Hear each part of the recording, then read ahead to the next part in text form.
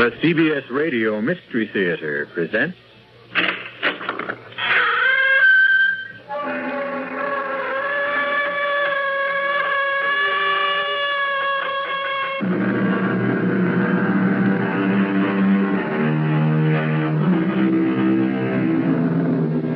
Come in. Welcome. I'm E.G. Marshall. Once again, be my guest on a strange journey. A weird, wild trip through a mysterious, uncharted terrain. Bounded only by your imagination. There's an expression, the night of the long knives.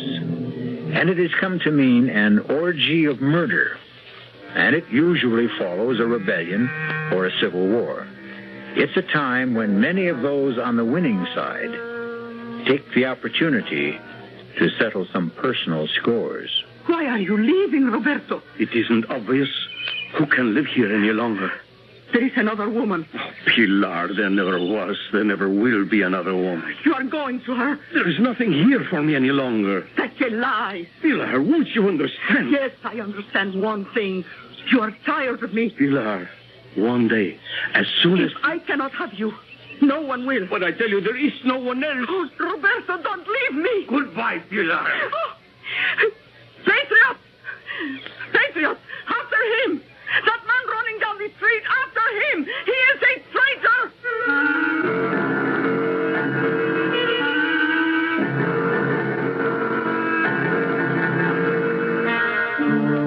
Our mystery drama, The Longest Night, was written especially for the Mystery Theater by Sam Dan and stars Bryna Rayburn.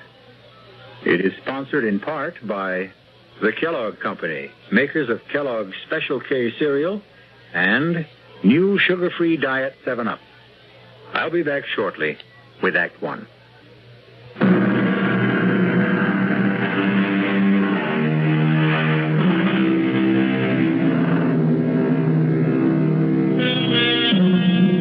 You're about to discover one of those little-known, out-of-the-way restaurants where the food can only be described as heavenly.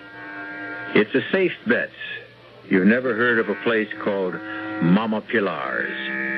It is located in a tiny seaport village called Puerto San Jorge in an obscure Latin American country. It's a long way to travel for dinner, but be assured it's worth it. Mama Pilar's doesn't look like very much. It's small, dark, narrow, but don't let that put you off. Seated at his usual table near the door is a chubby, pleasant-looking middle-aged man named Ciriaco. Ciriaco is unable to talk, but his guitar speaks for him.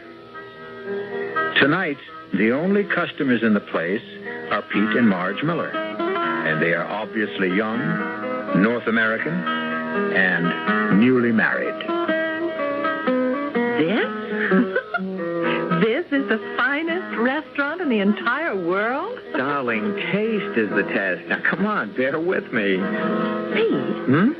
Whose picture is that on the wall? He's just like one of those funny admirals in a Gilbert and Sullivan operetta. Marge, come on, don't talk like that, as if... As if what?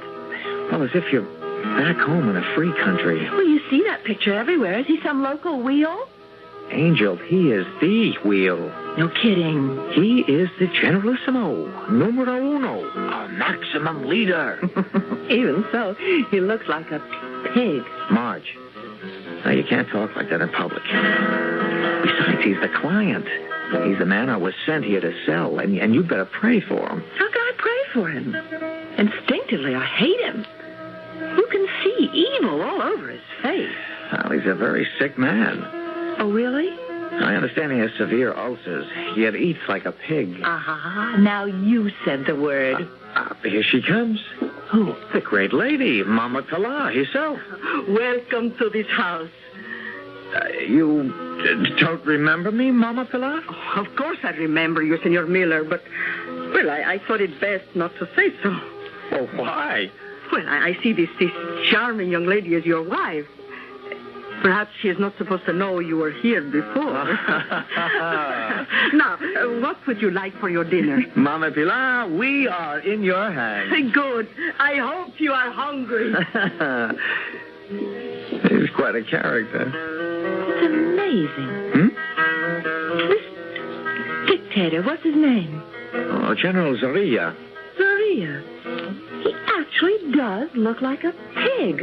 Now, Marge, you simply cannot. Darling, I've come from Iowa. I know a hog when I see one. You are a guest in a foreign country, and you should have enough good sense You're always so afraid I'll say something to embarrass you. We will have to socialize with this man. You'll be proud of me. I'll chatter so charmingly no one ever will suspect that I've got a brain in my head. Oh. What is that? Oh, divine aroma. Uh-huh. Well, you tasted. Now, good friends, your dinner. Oh, what is that? Food, that is all. That's all. What's a song? Notes. But it's how these things are put together. Oh, thank you, Senora. You have been married long? Well, this is our honeymoon. And also a business trip. Oh, well, can the two be combined? You will be here a while? Oh, my company is working on a development plan with General Zorilla. Ah, yes. The leader will make us into a great nation. One day we will all be rich. Oh, sure. He promised. Well, don't bet on it. You think he lies? At least, I think. Marge. No. Tell me, Senora. Who has poisoned you against our leader? The traitors? The cowards and doubters who fear to believe? Oh, you are a foreigner, so how can you understand that I love my leader because I love my country? When he fought the old government, that unholy alliance of thieves and oppressors, when he called for volunteers, I gave this man, my only son. Go, I said to Ramon, follow him. And today, my Ramon is a captain. And one day he will invite me to the capital city and present me to the leader. Forgive me, I talk too much. Well, see what the wind blew in, a beggar. Mama Pilar. Yes, old woman, you found me. If you are Mama Pilar, I have a letter for you. A letter? For me? From your son. From Ramon? How is he? When did you last see Ramon? I have no time here. Take your letter. But I want to talk to you. Oh, well. A letter. Oh, that devil, Ramon. You'd think he'd come by to visit his old mother. No. Well, he is busy. Oh, Senora, you read, I am sure. Me, I never did learn. Would you be... I'm sure that it must be something private between you and your son. Oh, no, Ramon knows someone will have to read it to me. It would be a favor, Senora. All right. Well, what does he say? His letters are always so amusing. My dearest little mother, when you receive this letter, I will be dead. Read. Our leader has betrayed us. We thought we fought for freedom, but he has made slaves of us all. Mama, he is a madman, and now that he realizes I know him, he will kill me with his own hands. Avenge me, Mama. Avenge me. My last thoughts are of you, the loving son, Ramon. You lie. You make up this ugly falsehood because you hate the leader. I'm sorry. But Mama Pilar, can we help you? Leave me. Well, if you need anything, we'll be in the capital city. Goodbye, Mama Pilar.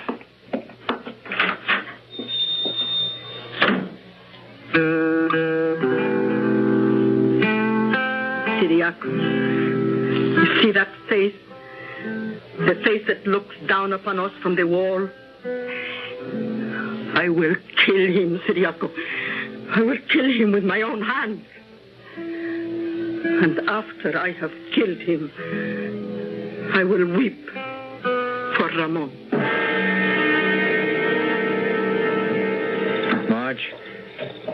Marge, darling, I'm sorry a thing like this had to happen. Pete, I know you have a job to do in this country, but I can't take any part in it. I will not socialize with that man. I will not visit his palace. He will not be invited to my home. But, darling... I refuse to discuss it. All right, dear. All right.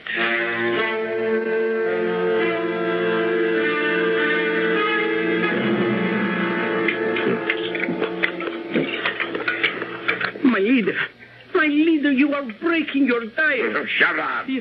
Yes, my leader. What appointments have I this afternoon, Escobar? Dr. Suarez is due here at any moment.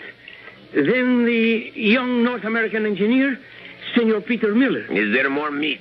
My leader, what will Dr. Suarez say when he sees you have broken your diet? I am starved. Dr. Suarez. Get rid of that slop. I gave you a diet. What are you doing? I must eat. I'm not a bird. I'm a man. You are a self-indulgent fat slob. See, Escobar. See how he talks to me. Dare you address our leader? Be quiet, you obscene little rodent. You, open your shirt. I don't care if the man is a doctor. He must have respect Dr. for our... Suarez, why don't you like me? Roll up your sleeve. I will take your blood pressure. I tolerate you because you are the best doctor in the country. But take care now how you provoke me.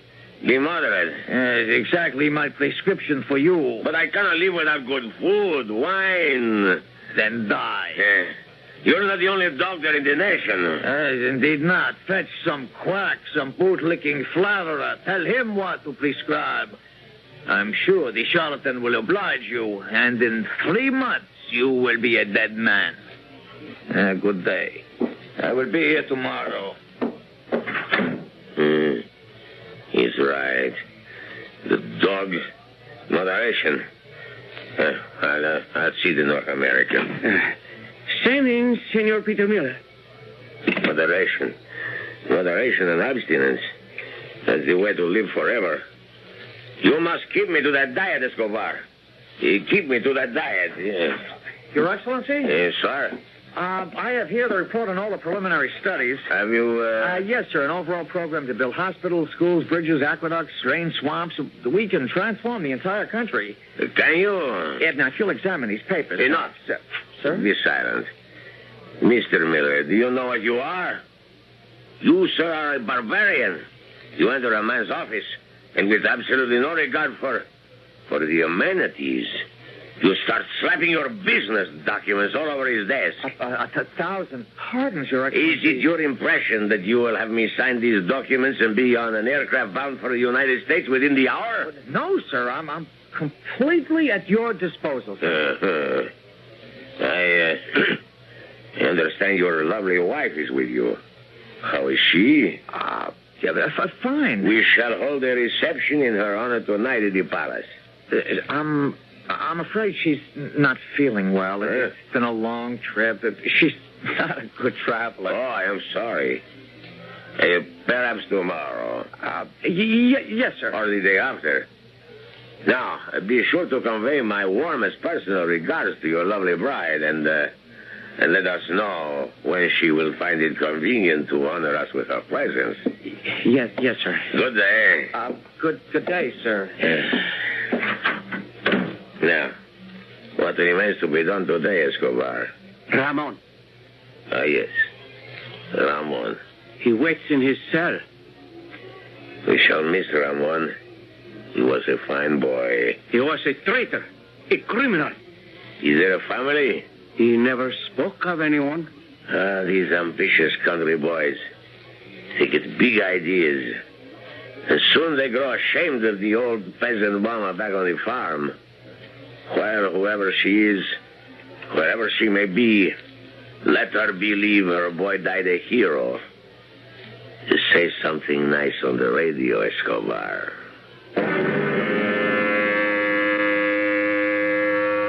Yes, my friends, this brilliant young soldier, a hero of the Holy Revolution, was one of our leader's closest companions. Patriots, mourn for the man our leader called my friend Ramon. Swine. Oh, I will avenge you, my little Ramon. I will avenge you. Oh, Ciriaco, did you get the flowers? Oh, what a beautiful bouquet. Oh, thank you, Ciriaco. Oh, thank you. And now, dear friend, we must practice. I will stand outside the palace gate and wait for him to come. Now, you pretend to be the pig. Now, you are leaving the palace. Start walking toward me. I call out, my leader! You hear a woman's voice. You look. You see a peasant. Her face, it shines with adoration. I hold out this bouquet, and because you are a depraved and evil man, the sight of sincerity must always amuse you. You step forward to receive my homage, my gift. I extend it eagerly, lovingly. And as you reach out to take it, my right hand withdraws the knife from inside the flowers, and I step and thrust.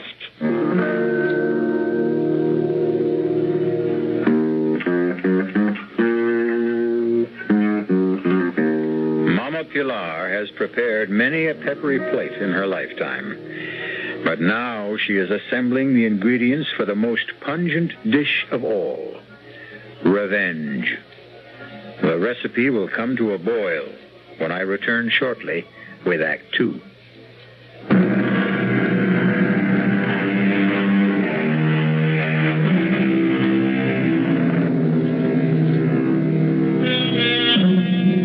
Intense love, violent hate.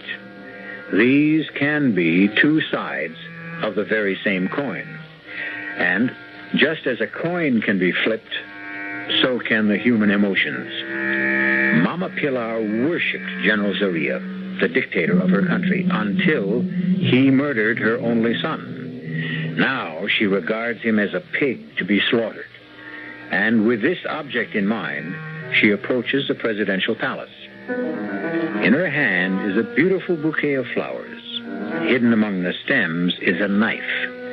Clutching the bouquet, Mama Pilar addresses the soldier who stands guard at the gate. Senor, I beg your pardon. Can you tell me if our leader will be leaving the palace today? Why do you want to know? Well, I want to give him this lovely bouquet of flowers.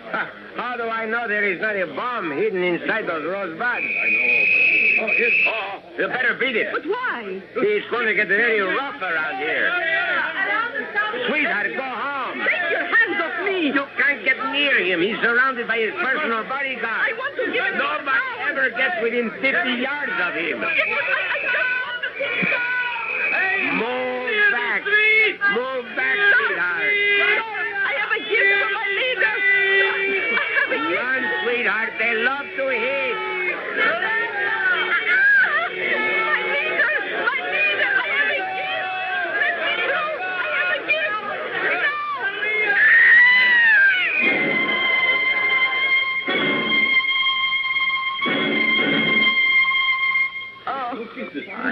Let me help you. Don't touch me. You'll be okay. You just fainted. No. Oh, now don't cry. Don't cry. Let me alone. You're pretty lucky, you know. We used to have a captain of the guard. He'd give orders to kill people. Don't cry. Don't cry. Why don't you just go home?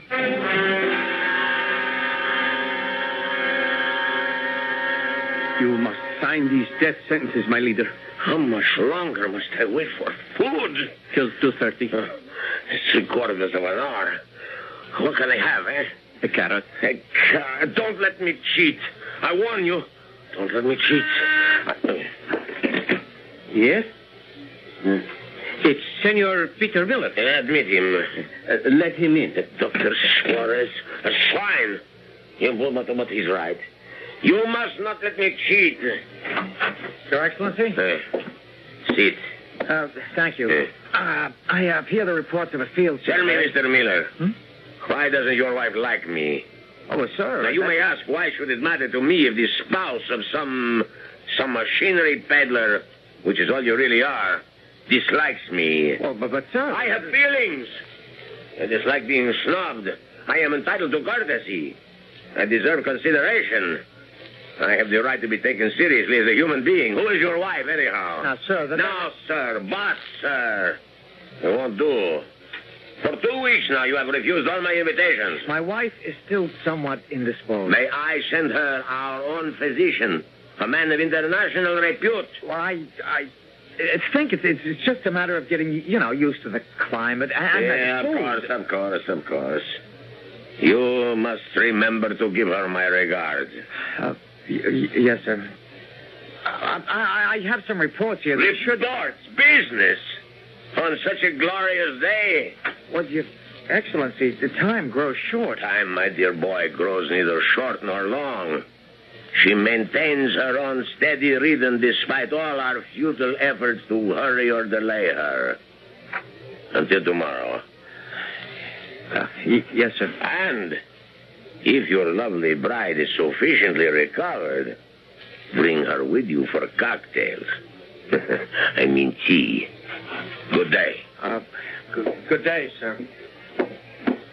How much longer, Escobar? Exactly 37 minutes. See to it. It must be a very large carrot.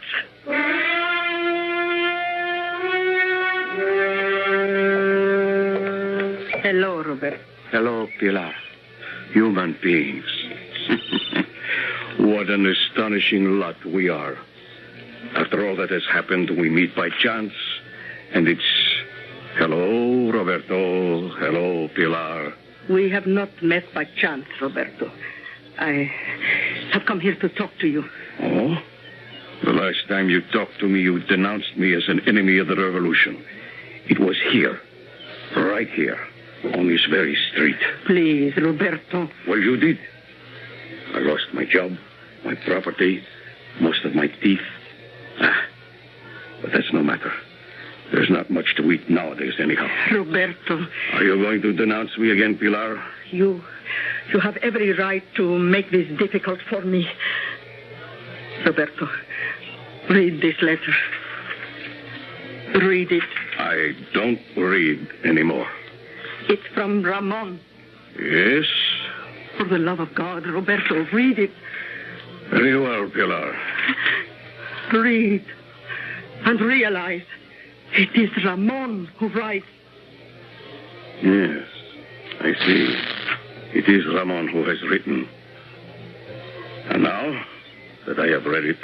Is that all you can say? What is there to say?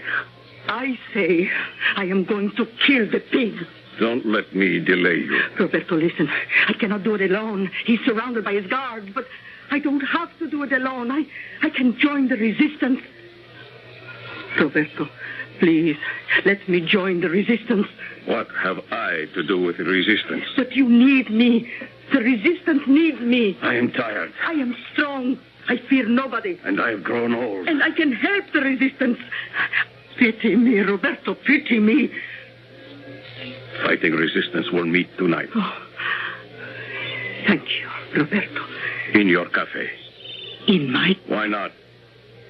It's the safest place in the city.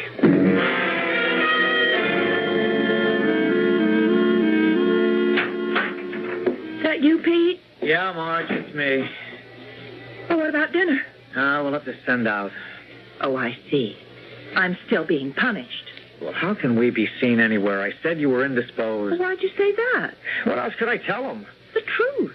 I don't care for his company. Yeah. Yeah, indeed.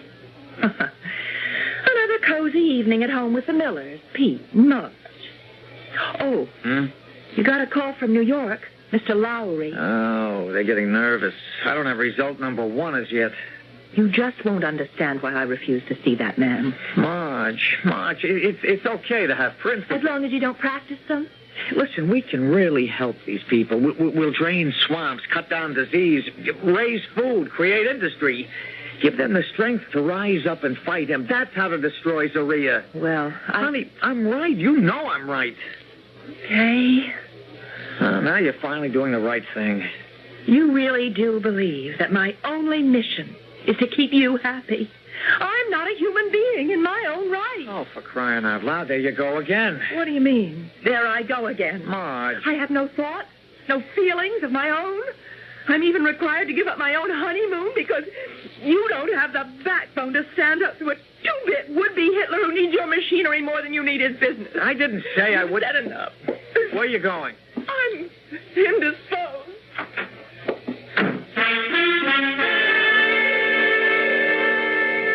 Roberto, will it be all right if I say a few words? Yes. I will tell everyone who comes here tonight. Never despair. Never give up. Can I say this at the meeting? Of course. You told everyone about the meeting to come here? Yes. Good. Well, when will the meeting begin? Now, I call the meeting to order. Who wishes the floor? But where is everyone? Here. You lied to me. You didn't tell the others. I couldn't tell the others. They are dead. Oh, but you said the resistance would meet tonight. The only organized resistance to Eduardo Guillermo Carlos Vicente Zorrilla, known as the Pig, is assembled in this room. My precious Pilar, the strong and the quick are now the weak and the dead. You stood by while that obscene swine destroyed the resistance. Now you call on it to avenge your son. Our son. How? I would have acknowledged him. I would have married you. What kind of man marries a woman out of pity? What kind of woman denounces a man out of hate? Is there any new business? Any proposals? I propose we kill the pig. There has already been violence enough. Other resolutions? None? Unless the chair hears to the contrary, this meeting stands adjourned. Good night, Pilar. Good night, Roberto. Good night, Ciriaco.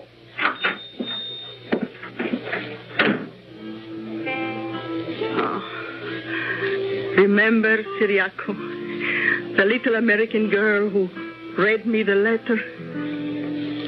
He looks like a pig, she said. Just like that. A skinny little girl looks at his picture and says, pig. You know what makes her so wise, Ciriaco? She thinks. Oh, there you have it. She and Roberto, thinkers. They would say, we have a problem. What is the most effective way to kill a pig? But what do they know about killing pigs? They are thinkers, philosophers, aristocrats. Oh, no, I know how to kill a pig. Tell me, Ciriaco, tell me, do I know how to kill a pig?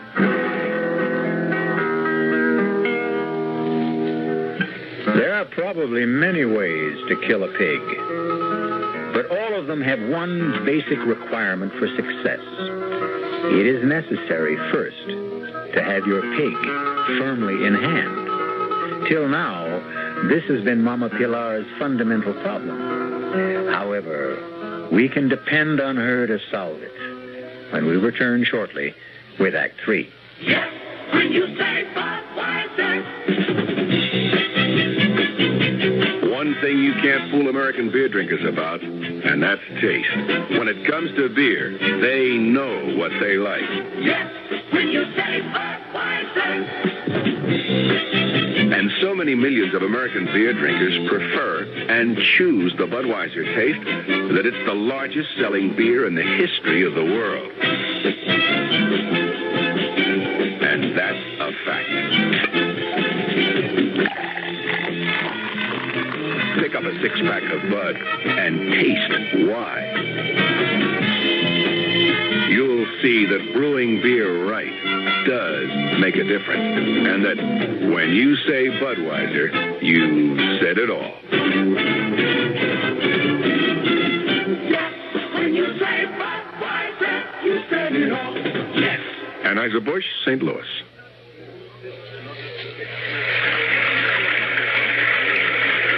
Sometimes a gentle rain in one place adds up to a raging torrent in another. A torrent that can uproot lives as well as trees. To remedy the things that can be remedied in a disaster, America has a unique emergency force, the American Red Cross, America's good neighbor.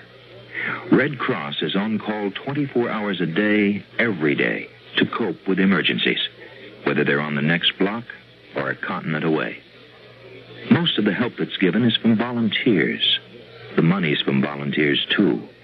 Volunteers like you. If you need help, join us. If you can give help, join us. The American Red Cross. Help us help people just like you.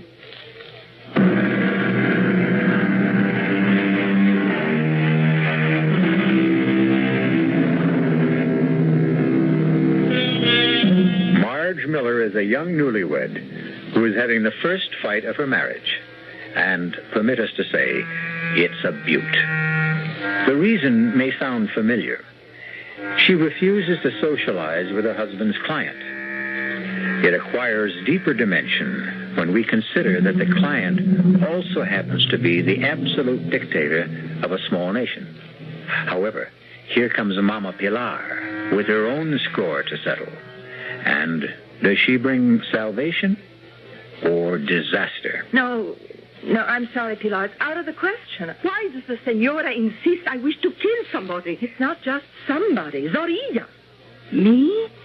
Kill my leader? Oh, why else would you want to prepare a dinner for him? Oh, senora, I am growing old.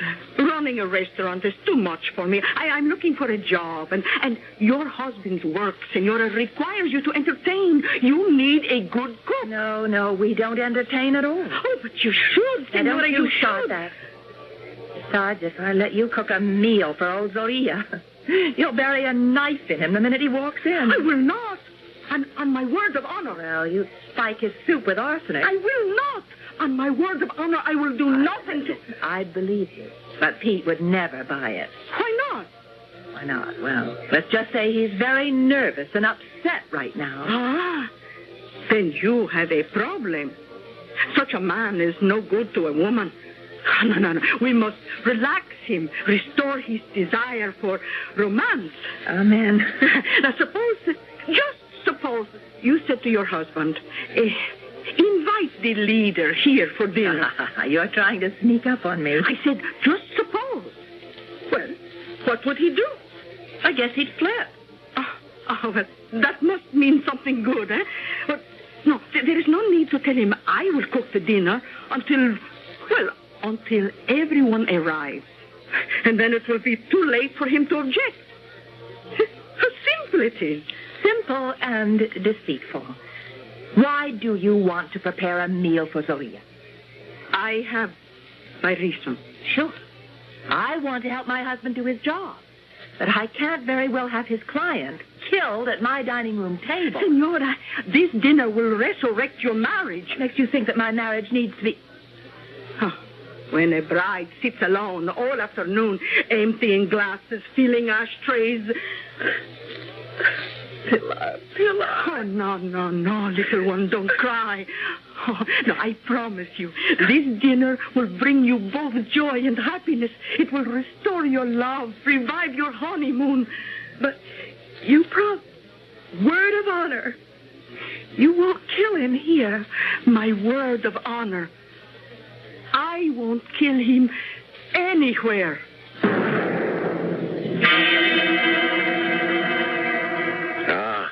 Mr. Miller, now I understand.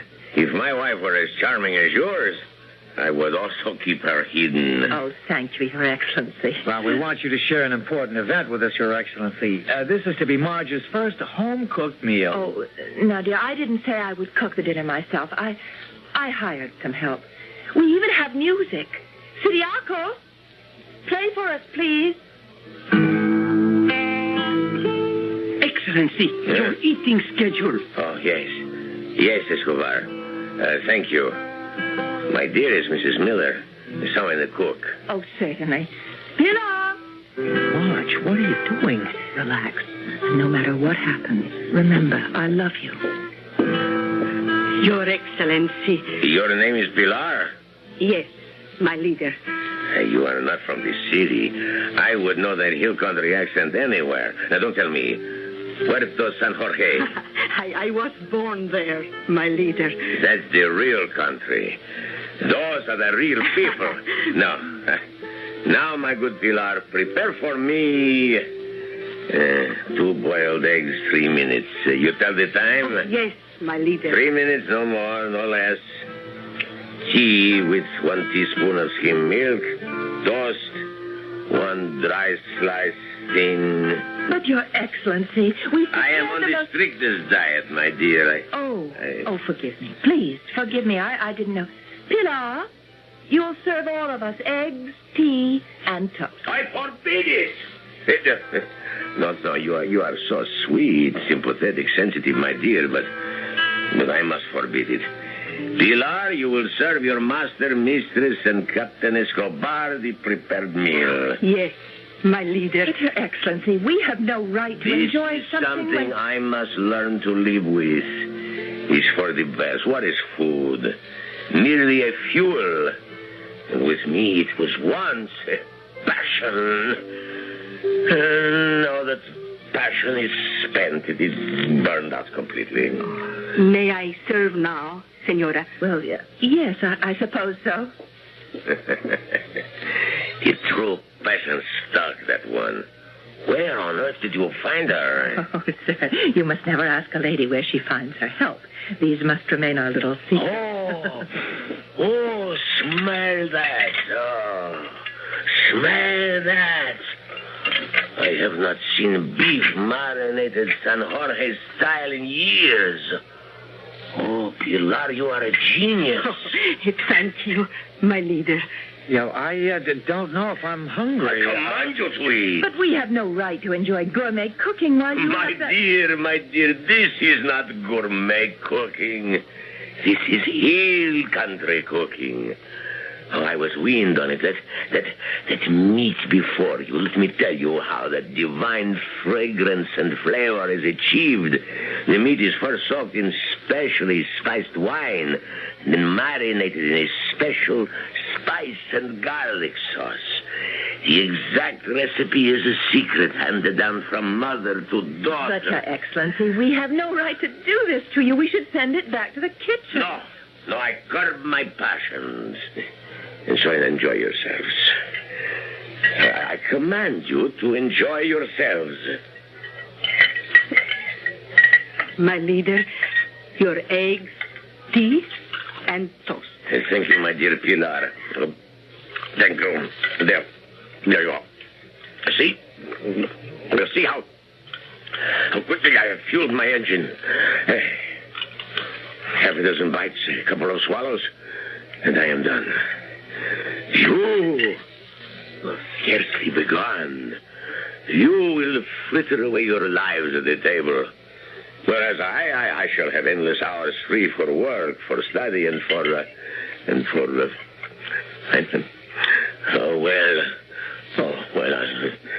I don't see how just perhaps the tiniest piece of that meat could do me any real harm. Pilar. Yes, my leader. Let go of her arm, Escobar. My leader, I am only doing my duty. You deserve a decoration. Make note of it. Now, Pilar, that piece, and that's one. Oh, fine. Splendid. Oh, this is every bit the way I remember. This is the foods of the gods. The gods, Pilar. My leader? Special spiced wine is always served with this. Oh, I have it here, my leader. Yes, this is... Oh, good. I'm renewing myself. More meat, Pilar. Where did he put it, Pete? Where? I don't know. Your Excellency, your diet. You shouldn't eat this much in a week, a month. Pilar. Yes, my leader. My glass is empty. My plate's empty. Oh, this is heavenly. Where has the shining light been hidden? Pilar, more meat, more of everything. Oh, you work for these good people, Pilar. Yes, my leader. And when they go home... Oh, well, I must find another place to cook. No. I must eat no more. I have eaten too much. I should have eaten nothing. Take it away, Pilar. Remove everything. I must not eat no more. I must not. My doctor is right. Your doctor lies. Huh? What have you said? Oh, please, my leader, I meant no harm. All my life I have prepared food. It never hurt anyone. How can a doctor blame food? Yes, my kind Pilar. Oh, all the men in my family, my father, my brothers, my son, they always ate what I cooked. Not one was ever sick. My leader, this is food. This is life. It was so good. So good. My leader, who ever heard of doctors at the hill country? My father died at 95. My father was drowned at 86. He was trying to swim the San Jorge River to visit the most beautiful widow in the province. Mr. Miller, Mrs. Miller. Yes, sir. You have made me aware of something I seem to have forgotten. My roots. I lost them. But I find them here, just in time. Yes, I shall be nourished by the food of my peasant ancestors. Escobar, dismiss that quack Dr. Suarez. But, Your Excellency... Mr. Miller, why have you come to this country? To make your fortune, eh? Well, your fortune is made. Create, build, construct, send me engineers, teachers, technicians, designers. Have the necessary papers ready for signature in the morning. Your Excellency. See? You are successful beyond your wildest dreams. Thank you, Your Excellency. Thank me by giving me this woman, Pilar. Would you like to live in the palace? Oh, my leader, what does a peasant woman know at a palace? The kitchen. You shall rule over the kitchen. I? Me? To cook for my leader? Oh, but I am only a plain peasant woman. Escobar, it was a plot. A plot, Excellency? A clever plan to kill me. How? They would starve me to death. Oh. Pilar, is there more meat? Oh, yes, my leader. Of course I've learned a lesson, even from my enemies. Moderation. I shall enjoy good food, but in moderation. And what does my leader desire for his breakfast? Do I solicit your advice on the training of troops, the administration of justice? Do not consult me. Prepare what you choose. Is there dessert? Oh, of course, my leader. I'll go and help Pilar serve. Pilar, see? I gave you my word of honor. But you are going to kill him. You see that man. He can't help himself. Neither can a pig. It's the nature of the animal. But Pilar, look at him. A knife, a bullet, a few grains of poison. Much too swift, much too merciful. No, this is better. I have seen swine stuffed like him. They die slowly, badly, in agony. Much better. Oh, be happy, Senora. I have kept my word, and you have won your husband again. Pilar, the dessert. Oh, time once again to stuff the pig. Coming, my leader. We have a simple sweet. A simple sweet? Yes, senor. We call it the Mountain of San Jorge. Whipped cream, ice cream, chocolate, preserves, nuts, fruit. Oh, Pilar. Dear good friends, you have renewed my life. Your slave, my leader. Escobar, have Dr. Suarez shot at once. There is plenty more in the kitchen, my leader. I can hardly wait for breakfast. What shall we have, Pilar? Oh, you said for me to surprise you. Oh, you will serve me always, Pilar. Say that you will serve me always. You are my leader. I will serve you to the death.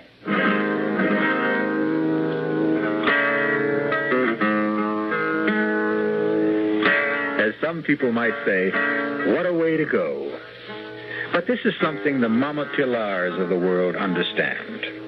If you can't get to a man's heart with a knife, another way, and a better way, is to get there through his stomach.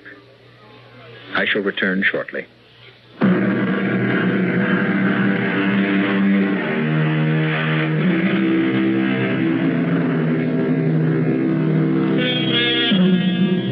heard it said, "The pen is mightier than the sword." This sentiment was written by a man and can be dismissed as male chauvinist propaganda. What every woman knows is that mightier than the pen or the sword is the knife and the fork. If you don't believe it, just ask Mama Pilar. Our cast included Bryna Rayburn, Marion Seldes, Jack Grimes, Leon Janney, and Gil Mack. The entire production was under the direction of Hyman Brown. Radio Mystery Theater was sponsored in part by Sinoff, the Sinus Medicines, Buick Motor Division, and Anheuser-Busch Incorporated, brewers of Budweiser. This is E.G. Marshall inviting you to return to our Mystery Theater for another adventure in the macabre. Until next time, pleasant dreams.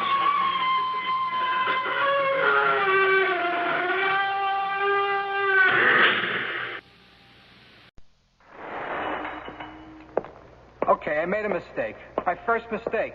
But they say guys like me coming out of jail usually wind up coming right back. I like sitting in the park, but not every day. I want to do something useful. People around here, though, they think you're over 65.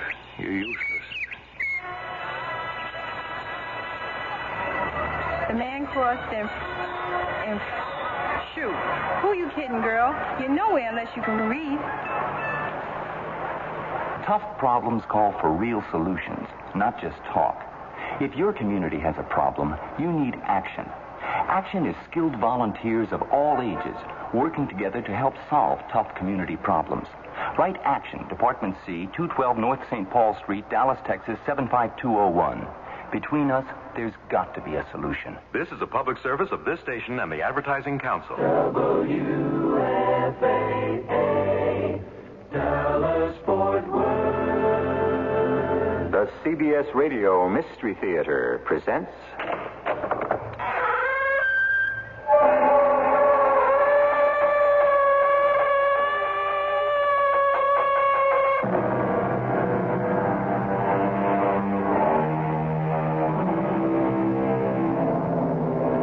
Come in. Welcome. I'm E.G. Marshall. Time. That great mystery of time. The silent, never-resting thing called time. Rolling, rushing on, swift, like an all-embracing ocean tide, on which we and all the universe swim, like apparitions, which are and then are not. That's how Thomas Carlyle thought of the miracle of time. But there are people today who think of time a little differently. They see it as something without a beginning and without an end. The whole block is just one big excavation, a big hole in the ground. Read that sign up there, Professor. The buildings formerly at this location have been demolished in order to make room for what will be known as the showplace of the nation, Radio City Music Hall. Radio City was built over 40 years ago. What's that? The good old 6th Avenue L. They tore that down back in 1938. There is no L. There hasn't been one in over 35 years. They tore it down and sold it for scrap. Professor, I think you need a little help. Maybe I do. But if what I think has happened has really happened, then I'm either the luckiest man in the world or the most miserable.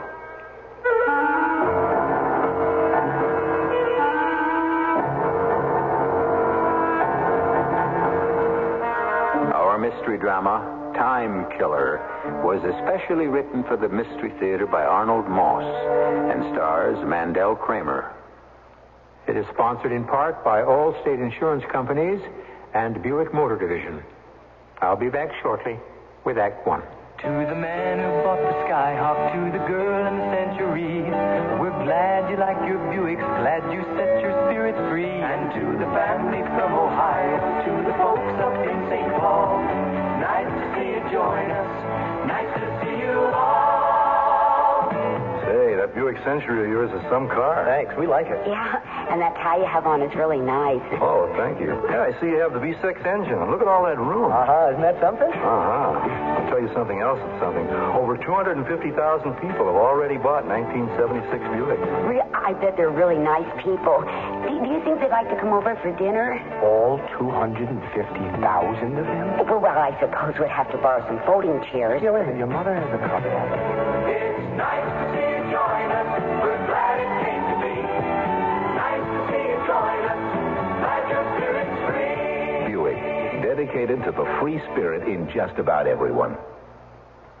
Hi, this is Tony Marvin for the National Leukemia Association. Please remember this name, Project Research. In addition to our other services, which are supported separately, Project Research has been established to deliver that knockout punch against leukemia.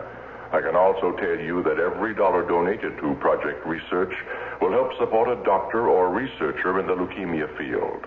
Join me and get on a winning team, because it is only through research that a breakthrough can be made. Throw your knockout punch against leukemia. Send your tax-deductible donation today to Project Research, care of the National Leukemia Association, Box 3039, Garden City, New York. That's Box 3039, Garden City, New York. Our thanks to you for Project Research. We are committed to conquering leukemia.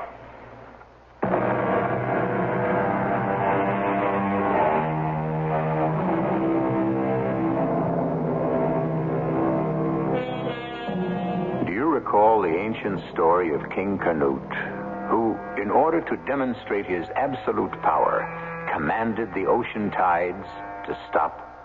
But the waves kept breaking relentlessly. Time and tide, he learned, wait for no man, not even a king.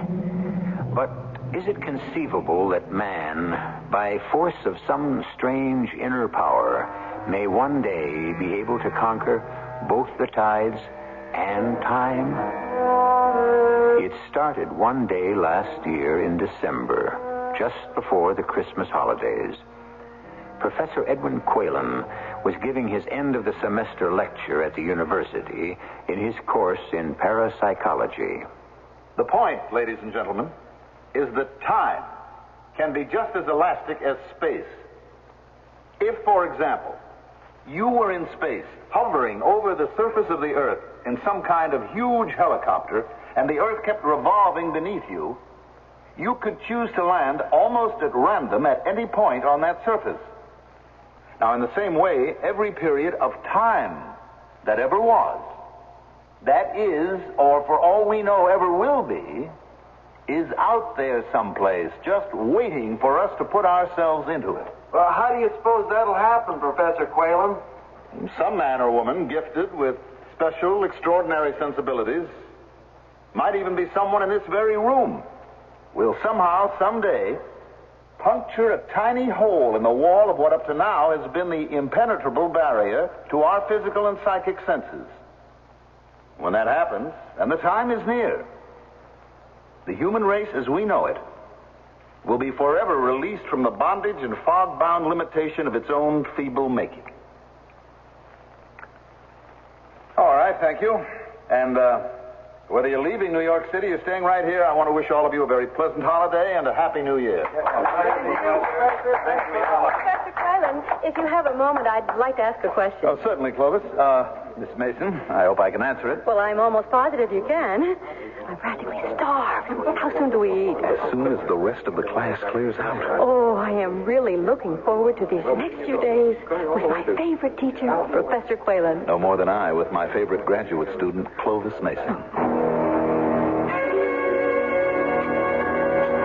All we have to do is beat Princeton tomorrow, and that'll put us even in the league with Columbia. Well, what are the chances, Tubby boy? Pretty good. If you don't mind my saying so, Tuppy, aren't you up a little late with a game on tomorrow night? Oh, you're right, Professor. I lost track of the time. Well, thanks for inviting me over to your table, Clovis. I hope I didn't interrupt some heavy discussion on time or space. Not at all, Tubby. Yeah, nice talking to you, Professor. Yes, good luck. The body beautiful, the brain non-existent. That wasn't very nice of you, practically asking him to leave. It wasn't very nice of you. We're very discreet, for that matter, asking him over to our table. Well, what harm is there? Anyway, what do you care? Well, I wouldn't like you to cost me my job. You're really scared I might? Well, you know how I feel about being so much older than you. And besides, I always get a little edgy and tense in a place like this. Ed, why don't you just relax? I do try, you know that. You keep telling me all the time about the self-discipline you learned in those 12 years you spent in the Himalayas. Where was it? Nepal? You know, 98% of the time you're wonderful. Thank you. When you want to be, you can be the calmest, easiest, most charming man in the world. And such fun to be with. And the other 2%? Well, like now, nervous, irrational, and sometimes a little scary. But you're improving every day. Well, I thank you, ma'am. You know, sometimes I think it's a shame that we didn't keep prohibition. Prohibition? What's that got to do with it? What's the word? I get so uptight in places like this. I mean, in the old days, way before you were born, actually, I was hardly more than a kid myself, there used to be wonderful little places, speakeasies, where two people like you and me could go for a good dinner and a quiet, relaxed evening together and no noisy kids barging in on you. And discreet? Very. I'll bet you'd like nothing better than to turn up in one of those joints, if that were still possible. It is possible, and they were not joints. As a matter of fact, maybe that's where I should have taken you tonight. You know, there are still one or two of them around. They keep up the appearance of how they used to be. Well, why didn't we go to one of them? I never really want to see the inside of one again. Ever. Really? At the same time, I have mixed feelings.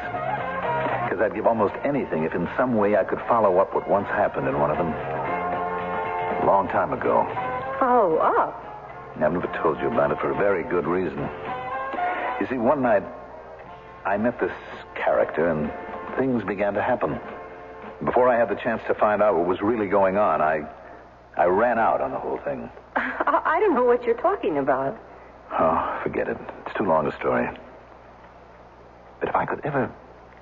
Ed, this, theory of time that you believe in so deeply, just suppose in some way you could prove it actually works. Well, you know that someday it will. Of course. And suppose that I was the one who would prove my own theory correct? That a person of particular sensitivity could more or less pick his own period of time? And as well as place? And deliberately project himself into it? Why not? Why not? Why not indeed? And when I do, I tell you that... Ed, put that glass down. You'll break it. Ed, what have you done? You've broken the wine glass right in your hand. It's the strangest coincidence. Coincidence? Oh, you're bleeding. Here, let me tie my napkin around your fingers. Oh, waiter. Is there anything I can do, Clovis? Oh, Tubby. He's had a little accident. Have you got your car here? Oh, sure thing. Would you give us a lift to his apartment? Well, of course. Get out of here, the two of you. What? Leave me alone. Dad. I want to be alone. I'll take care of everything myself. I don't need you. I don't need anybody. Clovis and Tubby left. I got up to leave. With no warning, I suddenly felt very dizzy. I found it hard to breathe. The whole restaurant started turning around me like a huge spinning top. Somebody loosened my tie and gave me a drink of water. The next thing I knew, I was walking up Fifth Avenue somewhere in the 50s. Without thinking, I automatically turned west into 52nd Street. In minutes, I was standing in front of a darkened door, ringing a bell. I was at Luigi's. It had always been one of my favorite hangouts back in the old days. A peephole in the door opened, and I appeared. The peephole closed. There was a pause. The door opened. Well, evening, Mr. Quaylen. Ain't seen you in some time. Well, I've been a little busy. Good crowd tonight? Oh, can't complain. Why the peephole? Can't be too careful, Mr. Quaylen. You know that. Not these days. Hey, make yourself at home. Anybody sitting here? On yours, brother. Help yourself. What'll it be, Mr. Quaylen? The regular? Yeah, please. Vodka and tonic. What'd you say? Vodka and what? Vodka and tonic. Was that something new? Some kind of a a Russian drink? What's the gag, Luigi?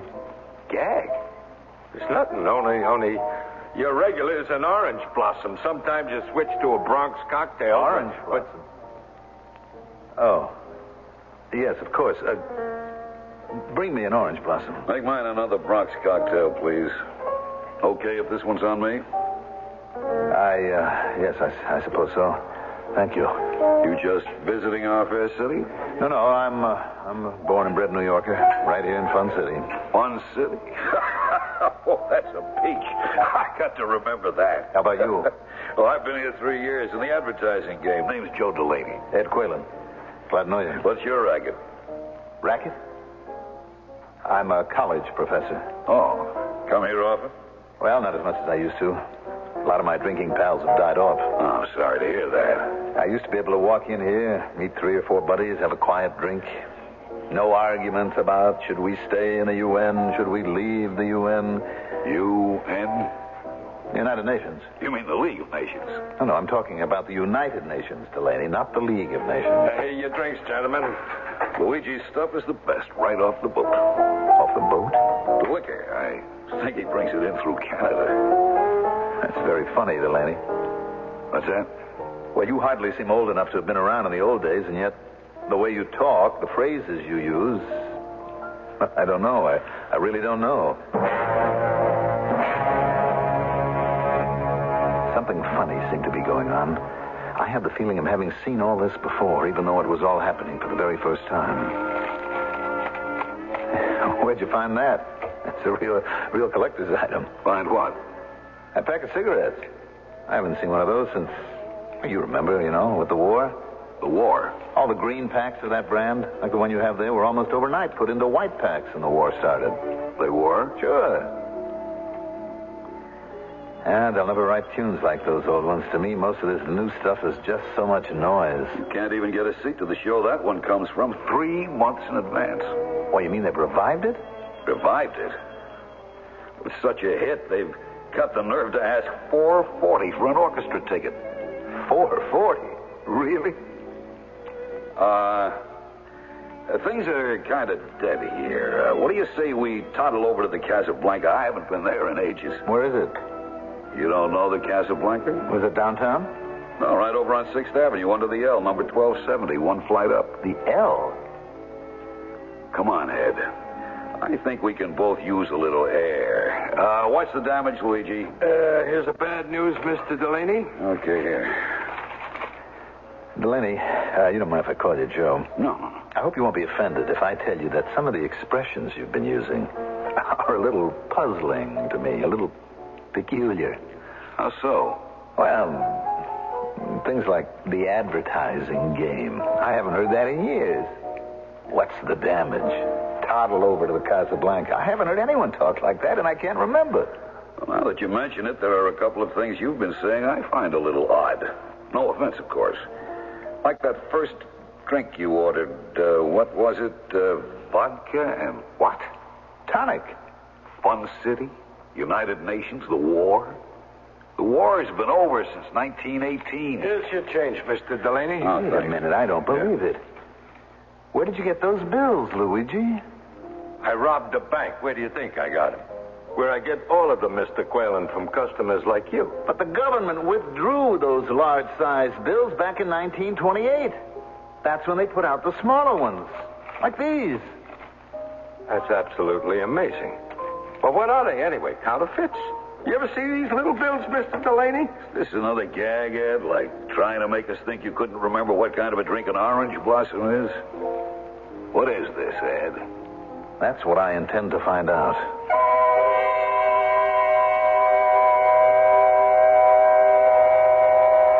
Who can undo what time hath done?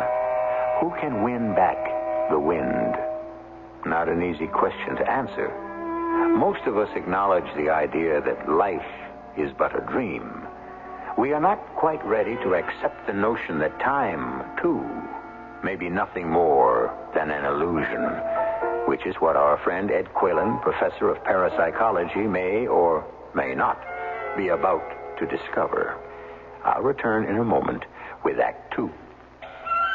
You want your house to be a home all year round. You can do it economically. No matter what the weather's like outside, you can change it so easily. So make summer a cooling thing. Turn winter into spring. It's the right time for Carrier. And Carrier's right for the times. The higher energy costs go, the more you need Carrier heat pump air conditioning. It cools your home in summer, heats it in winter for up to half the cost of electric heat and less than most oil systems. So before you replace your old furnace or put in air conditioning, talk to your Carrier dealer about heat pump air conditioning. He's the expert. So make summer a cooling thing. Turn winter into spring. It's the right time for Carrier. Carrier's right for the times. Who's gonna help a child to walk? Make someone's dreams come true? Who's gonna help someone to talk? Easter seals and you. Who will be working all year round? Someone to count on too. And who will never let them down? Easter seals and you. Easter Seals helps crippled children and adults push back the limitations of their handicaps. Helps them to enjoy the good life. Miracles still happen, and you make them. Easter seals and you. Give to Easter Seals. Easter seals and you. Give to Easter Seals Easter seals. for crippled children and adults. Easter seals and you.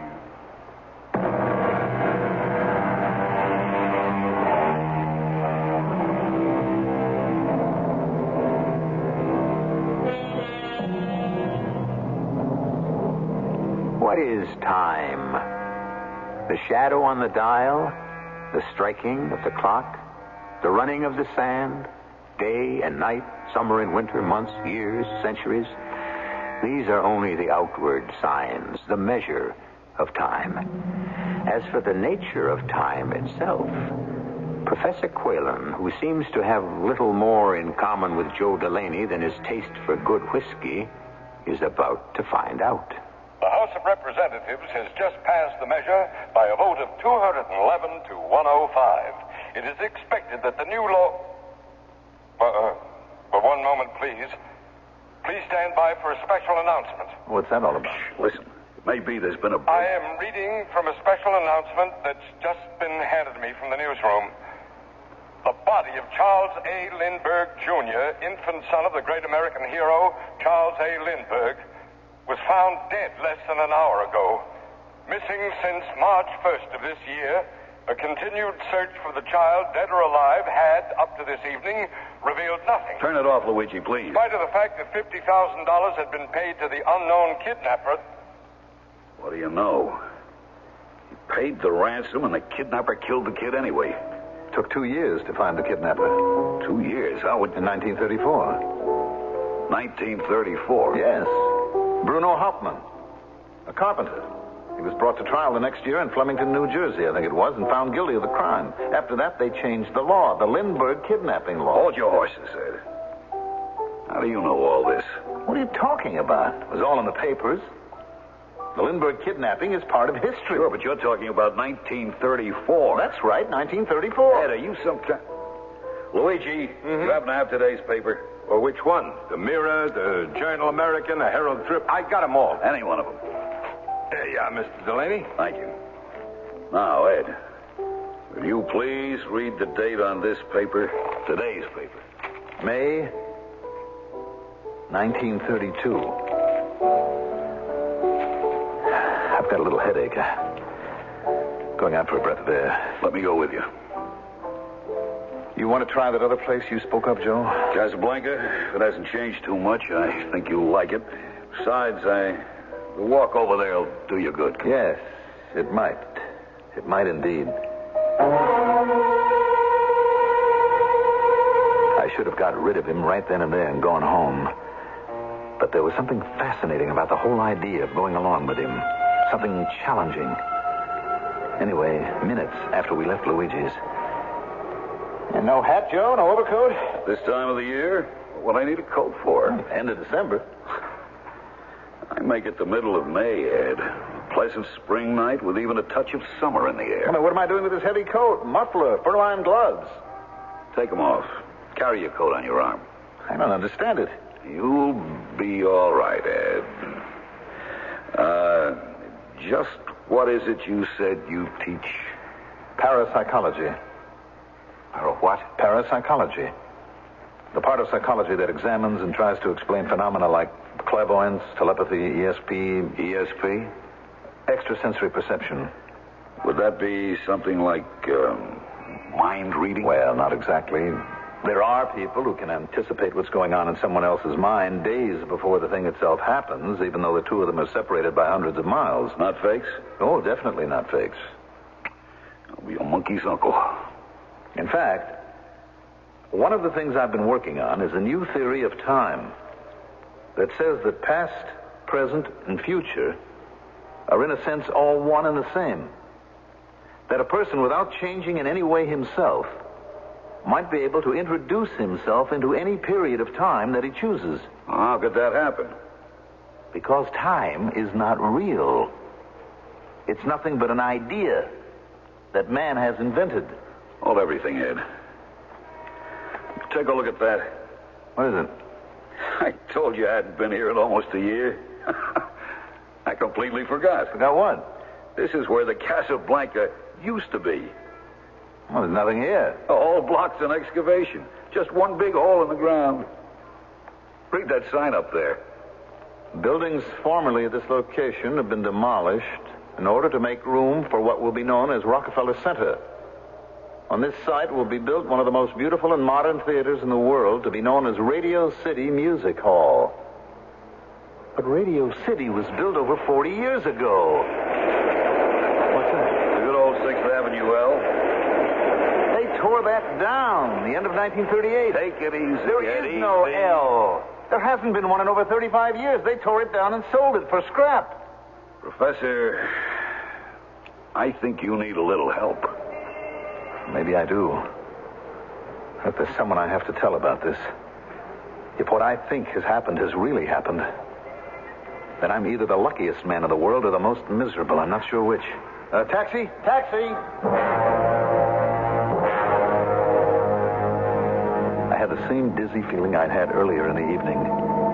In fact, I'm almost certain that I blacked out right there in the cab. I can't be sure for how long. Then, before I knew what had happened, I was in Clovis' Greenwich Village apartment. Clovis, darling, I apologize for what happened earlier this evening. Oh, I understand, Ed. You were more than a little wound up, and when that wine glass broke in your hand, you really lost control. I know, and I'm sorry. Oh, how is your hand? No, it's all right. It's fine. Clovis, listen.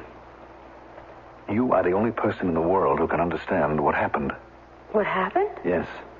You remember I kept talking about the days of Prohibition, the speakeasies? Uh-huh. How I wished we could have gone back to one of them? So? Well, Clovis, that's where I've been. To a speakeasy? To a 1932 speakeasy. What are you talking about? I have been back to 1932. I don't follow you. You know that imaginary helicopter I keep using in my lectures? Yes? Hovering over the earth as the earth revolves beneath it? Of course. And how I keep saying that almost any day now, someone whose senses are tuned to a fine sensitivity and who has the strength of will to want it to happen will make that helicopter land at almost any point in time that he wills. Yes? Clovis, I'm almost certain that I have done just that. I think I am that someone. What? Only I made one big mistake. I left too soon. I left Delaney standing there right under the 6th Avenue L in front of the excavation for Radio City Music Hall. Ed, stop pacing around the room. Sit down, please. Don't you see, Clovis, if I don't go back tonight... Look, I have to find Delaney again. It's of the greatest importance. Why? Who is this Delaney? By himself, he's nothing. But meeting him again may be the answer to everything I've been searching for. Take me with you, Ed. I want to go with you. When the time is right, you'll come with me, Clovis. But not before.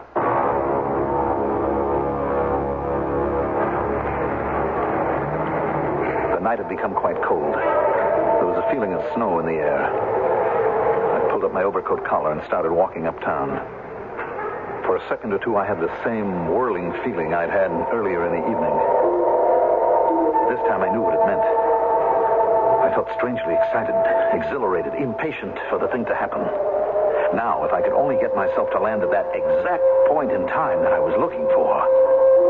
Hey, where you been keeping yourself all this time, Mr. Quaylen? Long time no see. Oh, I've been away, Luigi. Out of the country, I bet, huh? Something like that.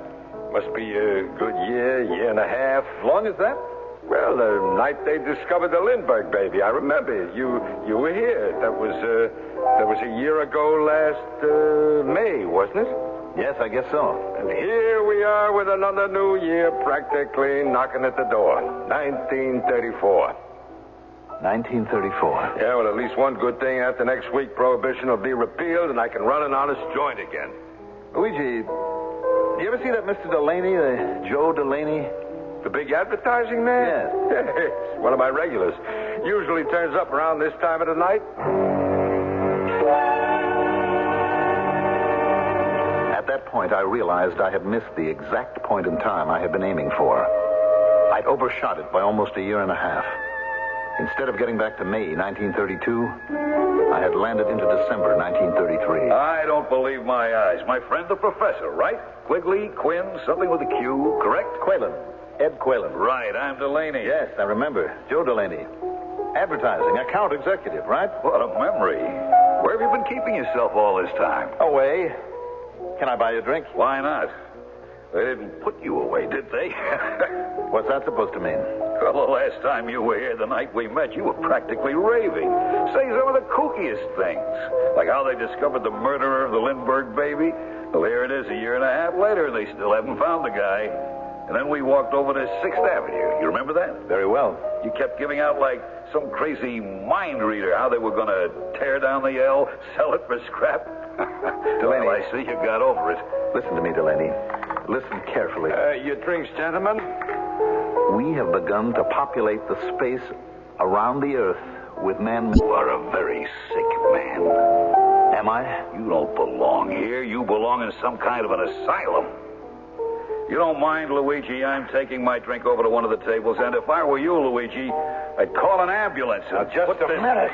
Take your crummy hands off me. You ignorant little huckster. Luigi, he's getting a little violent. You better throw him out before he loses control. What do you think you're doing? Put that broken Don't you bottle take down. another step toward me, Delaney. Not one step. You really are crazy. Just stay where you are. What do you think you're threatening? No! I can't! Push that broken bottle into my face! Hey, you pushed Delaney over. He hit his head. He's out cold. And his face and head are all covered with blood. I didn't mean to.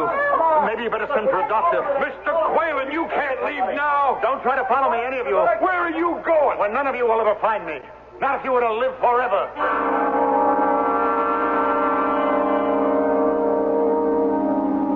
The world-famous British philosopher Alfred North Whitehead said some years ago, "Heaven knows what seeming nonsense may not tomorrow be demonstrated truth." The miracle by which you now hear my voice began in the great mind and imagination of a man whose dream was, at the start, called childish and nonsensical. A wild dream called radio. I shall return shortly with Act 3. Moving on with the Allied spirit, going to a brand new town. You're leaving the past miles behind you. With Allied van lines, you're homeward bound. Hello, tomorrow, I'm on my way. I know you're gonna bring a brighter day. I got the Allied spirit, and it feels like I'm going home. New friends to make, new seeds to sow. With Allied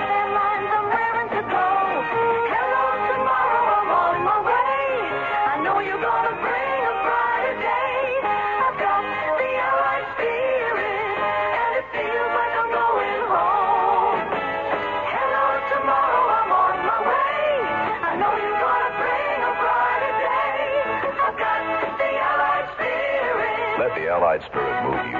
See the yellow pages for the nearest Allied Van Lines agent.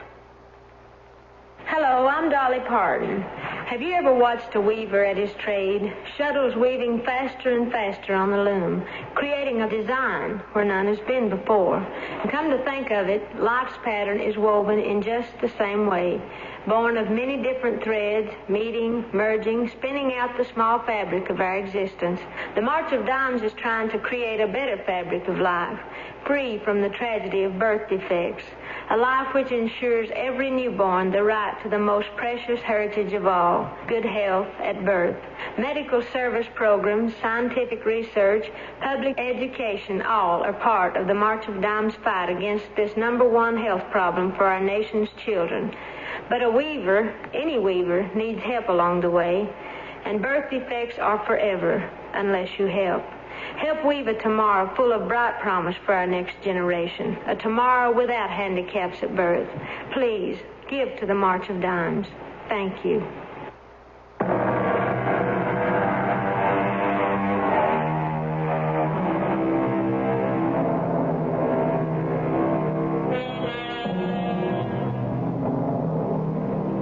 The tree that is seen is real enough for the sensation of the eye.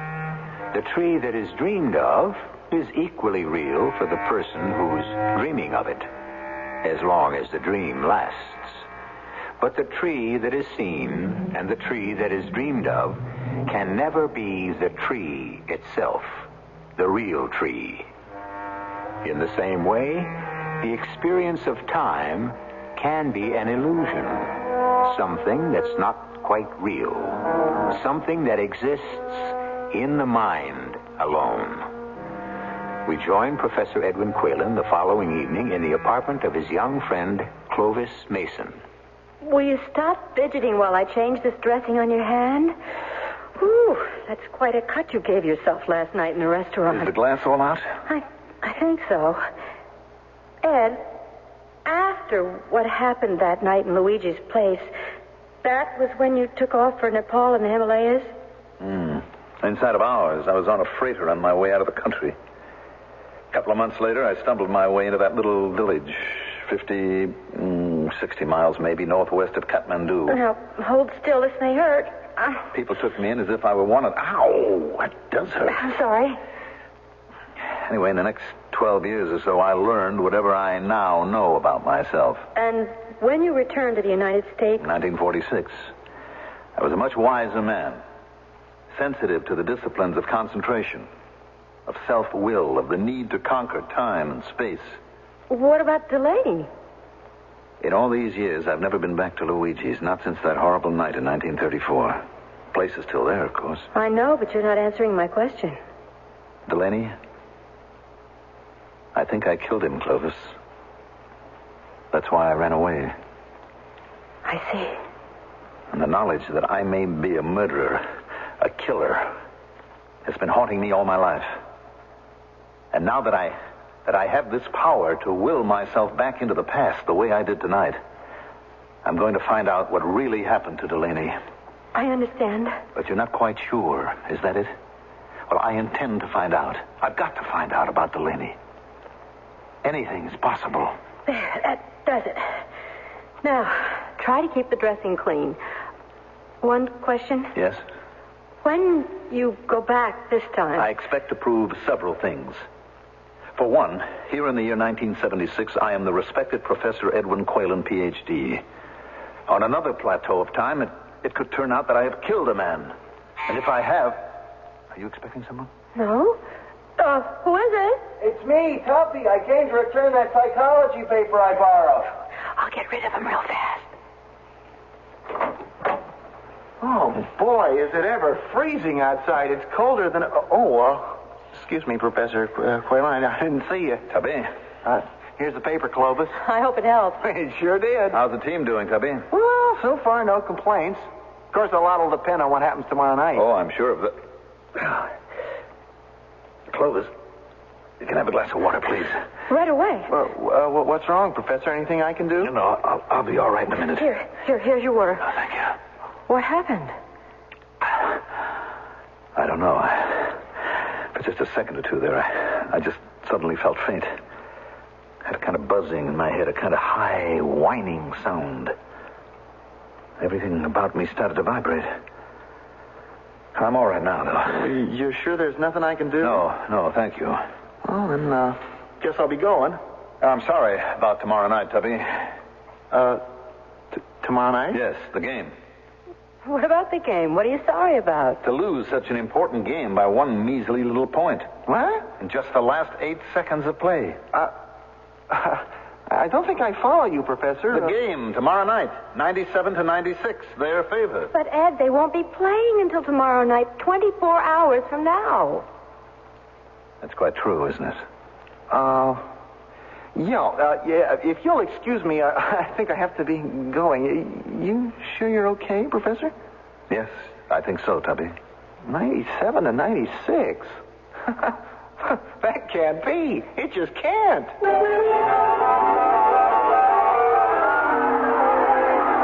This has been one of the most exciting games in the entire conference. The score has been seesawing back and forth all evening. With less than 15 seconds left, the home team is still leading by just a single point, 96-95. Oh. Red Summers has just got hold of the ball. We're ahead, Ed. I'm so glad you were wrong. He pivots. He passes it to Tubby Sammartino. Tubby shoots. Oh, no, it just misses the basket. Tex Goldberg picks it up for the other team, dribbles it to the other side of the court with almost no interference. He shoots, and it's in. The score is 97-96, their favor. That's what you said. That wraps up the game. The home team has lost by a single heartbreaking point, 97-96. And with the conclusion of this... Ed. Yes? How did you know? How tonight's game would turn out? I'm not altogether sure. It just sort of came to me. How? When? I guess it was when I got that dizzy spell. Clovis. What is it? Clovis, could this possibly mean that I've actually done it? That I've gone ahead in time? You know how I've always said that imagination is the beginning of all creation. Lesson number 1 in your course. That you imagine, you conceive the thing you desire, that the next step is to will, to make happen the thing that you imagine. And in the end, to actually create what you will. Until last night, you thought you had succeeded only part of the way. Until last night, I wasn't 100% sure.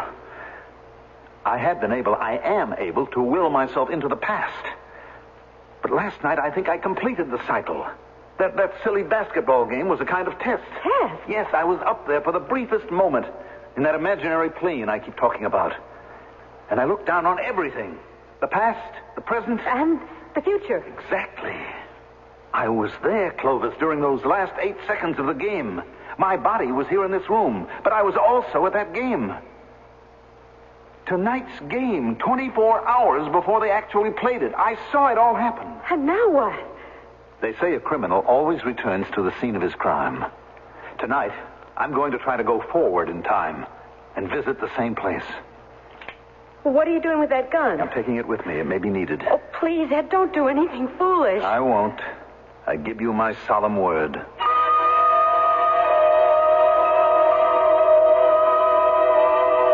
I left Clovis' apartment and started walking. I can't recall which way I was going. Toward the river, I think.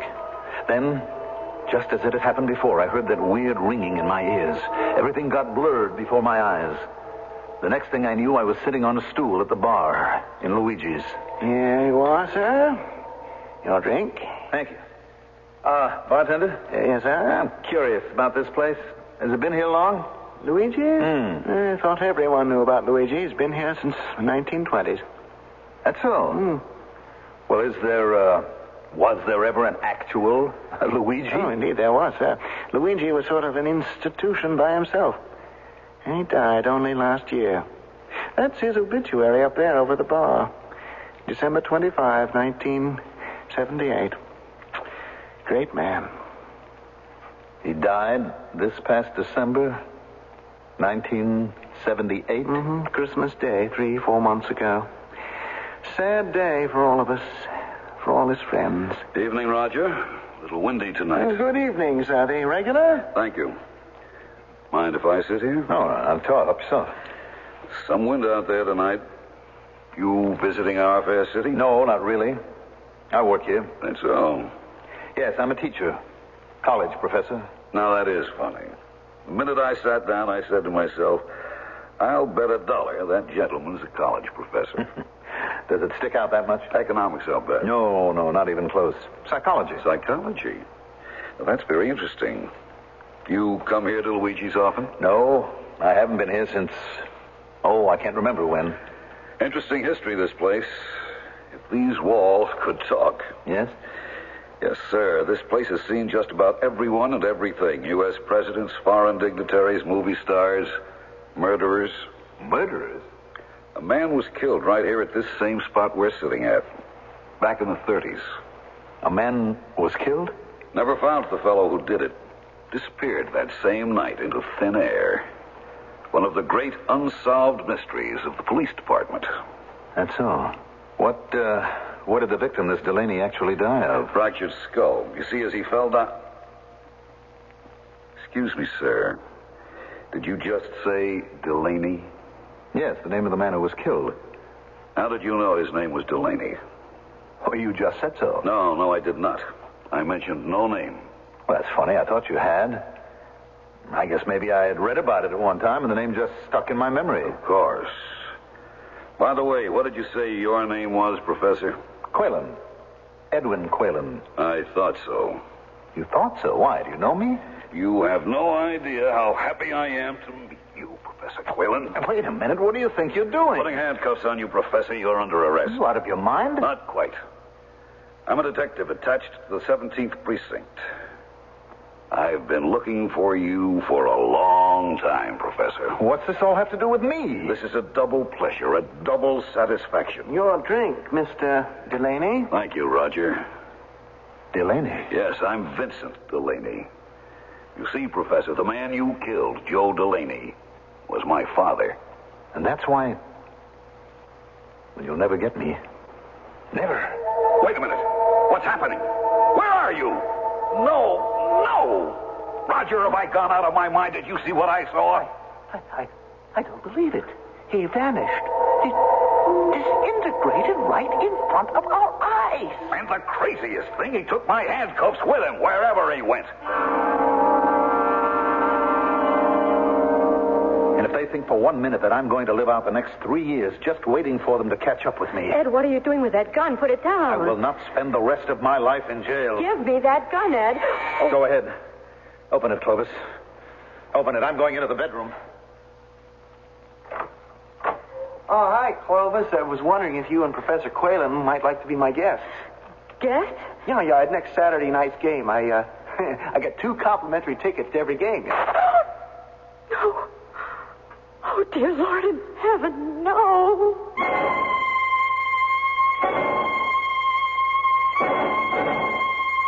According to the police, there's still no explanation for the fact that locked onto the right wrist of the body of Professor Edwin Quaylen was one half of a new type of police handcuff.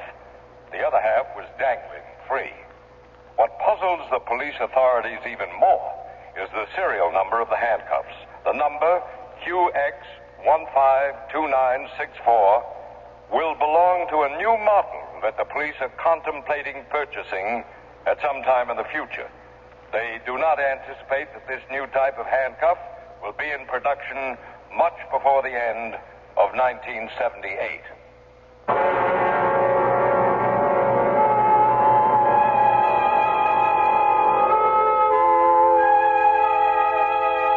When Columbus, Magellan, the Phoenician navigators probed into the mysterious realms of the distant and the unknown, they hadn't the remotest idea that they were among the first to do away with distance and space. Once they were able to measure things, nothing was quite as immense as it was before. Nothing was too big to be firmly grasped by man's imagination. Even the idea of time. I'll return in a moment. All Allstate asks, do you own a small business? Go over these questions with your present group health and life insurance agent. If your agent doesn't say yes to every one, then talk to the good hands people. First question. Does your present major medical benefit keep on paying no matter how expensive the accident or illness becomes? If not, talk to the good hands people. Is your present plan designed to pay up to 95% of hospital expenses? If not, talk to the good hands people. You're in good hands with Allstate. See your Allstate agent to find out what an Allstate plan costs, what is and isn't covered, including benefit reductions and terms under which insurance continues in force. Allstate Insurance Companies, available in most states to businesses that qualify.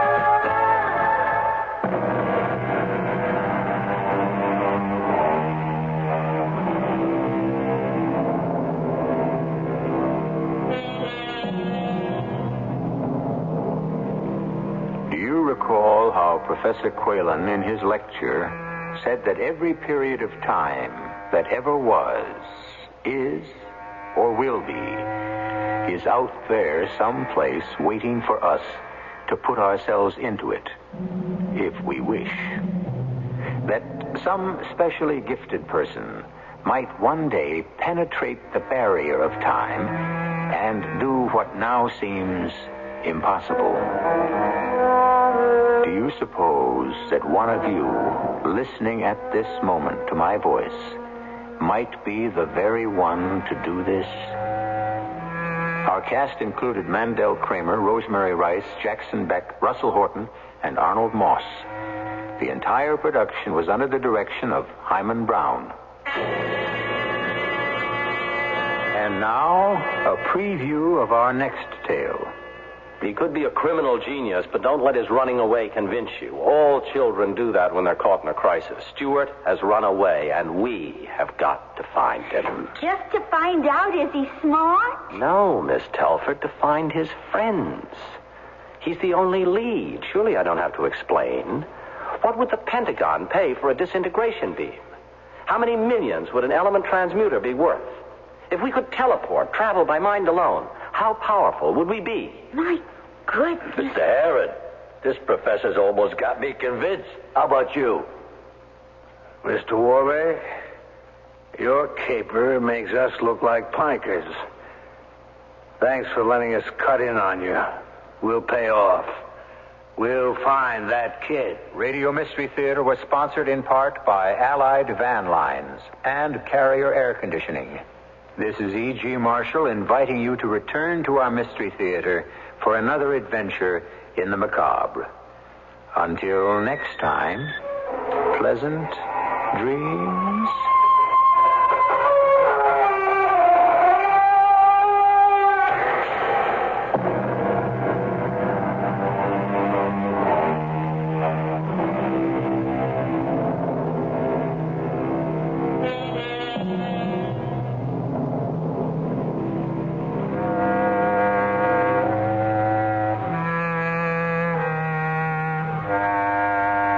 WFAA, Dallas, Fort Worth. CBS News. Radio Mystery Theater presents...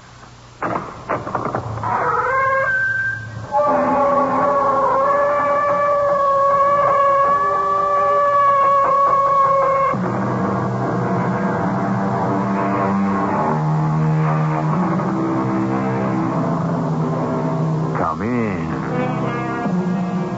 Welcome. I'm E.G. Marshall. To some men, challenge is a way of life. They can't exist without it. It can be a simple macho thing. The need to prove themselves at least better, if not best.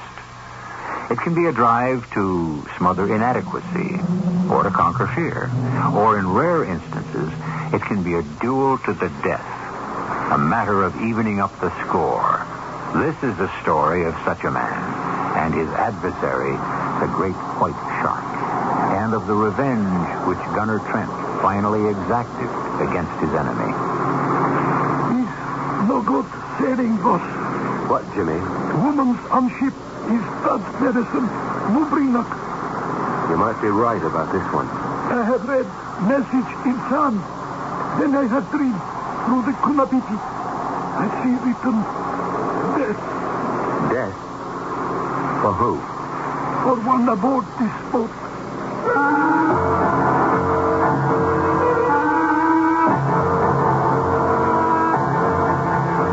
Our mystery drama, The Great White Shark, was written especially for the Mystery Theatre by Ian Martin and stars Michael Tolan.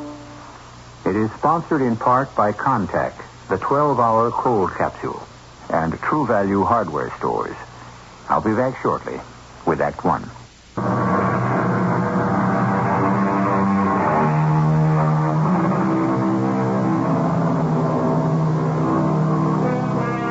She's a 50-foot twin-diesel river witch, the sport fisherman's dream.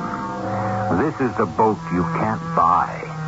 You have to pass judgment of the brothers who build her first.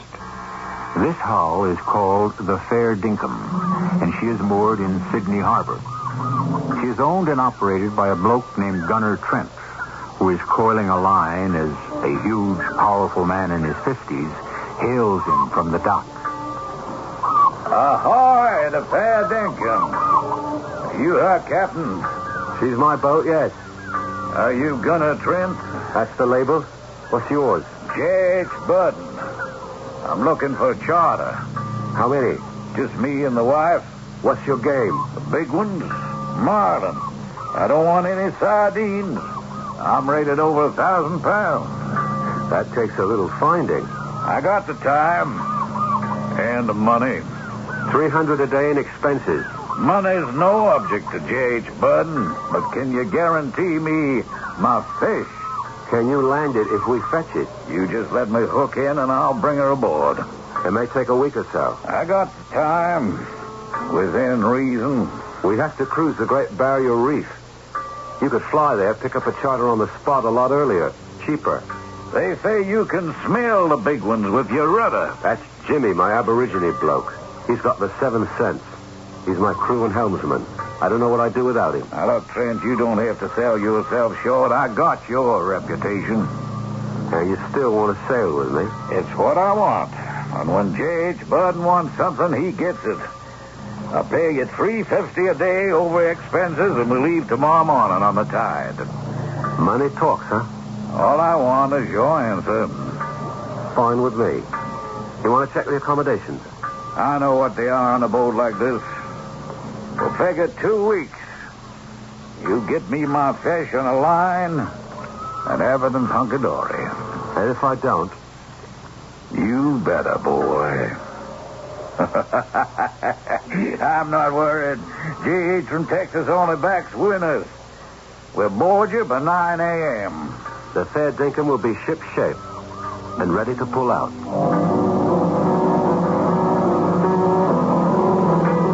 I didn't like Mr. J.H. Burden from the start. He was a blowhard and a bully. But we've been laying up for 13 days since the last charter, and we could use the do-re-mi. Besides, I had my own private vendetta to attend to. And maybe, just maybe, a run up to the barrier might dig him up for me.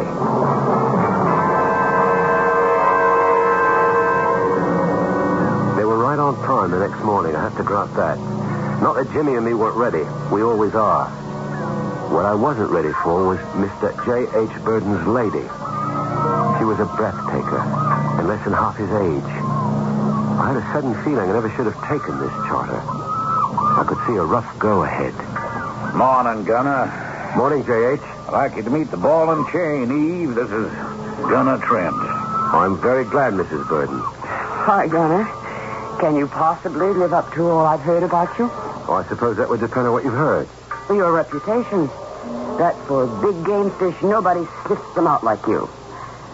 The #1 captain on the whole east coast of Australia. That's only because of Jimmy, my special Yamidji. Jimmy, say hello to Mr. and Mrs. Burden. Yes, boss. Jimmy will say hello. Welcome aboard. You know where to stow the baggage, Jimmy? Yes, boss.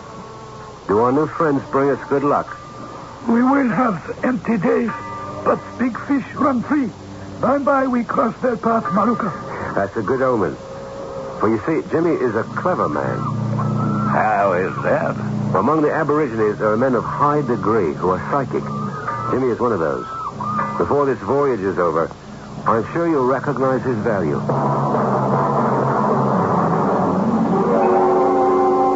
We pulled out at noon and headed for the Gap. Once we were in the open with the big swell hitting us, I had my first chance to rate my charters. Neither of them turned Gap green. That means sailor stomachs. I had the feeling this was going to be a bonza show. I was on the flying bridge, my butt settled securely at the corner of the aft rail to take the weight off my bad leg, when she came topside to join me. It's a beautiful harbor, Mr. Trent. Where are we now? Heading north by west through the Gap. The Gap? The entrance to Sydney Harbor. That's North Head off to the left, South Head on the right. It's marvelous. The spread of the town around the harbor looks like the Mediterranean. That'll be all the red tile roofs, I expect. Look back over the wake at the skyline. It looks almost like New York. So people say. You haven't ever been to New York? Oh, yes, right. In another incarnation, you might say. What does that mean? I shouldn't have said it. Forget I did. Did I say something out of turn? No, I did. We'll button it up at that.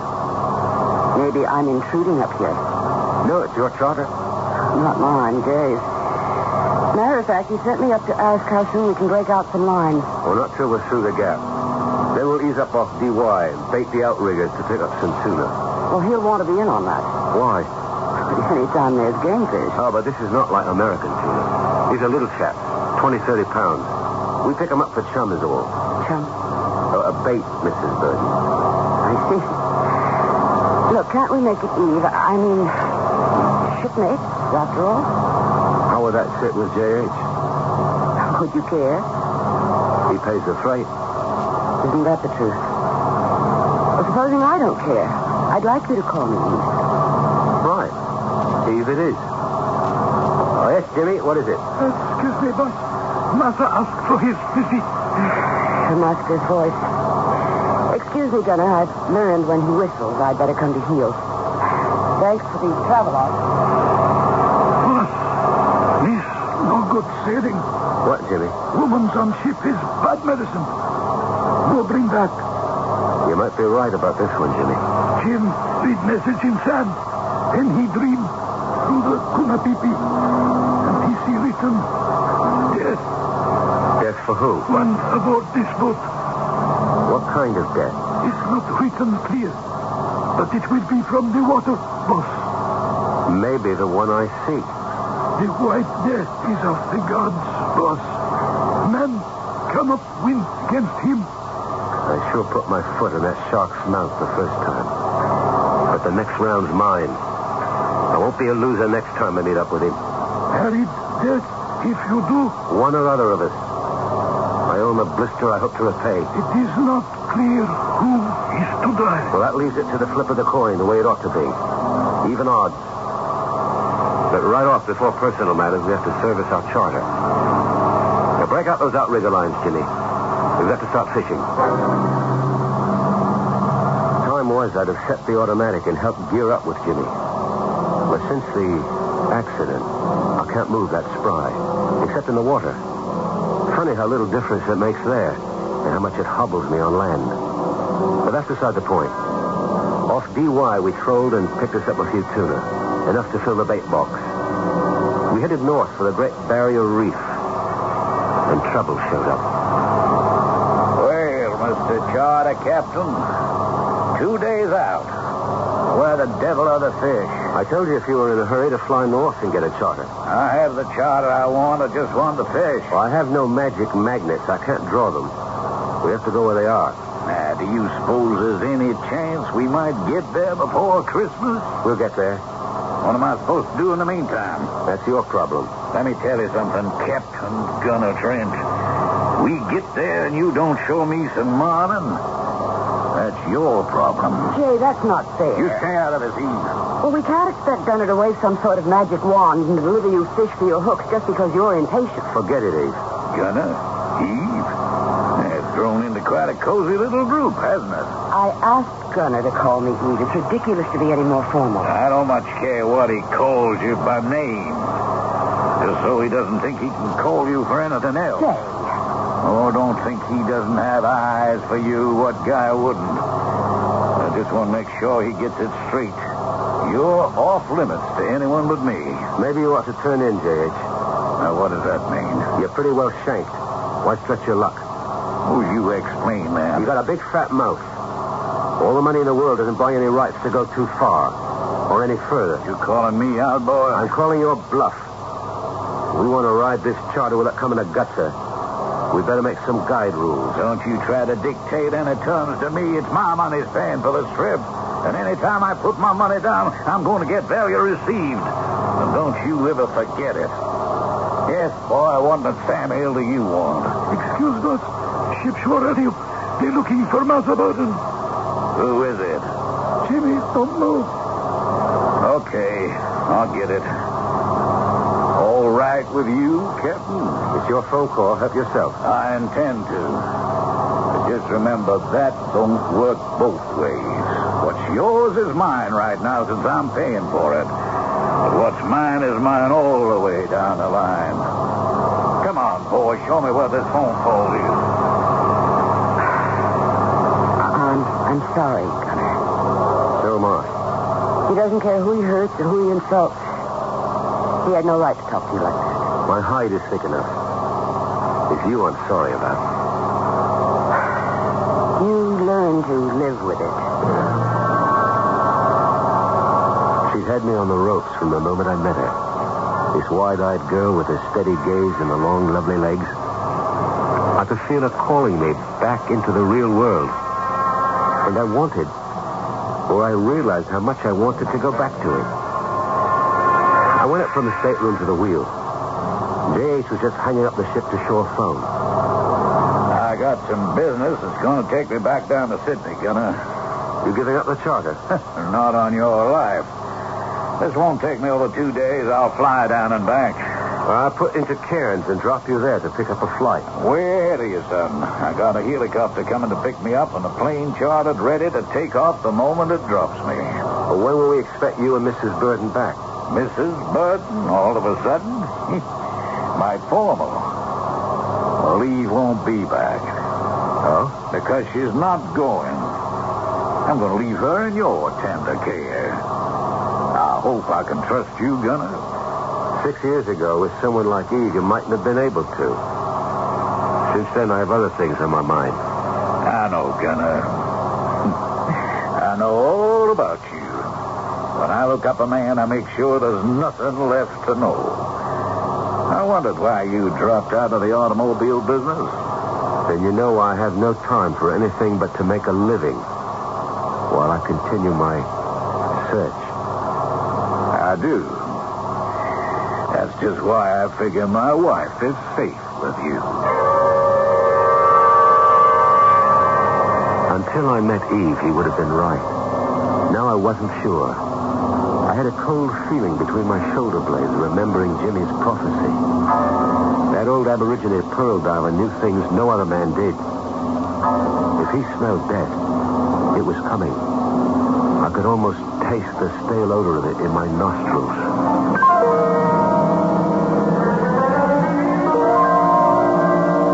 An ill-assorted quartet. A beautiful and desirable woman, far too young to be the wife of the coarse man who has money enough to buy anything. A tall, lean man with a face like a mask, only his eyes revealing the pain of some buried tragedy.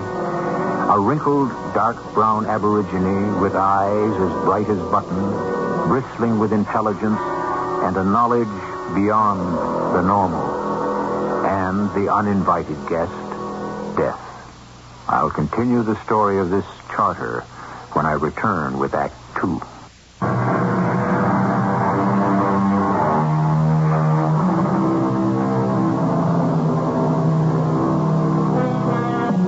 Just slightly north of the town of Cairns, off the Great Barrier Reef in Australia, the big 52-foot cruiser, the Fair Dinkum, rides at anchor. A high moon does little to dim the bright star patterns of the southern sky. Eve Burden, a long, wispy robe over her bikini, is lying lazily across the stern cushions. Jimmy is busy splicing some lines forward and putting the fishing gear in top shape. Gunner, swinging down off the port ladder from the tuna tower, doesn't notice Eve's big handbag and suddenly stumbles helplessly. Gunner. What happened? Are you all right? I'm all right. No damage. Except to my pride. Here, let me help you out. No. I managed by myself. Was it my bag you tripped over? I reckon it was. I'm so sorry. No need. It would take a clumsy fool like me to trip over it. You're not clumsy. That depends on whether I put my best foot forward or not. Your best foot? Well, I should say my only one. I don't understand you. Confession. I mean, as long as we're going to be alone together, I thought you might as well know all my worst faults. We're not exactly alone. Too right. Old Jimmy there. If he wasn't, I wouldn't be here either. Some things are better not answered. Your ankle, do you want me to have a look at it? You'd have a hard time finding it. Why? Because it isn't there. From halfway below the knee down, there isn't any more of me on that side. Just a damn prosthesis, which does very well most of the time. I'm sorry. I had no idea. Why should you? I don't go around advertising my shortcomings. No more than I do. I shouldn't think you had many. You might be surprised. You know what, Eve? What? I think what you and me need is a little more company. 2 isn't enough? 2 when it's you and me is altogether too much. I'm going to kick her over and head for Cairns. You like to dance? Yes, but you... Now, don't worry. Just so long as I know where I'm putting my foot, everything is Bosker. Hey, Jimmy. Yes, boss. We're going to up anchor and take her into Cairns. You bring her in while I have a shower and shave.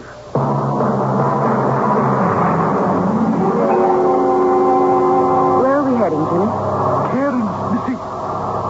How long till we get there? Oh, by. Maybe 1/2 hour. You've known Gunner Trent a long time? Much time. 8, 9 years. How did you meet him? In Noumea, New Hebrides. I was pearl diver. Gunner was looking for pearls? Oh, no, he come say, look for the big fish. But also he dive with tank and round window over his. Scuba diving? Right. I find giant clam. Get careless. Clam close on my leg. You mean you were caught underwater by a giant clam? Yeah, shell close. No breathing left. Then come boss. He take knife, cut, so shell open, and Jimmy can go to surface and breathe again. He saved your life. Jimmy knife belong all same to boss. How did he lose his foot? That he is taken by the White Death. The White Death? The great white shark. How? Were you trying to catch him? Not catch, Missy. Mark. Mark? You must ask boss about that. You must ask boss about that and other things. Jimmy talk too much. I don't know how long it was since I'd been in right togs. The tie was tight across my throat. We went to the club, and she was the toast of the evening right on. And we danced. Even with the lame foot, I didn't make out too bad. It was a great evening. Later, after Jimmy had fetched us up by tender to the Fair Dinkum, we sat together in the stern having a brandy. Well, Gunner. Well, Eve. Where do we go from here? Nowhere. Are you afraid of him? J.H. Who else? No. Then what is it you're afraid of? Me first. Maybe last and always. How? Hasn't Jimmy told you about me? In his own way. I don't know all of it. You want to? More than anything I can think of in my life. All right. You ask for it. I was 25 years old and golden boy. Everything I touched came up gleaming. I cornered the market here in domestically produced automobiles and was off to my first billion. But I also had some conscience, and I felt I had to plow back some of the luck I'd had. So I used to do some jobs for the CSRIO. What's the CSRIO? Oh, Lord knows, some government alphabet soup. Commonwealth search, and I don't know. All I know is my job was sharks. Sharks? Marking them, do you see? No, I don't. They're a big problem for Australia. You can't swim on any protected beaches without a shark net. Can't go up beyond the surf without a sharp eye. So we try to control them, follow their migrations, keep the number down. We can watch them and use them commercially. But mostly we like to mark the killers. Now, what do you mean, mark them? Go oversized with a marker and pin it to the dorsal fin. Sometimes even with a beeper if he's a real predator. You did that? Why not? Well, wasn't it dangerous? Oh, not so much. Hammerheads, wobegongs are very friendly. You gotta look out for the gray nurses and the tigers. But even they're fair enough dinkum if they're used to you. My mistake was to tangle with a great white. He sounds enormous, was he? Not all that much. They can go to 40 feet. My boy wouldn't have been more than 24, 25. And you actually swam close enough to him to put a marker on his dorsal fin? That's the size of it. I didn't think he'd mind. He was friendly enough until I split away. And then... And then? He turned on me and took my foot away. Why? That's a question I'll be asking him when I finally catch up with him. And taking it out on him in revenge. Well, what could you do to a fish in his own element? Well, first off, your shark is not a fish. He's a mammal, just like you and me. And second, plenty. With my scuba tanks, even I could meet him in a reasonably confined space. I could gouge his eyes out with my thumbs. Cripple him as he did me. And then I could take my time to destroy him with a knife. And what would that prove? It would be my revenge. For what? When the shark injured you, he was only protecting himself. What would his death accomplish for you? Some justification for the way he lamed me. Or you lamed yourself. What? Oh, come on, Gunner. When you go up against an animal with whom you have no communication, can you blame it for acting on instinct or for the consequences to you? I don't know if I understand you. Then let me make it perfectly clear. I don't like to see the best man I've ever met in my life downing himself or turning out to have feet of clay. 1 foot. Just one. And it isn't even clay. So you lost a foot. That's the end of life? It doesn't give you all that much trouble that I can see. You can still do a man's work. Better than most men. If you were like some, you'd really have something to cry about. Like who, for example? Like Chris. Who's Chris? My brother. Or what's left of him. What happened to him? Skiing accident. He broke his back. He'll never walk again. Or use his arms. He's stuck in a wheelchair for the rest of his life. Helpless as a baby. Oh, Eve. But he doesn't go around wanting to blow up the slope he took the spill on. He doesn't want to gouge out the eyes of the beginner he had to dodge on a downhill run who was lying right in his path. I don't know how he has the guts to do it. But he's taken what life threw at him, and he still grits his teeth and faces up to make the best of what's left to him. All right, Eve. What's the difference in your life, what I did? I want to save you from yourself. But more than anything in the world, I want you. For once in my life, I want to know what it is to be loved by a real man. Remember, I'm just a hired hand. You're a married lady whose husband foots the bills. I'm not likely to forget it. But I didn't do it for anything I could get out of it. I did it for Chris. It cost a fortune to keep him living, and J.H. Burden's the only man who was able to pay for it. That's why I sold myself. And it was worth it. You're some kind of lady. Oh, God. Tanner, hold me close. Why didn't we meet 6 years ago? It's too late to cry over that. At least, can we have tonight? It's not enough. For us, it has to be everything. Or nothing. I'd give you everything, Eve. He wouldn't let you. How could he stop me? 100 ways. Nobody goes up against J.H. Burden and wins. I'm not afraid of him. He's as strong as a bull. 1 foot and all, I could still take him. He wouldn't meet you even up. He'd drown you in lawyers and call in his mafia. You wouldn't stand a chance. I'd like to call him out. There's only one thing stops me. What? The shark. That big white enemy of mine that stirs my bile and makes me less than a man. Until I can cut him out of my mind and my life. Are you asking me to wait for that? It's the only shot at happiness we have, Eve. Suppose I test that. How? Suppose I tell you that you have to make the choice now. Me or your white death. Which would you choose? Maruka, the boss. Yes, Jim. What is it? By pretty soon. Here comes Dingo Man by dock. Dingo Man? Big boss, chartered, lady's husband. Better maybe you get ready to see him aboard Fair Dinkum. Jay, back already? So it seems. Maybe just in time to save us both from any more mistakes. One thing is no mistake. I want you to know it, Gunner. How, why, so fast? I don't know. What I do know is this. I love you. What do you ask from me in return? Not a thing.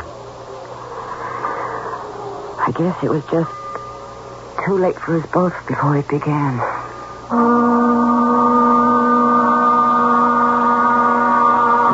But the obverse side of the coin is that many ends are only beginnings. Aboard the Fair Dinkum, once again, are 3 people, each of whom, in his own way, is a time bomb, and a mystical psychic aborigine who has predicted death on this voyage. But whose death? A human being or the great white shark who haunts Gunner's dreams? I shall return shortly with Act 3.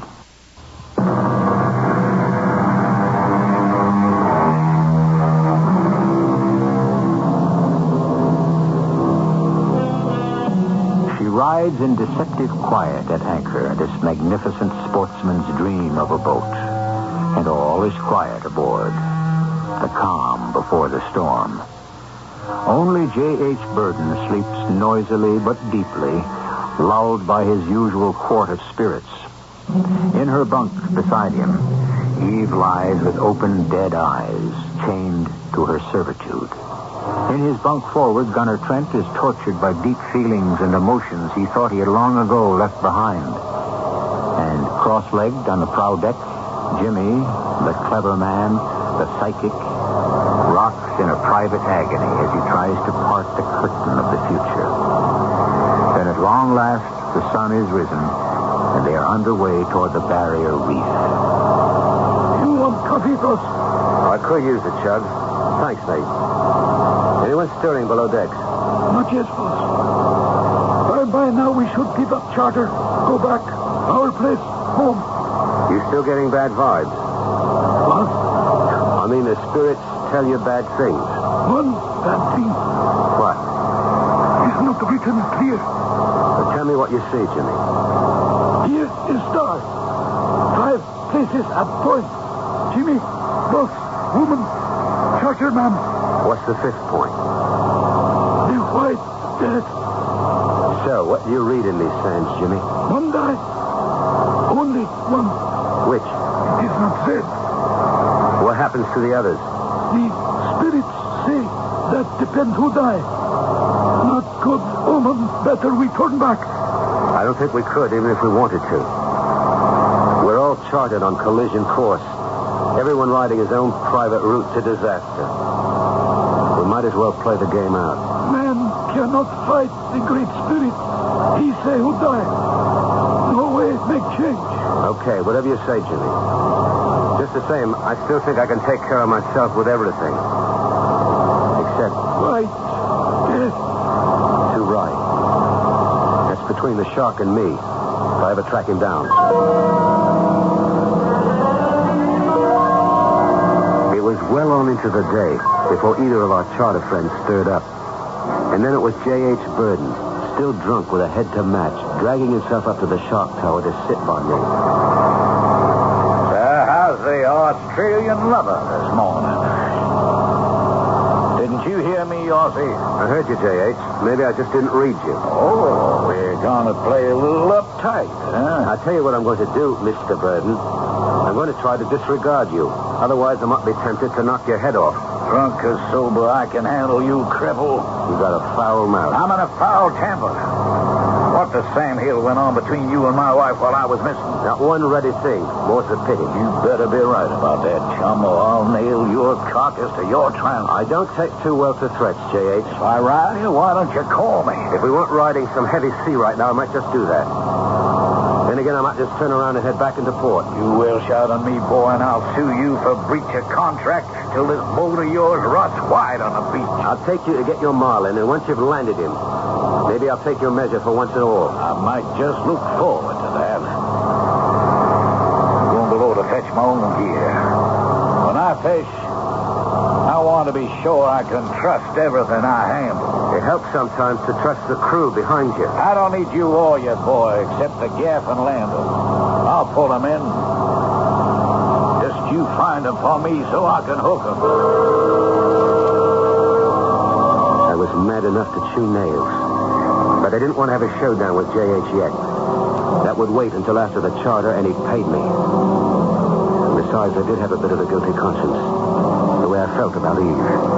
After all, she was his wife. I didn't want to think anymore. I wanted action. Jimmy? Yes, boss. Fetch yourself up here. Jimmy, come look at this fish, Maluka. Oh, Sam, here now. Is the Missy awake? Yes, boss.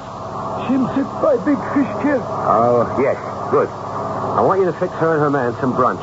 You can bring me some food up here to the bridge. Then I want you to fit out 5 lines. 2 for stern trolling, both outriggers, and the heavy duty for the chair. Yes, boss. All right, hop to it. Better we not fish. Better we turn back. If I don't get him a marlin, we're out one charter, Jimmy. I want my money. Better be right, man. And which one? What are you reading now, Jimmy? We keep go. Someone die, boss. Who? It is not give to Jim to know where to point the bomb. Or just don't point it at me or Eve or yourself. It is not my power. That all along great spirit. Better we go back, boss. I'm sorry, Jimmy. No can do. This time I've got to pit my gut hunch against your superstition. Something tells me to go on and take my chances. Now you go fix some food. We were running a pretty heavy quartering sea, and I had my hands full for a moment. I did glance down and saw Jimmy talking to Eve. But then my attention was on handling the boat till we fought through the chop. And it was a surprise to realize suddenly that Eve had joined me topside. Good morning, Gunner. Morning, Eve. Jimmy tells me we're going to do some fishing this afternoon. That's the plan. Seems like a right idea, since that's what the charter is all about. Jimmy doesn't seem to think so. Jimmy should belt up. He's been filling you full of his superstitions. He doesn't have to scare me about this trip. It never should have started. Maybe the old fear of a woman being aboard ship bringing trouble is more than superstition. I look at it differently. I think it's all fate. I'm scared of what that could mean, Gunner. Why? You don't know Jay. He'll never believe there wasn't anything between us. But there was. And is. That isn't what I'm talking about. And anyway, in the hard light of day, it's something to forget. Perhaps not. Once we feed your pig his big fish. I have to think of Chris.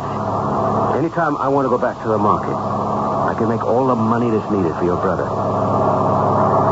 You do that for me. What about the great white shark? A man can trade one dream for another. Maybe the old Cacharodon doesn't loom so large anymore. You'd never be sure. Well, let me decide that. And Jay will never give me up. He'll kill you first, or have you killed. We'll cross those bridges when we come to them.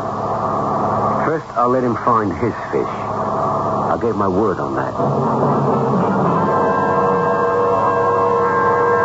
The next 3 days, I left it all to business. We pulled in a grab bag of smaller shark, some marlin we cut off the hook, and one 800-pounder we towed in and landed on the reef. But we were still hunting the big game, and J.H. was getting dicier and dicier about it. After weighing out the 800-pounder, we were walking back toward the dock. You don't want to record him? Hell, that's just bait, old J.H. boy. I'm looking for what you promised me. Something from 12 to 1,500. I don't remember promising you that. Just by being who you are, it's what you led me to expect. But time is winding up, boy. I only got maybe a couple more days. You going to deliver?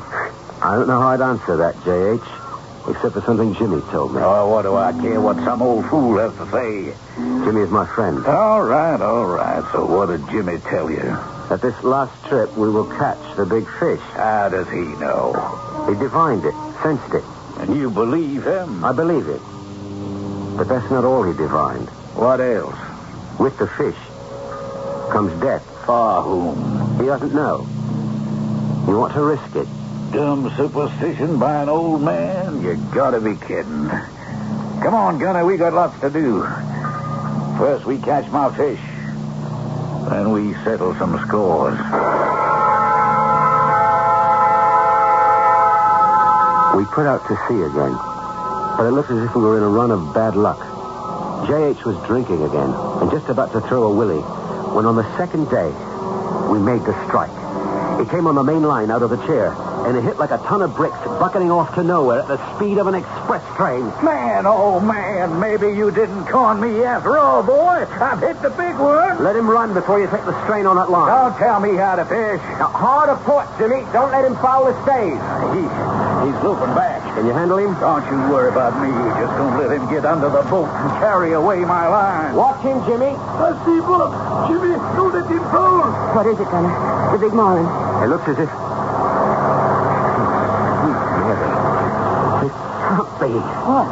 Give me a hand, quick. I gotta get into my tanks and scuba gear. What for? Don't ask questions. Just help me. Can you hold him, J.H.? Don't you worry about me, Gunner. Old J.H. ain't letting this big boy get away. What is it, Gunner? Give me that strap. What is it? Well, I've been waiting for 6 years to come up against. Not the shark. Right there, where it's breaking water. You see that fin? And the marker on it. If I had time to put the sonar on it, you'd hear the bleeping. What are you planning to do? Hey, that's no marlin. Some kind of shark. That's right. Not your fish, but mine. What in the Sam Hill you mean, not my fish? I'm out here on charter and I'm paying for it. This is my fish. No one's taking it away from That's me. where you're wrong. What are you doing with that knife? Now I'm suited up, I'm going to cut your line. And then it's just between me and White Death there. Cutting my line? This is my fish. Hey, don't be a damn fool. You and me have been spoiling for this. Give me that knife. Jay, look out for the line. I saw my foot. He pulled me into work. Stand out of the way, Eve. Let me cut the line. What are you going to do? I'm going into the water after him.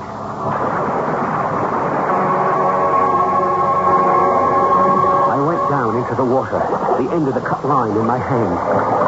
The tension was suddenly gone, which meant the shark was circling, striking back at J.H., trapped by the line coiled around his ankle. That's when we came, face to face. The shark, all 24 feet of him, sliding by, the bloody hook fixed firmly in his jaw, my red marker clamped to his fin. The enemy I'd stalked for 6 years. Was he within my reach to rip out his vitals and exact my revenge? Or did something hold me back? Some feeling of territorial imperative. That these were his waters and I was the invader. That he was wronged and I the wronger. I don't know. I only know that my chance was gone. And it was up to me to decide if this was the end of the hunt or if a new one should begin.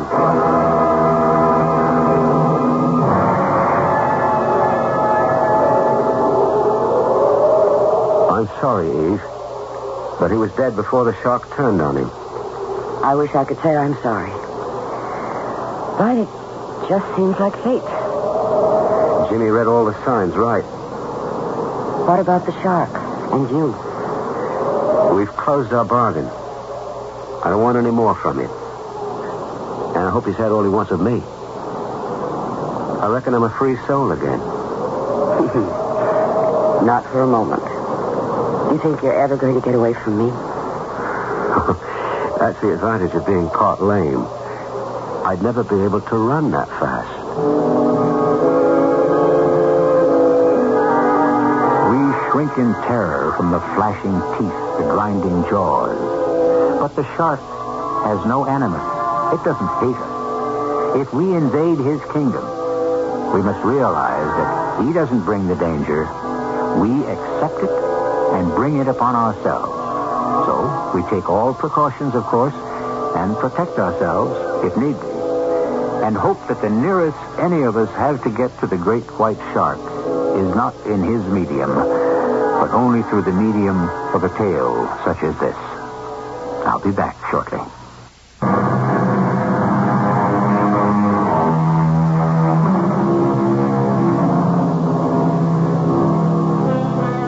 It was Francis Bacon, the famous philosopher, who said, "Revenge is a kind of wild justice, which the more man's nature runs to, the more the law ought to weed it out.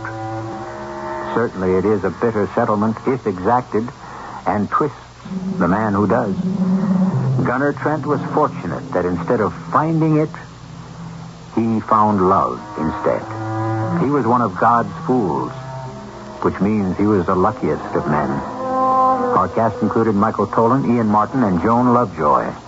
The entire production was under the direction of Hyman Brown. Radio Mystery Theater was sponsored in part by True Value Hardware Stores and Contact, the 12-hour cold capsule. This is E.G. Marshall inviting you to return to our Mystery Theater for another adventure in the macabre. Until next time, pleasant dreams.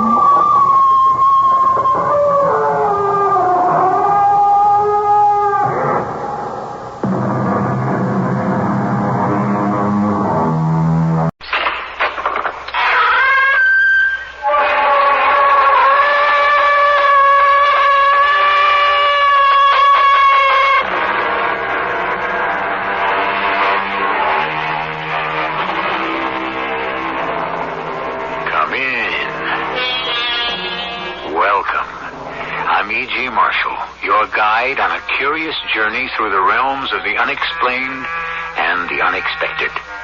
Travel is always pleasant and broadening. We can learn something from visiting new places, meeting new people. When we stay in one spot and think too much about ourselves, we tend to be withdrawn, self-centered. Well, let's expand our thinking and go along with Laura Collins on this curious journey. Curious for Laura, yes, because it's one journey she never intended or expected to take. And that's what we find her saying. Excuse me, officer. Can you tell me where I am? 8th Avenue and 48th Street. The sign's right up there. 8th Avenue? Where? Something wrong, miss? You all right? I don't know. No, I'm not all right. I don't know where I am. This is New York City. You know that, don't you? New York City? How did I get here?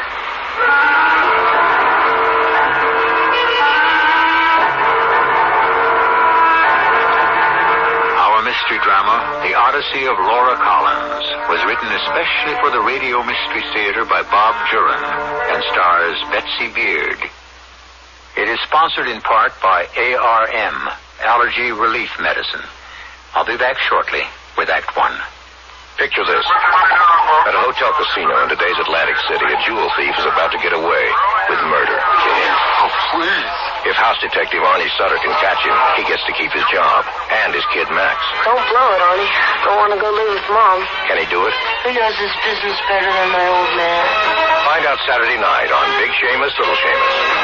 Big Seamus, Little Seamus. Coming this fall on CBS television. Got the picture? Oh, yeah. You're looking good.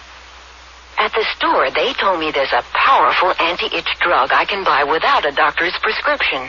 Now I use Bicozine cream as directed.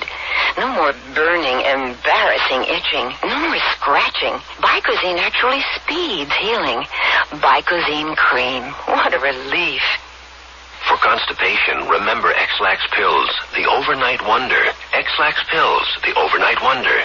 X-Lax pills. For occasional use only as directed. The start of another Nebraska football season is just days away, and KFAB Radio is set to again provide its very special brand of Husker coverage.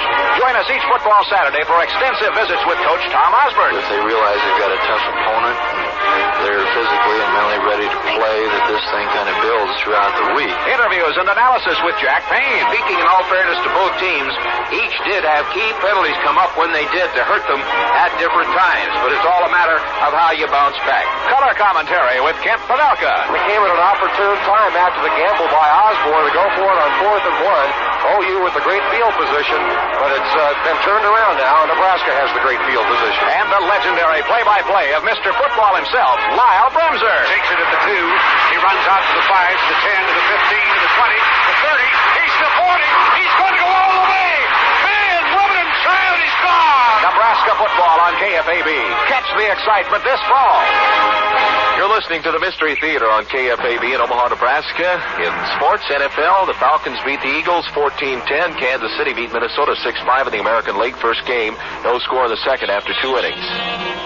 Dealing with sudden, unexpected events can be very difficult at times. There are people who can't cope with life after sudden bad news. They withdraw into tight little shells and shut out the world. Such a person is Laura Collins. Her mother, understandably, has been at her wit's end, coping with Laura. And at the moment, Mrs. Collins is finally seeking the help she so desperately needs. Come in, Mrs. Collins. Thank you, Dr. Wade. The chair, please. Dr. Morris told me if anyone can help Laura, you can. It's been very hard for me to admit Laura may need therapy. Psychiatry isn't a whispered word anymore, Mrs. Collins. Before bringing Laura to see you, I thought I could explain her problem. Yes, of course. Well, maybe she doesn't need therapy, or very much of it. Just a touch, so to speak. Well, there's no such thing as a touch of therapy. But we'll decide what Laura may need after we discuss the problem. Now, I'd appreciate your going into great detail, everything you can think of. I know from Dr. Morris it's a case of withdrawal, so why don't you start at the beginning? Every detail that you can remember. The beginning. That would be her wedding day. Mother, where's my veil? I'm pressing it. It's already pressed. Well, just another touch won't hurt. Oh, you're just too nervous to be doing nothing, I know. I'm the same way. I wish Bill and I had just eloped. Oh, no, you don't. A girl remembers her wedding all her life. It's something a man has to put up with. But a woman spends her young years dreaming what it'll be like, and her later years remembering it. Oh, but the waiting for 3 o'clock, it's like waiting for an execution. Here, the veil's ready. The limo will be here in 20 minutes. Now, you just try to keep busy till then. Oh, I'll get it. Now, you better make sure you're going away. Things are in order. Hello? I have a telegram for a Miss Laura Collins. A telegram? Oh, just a minute. Laura, it's for you. She'll be right here. For me? It's a telegram. I'm sure it's from your father in St. Louis, trying to make amends for not coming to the wedding. Hello? Laura Collins? Yes. Telegram, Miss Collins. The message is as follows. Call me a heel because maybe that's what I am, but it would never work. You'll realize someday.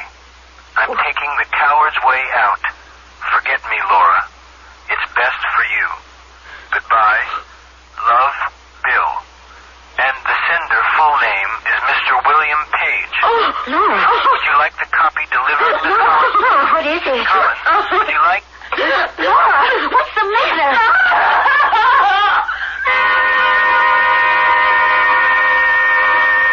That scream was the last sound Laura uttered for a solid month. Of course, the day fell apart. When the telegram was delivered, I realized what had happened. She never spoke for a month. Completely withdrawn. I tried reasoning with her. I tried making her angry. Nothing. She'd eat like a bird. And only out of sheer hunger, I suppose. Miss Collins, how old is Laura? 26. She was desperately in love with this man, too. have had such a violent reaction. I think she was, but... But? Well, Laura was insanely possessive of any attention a man gave her. She was never popular in school. I see. She was always shy. She couldn't project herself.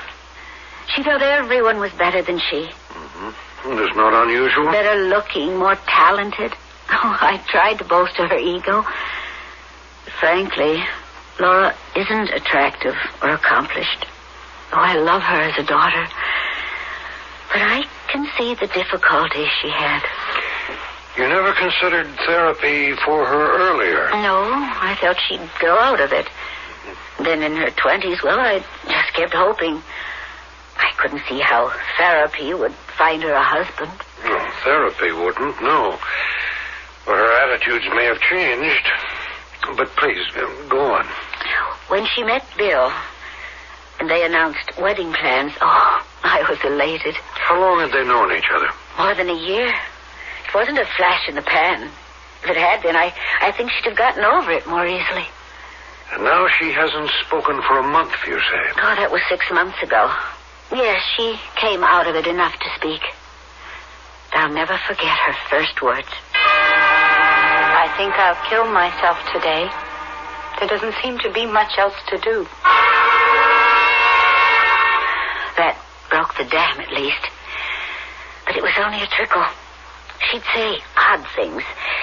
She'd answer me, comment on the weather, but always in that dull, flat voice. She refused to see any of her friends. She never went back to work. She's just a zombie. I see. And that's where we stand now. Yes. Well, Laura doesn't sound like a difficult case, Mrs. Collins. Of course, I have to reserve judgment until after I've examined her. Hypnosis frequently works in cases like this. Hypnosis? The post-hypnotic suggestion of confidence can often change a person's attitude. I hope I can convince her to see you.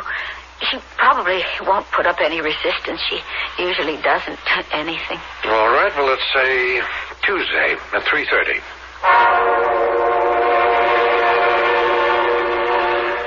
Mrs. Collins, would you come in now? Certainly. Laura and I have had a nice conversation. Haven't we, Laura? Yes. You trust me, don't you, Laura? Yes.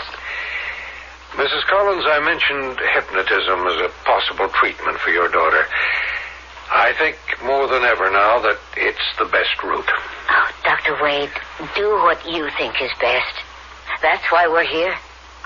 All right. I'd like to set the first treatment for Saturday at 10. Is that all right with you, Laura? Yes.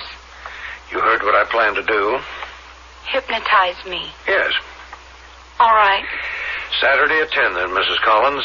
We'll see how and whether the first treatment has any effect. Now, Laura, you can hear me. You know who I am. Yes. Tell me who I am. Dr. Wade. And I want to help you. Help me. What I say will burn deep into your mind, deep into your subconscious. Yes. I must think out, think forward. I must think out, forward. I must express myself, express myself. I must express myself. I must come out of myself, out of myself. I must come out of myself, out of myself. When you wake up, you will repeat these words. Once a day, in a quiet room, you will repeat, express myself, express myself. And now, Laura, at the sound of my hands clapping, you will wake up.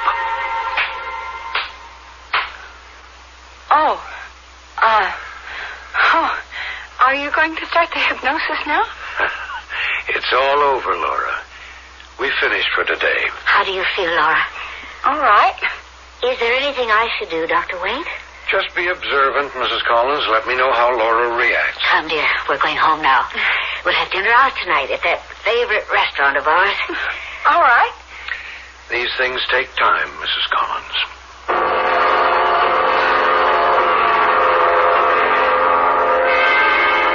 Mother, what time is it? 10 minutes to 4. I made the dinner reservations for 6. Oh, that's fine. I'll have time then. Laura, you're actually looking forward to dinner out? Well, yes. We haven't done it in so long. Dear heaven, I wonder... Wonder what? Mother, what's the matter? Nothing. You seem so much brighter. Brighter? Than what? We'll talk about it later. Now, why don't you have a hot bath and get ready? Later. I have to meditate at 4 o'clock. At 4 o'clock? Yes, once a day. I chose 4 o'clock. Oh, yes. Of course.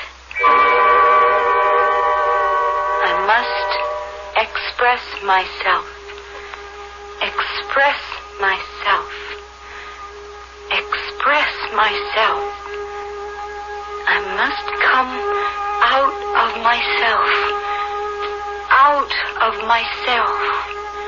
Out of myself. Express myself. Come out of myself. Laura? Laura, are you all right? Oh, Mother, come in. I didn't want to disturb you, dear, but it's almost 5:30. It is? Mm-hmm. But I've only been here a few minutes. More than an hour, dear. Doesn't seem like it. I'd better change. I can't wear sweater and slacks to the Pinehurst. I drew a bath for you. Oh, I'd like that. No, you go soak. I'll have to get the phone. Okay. Hello? Hello, Mrs. Collins. Dr. Wade here. Oh, hello, Dr. Wade. I think I can report a good start. Well, that's good news. It's a bit surprising, too. I was afraid I might have turned Laura off. No. I met her downtown around 4 this afternoon. She totally ignored me. You met Laura downtown? Yes? That's impossible, Dr. Wade. Laura never left home today. In fact, at 4 o'clock, she was in her room, meditating. Well, I could swear I saw her. What was she wearing? Well, the same outfit she had on in the office this morning. White sweater and slacks. Green, I think. Maybe it wasn't Laura. I could have been mistaken. I didn't actually meet her. I saw her through the crowd at Wilson's dime store. I tried to get her attention. It must have been someone else. It must have been. I'm glad to hear she followed the post-hypnotic suggestion. You say she's meditating. Oh, she's finished now. She's taking a bath and actually looking forward to going out to dinner. Wonderful. Well, I'll see her again next Saturday, same time. Thank you, Doctor. Goodbye, Mrs. Collins. Goodbye. I wonder... No, she couldn't have. Laura? Yes? Laura, you didn't go downtown today, did you? When you told me you were going to be in your room? Downtown? Of course not. Why would I do that?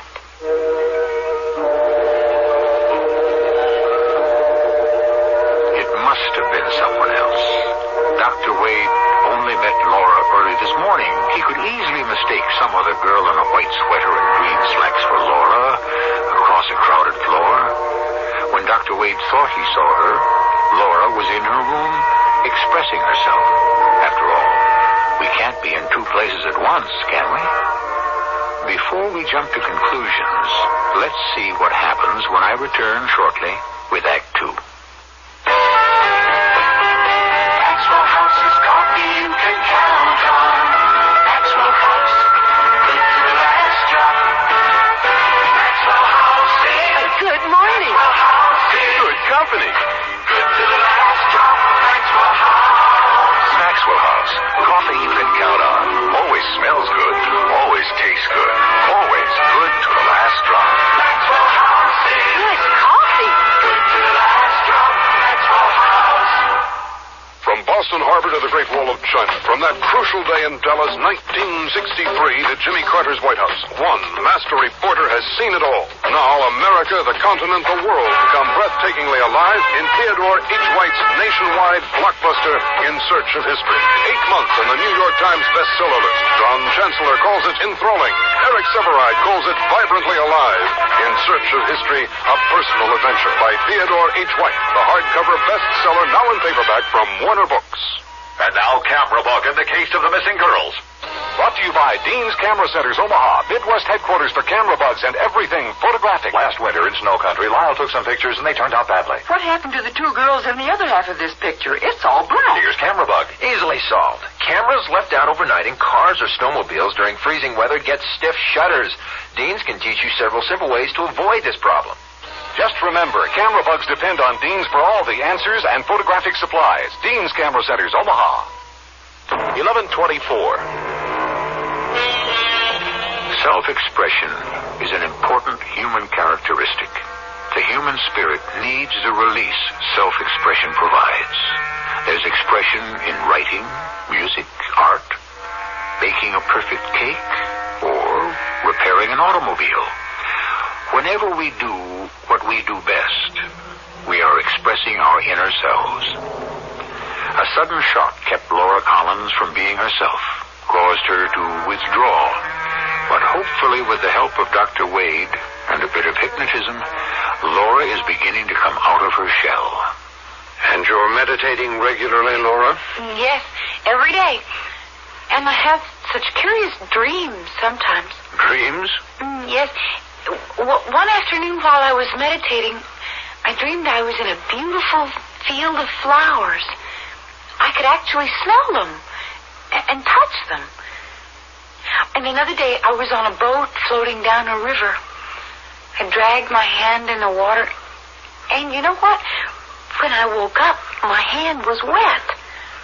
It was just perspiration, I guess. You always have these dreams when you meditate? No, not always. But they're always nice. Good. Well, I want you to keep it up. That's what's getting you out of yourself.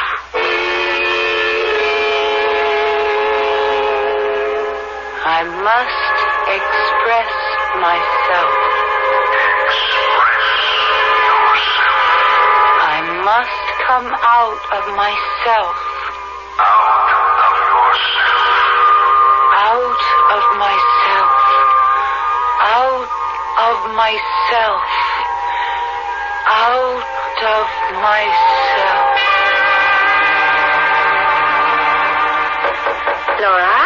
Laura, it's almost time for dinner. Laura? Oh, good heavens! She's on the floor. What is it? Oh, Laura, please, answer me. Oh, dear heaven. She's breathing. Oh, Laura.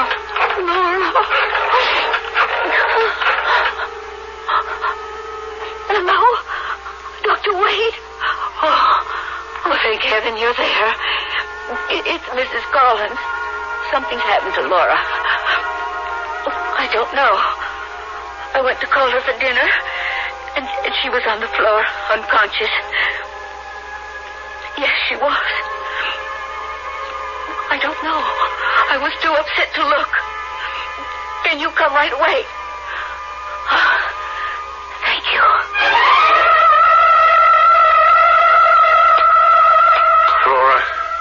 Laura?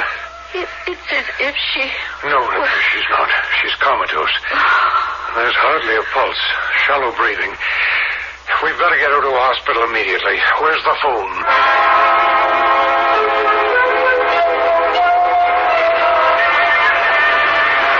Excuse me, officer. Can you tell me where I am? Yes, miss. This is 8th Avenue and 48th Street. Sign's right up there. 8th Avenue? Where? Something wrong, miss? You all right? I don't know. No, I'm not all right. I don't know where I am. Well, this is New York City. You know that, don't you? New York City? How did I get here? Are you lost? But I can't be in New York City. My home's in Brookville. Where's that? Near Cleveland, Ohio. Well, you must know how you got here. Bus, train, plane? I'm just here. I don't know how I got here. I think you need some help, miss. I'll call for a squad car. All right, Miss Collins, we're going to call your mother. There isn't a missing person bulletin on you. When we talk with her, maybe she can clear this up. Yeah. Here, you dial your home. All right. We'll take care of you until someone can come for you. You still don't have any idea how you got to New York? No, none. It's ringing. Hello? Hello, Mother. It's me, Laura. I'm in New York. Who is this? It's me, Laura. I don't know what happened. Young woman, I don't know who you are or what you want. Mother? What do you mean, Mother? You're not my daughter. And I'm hanging up right now. Mother, please. Here, wait a minute. Let me. Mrs. Collins. Mrs. Collins. This is Mrs. Collins, and who are you? What are you people doing to me? Mrs. Collins, you do have a daughter named Laura. Yes. Now, who is this? I'm Officer Edwards, New York City Police. Police? Your daughter is here, Mrs. Collins, here with us in New York. Now, she doesn't know how she got here. Officer, please. There's some awful mistake. My daughter Laura is in the hospital at this moment in a coma, wired to a life support system. Well, then I don't know who that girl is you have there, but it is not my daughter. How did you get my name and phone number? The girl dialed it herself. Well, it is totally a mistake. My daughter is in a coma in Brookville Hospital, and I ought to know. I just left her. Whoever that young woman is, she is not my daughter, and I do not want to talk to her. Good night, officer. Well, she hung up. She wouldn't believe me. She says her daughter's in Brookville Hospital in a coma. Maybe you dialed the wrong number. You got the wrong woman. I know my mother's voice. That was her. Well, are there any other Laura Collinses in Brookville? No, I'm the only one. Now, look, miss, we'll do some more investigating, but you're exhausted. We're going to take you to a hospital for the night. Oh, no. Just to rest, to get an examination. By tomorrow or the next day, maybe we can clear this all up. What's happened to me? My own mother. What could she mean? I'm in the Brookville Hospital. Now, try to relax, miss. We'll take care of you. There's nothing to worry about. You're not under arrest. We just want to help you get home. Excuse me. Hello. Dr. Henry. Tony Edwards, 14th Precinct. I'd like to bring a young girl in tonight for observation. No. I'm not high on anything. Lost. Confused. She has herself mixed up with someone else. Hey, where did she go? The girl was right here a second ago. She's gone.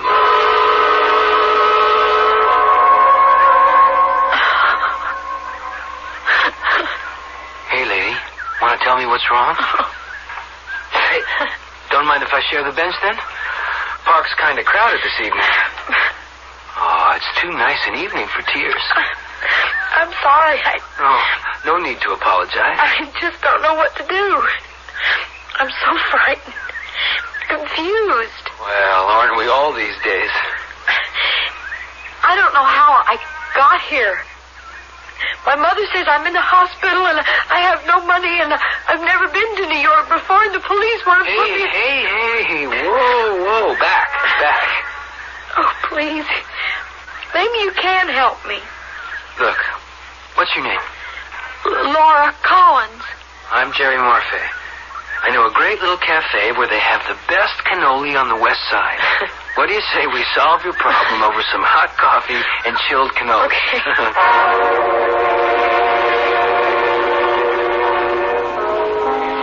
I know you don't believe a word of it. The police didn't either. No, it's not that I don't believe you, Laura. You just got some of your facts confused. But here I am with you, and the last thing I remember was sitting in that police station. And before that, I was in my room in Brookville. You had one hell of a blackout. Blackout? Mm-hmm. But even if I did, how did I get the money to get to New York? Brookville's near Cleveland. I have no recollection of traveling at all. And here I am with no money or luggage. When you called your mother, you said she told you her daughter was in the hospital? That's what she told the policeman. Oh, Jerry, I think I'm losing my mind. I must be. Now, wait a minute. I've been under the care of an analyst. It goes back to losing a boy I knew. I thought this doctor was helping me. Look, Laura, the only thing we can do tonight is get you settled. I live with my mother on 116th Street. She's a professor at Columbia. I'm a med student there. She'll understand, okay? Now you come home with me. You have no other place to go. Well, that's the truth.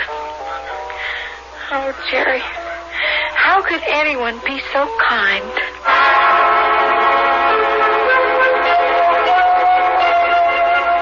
Is she sleeping? I think so. Jerry, I agree. We ought to help the girl. But the place for her is in a hospital. She's obviously suffering from amnesia or delusions. You, of all people, ought to recognize it. No, I don't think it's that. She knows who she is, but she doesn't know how she got here. She says when she called home from the police station, her mother said her daughter was in a coma in the hospital. She told you that? Yes. Jerry, there is something wrong with the girl. She needs professional help. Let her stay the night.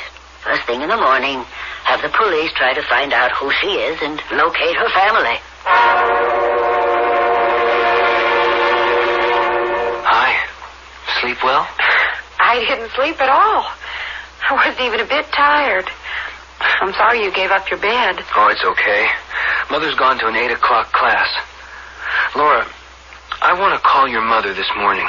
We've got to talk to her again. If she doesn't hang up on us, like she did with the policeman. She won't. But you'd better eat something first. I'm not a bit hungry. I should be. I haven't had anything to eat since... Well, I don't know. But I'm not hungry at all or tired. Isn't that strange? Laura, let's not wait. There's the phone. Dial your home and be very careful with the number. No mistakes now. All right. And then, give the phone to me. Hello? Mrs. Ellen Collins? Yes? Mrs. Collins, please hear me out. Don't hang up. Who is this? My name's Jerry Marfay. I'm a medical student at Columbia University in New York City. Not this again. Mrs. Collins, you do live at 181 Elm Street and have a daughter named Laura. Yes. And your daughter is in the hospital there in Brookville? How do you know this? Why are you calling me? Is your daughter in a coma? Yes. Yes. She never left home then? She hasn't been missing? Of course not. I rode in the ambulance with her myself. But why are you... You'd recognize Laura's voice, of course. Of course. Go ahead, Laura. Mother, it's me, Laura. I'm in New York, but I don't... Will you stop it? Whoever you are, will you stop that? Mother! Why doesn't she believe me? What's happening to me?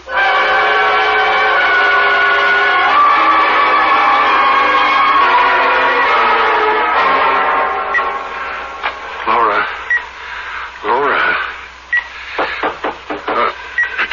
Come in, Mrs. Collins. No change? No change. Dr. Wade, I must talk to you. Yes, certainly. Step outside.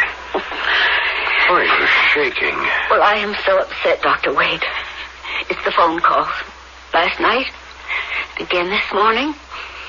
What phone calls? From people in New York City telling me Laura is there. And some horrible girl gets on the phone and impersonates... Wait a minute, Mrs. Collins. Slower, please. What people from New York City? I don't know. Last night a woman phoned and said she was Laura. Then a man who called himself a policeman got on and said Laura was there with him. And this morning? It was the same girl, but a different man. He knew my address. He knows Laura's in the hospital. And then this woman got on and called me mother. What else? What else did they say? I hung up on them. Laura is seen in New York. And yet we know that in that room... It's driving me out of my mind. Mrs. Collins, did by any chance this man tell you his name? Oh, he said it, but I don't remember it. I was too upset. Think. Any clue. It's important. Oh, dear.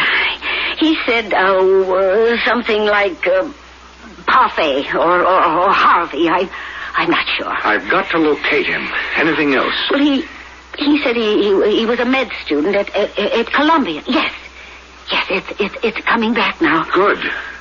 And I think his first name was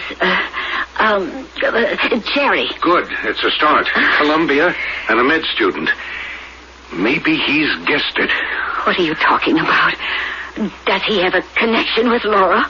Possibly a vital one. I've got to reach him immediately. Laura's life depends on it.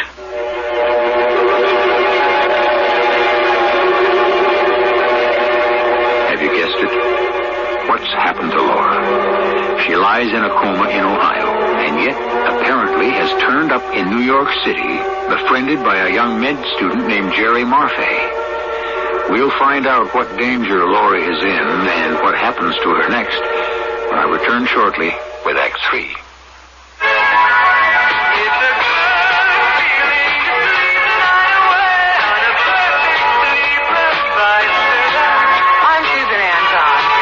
Sleeper gives you the top comfort you love and the deep support you need. Top comfort, deep support. You get both from every third of Perfect Sleeper. That's firmness that feels good. So...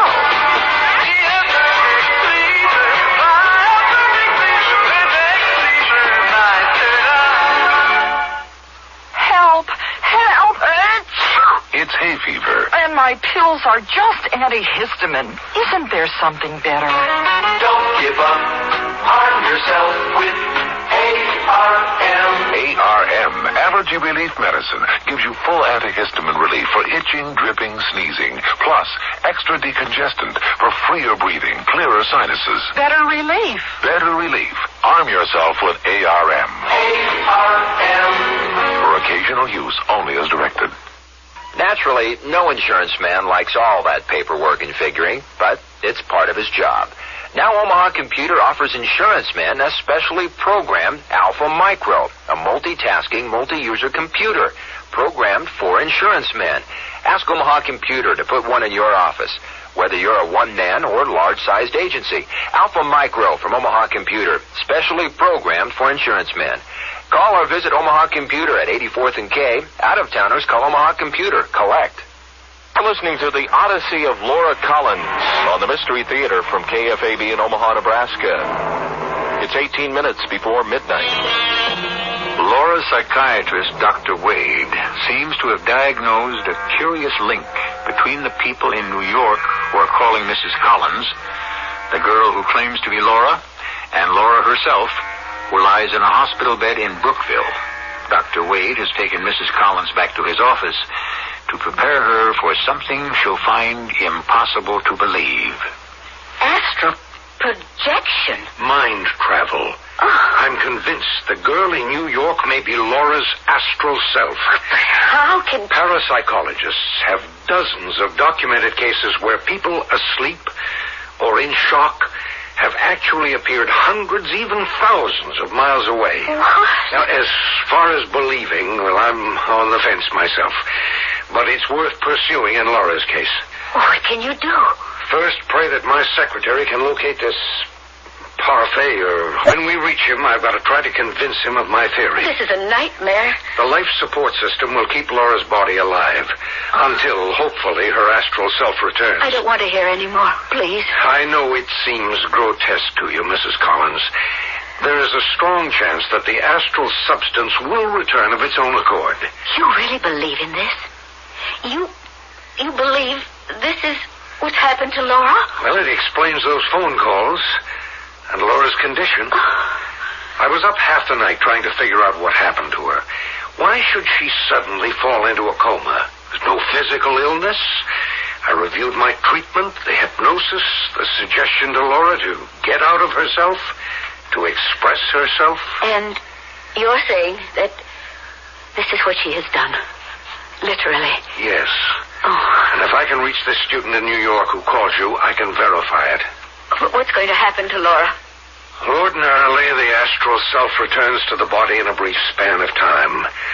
But Laura's gone so far, and for so long, I don't know. Well, then, there's the chance that Laura may never come back if her, whatever you call it, just doesn't come back. I have to be honest with you, Mrs. Collins. Yes, there is that possibility.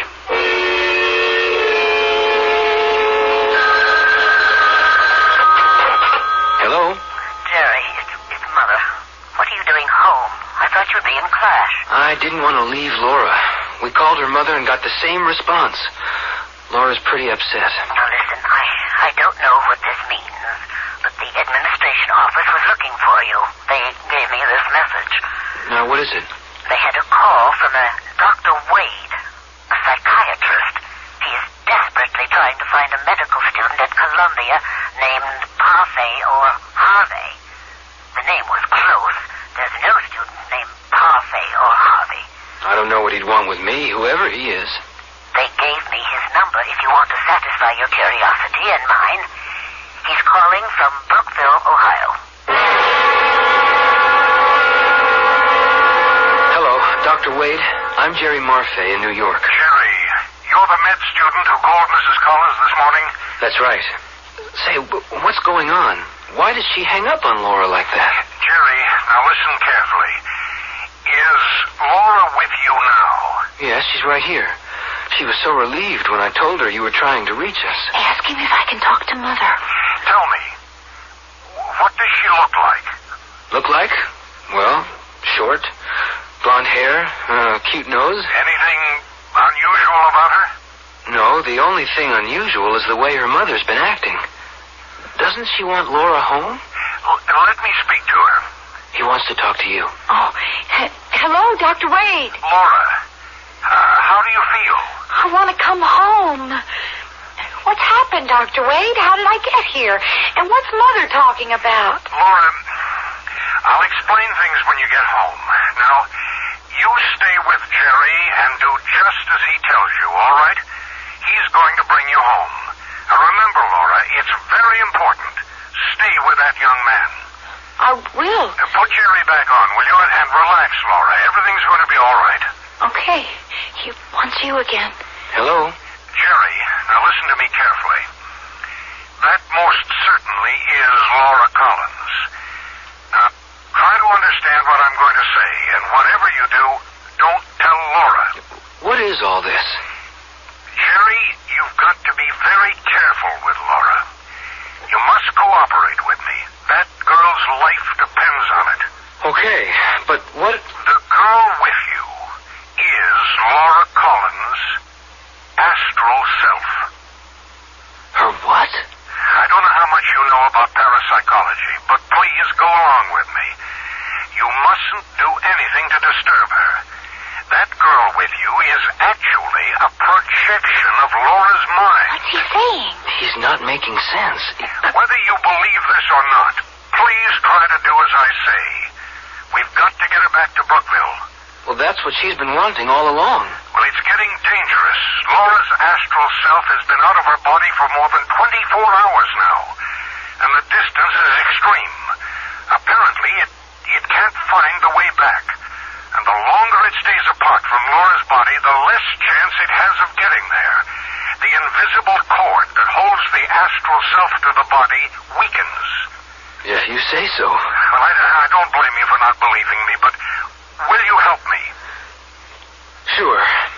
To help Laura. Now, there's a chance that you may be able to bring her back. That is, she trusts you and she'll go with you. Yes? Whatever you do, don't let her out of your sight. Stay with her and fly to Cleveland on the very next flight you can get.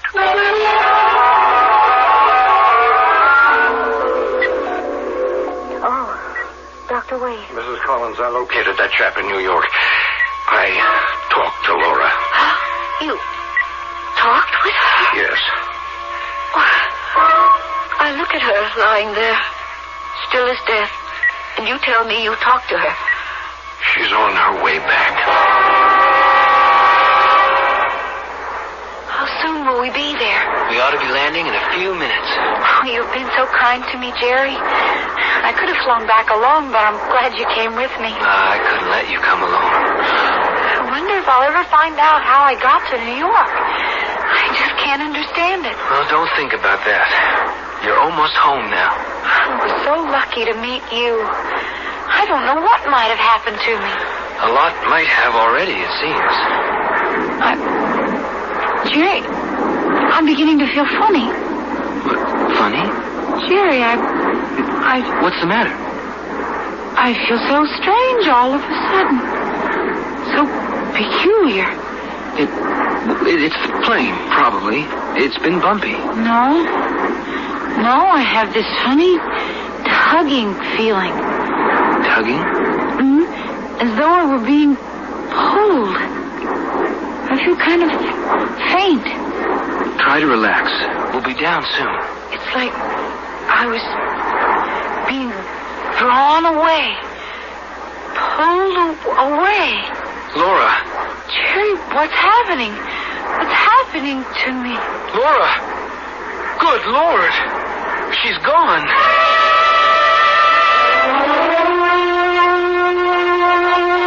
Excuse me, are you Dr. Wade? Yes, Jerry. I've been watching for Laura. She's gone. Gone? I couldn't believe it. We were almost coming in for the landing. Laura said that she felt she was being pulled away, and she just vanished. Right next to me, she vanished. So close, so close. I don't know what I did. It's not your fault. Come on, we've got to get to the hospital.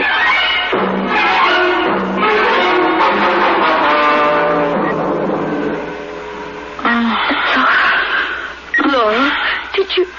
Mother! Oh, dear God. Thank you. Mother. Mother, where am I? Oh, my dear girl. Why am I in this room?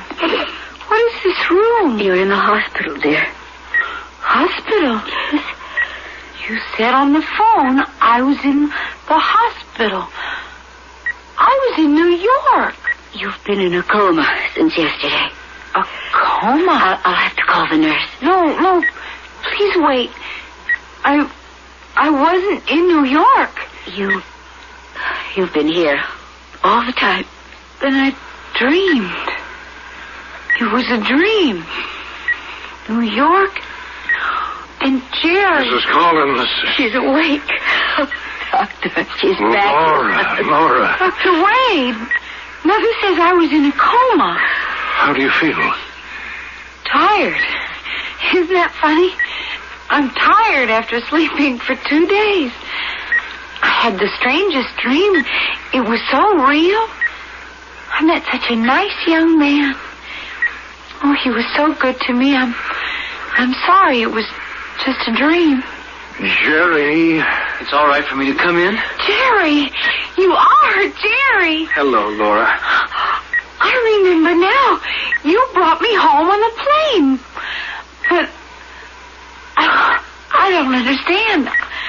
I just don't understand at all. Laura, you've had an out-of-body experience, and a very unusual one. Your body was here in the hospital, but you projected yourself mentally. An out-of-body experience? I was here, and I was in New York. That's why Mother didn't believe me when I called. How could I? And that's why I wasn't hungry or tired or anything. That's right. And I met you, Jerry. You sure did. Oh, that was the nicest part. You were so good to me. I hope maybe when you're okay and out of the hospital, you'll come back to New York. I could really show you the city. I'd like that. But when I do, I'll try to come in person.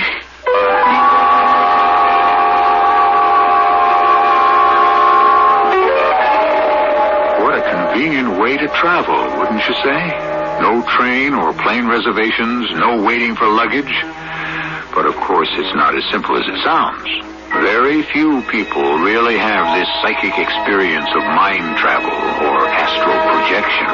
And your chances of going on vacation while your body stays behind are pretty slim indeed. I'll have another thought on the subject when I return shortly. Fellow Americans, if you're still shopping here and there and everywhere for shoes, hold it right where you are. Put your feet together, stop running around. Just step around the Kinney and you'll cover the ground. Anywhere you want to go, head your feet in our direction. Kinney's got all and more. Wow, what a store. What a great American shoe store. Mr. Tony Randall for Rinse and Vac. September is Rinse and Vac Carpet Cleaning Month. And that means you can save your carpets and some cash now when you do it yourself with Rinse and Vac. We have very low rental rates to help you save now. And when you rent during Carpet Cleaning Month, we'll give you a coupon good for a free Rinse and Vac rental later, the next time you steam clean your carpets. So save some cash and save your carpets when you do it yourself with Rinse and Vac. Rinse and Vac. Rent it now at a participating hardware store near you. Show your clout, whip it right out. Show your clout, show your Master Charge. Master Charge can open doors for you. It can take you shopping. Take you dining. Take you places. Use its clout for all the things life demands of you. And for all the wonderful things you demand of life. When you carry Master Charge, you carry clout, show me love. I'm Susan Anton. It's a good feeling to sleep the night well and a perfect sleeper's life. Pillow Soft is the ultimate in sleep. Unique extra thick cushioning for heavenly comfort on top. Ultra firm support inside. Perfect sleeper Pillow Soft. Firmness that feels good. Be a perfect sleeper. Fly a perfect sleeper. Perfect sleeper. Fly.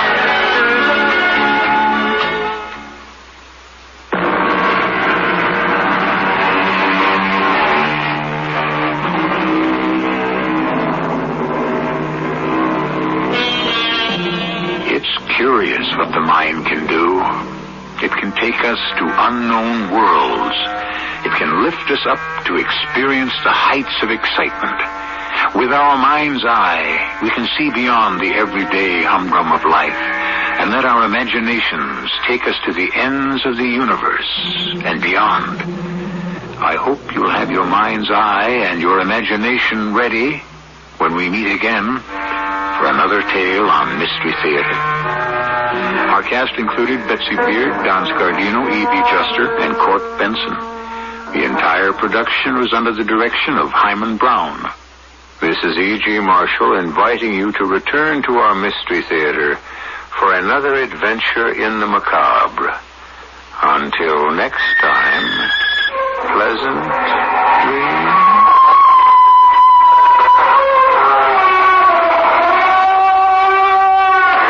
This is KFA.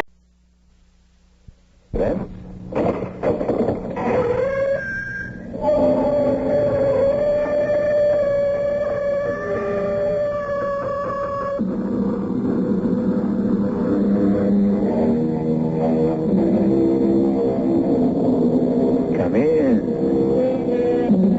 Welcome. I'm E.G. Marshall. Our tale is about spies. Don't be fooled by the disrepute into which the spy has fallen in the news and in our estimation. The spy has always been with us. Secretly or furtively, he seeks information with the intention of giving it to a hostile party. And for every spy, there is a counter-spy. What motivates them? Greed? That is true of an informer, but not of a spy. Usually it's love of country. Sometimes it's hatred of another. Mr. Ferris, we are in trouble. You are suspected. Well, so you said, but I don't see how. The coded telephone message, it was audited. That is why our plan to destroy the tanker off Galveston failed. 2 valuable men are dead, and the plan failed. Your usefulness to us may be over. After all the information I've supplied to you, for which you are paid substantially, you are merely a paid informer. You have been useful to us. We do not want to lose you as our supplier. And I don't want to be exposed. We would not allow it. You know too much. Before you would have a chance to talk, you would be dead.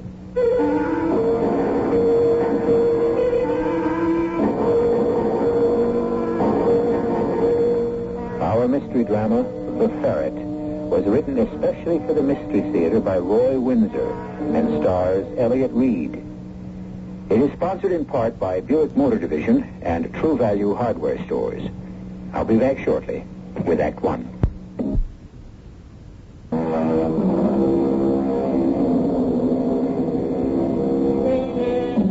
Even before history was recorded, kings and heads of clans, barbarian despots, and even the semi-civilized employed spies and paid them fortunes for secret information which might tip an advantage to them. Although we are adjured to treat our fellow men as we would treat a brother, life does not work out that way.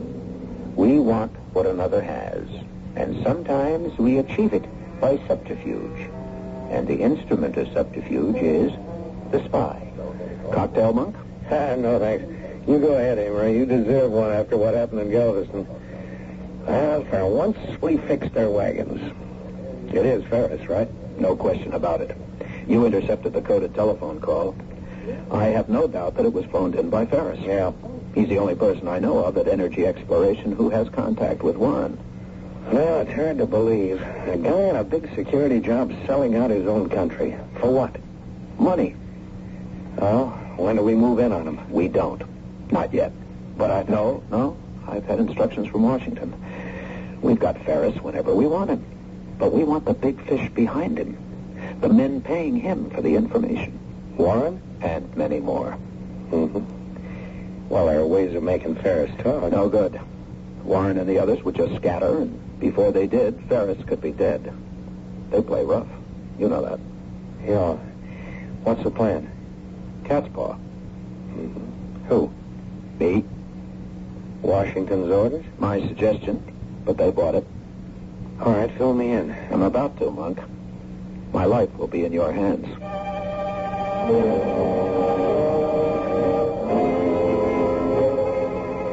You must be feeling pretty good, darling. I am. Had a pleasant day, Laurie? Better than usual. I visited Penny's teacher. Our 12-year-old has been put into advanced study. Well, that's good news. I didn't know she was an overachiever, except at tuning in the television set. Well, that pleased me, of course. But the reason I said you must be feeling good is the article in tonight's paper. Oh? I read a contract on the train, so I didn't buy a paper. What article? It's by some columnist waving the flag about somebody's quick work in Galveston. Ah, the oil tanker. How can you be so complacent about it, Amory? I'm not. It was one of our small achievements. Small? You prevent a tanker from being blown up and you call it a small achievement?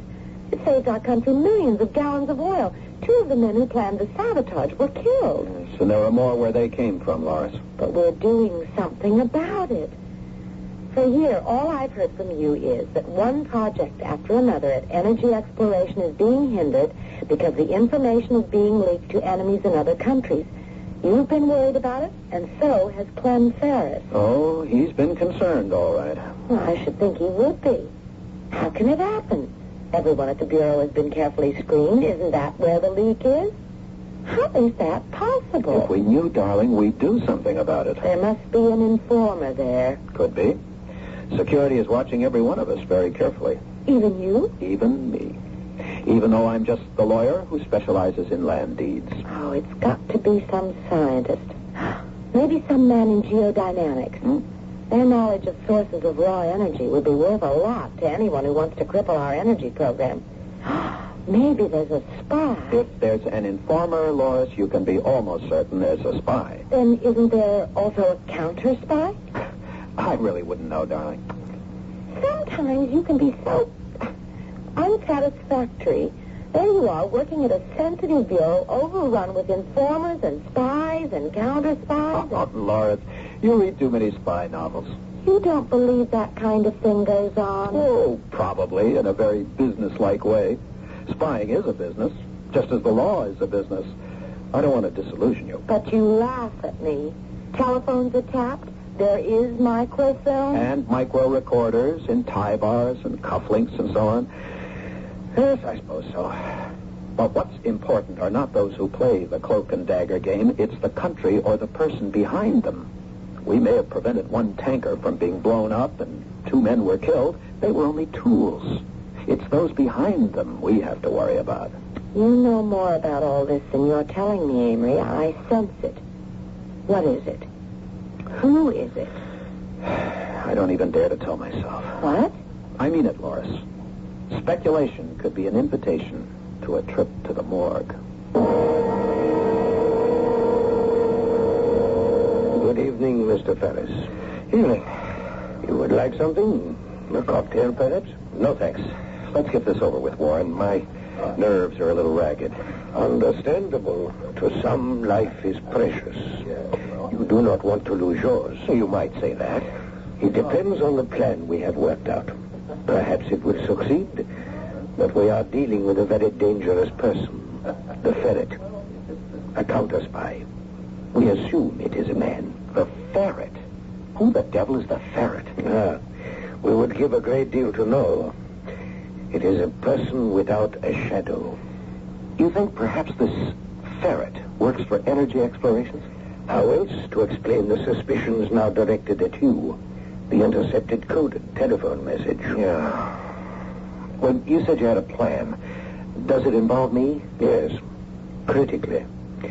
I pointed out that their counterintelligence wants more than just you. It wants to net those behind you, those I represent. So they wait. We cannot afford to wait. If we destroy the Ferret, the evidence against you is destroyed. All right. What do you want me to do? Look, it's quite simple. You are being followed, of course. Oh? Don't be naive. You come into New York by train each day, isn't that so? Yes, I board at Larchmont, an 8 o'clock train. Good. And tomorrow? Same routine. Also good. Now, when we leave this restaurant, you go to Grand Central, yes? Yes, I'll take the 6:45 home. And with you, you will take a package. All right. What's in it? A detail, and unimportant. Now, tomorrow morning, when you take the train from Larchmont, you will have the package with you. All right. And you will lose it. You will leave it on the rack overhead on the train. And that is all.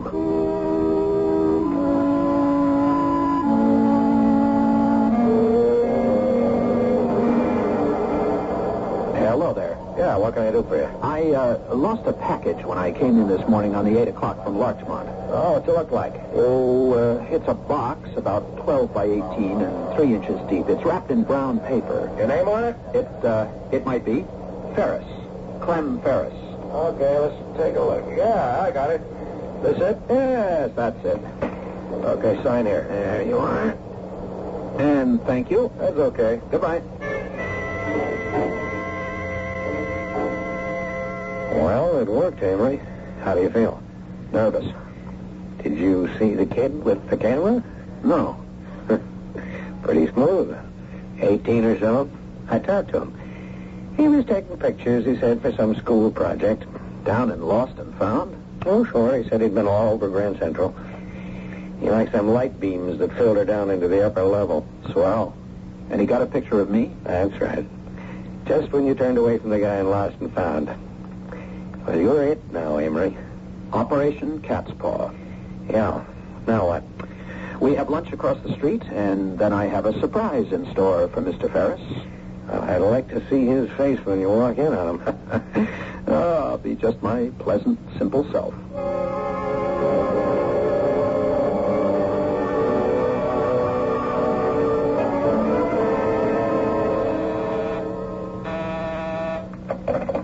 Yes, Linda.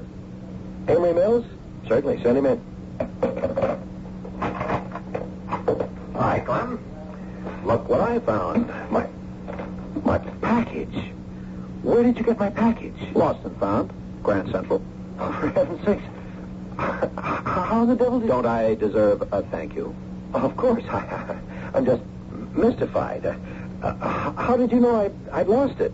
I left it on the train this morning, and I was going to pick it up tonight. I really don't understand. Oh, it's quite simple, Clem. A friend of mine, Ted Palmer, rides the same 8 o'clock you take into town from Larchmont. He's always the last off the train. He saw the package and turned it into Lost and Found. But how did you find out about it? I'm just curious. Well, Ted and I played squash and had lunch.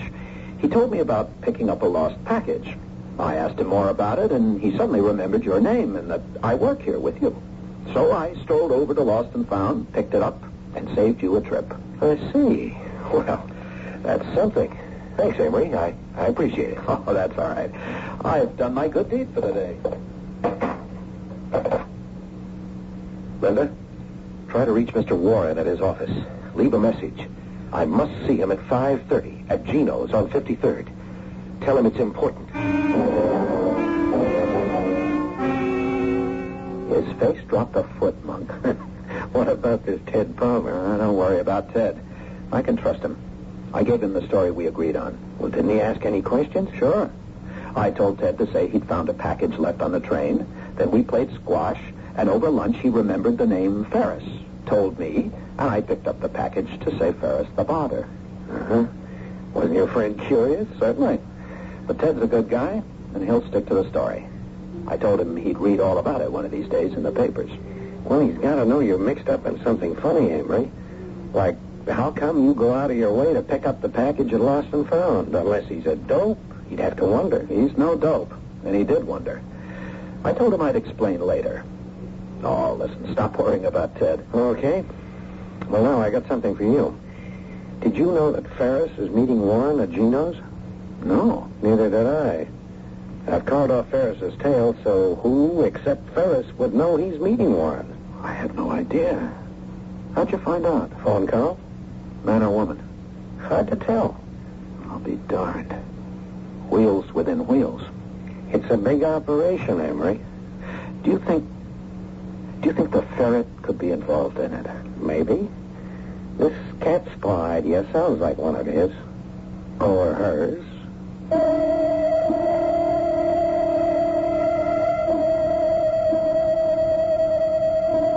In some ways, each of us leads a double life. We appear one way to those whom we report to, another way to those we trust and regard as harmless. We have two faces. Think about it. Why do we ever practice deception? For self-protection. If you're severely critical of your boss, chances are you'll be discharged. If you have reason to believe that your son-in-law is cruel to his wife, do you tell him so? Not often. Then, what about a spy? Consider his way of life as it continues to unfold when I return for Act 2.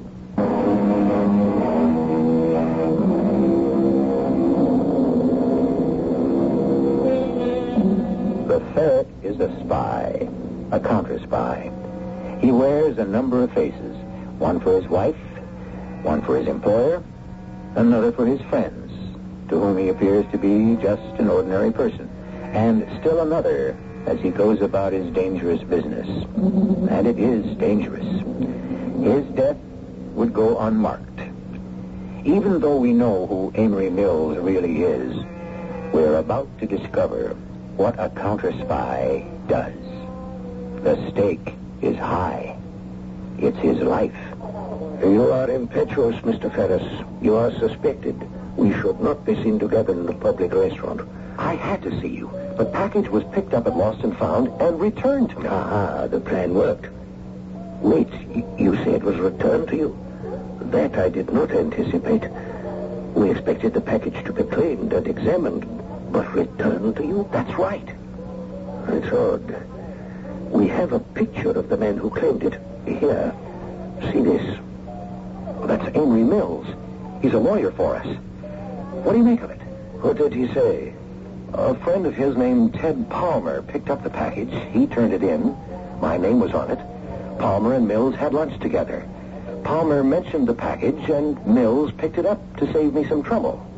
That's the story. Yes, it could very well be a story. I don't like it. It sounded straight to me. I spoke to Palmer.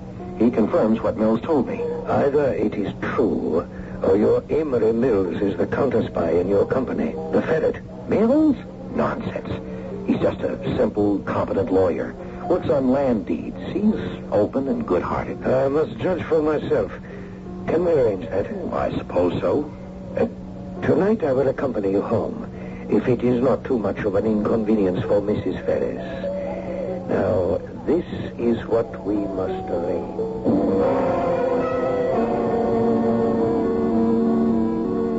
Hey, you're on time. Sure. The train made it for once. Well, wash up. We're going out. Oh? Lucille Ferris telephoned and insisted we come over for cocktails. Her husband's bringing home some big shot from some export-import company, Mr. Warren.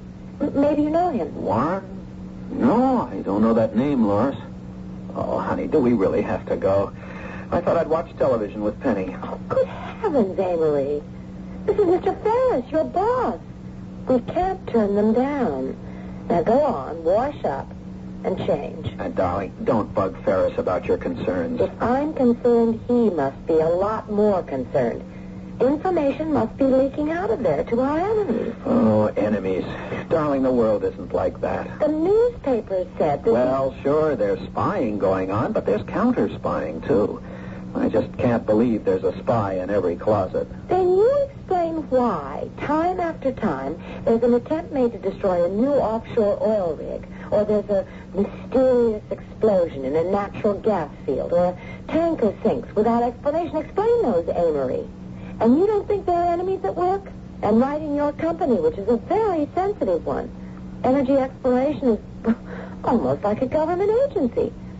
Someone in there is stealing confidential information. Mr. Ferris knows that. I want to ask him what he's doing about it. He won't tell you much. Why should he tip his hand? Well, maybe not. I just want to hear from him that something is being done about it. Just because you're complacent doesn't mean I am. Now, go on. Clean up. Who'd you say the guest was? The import-export big shot? Warren. Mr. Warren.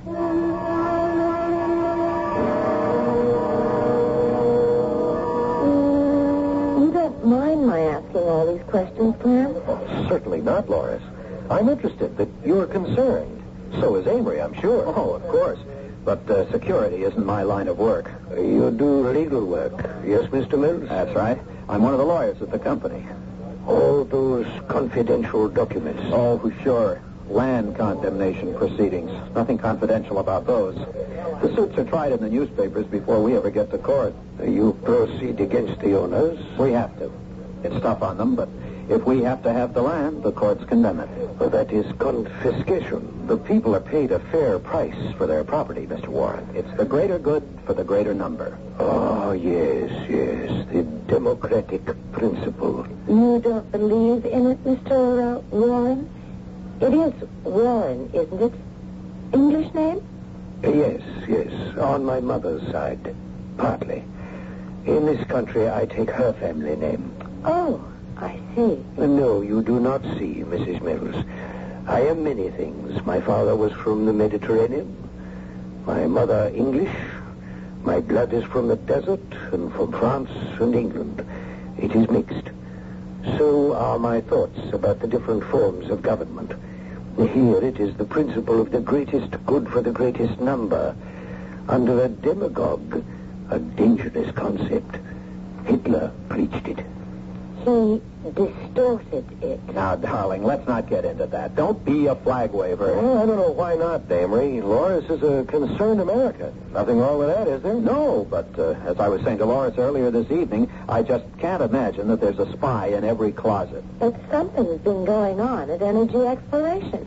You said everyone was worried about it and that security had been tightened, and maybe that's why that oil tanker escaped. Isn't that so, Clem? Why, yes, I suppose so. Oh, you must have been pleased.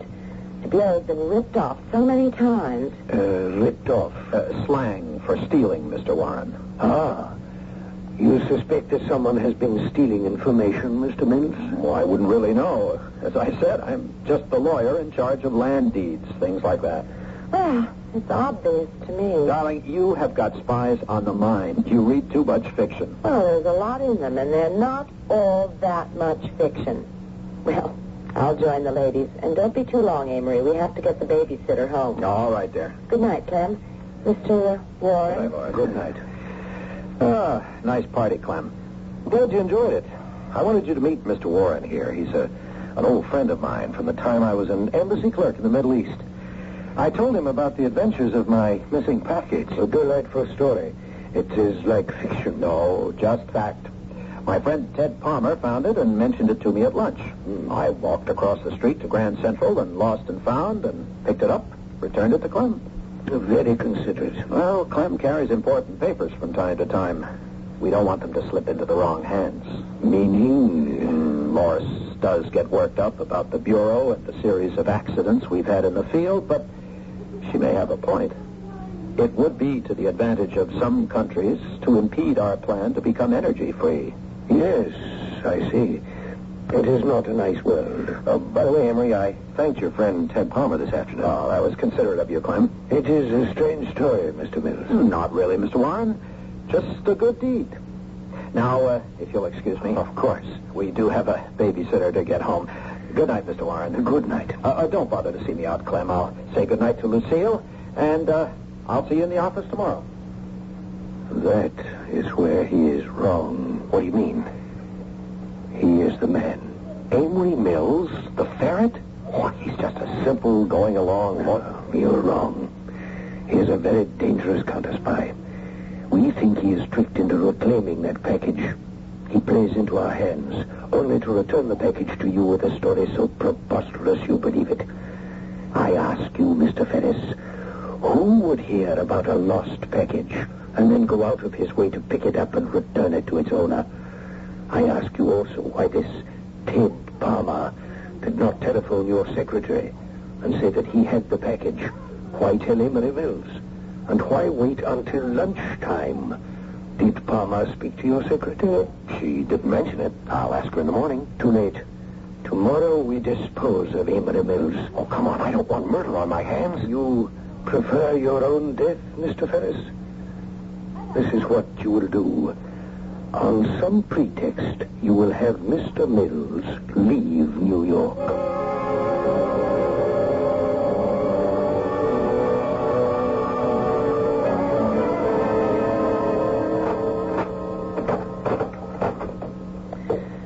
Now, wasn't that pleasant? Very nice.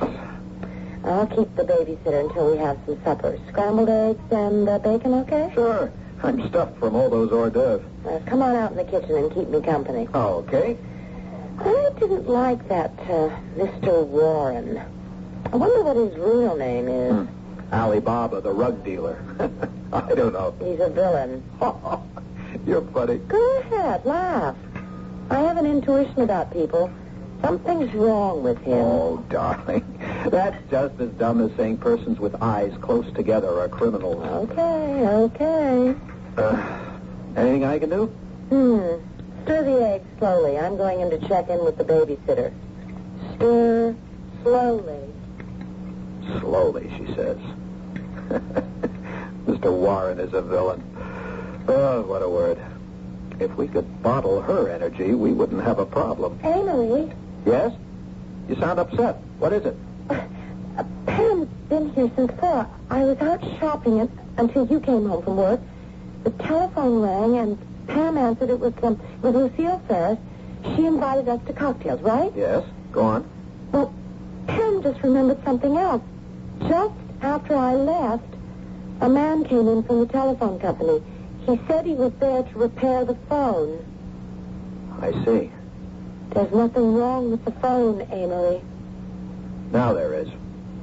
Well, what do you mean by that? You frightened me. I'll check the phones. They've been tampered with. Bugged. What? But why? I work in a high-security job, darling. Then there are spies at EEI. It looks like it. If I'm right, I won't remove the bugs, but remember this. No matter who telephones our number, say nothing significant. Talk nonsense. Pretend that we've been taken in. The phone tap goes somewhere. I want to find it. And don't, under any circumstances, open the door to a stranger.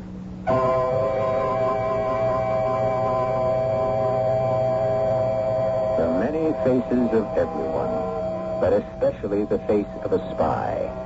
The word creates an unpleasant picture. We think of a spy as someone dishonorable, and we're right. He's a thief. But the greater thieves are those who employ him. They do it to gain an advantage over others. So in the name of dishonor, the spy exists, never doubt it, and performs his furtive work, and who is to say who is the more dishonorable? The spy or those who avail themselves of his services? I will return shortly with Act 3.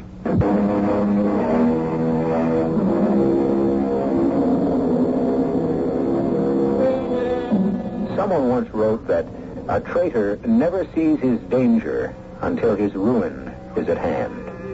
History bears out the truth of the observation. Clement Ferris is a traitor.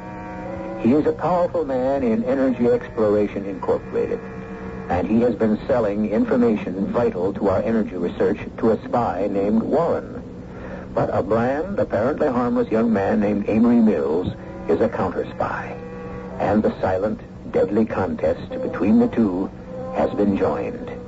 How it will be resolved, we are soon to discover. Good morning, Amory. Morning, Clem. You wanted to see me? Yes, this is short notice, but I've had a call from young Fisher in New Orleans, the engineer. He'd appreciate it if you'd come down there right away. Oh, well, of course. What's the problem? Well, as I understand it, Fisher's work is being held up because his inventory on steel is low, and when he ordered additional material, the price was increased on him. That can't be, Clem. We have a contract with the supplier. I'll get on the phone. No, I've already done that. I want you down there to settle the problem on the spot. Can you leave before noon? Well, sure. I'll go home and pack and head for the airport. I've already made reservations for you at the Cajun. Not the Roosevelt? Well, you like the Cajun. It's small and intimate. Good luck, and telephone me tomorrow.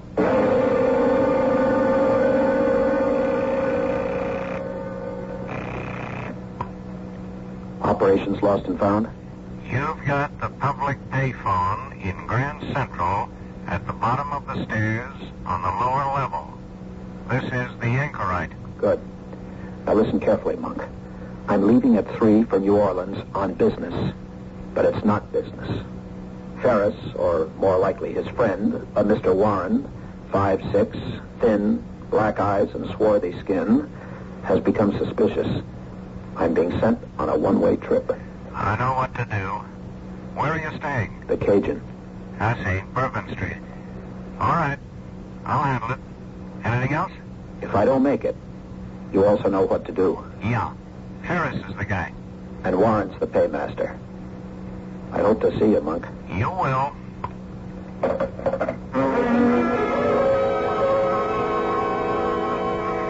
You know something, Amory? I've decided that either you're really absent-minded or that you're devious. Oh, come on. Devious. That means crooked. Me? You know me. I should. But sometimes I wonder. I mean, this trip, for instance. Well, darling, it came up all of a sudden. I told you that. We saw the Ferrises last night. Didn't Clem Ferris say something about it then? No. Why? Because I've never seen New Orleans. And with 24 hours' notice, I could have gone with you. That's why. Oh, well, darling, we'll make the trip together some other time. What's happened now in New Orleans? Oh, nothing very important. That must be important if Clem gives you a few hours' notice and sends you flying off. Darling, it's just some problem with a local supplier of steel we need to complete the installation of a new rig off the coast. Now, can I bring you something from New Orleans? Yes. You. Thanks, Laura. I don't know why, but I've got a very funny feeling about this trip of yours. Oh? I can't explain it. Just be careful. I will. And listen to me, darling. If you hear anything bad about me, ignore it. Will you do that? What? Are you superstitious, too? Not a bit. I'm just telling you. Don't worry about me. And don't worry about anything you might hear. Got that? Henry, you're holding something back. What is it? Look, darling, the work I'm in is sensitive. You know that. Even though I'm just a simple lawyer who shuffles papers all day long and draws deeds for condemning land, a lot of money is always involved, and so are a lot of interests. Guys can get hurt. You know that. I've told you that before. So be prepared not to believe anything you hear. I can take care of myself. Nothing's going to happen to me.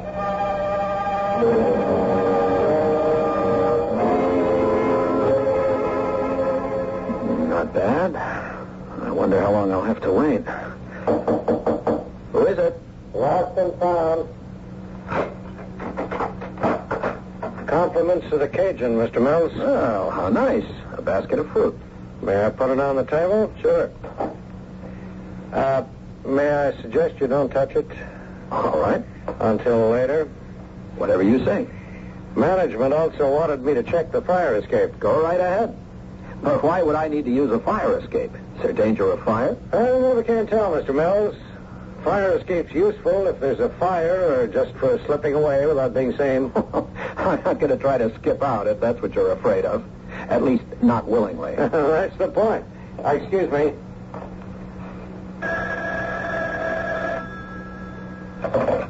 Hello? Oh, Mr. Fisher. Well, I'm here, all right. Are you the engineer? I see. Yes, the sooner the better. Come right up. I'm in 211.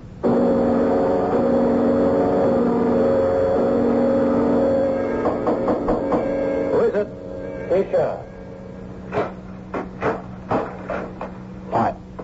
Mr. Warren. Sit down, Mr. Mills. I must talk with you. But I was expecting Mark Fisher. He's the engineer who... Oh, we know, Mr. Fisher. I know you're a friend of Mr. Ferris's, but I am mystified. Why are you in New Orleans? And why have you come to see me? Has Ferris sent you? You play the fool. Oh, I hope not, but I sure feel like one. Ferris sent me down to check on a problem Fisher's got, and I'm supposed to try to straighten it out, solve it. Are you involved? Who are you, really? Security for EEI? You delight me. Well, that's nice to hear. Sit down and tell me how. I will do that. Have you come with some special instructions for Mr. Ferris? You might say that. I really don't understand. Well, then I will explain. Would you like some refreshment? I can call down for room service. No. That would be fatal. Fatal? Hey, what's going on? It will be fatal anyway. But my way, it is so much neater. You have been caught, Mr. Mills. I have. What's the charge?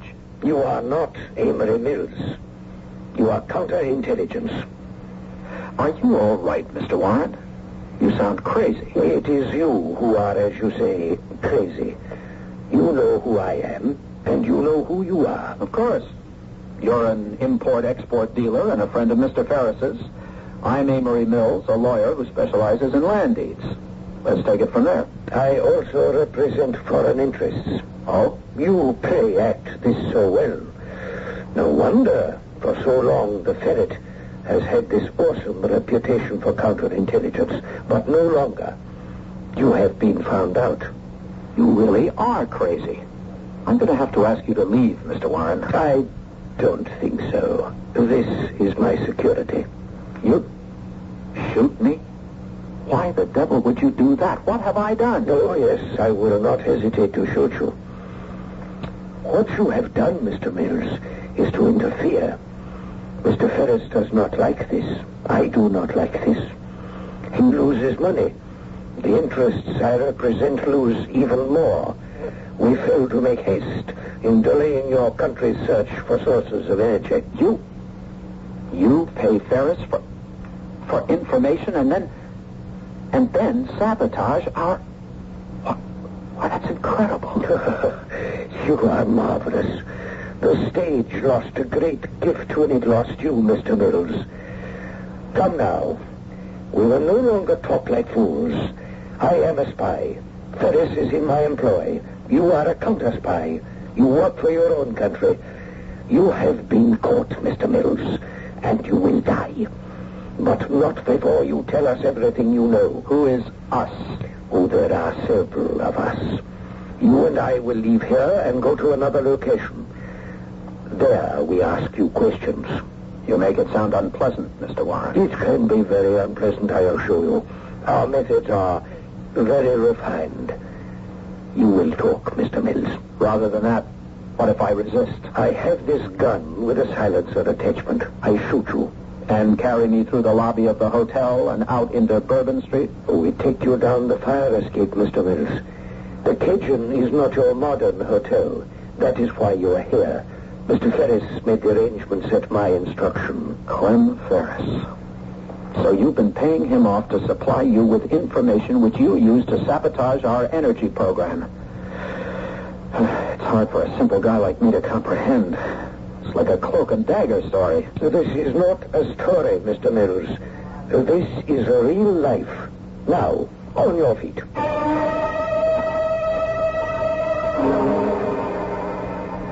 What? Oh, Clem. It's true, Lois. I don't know what else to tell you.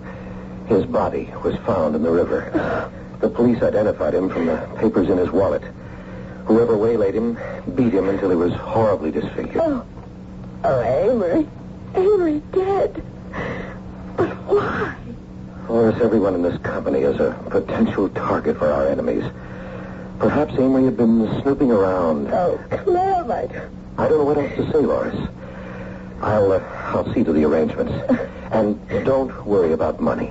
Amory was killed in the line of duty. You'll be well provided for. But without Amory, I don't want to live.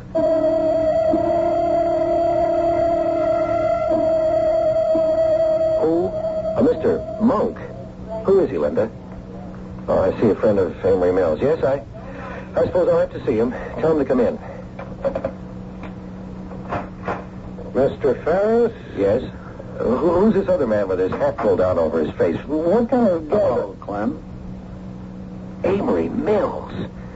I thought... I've got to have a talk with you, Mr. Ferris. Amory, I heard you'd been waylaid and murdered. I told Morris. I can hardly blame you, Clem. It could have been me. Some guy slipped me a knockout drop in a saloon and stole my wallet. The police caught him and brought him in. You say this other man, the man who was found in the river with his face disfigured. He was dark-haired, about 5'6", swarthy skin, a Mid-Easterner. But why was he found in the river, disfigured and dead? I think you know why. I'm not a mind reader, Mr. Monk. And I'm not a school crossing guard, Mr. Ferris. Now get your hat and come with me. What? Unless you can prove otherwise, Mr. Ferris, you're a traitor to the United States, and you're under arrest.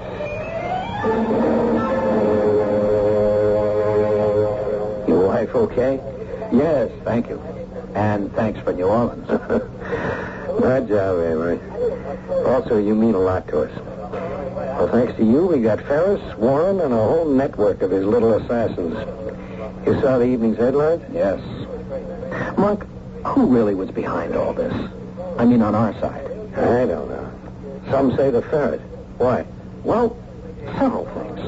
First, Ted Palmer really did pick up that package of Ferris's and drop it at Lost and Found. Yeah, I know. But if it had Ferris's address on it... His Larchmont address. Well, then he must have telephoned Ferris. He did. The message never got to him. Another thing. Who found out that Ferris was having drinks with Warren at Gino's? You said somebody telephoned you, but you couldn't say whether it was the voice of a man or of a woman. Yeah, that's right. Well, who was it who pulled the strings behind our backs? You mentioned the Ferret. Who is the Ferret? Could it have been Ferris's secretary? Linda? No, she was taken into custody. Is she there now? Well, I wouldn't know. I see what you're getting at. The Ferret could be a woman. Could be. And we'll never know.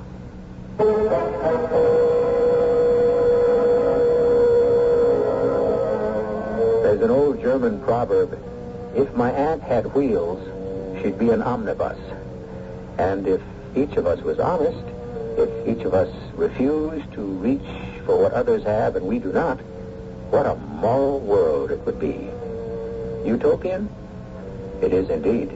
And that is why we have spies and why those spied upon have their counter-spies. A final observation when I return shortly.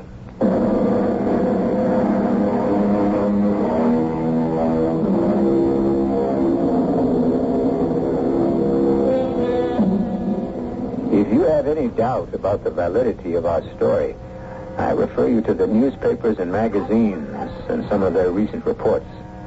Can you doubt that there is a silent network throughout the world of men struggling against each other to obtain information and to invalidate it? It's rather a creepy idea, isn't it?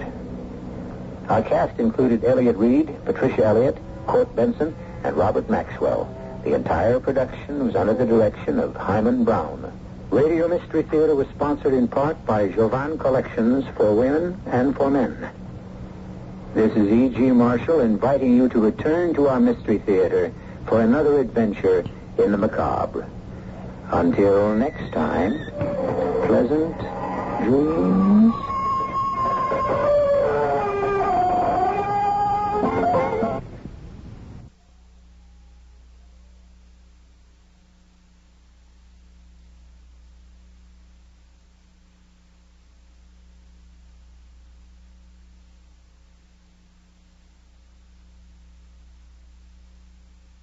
The CBS Radio Mystery Theater presents...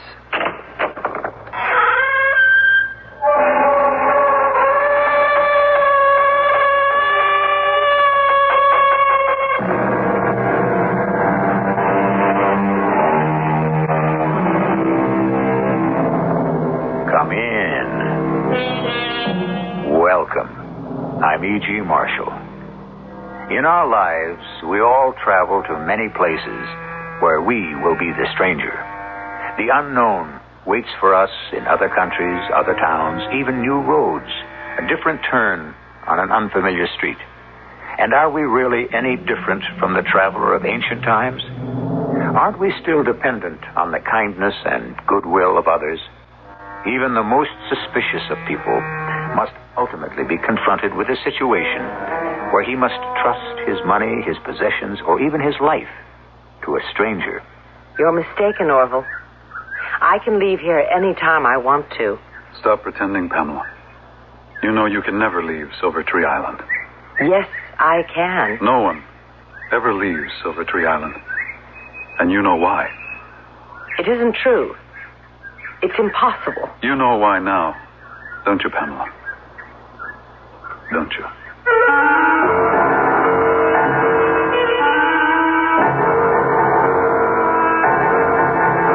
Our mystery drama, The Island on Silver Tree Lake, was written especially for the Mystery Theater by Victoria Dan and stars Patricia Elliott. It is sponsored in part by True Value Hardware Stores and Buick Motor Division. I'll be back shortly with Act One. Introducing the new Century, a Buick like you've never seen before. A little science. The fastback design is pure function. But the execution is pure Buick. A little magic. The trim new Century has a new design, a new size. A little science. Yet inside there's more head and leg room than last year. A little magic. Say, that wouldn't be the new Buick Century, would it? Yes, sir, that's it. Boy, it looks so good, I can't believe it. Yes, sir. And all that room and luxury in there. I mean, it's hard to believe, you know? Yes, sir. Hey, can I ask you a question? Yes, sir.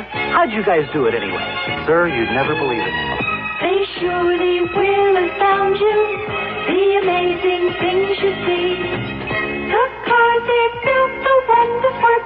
How can such things be? A little science, a little magic. A little science, a little magic. A little science, a little magic. I'm Hyman Brown, producer-director of the Radio Mystery Theater. I'd like to tell you about our other drama series, the Radio Adventure Theater, heard on weekends on most of these stations.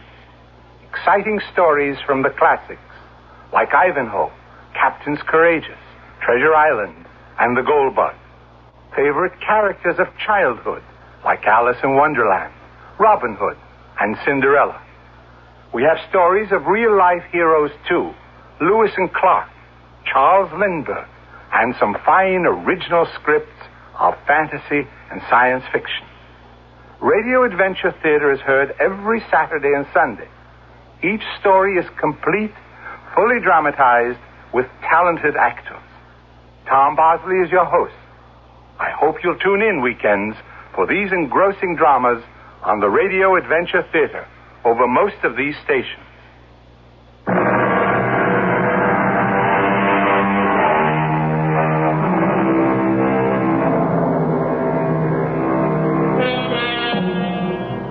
The world, they say, has gotten smaller. It grows smaller every day. This incredible shrinking process has to do with our advanced technology. There is scarcely a patch of ocean or earth anywhere that has not been duly accounted for on some vast atlas. The previous frontiers of mystery are rapidly losing their magic. The once untamable Amazon is falling victim to the bulldozer. Enchanted islands in the South Pacific are used for atomic bomb experiments. Still, with it all, there are places, even in this country, that remain relatively untouched by the mass of civilization. Places that we call the back roads of America.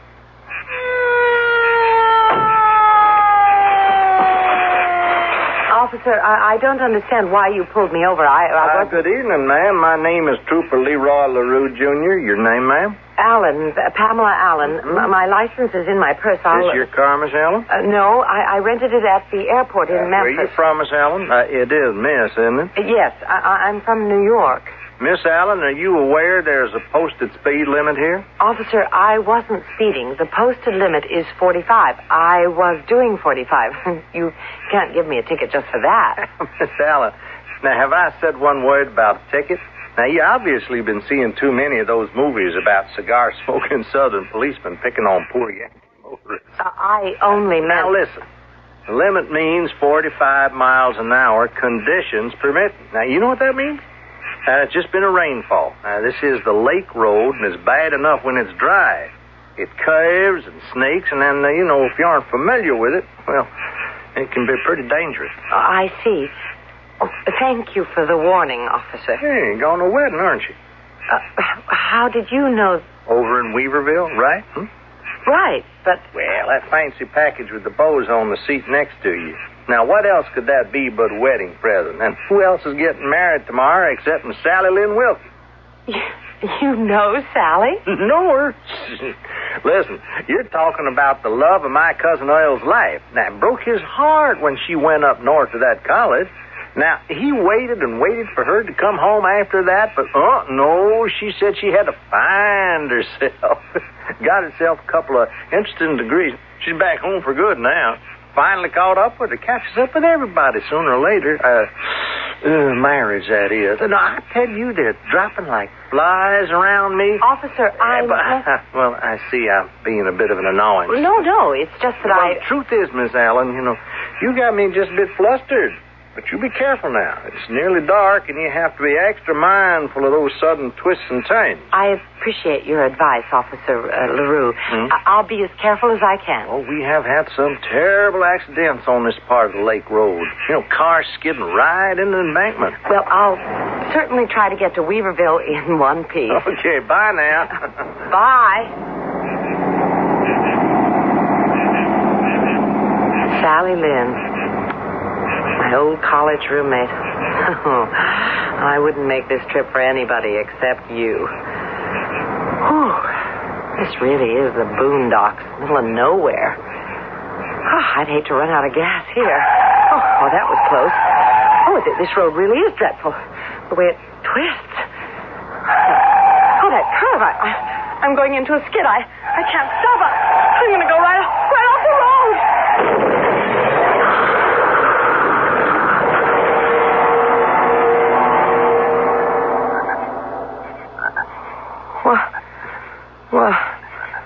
What happened?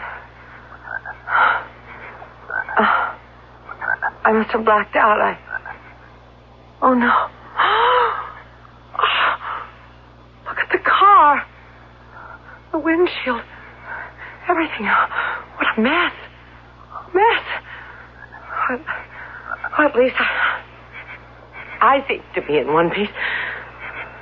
Now what am I supposed to do? I'm in the middle of nowhere. It's dark. There's no phone, no houses. I guess I'd better start walking.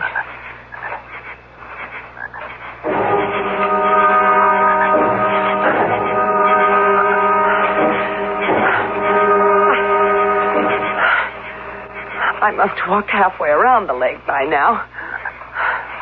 There's nobody. There's nothing. Oh, wait a second. Oh, up there ahead. A dock. I think I see a boat. Oh, it is someone. Hey, hello there. What? Who's there? Oh, am I glad to see you, sir. I didn't think there was anyone around here for miles. Oh, I'm here. Always here. I just ran my car into a ditch a few miles back, and I would really appreciate some help. Oh, had an automobile accident, you say? Yes. Where would the nearest gas station be? Ain't none, except in town. Oh, that's over 5 miles in the dark. Well, but is there a house nearby? Nope. Not that I know of. Oh, but what's that out there? Out where? I think I see some lights out in the center of the lake. Oh, don't you know what that is? No. Should I? Well, that's the Silver Tree Lake Resort. Resort? Out here in the middle of nowhere. Not many people have heard of it. It's very, how do you say, exclusive? Would they have a telephone there? You mean you'd want to go there? Well, yes, just to use their phone. I don't know. You make it sound as if they've got guard dogs or something. Oh, they do. A big brood of a German Shepherd. But he don't bark at me. I mean, in my boat. He knows me. I make deliveries at the island. Drop off guests a couple times a week. Supplies, the Sunday paper. Well, might you be able to give me a lift over in your launch here? Oh, I'd be happy to oblige you, miss, for a fee. Yeah, the going rate is $1/2. Well, all right. Now, don't misunderstand me. I'd take you for nothing, but it's been a slow week, and, well, the price of gasoline these days... Never mind. Here's your money, Mr... Oh, just call me Charlie. Hey, come on, hop in now. Watch your step.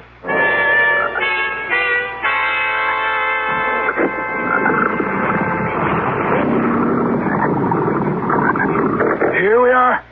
Silver Tree Lake Resort. Oh, beautiful, what I can see of it. Oh, hey, does he bite? Brucey? No, not at me, doesn't. Yeah. Good boy, Brucey. Well, follow me. I'll take you to meet the manager and his wife. They'll be up in the main lobby, just ahead. Hey, anybody home? Well, Charlie, how are you? Who's this young lady? Miss Pamela Allen. I'd like you to meet the owner and manager of Silver Tree Lake Resort, Mr. T.J. Harrison. Well, how do you do, sir? I was hoping that perhaps I might use your phone. Oh? I've just badly ruined my car. Yeah, she had an accident. Yes, so you have, Miss Allen. I can see you hurt yourself. No, not really. I would just like to use the phone. Oh, well, I'm afraid it's impossible. The switchboard's out of order till the morning. Hey, that storm we had early this afternoon knocked some wires down. Oh, I see. You know, the best thing you can do now is to get some rest. We can put you up one of the guest rooms. There's plenty of space. Well, I don't know. What credit cards do you accept? Credit card? Miss Allen, you don't really think we charge you for our hospitality? I mean, to a traveler in distress? Well, this may be a hotel, but you're a guest of management. Now, haven't you ever heard of Southern hospitality? Well, I appreciate it, Mr. Harrison. Vonnie. Oh, Vonnie. Come on out here, honey. Vonnie, here's my wife. What is it, T.J.? I was just sitting down to dinner. Honey, this is Miss Pamela Allen. She had an accident with her car. Oh, I'm sorry to hear that. So I insisted she stay the night, rest up. Of course. But I don't want to put you to any trouble. No trouble at all. Is it, Vonnie? No, of course not. I'll show you to your room. It's a lovely room, Mrs. Harrison. Please call me Vonnie. And I wish you'd call me Pamela. I can't tell you how much I appreciate your kindness. We're kind of a simple place here, but I think you'll find everything you need. Try to get some rest. You must have had quite an ordeal.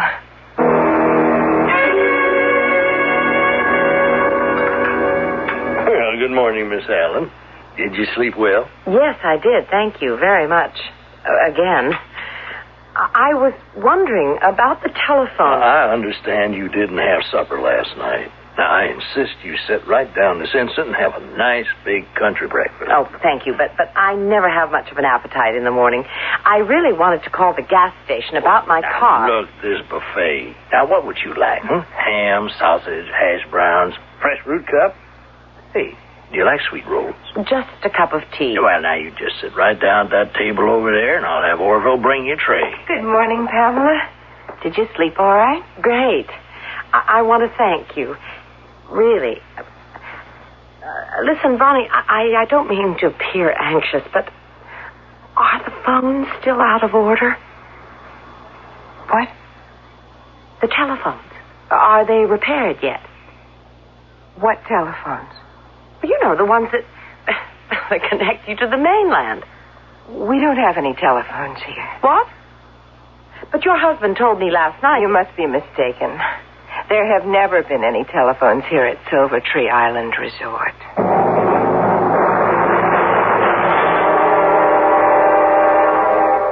And here you thought the plot was never going to, as they say, thicken.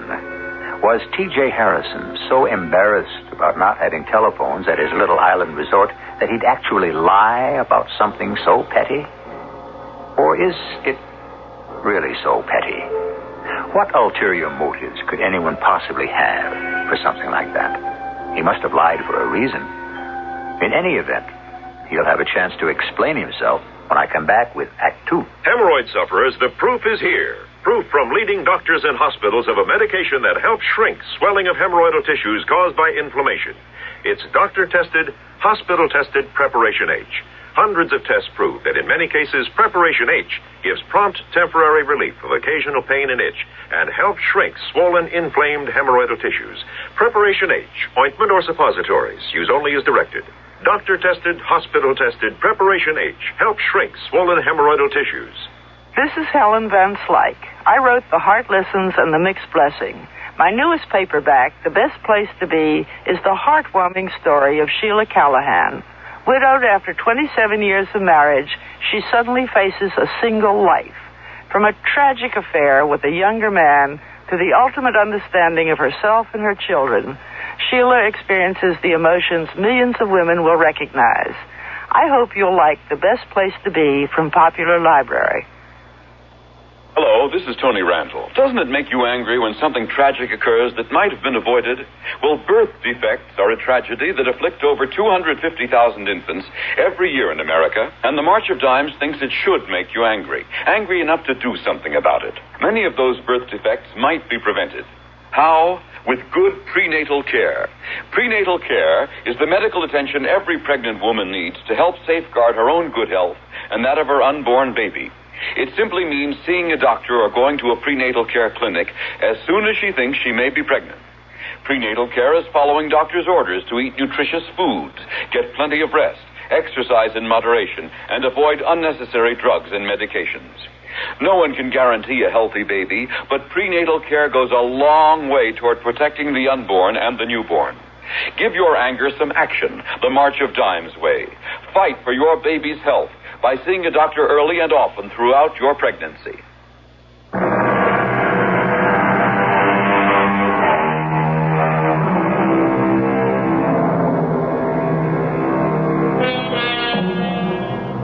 Over 2,000 years ago, a Greek writer said, "What is pleasanter than the tie of a host and guest?" Things haven't changed much since then. Hosts still like to entertain, and guests still worry about overstaying their welcome. Pamela Allen, en route to the wedding of an old friend in the back country of Mississippi, has just spent the night at a hotel in the middle of a lake. Following the promise of the hotel manager that the phones would be working in the morning. Now it seems her very gracious host neglected to tell her that there aren't any phones on the island. No phone? No, of course not. But why would your husband tell me there were phones if there really weren't? You were in such a state he probably didn't want to upset you. Well, what kind of a place doesn't have telephones? Pam, you have to understand, Silver Tree Island is a place where people come to escape the pressures of the outside world. They leave their cares behind. No television, no radio, no telephones. The people prefer it that way, and we cater to our clientele.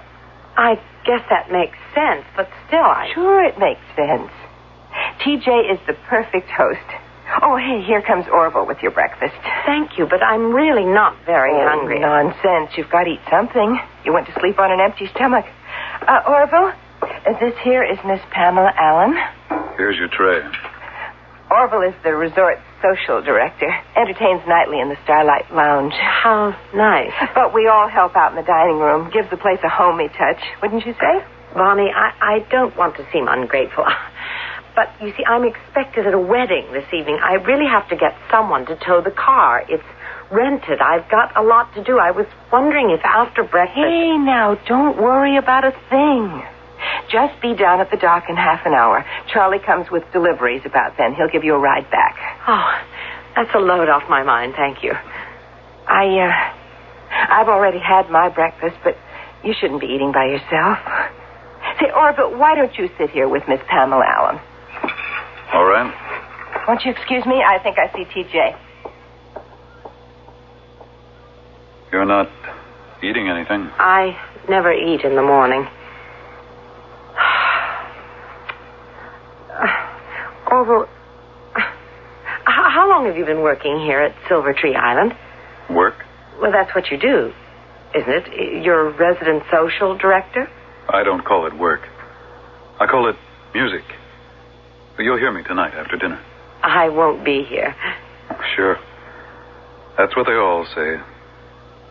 What all who say? The guests. Oh, I'm not a regular guest. Well, they all say that, too. What are you talking about? Don't you know by now? They're not going to let you get away so fast. Do you mean to say that they're going to try to get me to stay longer as a regular guest? Well, you could put it that way, yes. That's ridiculous.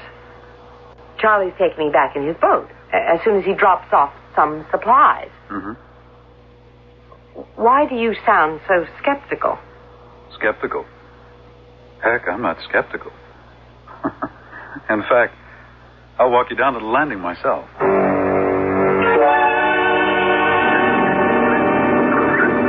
There's Charlie now, right on schedule. I wish I could have found the Harrisons before I left. I wanted to thank them for their hospitality.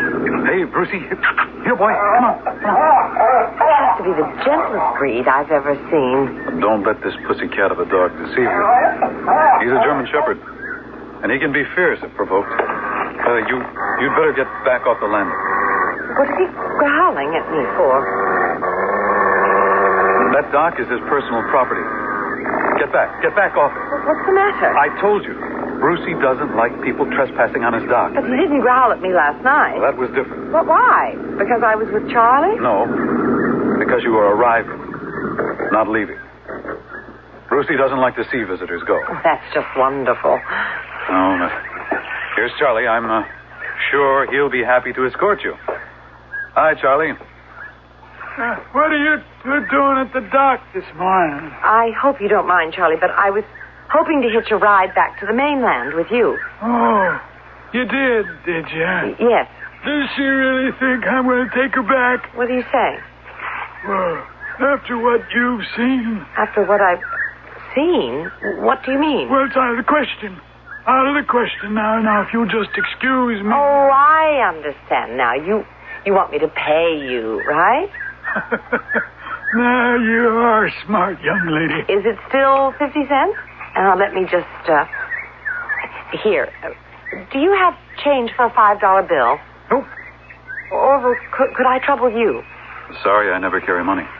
Well, Here, then. Take the whole 5. Are you kidding? It's worth it for me to get going. Well, not to me. I don't deal in paper money. It's 50 cents clear or no ride. But that's $5. Perfectly good U.S. currency. Well, I'm not interested. The fee is 50 cents. Exact change only. You're the most unbelievable person I've ever met. Now, see what you've done. You've upset Brucey. You better come back to the hotel, Pamela. How could anybody be so mercenary? Young lady, you can always complain to the management.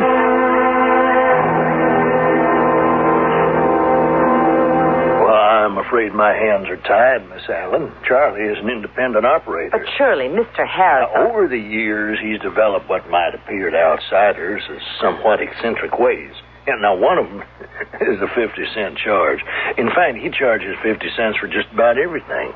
It certainly is eccentric.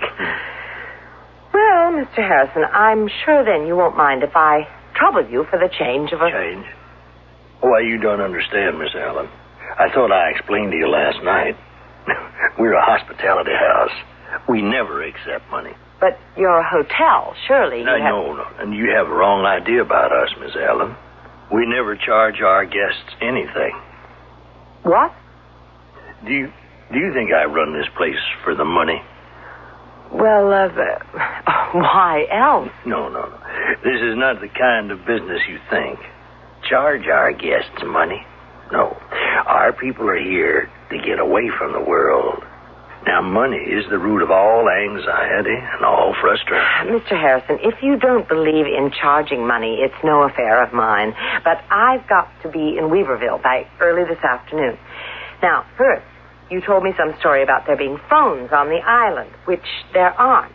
And then your wife told me I'd be sure to get a ride back with Charlie, except now it appears I can't do that unless I come up with exactly 50 cents, which you say you don't have. Now, what is going on here, Mr. Harrison? Don't you know? No, I'm quite confused. Well, then I'll clear things up for you. We like you very much and would like to invite you to stay. Stay? Here? That's right.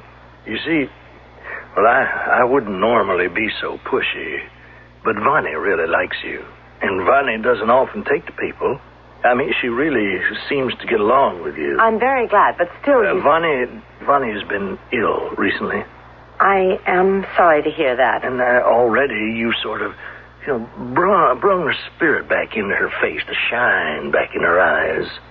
Oh, there is nothing like the companionship of young people, especially when her husband is such an old fogey like me. Oh, you're not old, Mr. Harrison. Well, thank you, but the truth is I am twice as old as Vonnie, and sometimes there's that unavoidable, what is it they used to say, generation gap.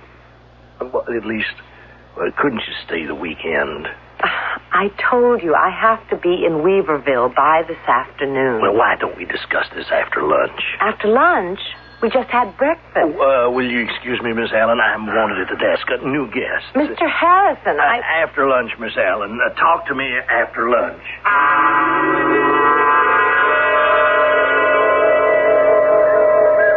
I don't know what you're so worked up about. Although I seem to be getting the runaround here. Do you? Really? What is this, some sort of inquisition? No, I just meant... Well, you seem to enjoy it here. A person has to be a fool to want to leave a place like this. Listen. That's a very rare nightingale. Stay, Pamela. I can't. I've got things to do. It would be so much better if you wanted to stay. You make it sound as if I have no choice. But you don't. What did you say? You're here to stay. I don't know what you're talking about. You can't go back. You know you can't go back. Nobody can ever go back. What? Nobody ever leaves Silver Tree Island. Oh, well, really? Ever. That's the price you pay instead of money. You never leave. I don't believe it. It's true, and you know it. Oh, it's the most ridiculous thing I've ever heard. Orville, quit joking around. It isn't funny anymore. I'm not joking. Look, I've got to get out of here. I left a $35 wedding present in an unlocked car, a rented car with a smashed windshield. I know. A 76 blue sedan. Needs a new windshield and some work on the front grille. How did you know what kind of car I was driving? Why shouldn't I know? TJ told me. Mr. Harrison, but how does he know? He knows everything. He always knows the circumstances of the death. The what? The death. You know, like your death. My death. What is it he said it was? Some kind of a head injury, I think. You're telling me that I'm dead. What do you think I'm doing? I don't like your sense of humor, Orville. It's very sick. Pamela, why don't you face facts? You had an accident. You died. It happens to the best of us. And you're out of your mind. I'm alive. No, you're just a soul, like the rest of us. You know you're dead, and you know where you are. Oh, and where am I supposed to be? Where all souls go. The island of the dead. The island of the... what? Of the dead. Otherwise known as Hades.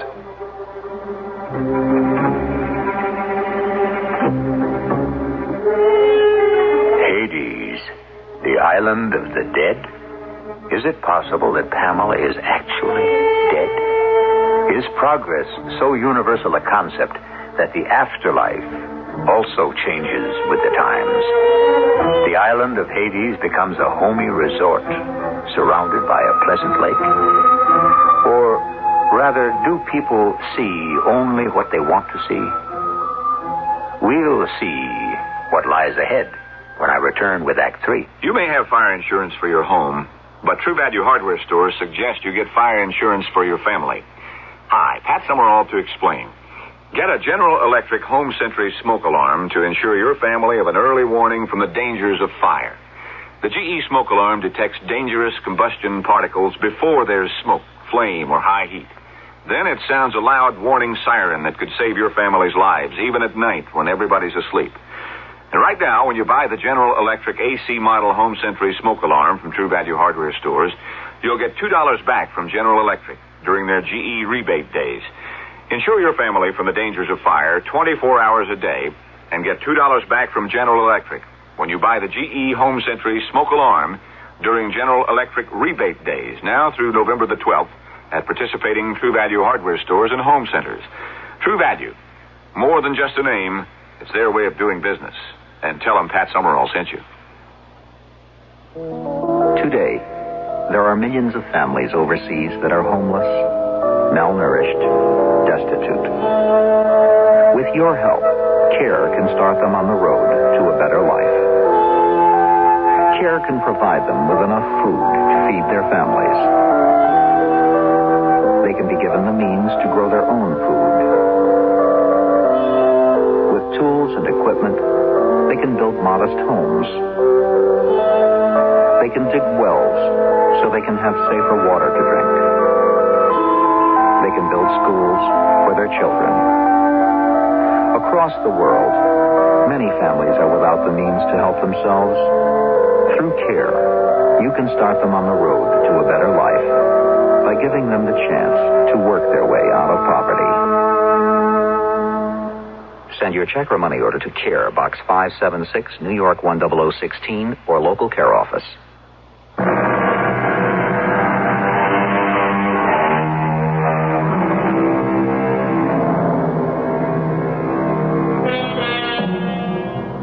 For thousands of years, Western civilization has held onto its belief of some kind of afterlife. Greeks and Romans had legends of an underworld called Hades, run by a gloomy Olympian god and his young, pretty wife. The dead reached Hades by ferrying across the dark river Styx and were greeted at the gates by a huge three-headed dog named Cerberus. Now, In our story, we have a pleasant southern resort island, the owner and his younger wife, and an ominous German shepherd guarding the boat dock. If there are any parallels, well, they really aren't intentional. Hades. You're telling me that this place is Hades. It is. This whole thing is ridiculous. You skidded off the road.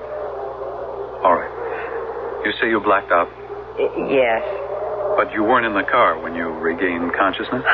No, I was on the grass somewhere. Somewhere. Don't you remember? Actually, it's all hazy now.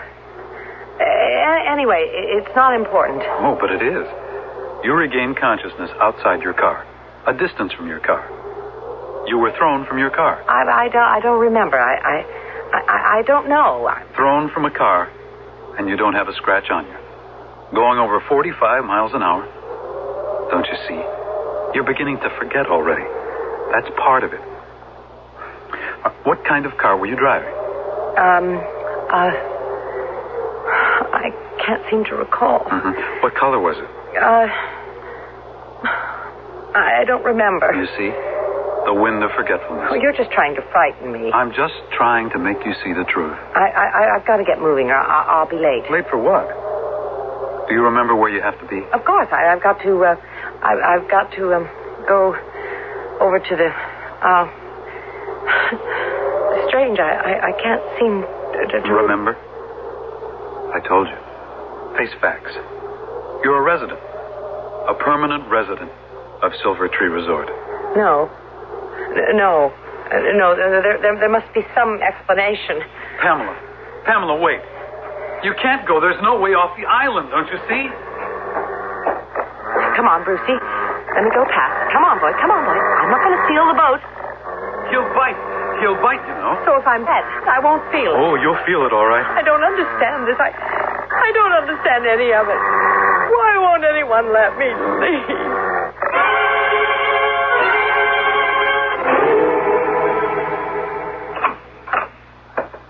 Hello. How are you feeling? Oh, Pamela, answer me. What have I done to make you angry? I want to leave. Nobody will let me leave. Is this such a bad place? No. Not really. Has anyone treated you unkindly, made you feel unwelcome? No. Then what's the problem? Bonnie, is this place really... Yes, it is. And am I supposed to be... Everyone here is dead. That's what makes Silver Tree Island Resort so, exclusive. The ultimate in exclusiveness, if that's the appropriate word. I'm really dead. Hey, it's not so bad. I'm 27 years old. What did I ever do to Pamela? I was a lot younger than you when I came here. I cried and I wanted to go home, but, well, what's done is done. I'm here. And it really isn't that unpleasant. We can be friends. Orville seems to like you, and he usually doesn't bother with people. I'd be very flattered if I were you. 27 years old. I never really loved someone. You might as well face facts. Why? Because that's the way things are. Why do I have to accept that? Because you have to. That's why. Bonnie, I don't have to accept anything. But you do have to. Some people. Most people. Almost all people. But not me. And what do you intend to do about it? Bonnie, when I go into a store and they sell me something and I decide I don't want it, I go right back and I return it. Even if the store has a strict no return policy, I return it. And I get my money back. Do you know why? No. Because that's how I was raised. My mother told me, Pamela, never let anyone sell you something you don't want to buy, and I never have. But this is different. How is it different? You're talking about a non-returnable item. That's where you're wrong, Vonnie. Everything is returnable. TJ, honey, Pamela here wants to talk to you. That's why, sure. Is everything all right, Miss Allen? No, everything is not all right. No? Well, what's wrong? I'll take care of it right away. I am not pleased with the services of this establishment. What? How can that be? I find the quality not to my satisfaction. Well, what exactly don't you like? Is it the food? You call that food? I've eaten sandwiches out of vending machines that tasted better. Oh, you can't mean that. I insist you provide transportation for me back to the mainland. Well, now, I will oblige you in any way a good host can, Miss Allen, and I'll improve your meals. I'll do anything a good host should. But the successful host is one who's made his guests feel so welcome that they never wish to leave. And I fear I have not succeeded with you. But never mind. I am working on it.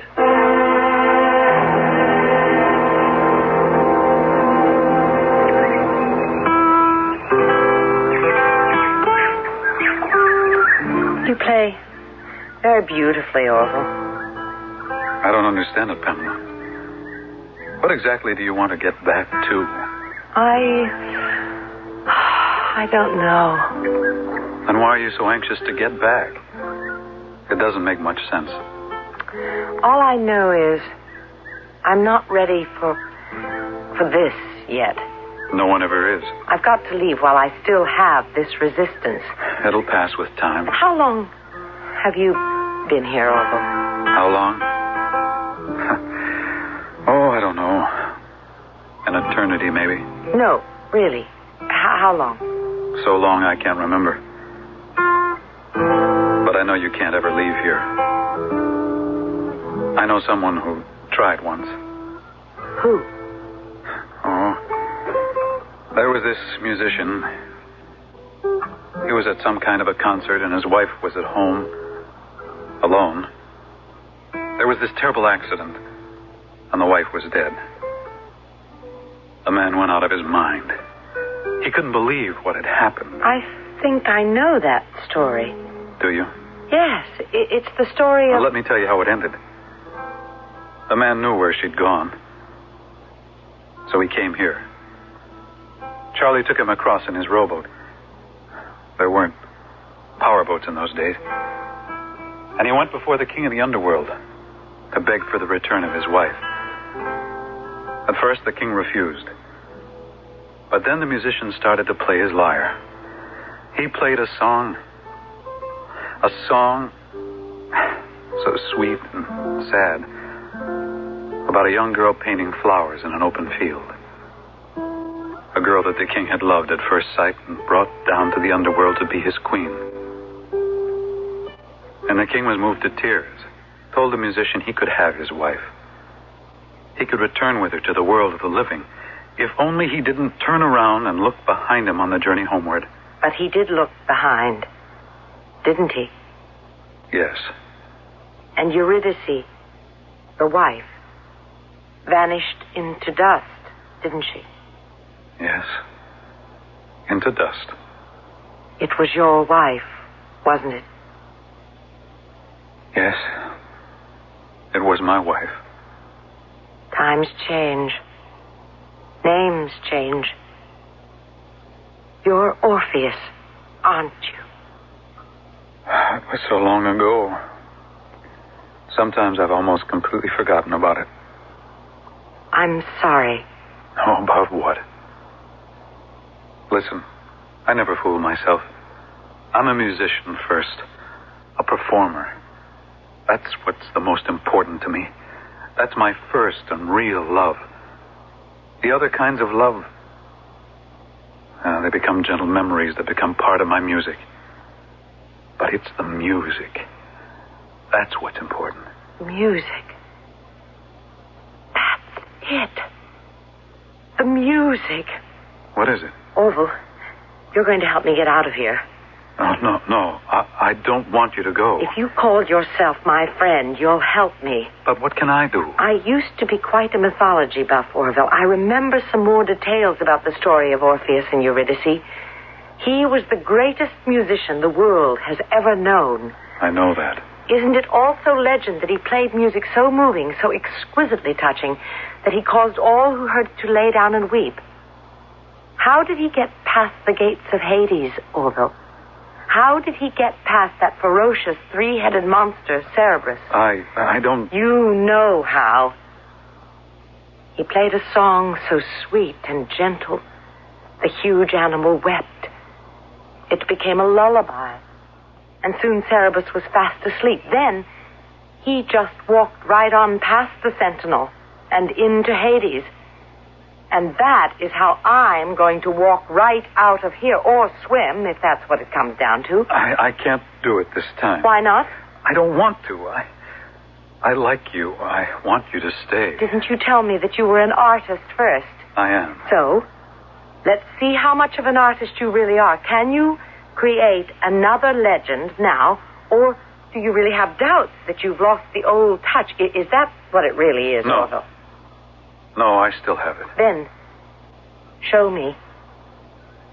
Show me, Orville.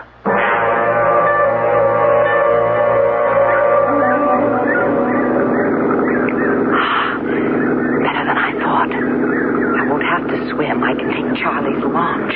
I don't know, Pamela. Start playing, Orville. Play more sweetly than you've ever played before.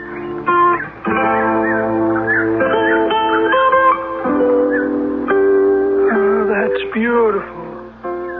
Just lovely, Orville. Oh, I'm a boy again.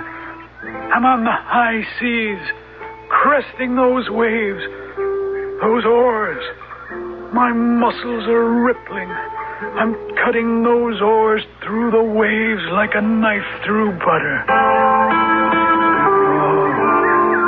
that's beautiful.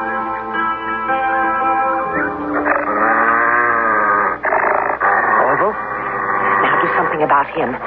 Charlie's all taken care of. Now get rid of this dog.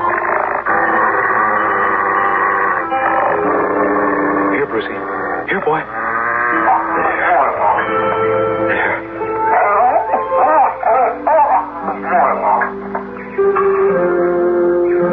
Now go ahead. Hurry. I don't know how long I can hold them. Thank you, Orville. Thank you. Hurry. Hurry. I'll never forget you for this, Orville.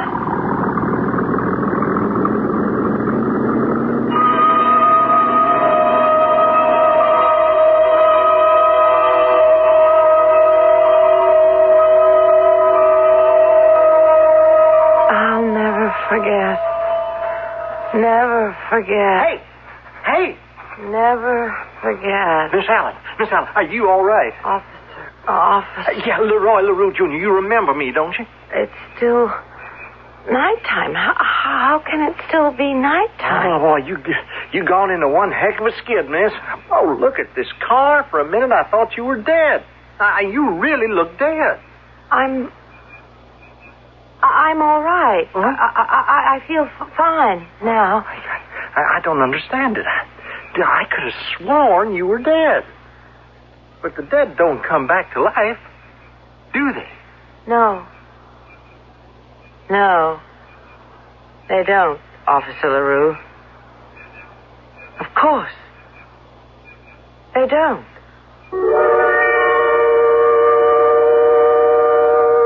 Or do they? After all, anything is possible in this day and age. Anyhow, who is to say whether or not this wasn't all some dream? Maybe there really isn't some actual life and death struggle that has gone on since the beginning of time. Maybe there is really no place called the Isle of the Dead. In any event, one thing we do know for sure is that this is the place right here where you'll be when I return shortly. I remember how we loved caramel apple time when I was a kid. Dad got the apples, the biggest, juiciest kind. Mom had all us kids unwrap the Kraft caramels. She'd say, anybody who doesn't help won't get a caramel apple. we never needed coaxing. Those apples looked so chewy and caramely sitting there on the counter, we couldn't wait for them to cool. It isn't autumn without them. Kraft caramels make the best caramel apples. The recipe's on specially marked bags, along with 5 sticks inside. Don't worry, it's only the radio. This is Dick Van Dyke, and frankly, I get scared when I think of earthquake, fire, flood, or hurricane. We almost always lose our normal means of communication. But who's there, ready to help? The radio hands. If you'd like free information about the amateur radio service, write the American Radio Relay League, Newington, Connecticut, 06111. Over.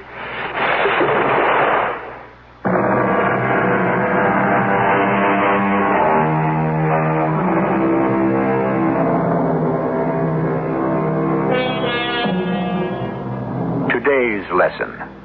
Don't always feel you have to pay for something you don't want at the moment. Some people can be mighty persuasive salesmen, but the fault, dear Brutus, is truly with the customers who so readily purchase whatever is foisted upon them. With most of us, we are so ready to accept our fates because someone tells us that is the way it is to be. But is it? Our cast included Patricia Elliott, Lloyd Battista, Terry Keane, and Earl Hammond. The entire production was under the direction of Hyman Brown. And now, a preview of our next tale. It all looked so easy. Who's trying to knock off your bank, chum, huh? Yeah, then what? Well, I've cased this little neighborhood bank corner of Stillwell and 7. Now, Friday should be the big day when the cash is still alive, not buried in a vault. You drive. That's all the risk you take? I pay off 1/3. Yeah, is it worth it? You gotta know it is. That's payday for the consolidated machine plant. There's like 150,000 riding on this. You want in? Yeah, you got me. I want in. When? Next Friday. Take off sick. In the morning, you pick up the getaway car. From then on in, it's smooth sailing. Radio Mystery Theater was sponsored in part by Buick Motor Division and True Value Hardware Stores. This is E.G. Marshall inviting you to return to our Mystery Theater for another adventure in the macabre. Until next time, pleasant dreams.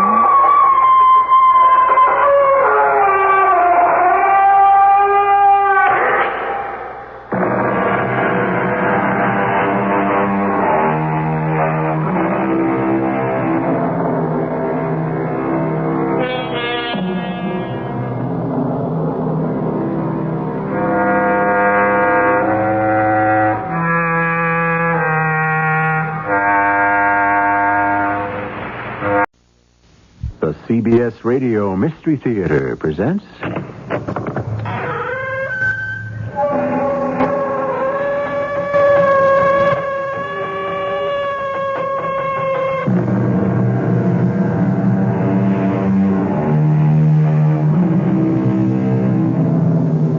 Come in.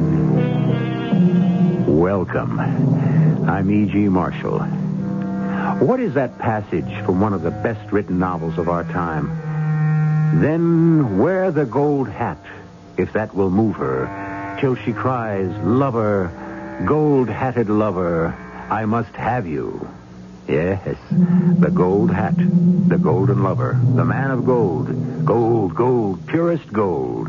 With gold, a man can drive the world. Any sort of man at all. A saint, a sinner, a wise man, a madman. It doesn't matter who you are, what you are, as long as you show us the color of your money. I'm sorry, Mrs. Payne. He's dead. No. He was shot because he was having an affair with a nightclub singer. She was supposed to be a girlfriend of some racketeer. That's impossible. Are you saying your husband wouldn't have an affair? How could he have an affair with a girl who sings in a nightclub? My husband he was an atomic scientist.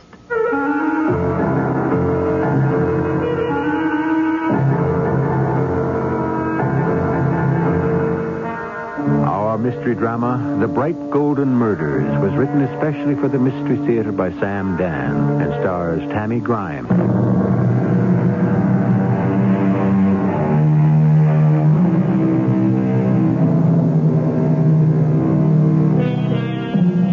Gold. As a metal, it has some uses, but not nearly as many as, say, copper, iron, tin, or even lead. And what is there you can do with it? Well, in bygone times, it was used for ornamentation. But in these dangerous days, you'd be foolish to wear it in public. When you come to think of it, there isn't really very much you can do with gold, except lock it up in a safe place and contemplate the idea of it. It is about 1 a.m. Mr. and Mrs. Ellsworth Payne have retired for the night. It's the phone. Oh, yeah. I'll get it first. Don't bother. It's right over here. Hello? Hello? Who is it? I don't know. There's no one on the line. Hello? There's no one on the line. Hang up. This hour of the night. Let's get back to sleep.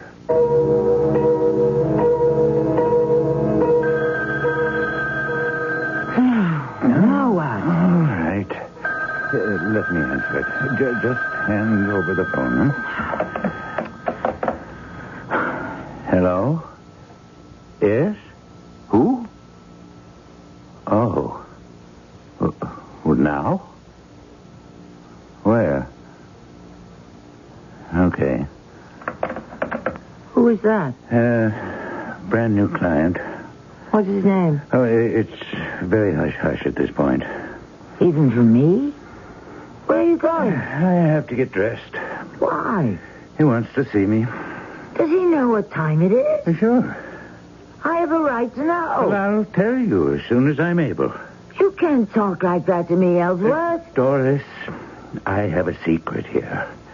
If it were mine, it would be yours. But it also belongs to somebody else.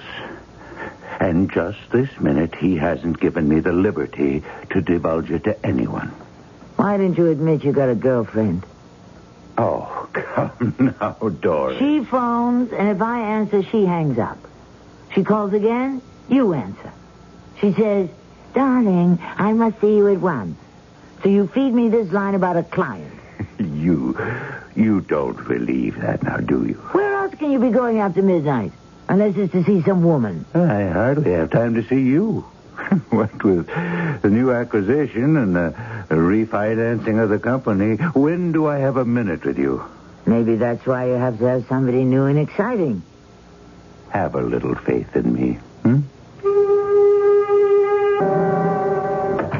Doris, hello. Hello, Stanley. Oh, I guess he came downtown to see Ellsworth. Didn't he tell you he'd be out of the office all day? I came down to see you. Me? Take me to lunch. Sure thing. Miss Pettigrew, tell Emile I shall be lunching in the executive dining room with Mrs. Payne. Thank you. Executive dining room, indeed. We've come a long way. A cordon bleu chef. You can't imagine how it impresses the clients. Payne and Platt nuclear techniques. Yes, indeed, we have definitely arrived. The question is, where? We're up there, Doris. We're consulted by all of them. Government, the big corporations. I wanted to talk to you, Stanley. Well, that sounds serious. You want to do it now or at lunch? Now.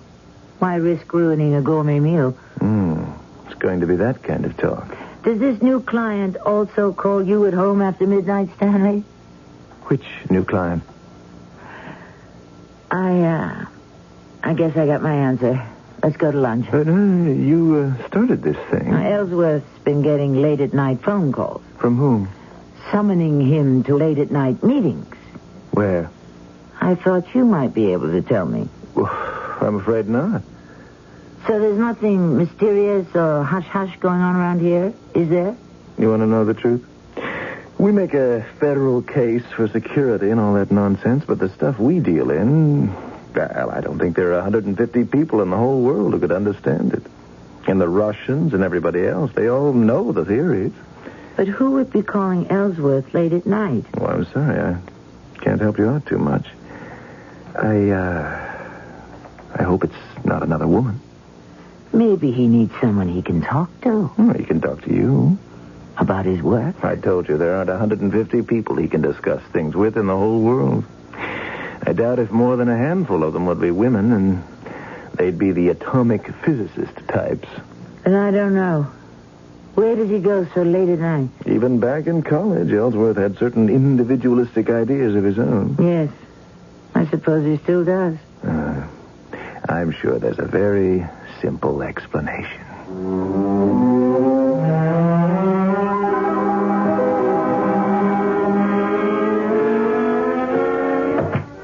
Ellsworth? Doris? Oh, you didn't have to wait up. I know. Why aren't you in bed? If I wanted to spend all my time alone in bed, I wouldn't have gotten married. Sorry I'm so late. It's all right. Usually about this time you're going out. Now you're coming in. It's an improvement. Oh, Doris, you know I'd never look at another woman. It wouldn't be so bad if at least you'd also look at me. It's a touch-and-go situation at this moment. Why can't you tell me? Because I don't want you to know. Why? Could be dangerous. If it's dangerous? It's something we just can't talk about, and that's all there is to it.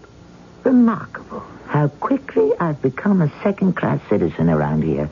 You'll know everything. When? At the right time. Yes, my lord and master. Now, and cut that out. Mrs. Talmadge tells me she saw you at the plant today. That was yesterday. Oh, what's the difference? Shouldn't a scientist be concerned with accurate data? You knew I wouldn't be there. I didn't go there to see you. I wanted to ask Stanley a question. What kind of question? Just if he had to meet this new client of yours late at night, too. And what did he say? He said, what new client? Good. That's what he's supposed to say. Really? He sounded genuinely puzzled to me. Well, Stanley's a great actor. He was in all the varsity shows at college. Are you going to be home for dinner tomorrow? No. Here we go again. Doris, it's of the utmost importance. I'm sure it is. I'm not at liberty to divulge information to anyone. After a while, I'm not even sure I'll care.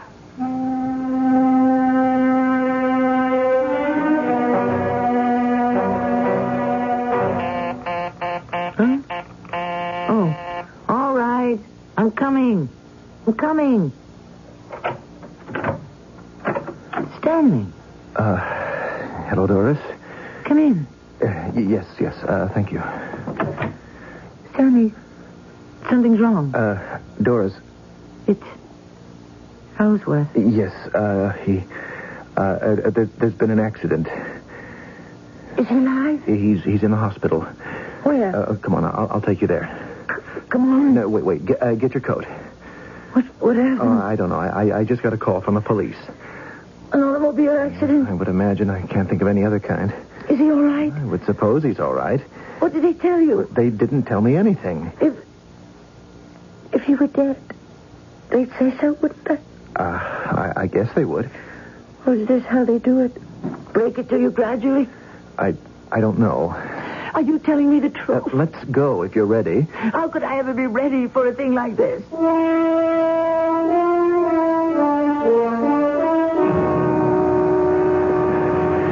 It's down here. 287. This is the room. You Mrs. Ellsworth Payne? I'm Lieutenant Klein, police. Yes, Lieutenant. Mrs. Payne, I'm afraid I have to tell you that... He's dead. Yes. Oh. Doris. It's all right, Stanley. No, it isn't all right. Tell me, Lieutenant. Tell me. I know this is a difficult time for you. Just tell me. He was killed. How? He was shot. Where? Outside of Loganberry's. What's that? A nightclub. Oh. Why? Well, we're not sure. But you have an idea? Yes, but... You might as well tell me everything right now.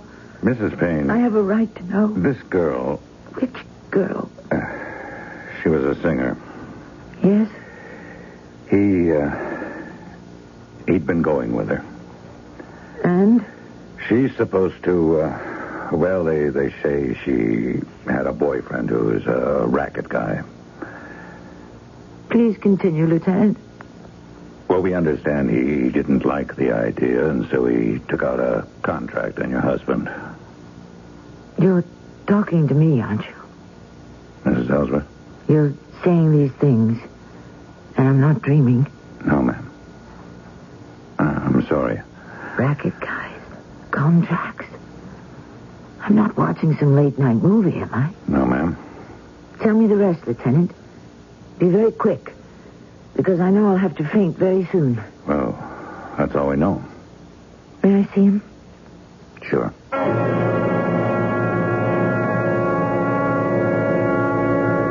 At least you're a very wealthy widow, Doris. Yes, I suppose. And I'm glad to see you're up and around finally. You can't sit home and hide from the world forever. That's true. You're still young. You should get married again. I came here to get some things from his office. I figured you'd want to do that, so it hasn't been touched since that night. I kept you from your work long enough. Anytime, Doris. Now, you go right through this door. Thank you, Stanley. You've been a true friend. Just as he left it. Just as he left it.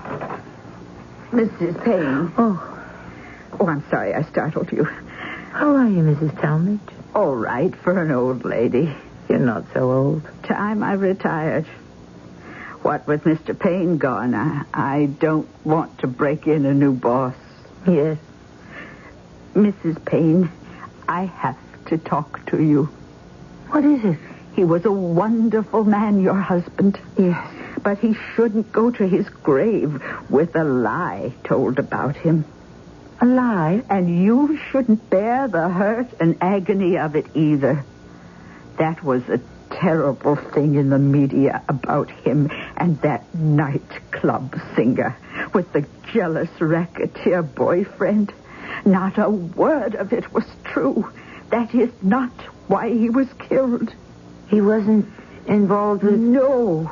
He was killed because he knew too much. About what? Well, what was he connected with? Atomic energy. What did he know that was too much in that particular field? Who can say? We're dealing with the most abstruse and yet the most important of all the sciences. Let's just turn down the current for a few minutes and then up to full power when we return with Act 2.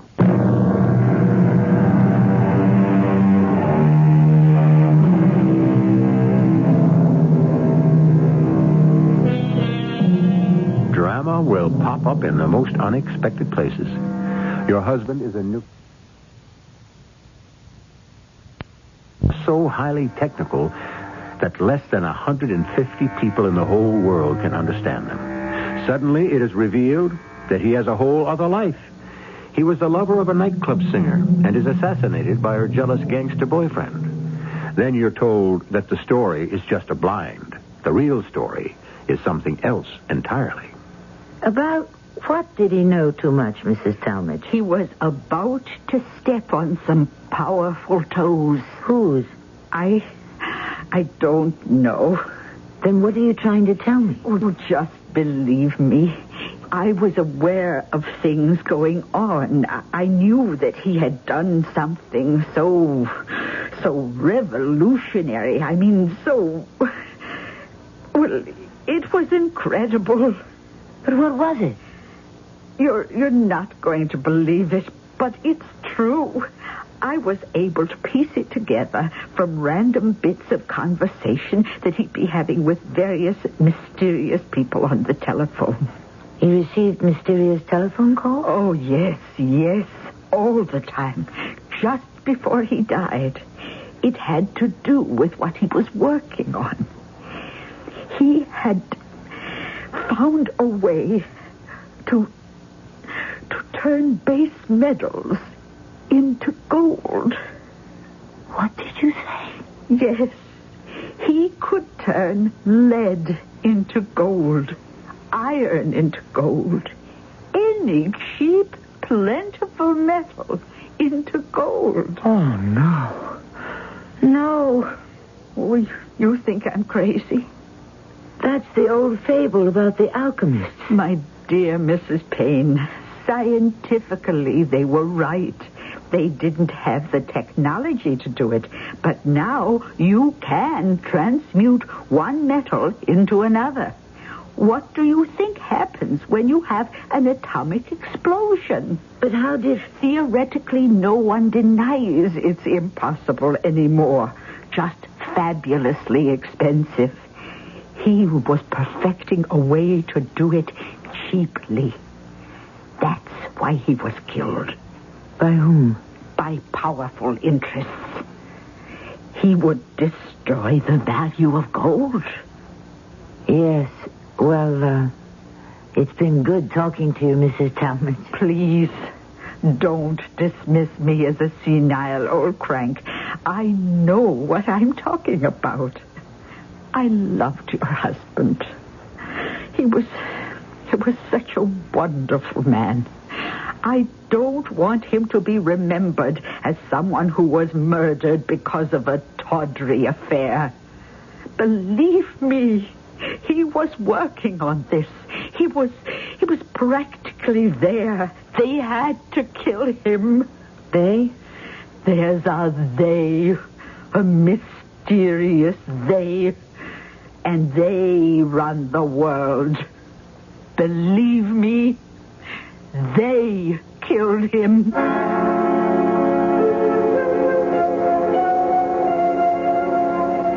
The poor woman. What can I tell you? Theoretically, she could be right. It's possible. Oh, of course, but to make gold that way would cost thousands of dollars an ounce. She said he had just about completed a technique to do it cheaply. Doris, she had a terrible crush on him.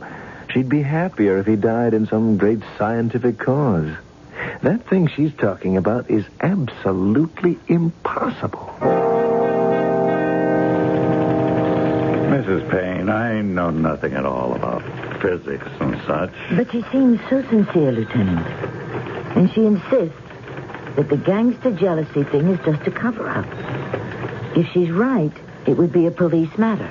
Would you ask her some questions? No. What sort of questions? I don't know.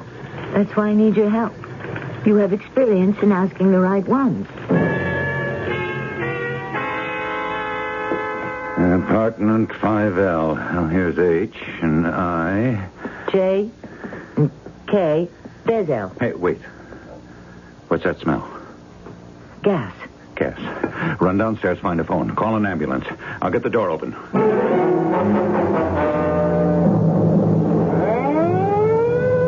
Lieutenant. She's dead.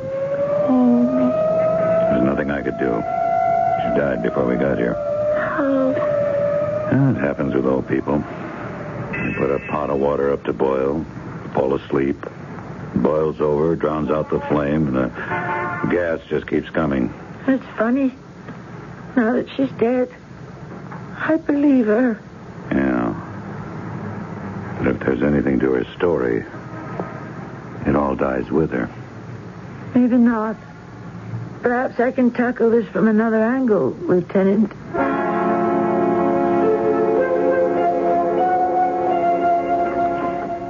Yeah?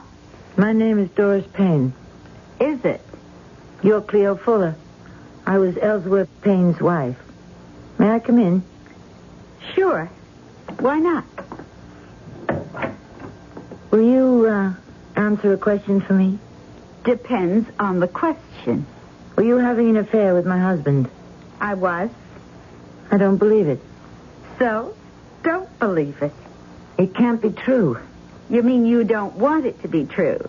Please, tell me. Look, sister, you got your pride. That's what you're fighting for, isn't it? No. If you don't want to believe he was having a thing with me, don't believe it. Forget it. Besides, it doesn't matter anymore. He's gone. And when a guy's gone, move along to the next one. There's something here that's more important than my vanity. I wonder what that could be. Please, tell me the truth. I told you the truth. He went for me in a big way. He was going to ditch you and move in with me. What do you think of that? It isn't true. Please, tell me the truth. Look, you're a nice woman. Take my advice. Go home. Forget it. I have to know. You don't have to know anything. The less you know, the better off you are. Now get out of here. Don't get into it any deeper. Into what? Just take off, will ya? She was terrified. I wish I knew what to tell you, Doris. There's something there, Stanley. I know it. I could see it in her eyes. There was terror. Oh, maybe she just wanted to do something nice for you. Nice? She saw how shaky you are. She said to herself, why not give you a break? Imply that maybe your husband may have died of a worthier type of death. I'm sorry I had to put it that way. I just wish I knew what to believe. Is it so hard to believe the obvious? Maybe you're right. Maybe I'll just have to accept reality, whether I like it or not.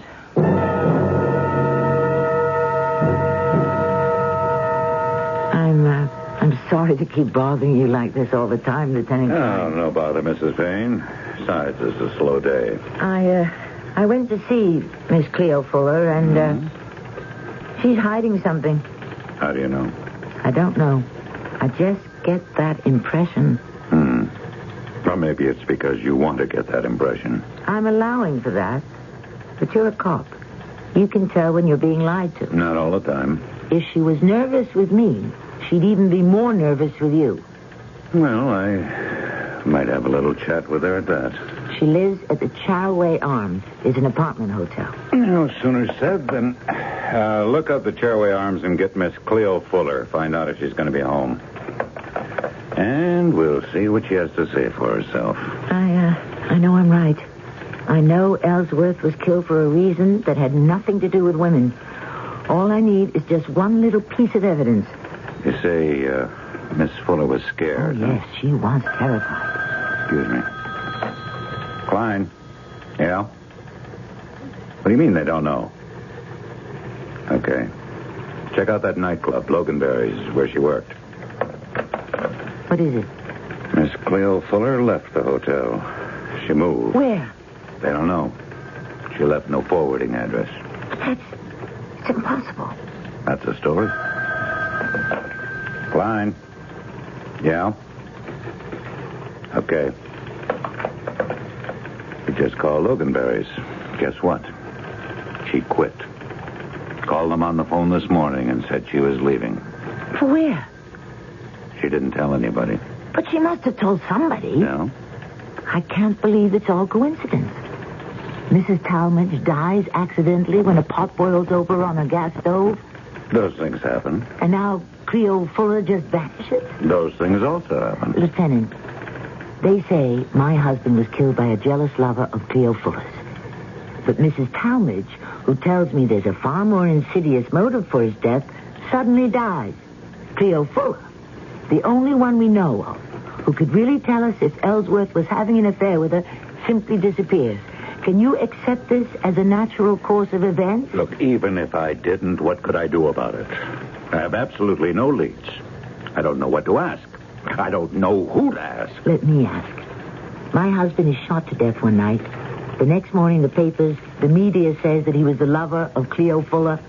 What I want to know is, who started that story? Who? Somebody had to feed that story to the press. Excuse me for a little while. Where are you going?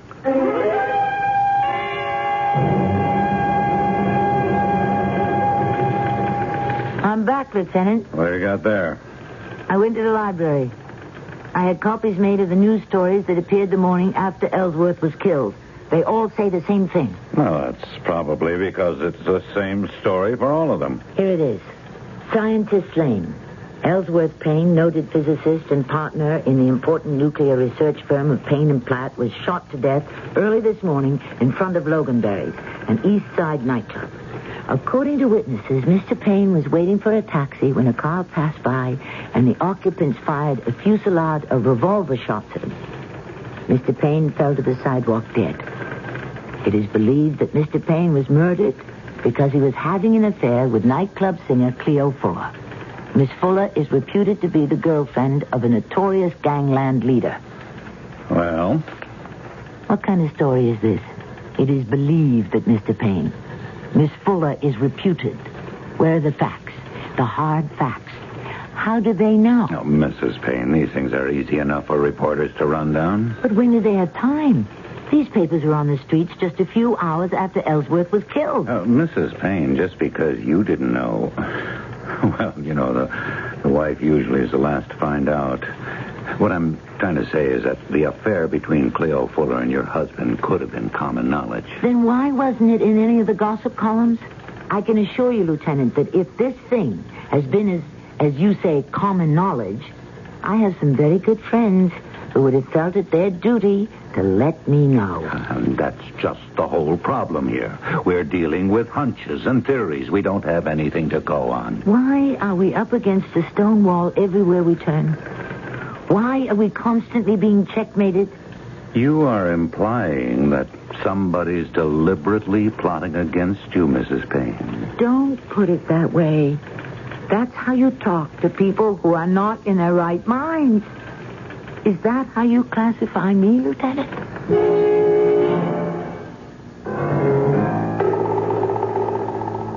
Why don't we give him a few moments to think about the answer? And we might use the time to think about it ourselves. It's possible to say a great deal for either side.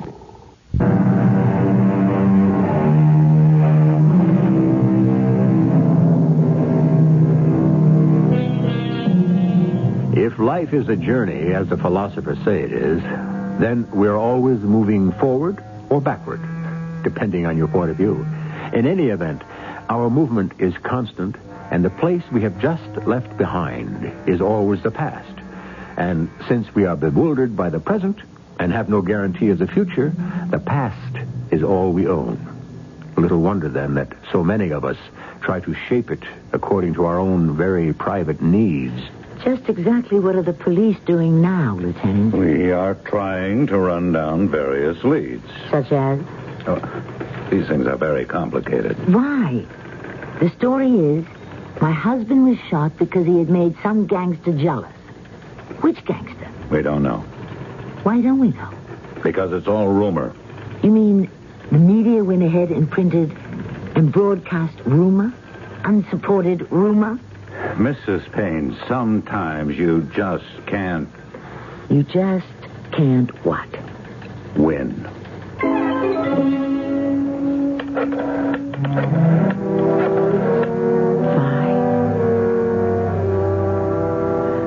Hello? I would like to talk to the editor, please.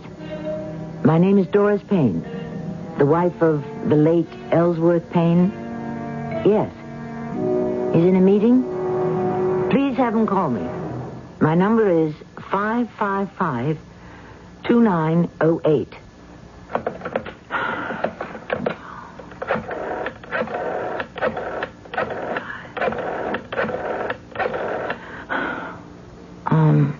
Is this the Gazette?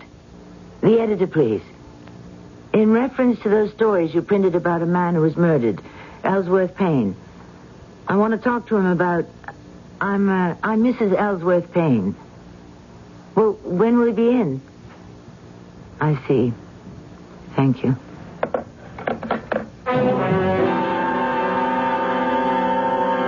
Stanley, you have to help me. If I can. It's about Ellsworth's murder. What can I do? I can't get anywhere with anybody. I'm against a stone wall. It's a barrier of silence. Well, Doris, I believe Ellsworth found a way to turn lead, base metals into gold. I know what it sounds like, but don't fight me. I won't. And don't patronize me either. He had incurred some very powerful enemies. Are you following this? All right. They found out Ellsworth had perfected this process. Mm-hmm.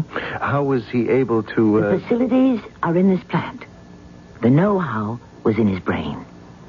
What he created could revolutionize the economy of the world. Unbelievably powerful forces felt they had to stop him. So they got this nightclub singer to say she was having an affair with him. Oh, Doris. Killers were hired. stories were planted with the media. Do you actually believe this? Yes. Please help me. I'm nobody, and I can't find out anything but you're Stanley Platt, Chief Operating Officer of Payne and Platt. You have friends, contacts in the highest places. Nobody pushes you around. Get this thing moving for me. Doris, People won't be tied up in meetings when you call. Please, Stanley, do it for me.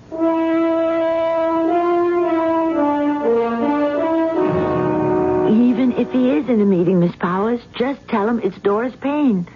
I won't need more than a minute. Yes, Doris. Any results? These things take time. It's been a week. Well, it's only been a few days. Did you get to anyone? Yes. Who? Various people. What did they say? It will be, looked into. And? And they'll let me know.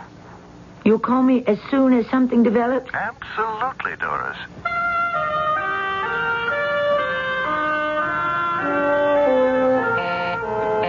Just a minute.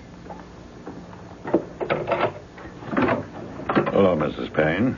Lieutenant Klein, please, come in. Do you have any news for me, I hope? No, I'm afraid I don't have any news at all. Oh. I'm sorry. It was just in the neighborhood. I thought I'd drop in to check up on you. Check up on me? Well, yeah. Just what does that mean, check up on me?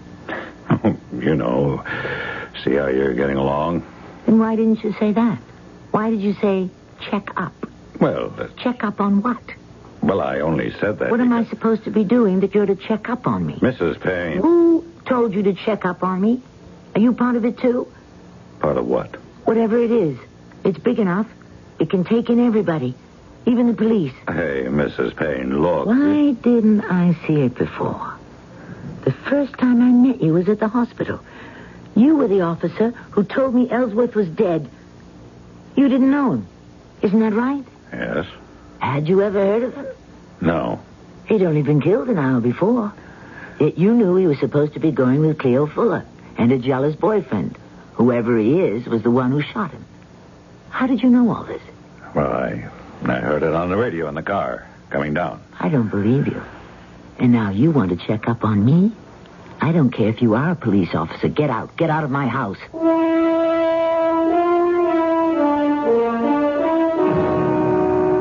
Doris, why did you blow up at that detective?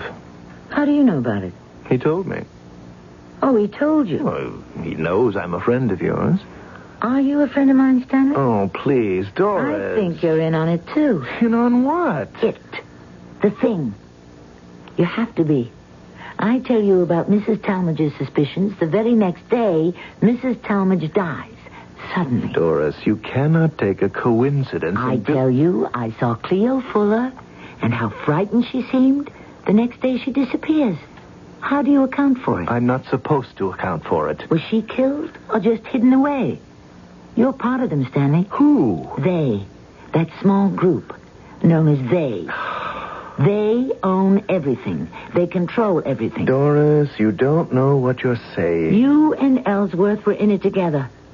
Ellsworth, he always trusted you, made you part of everything. You both worked on this.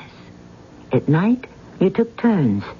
You were the one who would telephone late at night from here because you wanted Ellsworth to rush down and check out a reaction or whatever. Doris, do you have an idea, any idea at all of what you're saying? Oh, yes. But they got to you. And you betrayed him. You betrayed your best friend. You sold him out. Doris, you look at yourself. You listen to yourself. Oh, Stanley. What's happening to me? You need help. I mean, is it me? Am I talking, saying those things? Oh, Stanley. What's going to become of me?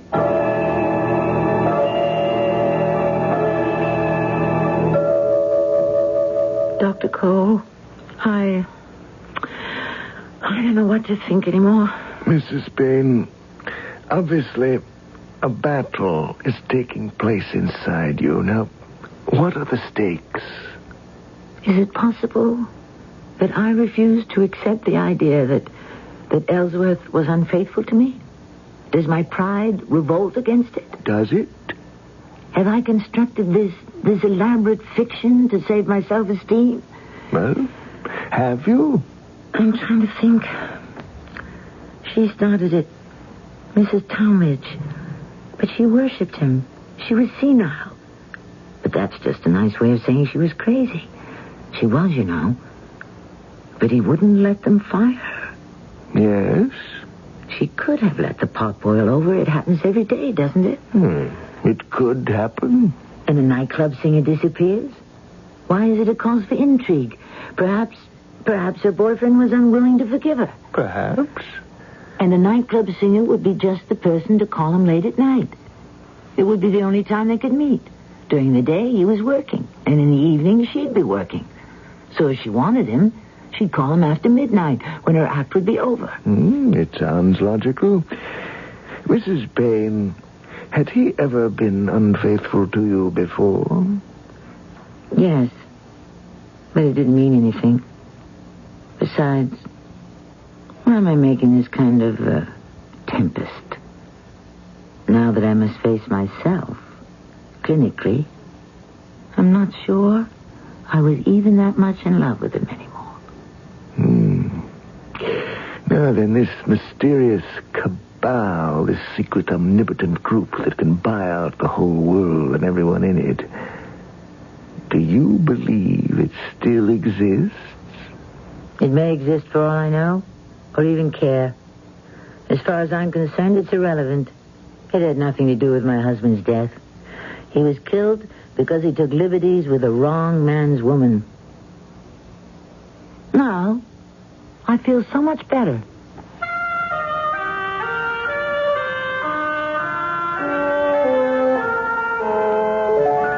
Come in, Stanley. I'm so glad you're here. I'm so glad you're better. I'm fine. I just had a bad dream, that's all. Good. Well, I'm here to help. I've decided to give up the apartment. I don't need such a large place. Of course not. There's the room Ellsworth used as his study. I won't need that anymore. I hadn't been in there since... well, you know. I know. Well, I'm here with a station wagon. I'm ready to help you move some stuff out. I'm going through his desk. I found some papers and things that you might want to take back to the office. Come inside. Oh, sure. Yes. I remember this room. Ellsworth and I used to have so many conferences in here. I used to bring in the coffee. We were such close friends. Can you ever forgive me, Stanley, for some of the things I said to you? Oh, please, forget it. Accusing you of being part of some fantastic conspiracy. These things are best forgotten. It's so good of you to say that, Stanley. Well, this whole idea of making gold. As a chemist, I'd say it's at least 1,000 years in the future. Do you know who'd be the first to laugh at it? Don't tell me. Ellsworth. Of course. And that's the cream of the jest. Yeah. All these papers you got bundled up, they're ready to go? Yes. Anything else? Just the drawers on the left-hand side of the desk. Well, why don't you empty them while I take these down to the wagon?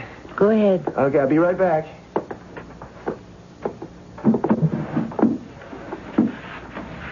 Well, these don't look too important. Now, what's in this envelope? It seems to be... looks like... Wyatt. A piece of... What does the note say? Stanley, we're on the right track. It works. As you can see by the sample, I finally put it all together. Now, let's keep it quiet. Al. It's gold. Gold. He did it. He made gold. There very much more, Doris? Just a minute. I'm looking. Well, I got plenty of room in the wagon. No, there's nothing else that would be of interest to the business. Just some personal stuff of his. I'll get rid of it. Doris, are you all right? Why? Why shouldn't I be all right? Well, you appear to be a little flushed. It's warm in here. The room's been shut up for so long. You had me worried for a minute. Worried? Lately, until just recently, you hadn't been behaving in a rational way. I was afraid. No, Stanley, don't be afraid. I'm over it. Absolutely and completely over it. There's only one way to live, and that's rationally. I must say, you've always been a sensible girl. Yes. And I intend to keep on being a sensible girl. After all, why rock the boat? All you can do is get seasick. That's the philosophy of life. Rock the boat and get seasick. Stick your neck out and you risk losing your head. Of course, if everyone were like that, the world might never get anywhere. But there are many people who would be just as happy to stand pat. Not me. I shall return shortly.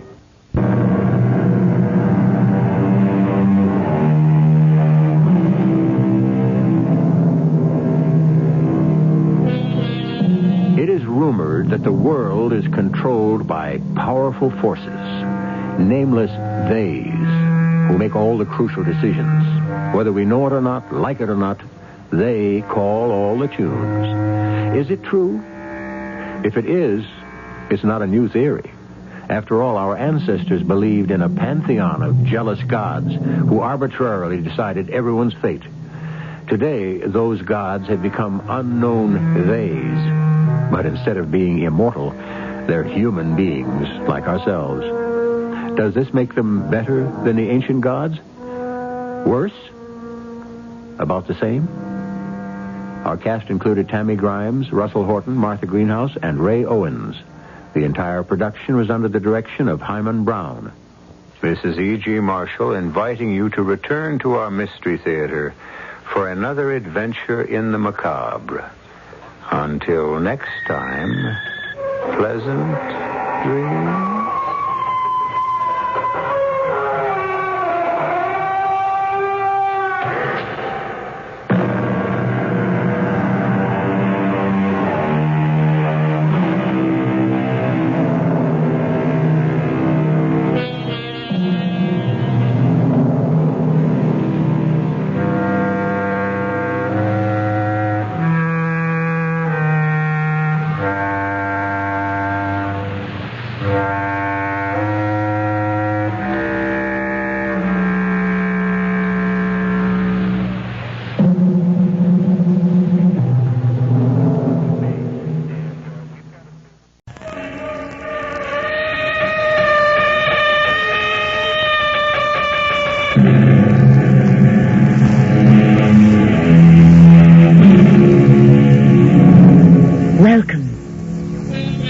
Come in. I'm Tammy Grimes. Today I'm especially happy because I'm going to play the historic role of a woman I have admired for years, Catherine the Great. Play her in a drama of love, of desperation, of ambition and murder, of unexpected deaths at the hands of emperors and noblemen and kings. Bring to life this fantastic empress who ruled and loved Russia. Yet to her son Paul, she was a murderess. Catherine, Your Highness, your husband Peter is dead. Dead? Oh, Lord in heaven. How did it happen? Gregory, you promised to guard him. I didn't want him dead. Peter had been very ill since he was deposed. I'd say as much mental as physical. Don't talk nonsense, Gregory. Peter was weak, but he would hardly die because I, Catherine, took the throne from him. How was he killed? Someone poisoned him. When he wouldn't die, someone else strangled him.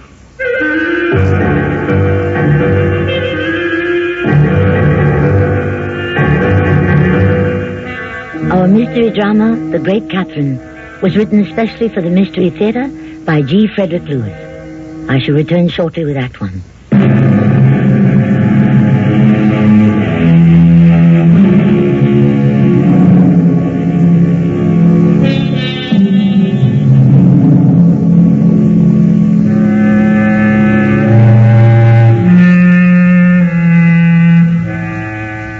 A German princess married into Russian royalty and became the legendary Catherine the Great. They say love was her mainspring. that she took husbands and lovers for nourishment, to cure loneliness, to remain young. That she had a hand in the murder of her first husband, Peter III. It depends who you believe.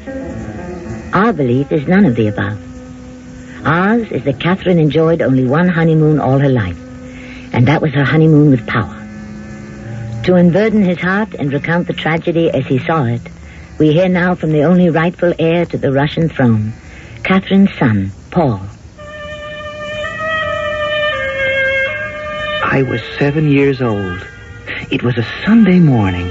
I was always allowed to play in Mother's room on a Sunday morning. I had all my soldiers out on the floor when Uncle Gregory came in.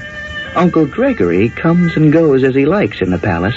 He is a war hero. Catherine, I think little Paul should go back to the nursery. There's something I have to say to you. Nurse Olga isn't here. I can't send him away alone. I don't know that he should hear this. Nonsense, Gregory. The child is only 8. He's amusing himself with his soldiers. Let him be. He won't understand what you're saying. Mother was right. I didn't understand. It was only years later I realized what had transpired that Sunday morning. What a day and night it has been, Catherine. Dad. How did it happen, Gregory? But how could it? I didn't want my husband dead. Every man in Russia wanted the monster dead. How was he killed? I must know the truth. I'll tell you what I know. Now, I had nothing to do with it. I want to believe you, Gregory. I'm waiting to hear your part in the murder. Great heavens. To kill a king. The world would think us barbarians. He abdicated. The world will think he died like a man. Gregory, you don't understand me at all, do you? All you can do is give me oratory. He died as a man. I don't want fairy tales. I, Catherine of Russia, want the truth. I am sorry, Your Majesty. You definitely wish to know the details of exactly how the monster died? Stop calling him that. If I wish to think of my husband as monstrous, that is my privilege. Leave it to history to decide which Tsar was worthy. Again, I apologize. Now, his death... Are you sure little Paul is not taking this in? He's in the corner loading his toy cannon. He doesn't understand a word. Go on. Very well. My brother Alexis had armed all the sentries at Rupsha, where Peter was detained. He kept the blinds drawn so no one could see him, an ex-Tsar, imprisoned. Then he fell very sick and had a severe attack of the colic. Go on. Wednesday, Dr. Luders came. Thursday, he called in Dr. Paulson for a second opinion, and then, suddenly, your husband recovered. My brother in Teplov didn't know what to do. That was Friday. So Peter recovered. He got out of bed, put on some clothes, and at 2:00 sat down to dinner. And then he complained of pains in the stomach. What did the murderers use? Rat poison? It's very easy to buy. The poison did not kill him. So we had to take matters into our own hands. Hands? But now he is quite dead. You swear, Gregory? How he died is between my brother and me. We both know. We shall never say. May I be the first then to say to you, long live Catherine II, Empress of all the Russias.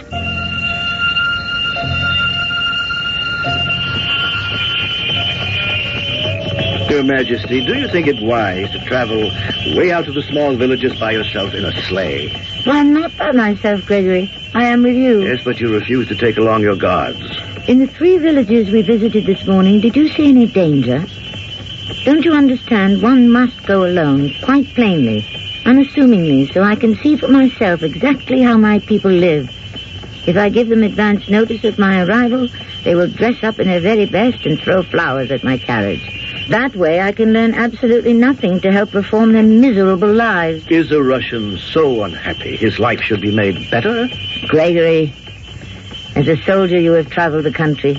You should know better than that. Serfs, peasants, beaten and ill-treated. Slaves. Isn't that terribly wrong? Whatever you accomplish will be to your glory. Speeches. I don't know why I'm as fond of you as I am.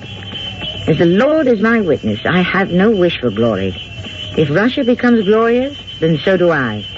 Today, all Europe considers us backward and barbaric. But that I shall change. Ah, you have plans, little one. Little one. Little one is going to join the Caspian to the Black Sea and establish trade routes from China.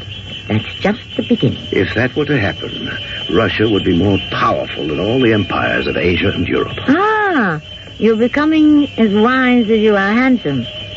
It's the day I look to, when no one will dare resist Russia's unlimited power. And the serfs and peasants who have been with us since these hundreds of years. What do you propose there?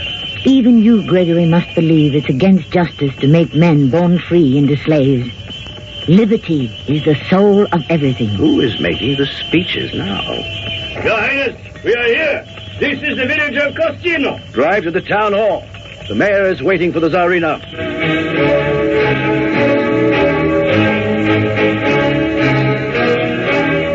I cannot tell you what an honor it is. Mayor Zubov, please. Let me do the talking. Of course. How many people in your village have I seen this afternoon? How many? About a quarter. But they are all loyal subjects to your worship, believe me. I have no doubt. I didn't come to Costino to observe the loyalty of my subjects. Of course you didn't, Your Highness. I came to see the conditions under which they exist. The other 75% who live here, they live the same way? Oh, yes. We are all the same in Russia. Your Highness, if I may observe, we saw mostly the very old men, mothers, and little children. The younger, able-bodied men are in the fields in the summer. And this time of year are in the forest chopping down trees for firewood and hunting for skins and meat. I repeat, the 25% we have met and talked to are a fair representation of the entire village of Costino. Absolutely. How shocking. I beg your pardon? Don't beg my pardon, Mayor Zubov. Apologize to those who live in your village. I don't understand. What is wrong? Your Highness, aren't you being unduly harsh? Am I, Gregory? This is the 4th village I've been to today. And you tell me in thousands and thousands of Russian villages people live as they do here. But, Your Highness... Every mother I've talked to tells me they have given birth to 10, 11 babies. The Kornilova family and the Czartoryskis have each had 20 babies, each. And of that number, only 2, 3, or 4 are living. We saw the babies today running about, naked in the snow and ice in their cotton shifts. 19 out of 20 dying. Are there no doctors here? Oh, yes. The towns of Starma and Karsky and ourselves. We have one doctor just for the 3 of us. One doctor. Not many villages can boast of that. Gregory, I want a complete report prepared on how many doctors Russia has in the provinces and how many people they are responsible for. If there are not enough doctors, we must start medical colleges and train more without delay. Now do you understand what I meant about improvement? Do you, Gregory? As always, Your Majesty. Mayor Zubov, you have been present at a significant day in our history. A monarch who intends to make life better for everyone. In every way. It is ignorance we have to fight. Not enough schools. We shall have them. Not enough seeds for crops. We shall have them. Coal, wood, furs, they shall all have them. 19 out of 20 babies must not die. That is an irreparable loss to Russia.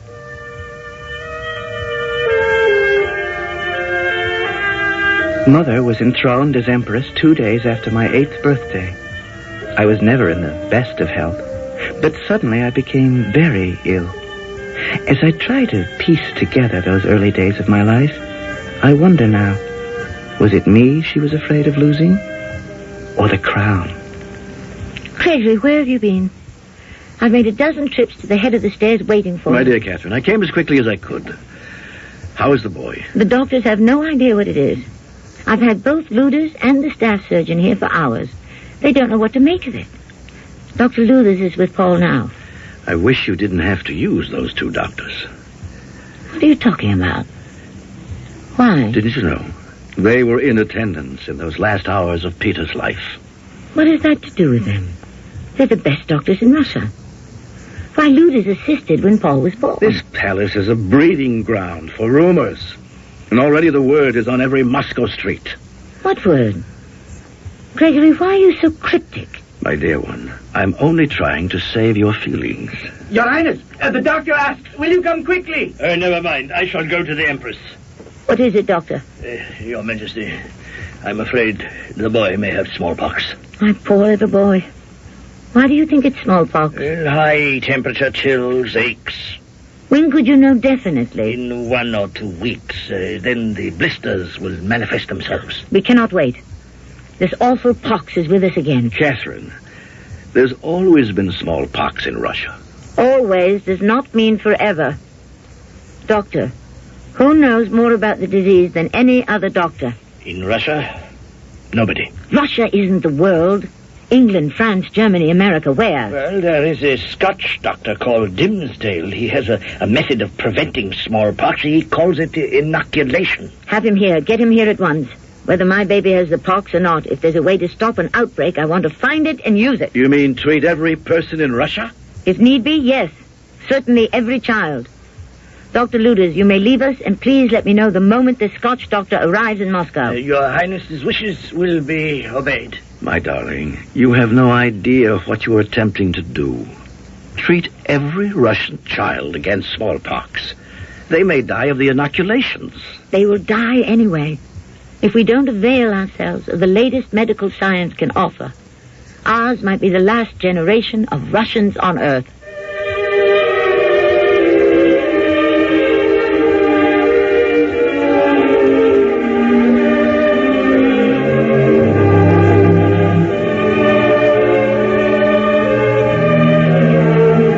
Inoculations we today take for granted were in Catherine's day regarded akin to witch medicine.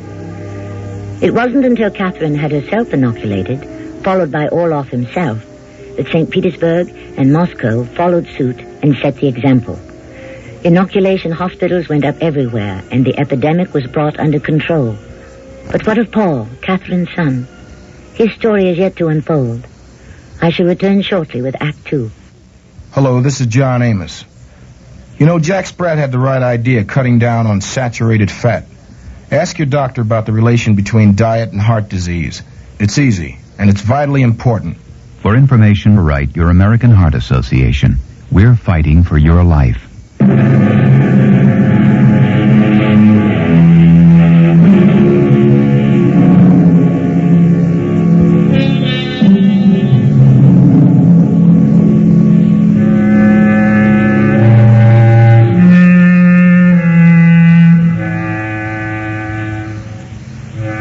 Since the curtain rang down on Act 1, only moments have passed.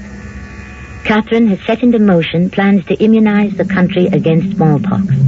Her son, Paul, however, still lies feverish, seized, and stricken. The mysterious murder of her husband hangs like a cloud over every village square, and now word is abroad that her son, Paul, is also wasting away. Her dearest friend and lover, Gregory Orloff, sits with Catherine outside the boy's bedroom. Gregory, are you going to tell me, or do I have to ask you again, the rumors abroad in Moscow, what are they? You aren't going to like this, Catherine.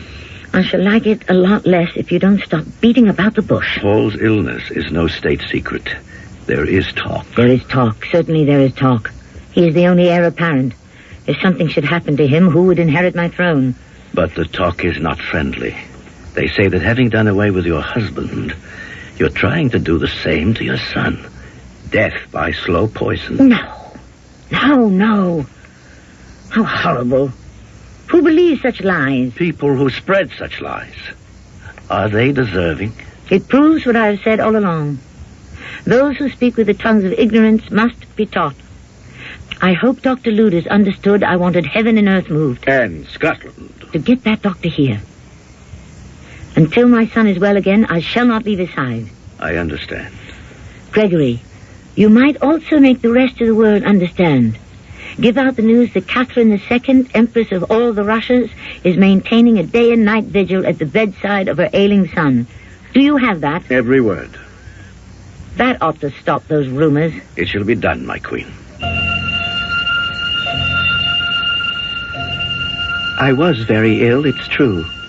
And it is true that Mother did sit up with me through it all, day and night until the fever broke. It was only years later that I came to suspect her attention was not prompted by parenthood, but politics. And in that jungle, she trusted one particular man, Nikita Panin. Nikita had been my tutor, and in his own way, also taught my mother. My dear Catherine, if you do not feel up to snuff, I tell you what I tell everyone. Take quinine.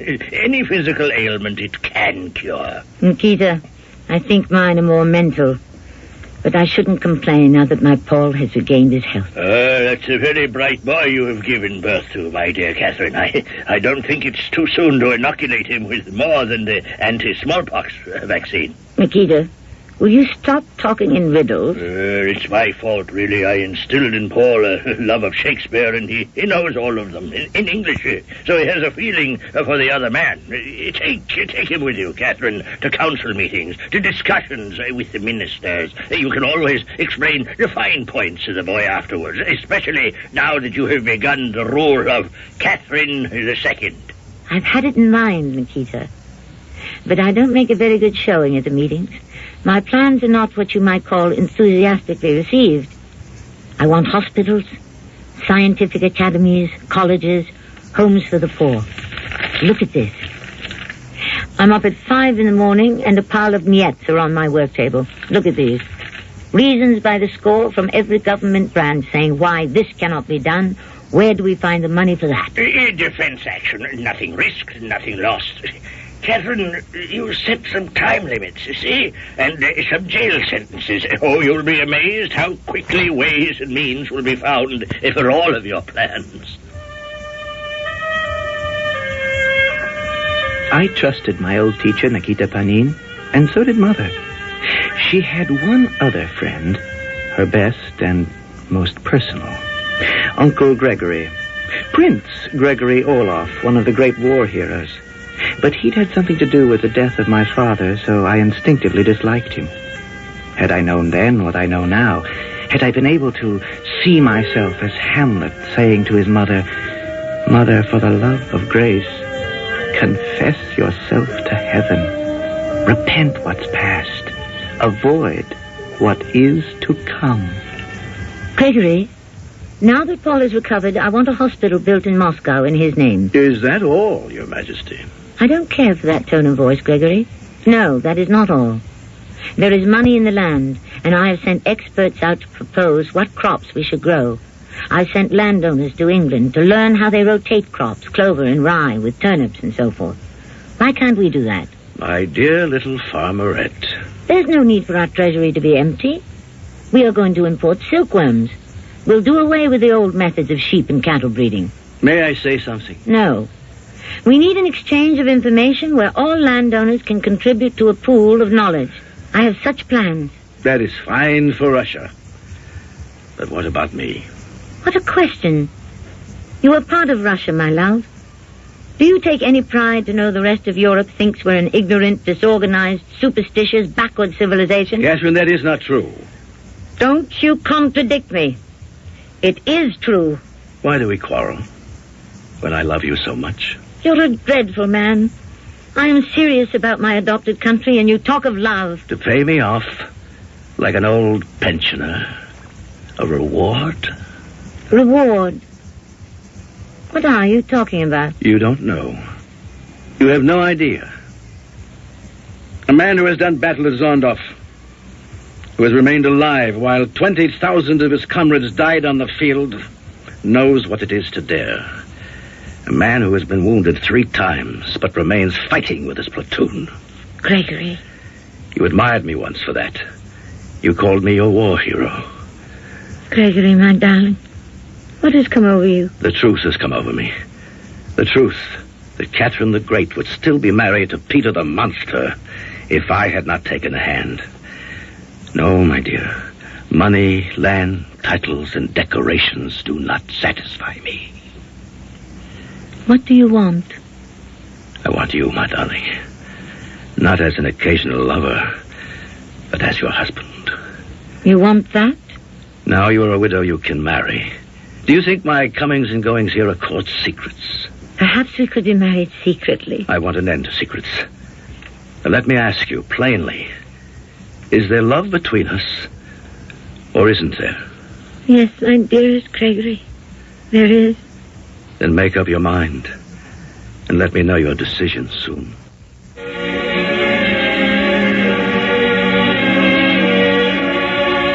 Nikita, what shall I do?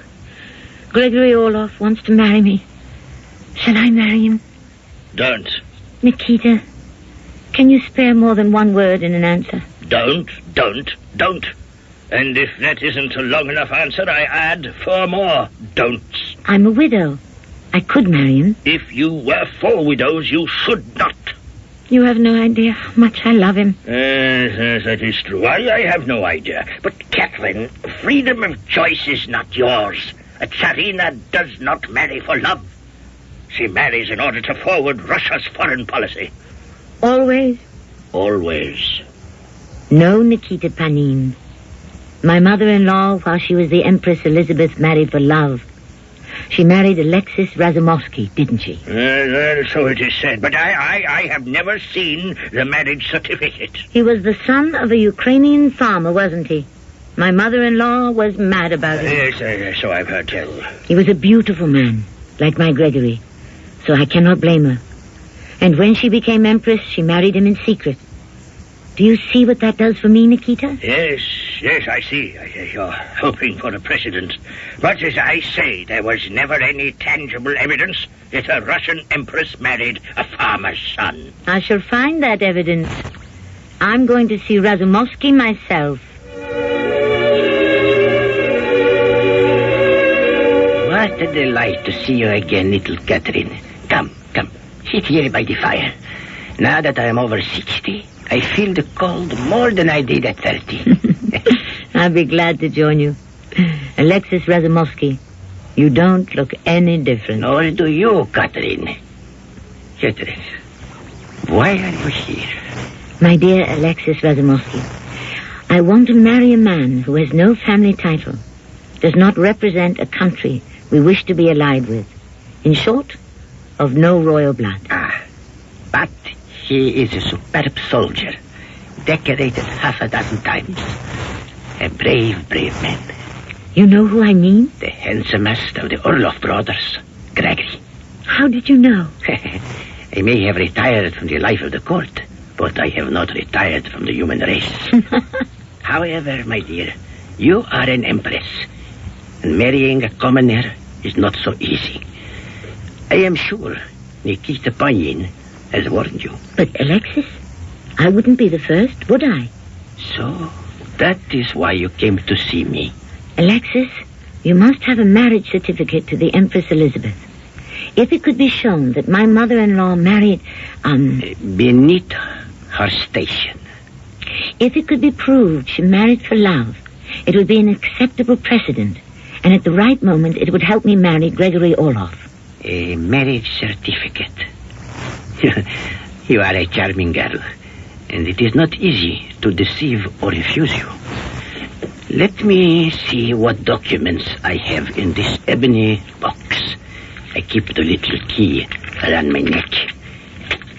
My dear friend, you are helping me. Is it that rolled-up paper tied with pink silk? Is that it? The silk of memories. We shall undo it and read. May I see what it says? No, not yet. I want to read every word alone. Yes. Is the fire warm enough for you?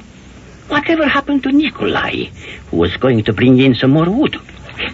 I'm very warm, thank you. This piece of paper, I kiss it in memory and love. And I make a little sign of the cross over it. And I return to the fireplace. Alexis, what are you doing? A toss of my hand, and the document and the pink silk are consumed in the fire. Why did you do that? All these years, it was the best memory I had. What a bright flame it makes. That was your wedding certificate to my Aunt Elizabeth, wasn't it? Now, I see nothing but black ashes in the fire. Should anyone ever ask you, dearest little Tsarina of the Russias, tell them Alexis Razumovsky was never anything but the late Empress's most faithful slave. You destroyed the proof. Oh, dear me, Catherine, what an imagination. You have no idea what I throw into the fire. And if you wish to have a closer look into this ebony box of mine, you will see for yourself there is no written proof of any kind that a farmer's son ever married an empress. If it is your desire to marry Count Orlov against the advice of all who serve you, so be it. If you believe you can keep such a marriage secretly locked in a box as others may have before you, so be it. But I, Alexis Razumovsky, cannot grant you a free ticket to such a destination.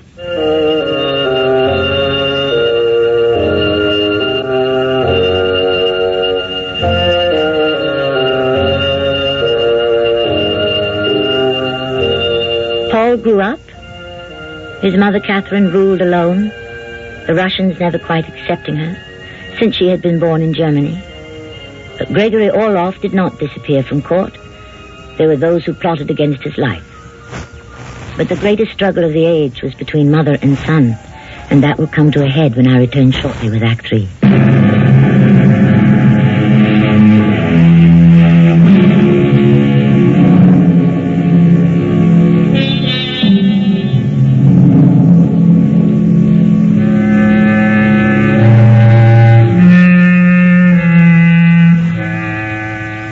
Catherine II, born Sophie Anhalt Zerbst, a German married at 15, is now in her 30s, the widowed empress of all the Russias. She's a quixotic woman of many moods, some weakness, and more strength. Yet all her life she was prey to a love-hate kinship with her own son, Paul. The result? She withheld from him trust and true affection. In spite of Mother's promises, I was not allowed to take part, nor even permitted to observe how our government was run. Was Mother afraid of me? I saw many performances of Hamlet that winter. The plots unforgettable. And the characters. Was Hamlet me? I thought of Peter, my father murdered. I spoke as Hamlet. That it should come to this. So excellent a king, so loving to my mother. Heaven and earth, must I remember? And yet, within a month, let me not think on it. Frailty, thy name is woman. Paul, is that you? It is not, nor it cannot come to good. But break my heart, for I must hold my tongue. There you are. Nikita and I were wondering where you had got to. A dear father murdered. And Mother, you would hasten to incestuous seeds! Paul, come back. Nikita, what can I do? Did you see that? He ran out of the room. It is very sad. You heard what he said. Lines from some poetic drama, wasn't it? Shakespeare. He is still impressionable and thinks of himself as Hamlet. He simply won't listen to reason.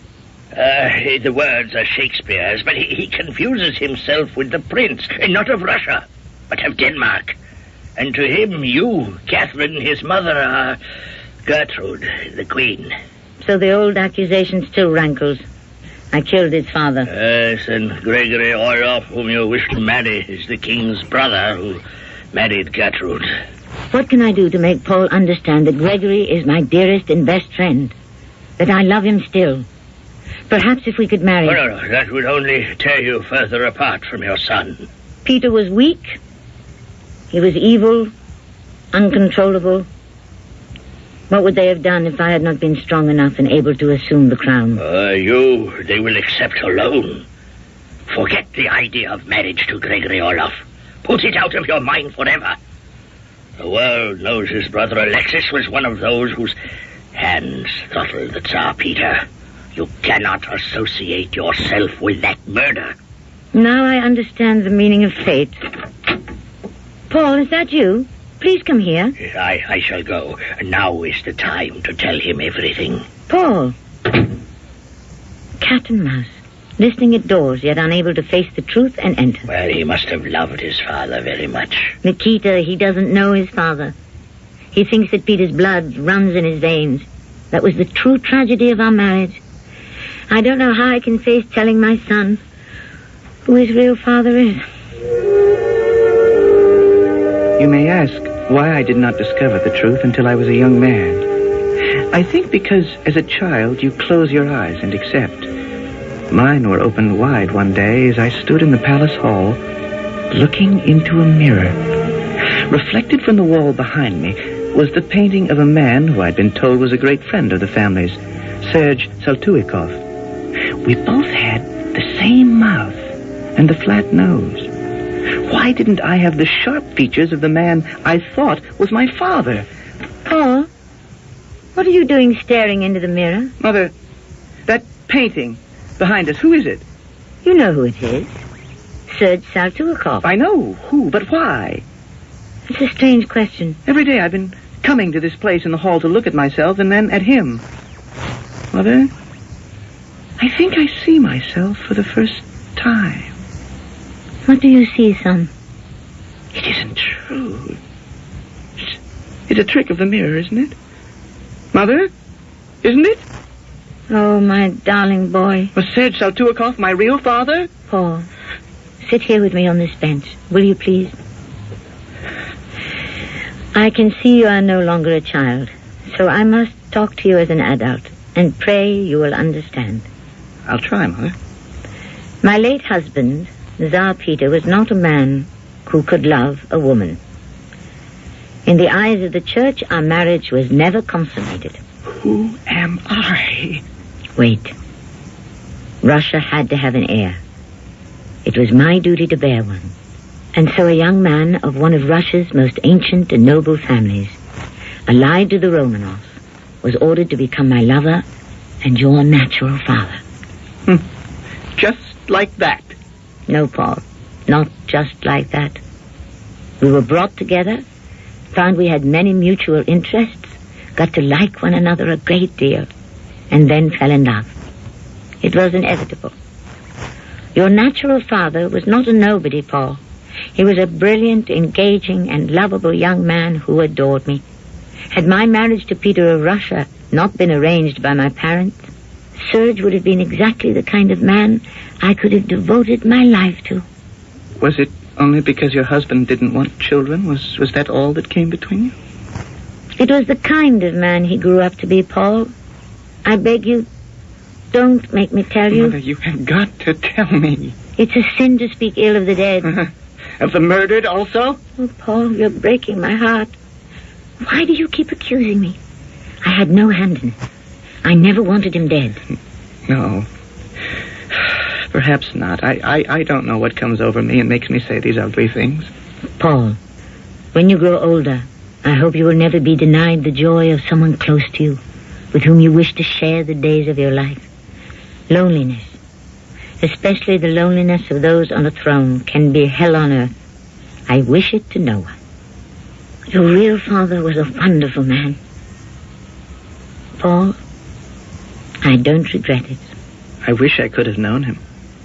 Will you swear to me you will never repeat to a living soul what I have told you? On my honor. I wish. I wish. All this could have been hidden from you. Dearest, dear mother. Here. Let me put my arms about you. Now, don't cry. Please, don't cry. How stupid and wicked I was. You have suffered so much. Look, here, in my pocket, I have a locket with Peter's face on it. I was going to find some miniature of Gregory Olaf and then present you with two of them. I don't understand. I rehearsed it all from Hamlet. What a fool. What a fool. Don't you see? The closet scene. Hamlet with his mother. Look here upon this picture, Mother, and on this. The counterfeit presentment, a murderer and a villain. That from a shelf the precious diadem stole and put it in his pocket. My dear child, don't torture yourself. A king of sons and patches. Hush. Hush now, Paul. You're a man now, and whether my husband was your true father doesn't matter anymore. That is all past. Knowing him as I did, it may have all been for the best. Yes. But I am still your only mother, Paul. I am now, this minute, and always will be. Now dry your eyes and stand up straight. I want you to join me in the minister's chambers. We haven't time to weep over dead yesterdays. Russia is shedding more tears today than you and I could ever weep. In the minister's chambers, I want you to sit beside me. There is so much to be done, and I need your help. Is that true, Mother? Do you really need me?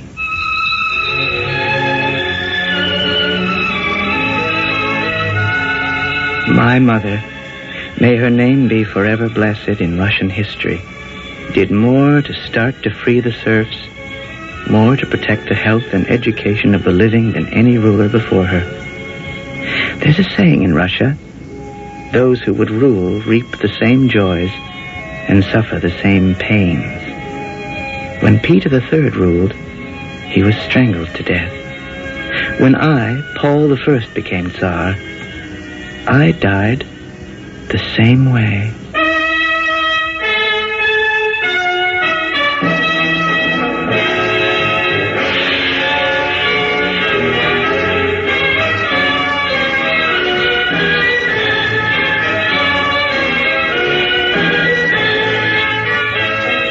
Catherine was a survivor.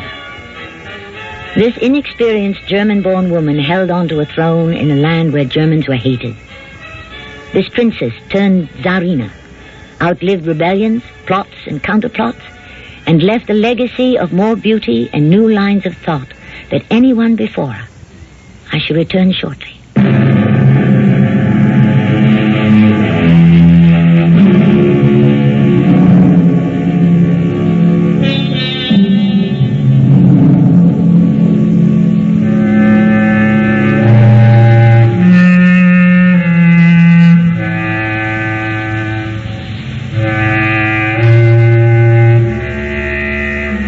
Today, we would call such an energetic chief of state a workaholic. 15 hours a day was the usual. No wonder she had no time to mother her son, Paul. At the start of today's story, I ventured that Catherine's passion was power. I'd like to change that.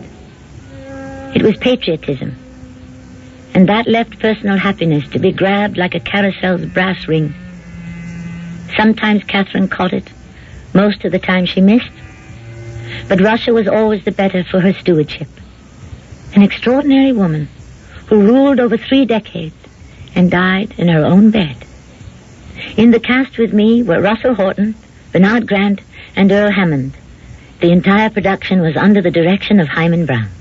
This is Tammy Grimes, inviting you to return to our Mystery Theatre for another adventure in the macabre.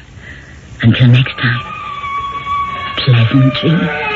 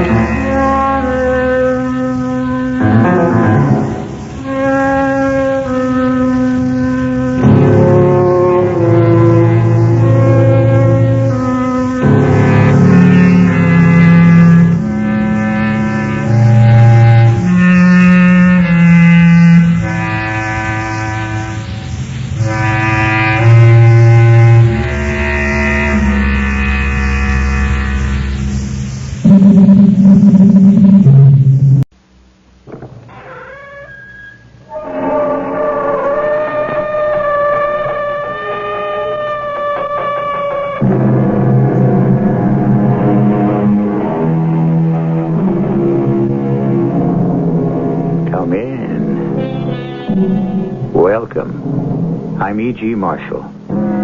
My foothold is tenoned and mortised in granite, said Mr. Walt Whitman.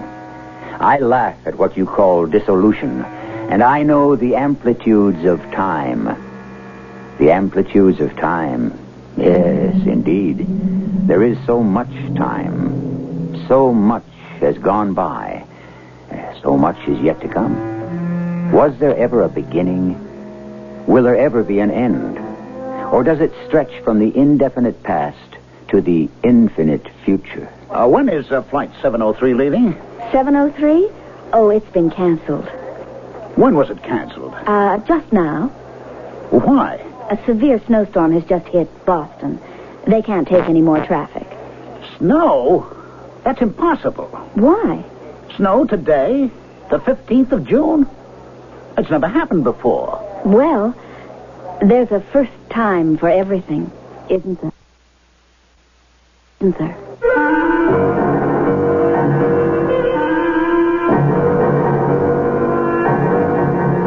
Our mystery drama, The Good Times Express, was written especially for the Mystery Theater by Sam Dan and stars Ralph Bell and Roberta Maxwell. I'll be back shortly with Act One.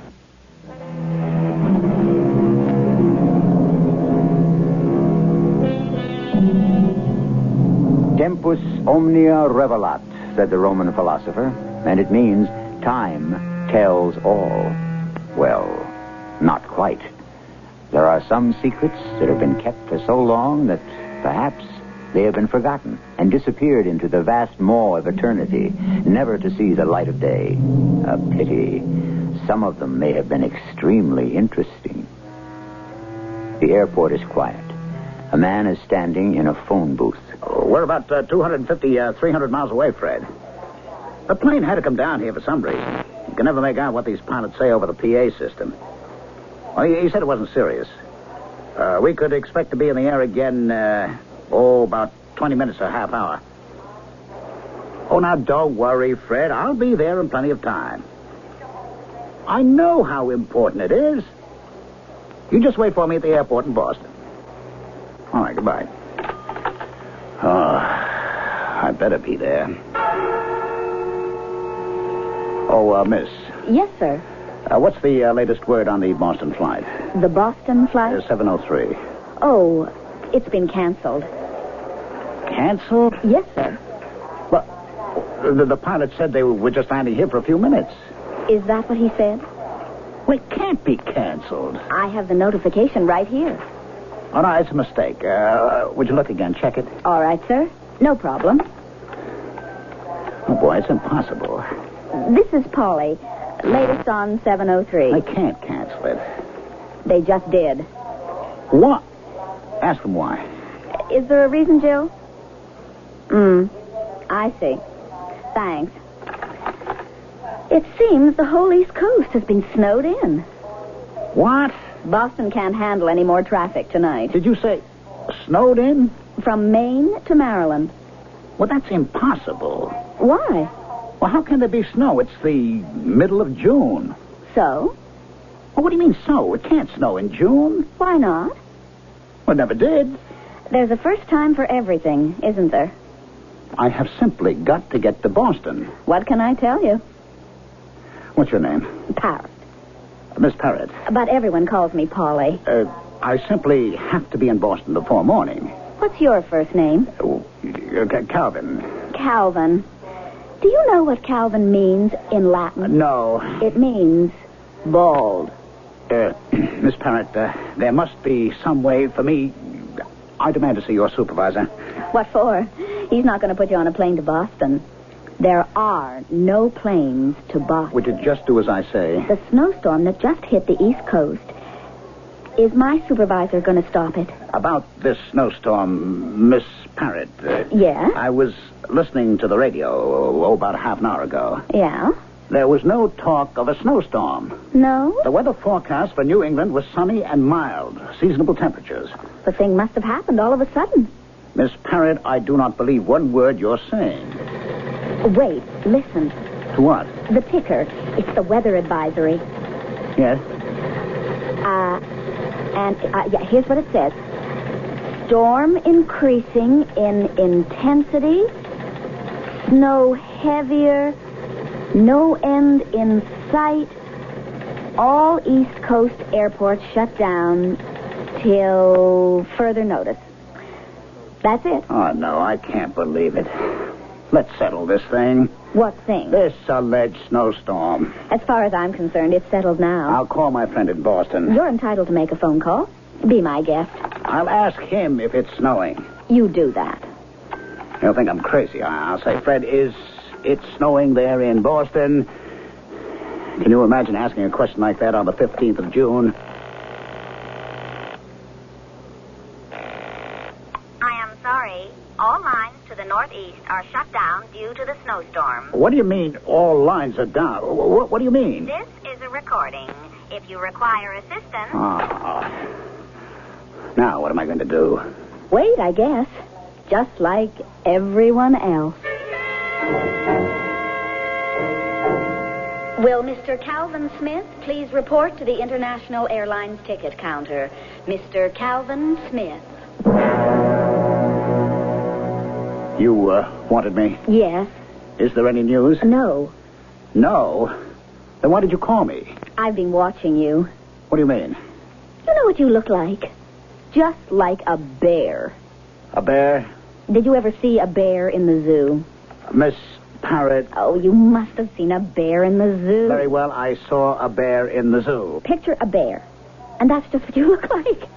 Thank you very much. A caged, crabby, querulous bear. Now, see here, Miss Ferret. A sour, surly bear. And this is why you paged me? Now, look, Mr. Smith, this isn't you. I'll bet you're a man who has a really sunny disposition. You shouldn't let a thing like this bother you. Miss Ferret, I am en route to Boston on a matter of life and death. You don't mean that. My entire career. And suddenly my plane is forced to land in this place. I am told there is a snowstorm in the middle of June, no less.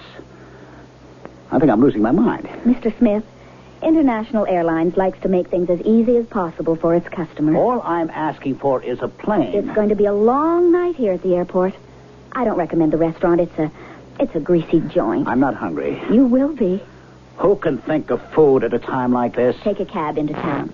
Check into that big new motel. Have yourself a good dinner. Get a comfortable room. Relax with some TV. I won't leave this place. I can't take a chance on missing my plane. As soon as anything can fly, you'll be notified. I don't know. The airline's going to pick up the tab. Look at yourself. You're dead on your feet. Yes. It's been a very long day. I'll bet. A very long and very difficult day. So why not do yourself a favor? Yes, why not? Thank you, Miss Ferret. If I seemed rather brusque before and abusive, You call that abusive? You should hear what I get from some people. I apologize. You're a very fine young lady. You're not so bad yourself. A little bit of a stuffed shirt, maybe. Oh, am I? Really? It doesn't have to be your fault. It could be the way you were raised. Well, thank you for being so nice. Just outside the door, there should be a cab. Have a good night. A taxi. Hop in, pal. Hey, you're in luck. I just happen to be out here. What are you doing in the middle of no place, anyhow? This is the airport. This is what? The airport. What airport? The... Hey, pal, if you say there's an airport around here, you know what I say? The customer's always right. That's what I say. But I was just in... Hey, pal, look around. You see an airport? I am going crazy. I must be going crazy. We're all going crazy. Where do I take you? To town. Where in town? The new motel. Now, wait, there was an airport. What new hotel? We ain't had a new hotel around here in 20 years. Well, I suppose she meant the newest one. Well, how about if I take you to the best one? Well, all right. I suppose... I wish I knew. You wish you knew what? It's nothing. I must be a little feverish. Ooh, you want to see a doctor? No. There's only one cure for what must be bothering me. If I can get to Boston before tomorrow morning. So why can't you get there by tomorrow morning? Because there are no planes to Boston tonight. What do you want a plane for? Train gets you there in 4.5, 5 hours. A train? Is there a train? Well, how do you think people travel, huh? I didn't think there was a train to Boston. Can I still make a train tonight? I could get you to the station and you can make the Good Times Express. The what? The Good Times Express. It goes to Boston? If that's where you're going, that's where she's going. Well, I didn't think there were any more regular trains. Oh, hey, pal, where you been? Where have I been? Well, I suppose I've been very busy.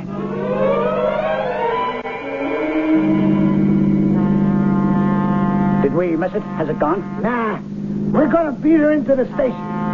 Hey, careful now. Don't worry, pal. I never had an accident yet. Oh. Hey, you see? She's face coming in now. Thank you. It's okay. All right, here you are.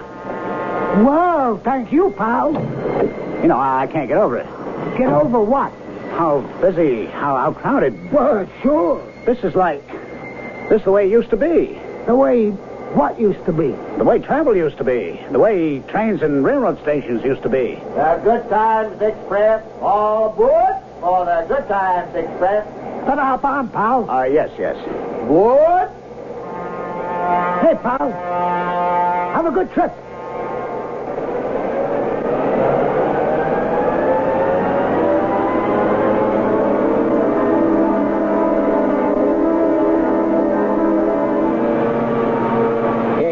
All tickets.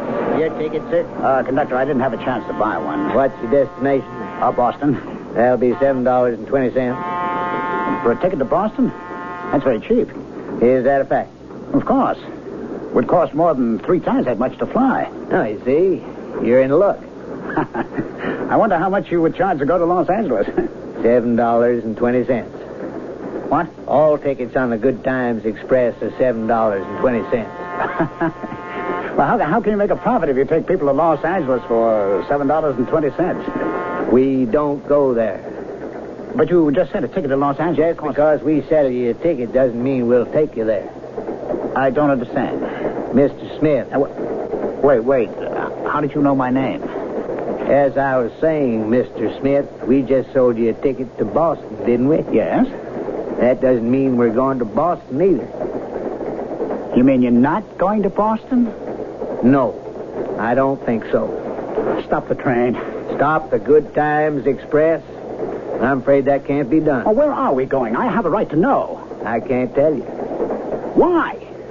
Because I really wouldn't know how to explain it. What does that mean? Why can't you explain it? At this point, I don't think anybody knows what it means. We would have to know more about this rather unusual train, the Good Times Express. What kind of train is it? Evidently, our hero has embarked on a journey, but what is his destination? You know, this is the kind of question that we never answer in the first act. You'll just have to wait a few moments till I bring you the second.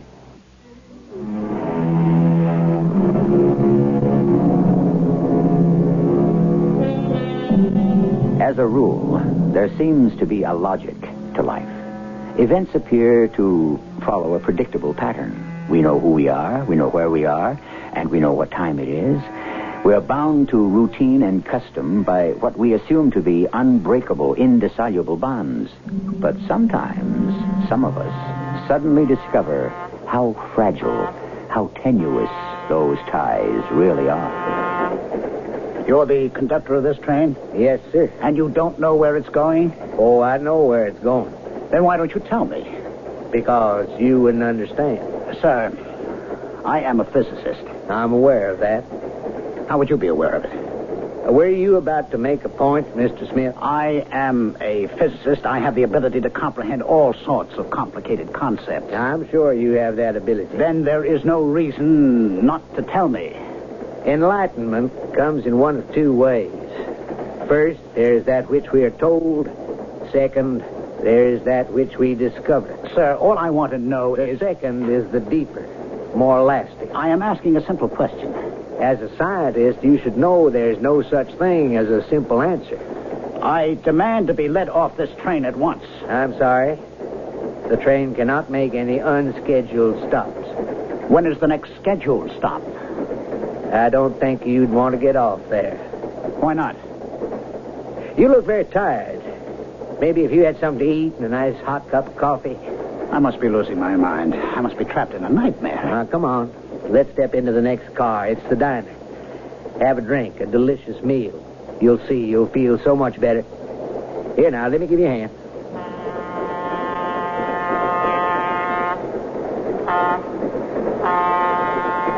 Oh, my, the diner is crowded this evening. Conductor, Oh, look, there's an empty seat at the table where the young lady is sitting all by herself. But I'm not hungry. Oh, sure you are. Miss, you mind if this gentleman joins you for dinner? No, not at all. It's you. Me? The girl at the airport ticket counter. Oh, I'm sure you must be mistaken. Your name is Polly. Polly? Polly Parrott. That's quite a name. Look, please, help me. Are you in trouble? Yes. What kind of trouble? I don't know. Then how can anyone help you? I was in the airport just about half an hour ago. Yes? My flight to Boston was canceled. And? Well, why do you ask? You know about it. I do? You were the girl behind the counter. What's your name? Well, you know my name. It's Calvin Smith. My name is Melisande Morris. But you said... You look like a very troubled person. I sure am. Why do you insist I was some girl at an airport ticket counter? Because... All right, look.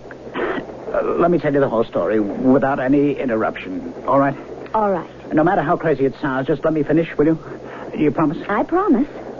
All right, as I said, my name is Calvin Smith. At 6 p.m. this evening, Tuesday, June the 15th, I was in the airport. What were you doing in the airport? The plane had to come down for some minor repair. What were you doing in the plane? I was flying to Boston. From where? Los Angeles. Why? You promised not to interrupt. You said you would tell me the whole story. The story begins in the airport. The story begins before you got on the plane. I was going to Boston on business. What kind of business? Wait, but that's not important. Then you don't want to tell me the story. I have an appointment to sell a game. A game? A game, a children's game. Well, adults will like it also. I have to see these people at a toy company. A game? You have no idea how much money there is in these things. I wouldn't doubt it. I teach physics at the university. Do you realize how little teachers are paid in our society? Yes.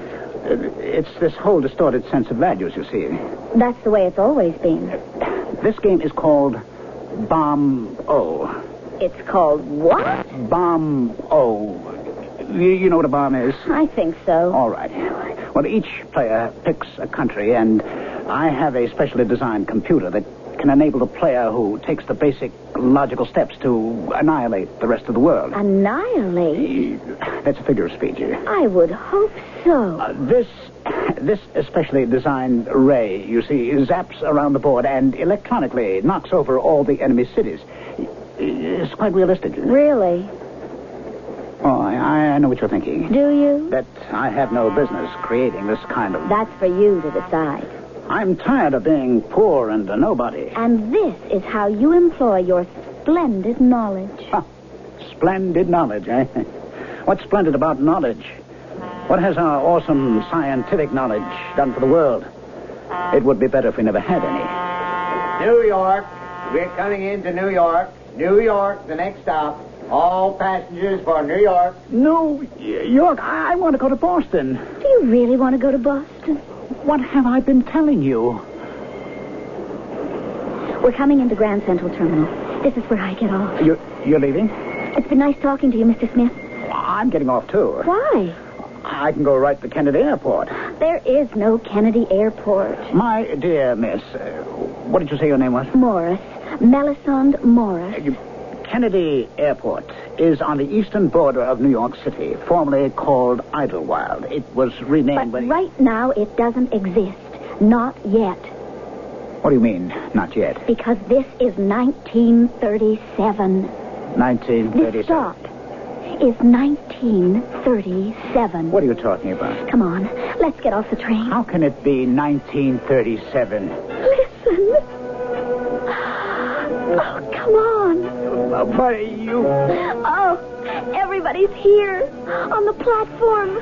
What is this? Oh, there's Benny Goodman and his orchestra. And waiting to play, Glenn Miller and Hal Kemp and Duke. That's Duke. Where are we? Where I always wanted to be. Back in 1937. 1937. Oh, how my mother and father used to talk about it. And all the bands, the shows. Life was so easy and wonderful.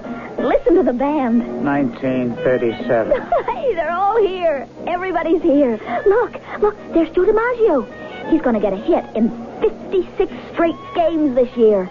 And there's President Roosevelt. FDR himself.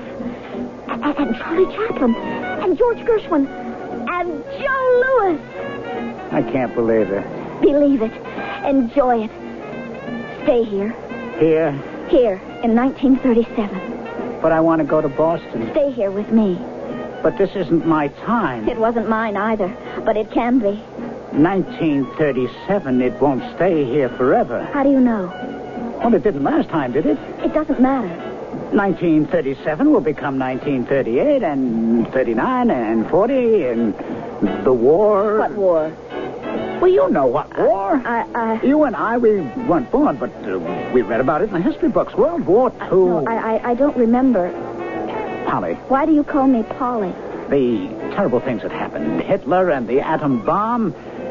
You'll have to go through all that. I don't believe you. Polly, have you forgotten what's happened to you? Stay with me. Polly, have you forgotten? I only know I'm here. And I want to stay here. Now, Polly, please, listen to me. No, this is what I want. You won't take it from me. All aboard? Board! This is the Good Times Express. We better get back on the train. Why? Didn't you want to get off? Yes, but not here. What's wrong with here? It's the most wonderful place in the world. I wouldn't know what to do in 1937. You don't have to do anything. Just live in it and enjoy it. Polly, we belong to another time. I don't know any other time. I don't remember any other time. Who are you? What are you saying? You know who I am, and you know what I'm saying. You must be crazy. Keep away from me. Keep away, or I'll call a cop. All aboard? Wait for me. This is the Good Times Express. Wait for me. Wait!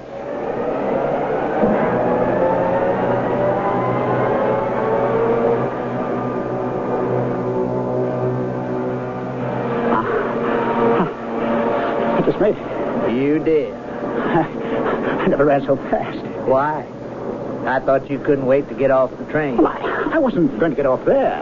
What's wrong with New York? Well, that was 1937. What do I want to go to 1937 for? Well, where do you want to go? Where? I haven't thought about that. That isn't true.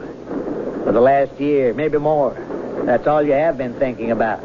No, Why do you think you're here on the Good Times Express? I don't know. What do you think the Good Times Express is? I don't know that either. Oh, yes, you do. You don't want to admit it to yourself just yet. Admit what? I was on a plane from Los Angeles to Boston. Suddenly the plane was forced down. I found myself in a... We all know that story by now. All right, tell me. Just tell me one thing. Am I dreaming? Is this a nightmare? As a scientist, you should know there are no simple answers. For instance, what is a dream? Oh, no, don't start that. Well, you asked me a simple question. What's happening? What's happening to me? Only good things are happening to you. Good things? You're on the Good Times Express. But where am I going? Mr. Calvin Smith, you know very well where you are going. Where is he going? Evidently, we're on a train. And what have we learned about it? Well, it seems to be going back in time. That's obvious. And it stops, judging from what has just happened, where each passenger wants it to stop. So far, so good. But where does our Calvin Smith want to go? Where would a cynical, disillusioned scientist really want to go? Let's find out in Act 3.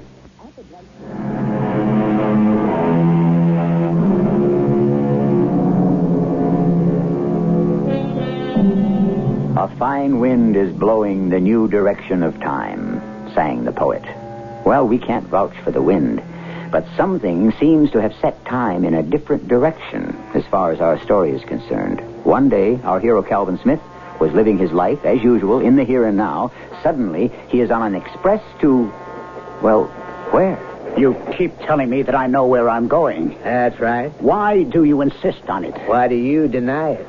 Oh, no, this isn't a dream. Who said it was? Because I would have awakened long ago. Just let me know where you want to get off. No. Don't you do that to me anymore. You know where I wanted to get off, Boston. I had to be there by morning, only now I'm not sure which morning anymore. Boston? It's our next stop. It is? Be there in a couple of minutes. Oh, why didn't you say so before? Another fella in this car is getting off at Boston, too. Oh, he is? Who? A fella at the other end, sitting by the rear door. Where? Hey, I know him. I know that man.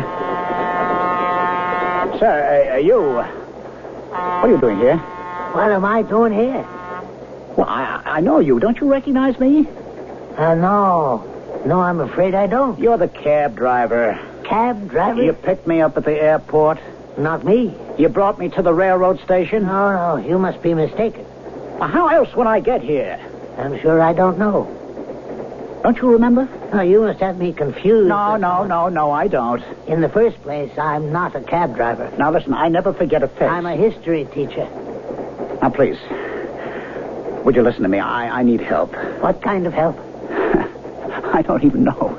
Well, then. I was bound for Boston. Suddenly, my plane came down in some airport. My flight was canceled. I got on a train, this train. Then it happened to you, too? Are you saying? Yes. I was driving to Boston when my car just died, you know? Sometimes a car just gives out. Yes, I know. I was right near a railroad station, and this train happened along. So, as far as I'm concerned, there's no harm done. Yes, there's no harm done.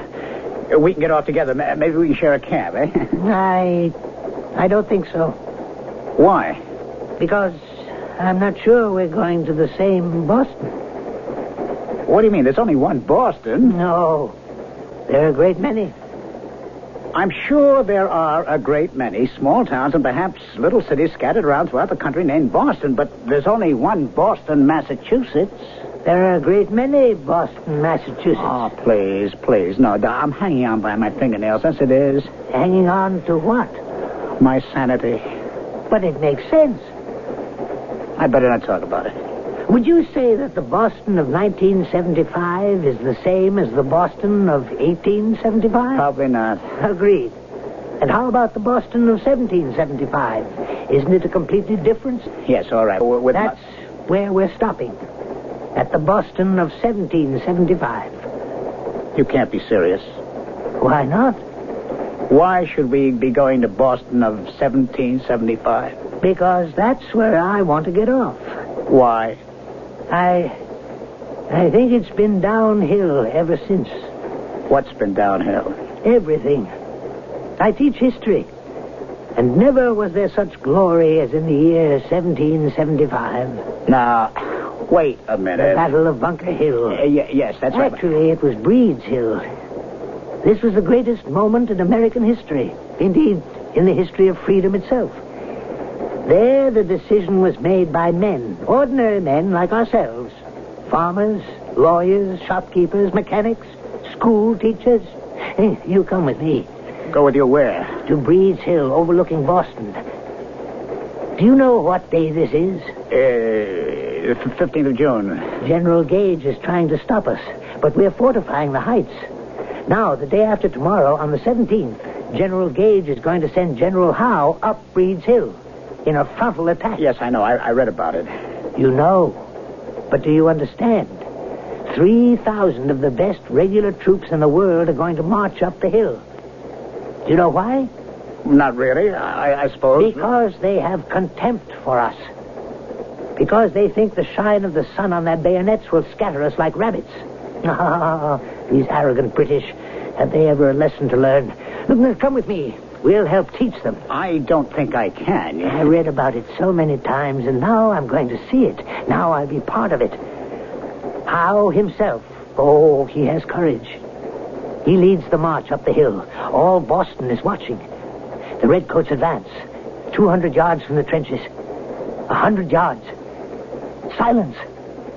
And then, at 50, we open fire with everything we've got. Hunting rifles, shotguns, pistols, and we shout, "Are we cowards? Are the Yankees cowards?" Yes, that must have been a splendid sight. The British are bewildered. They're about to break and run down the hill, but Howe rallies them. You can see him. His white breeches are spattered with blood. And they try it again. And again we teach them a bitter lesson. We fire till the guns are too hot to hold. Till every ounce of shot and every grain of powder is gone. Boston, this station stop is Boston. Come with me. No, I can't. Where else would you rather be? Is there another place in all the world, in all of history, that's nearly as exciting? Is there? Is there? Yes. This is Boston. Passengers getting off at Boston. Well, goodbye. Goodbye. You'll never know what you're missing. I would go with you, but But what? I have to save the world. Goodbye. This is the Good Times Express. All aboard.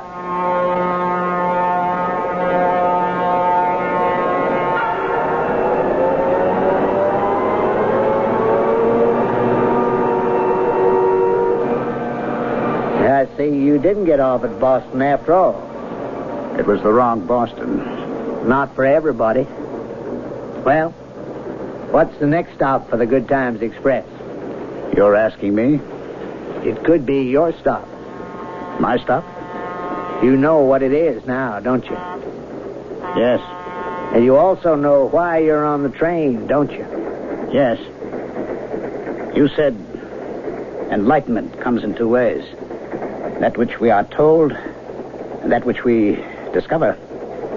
The second way is the best. And are you enlightened? Yes. Now you can stop fighting it. You can stop doubting yourself, your sanity, wondering if this is a dream.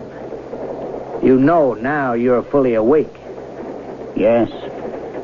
Before I take you to your stop, tell me why you're here. Because I'm unhappy. Why are you unhappy?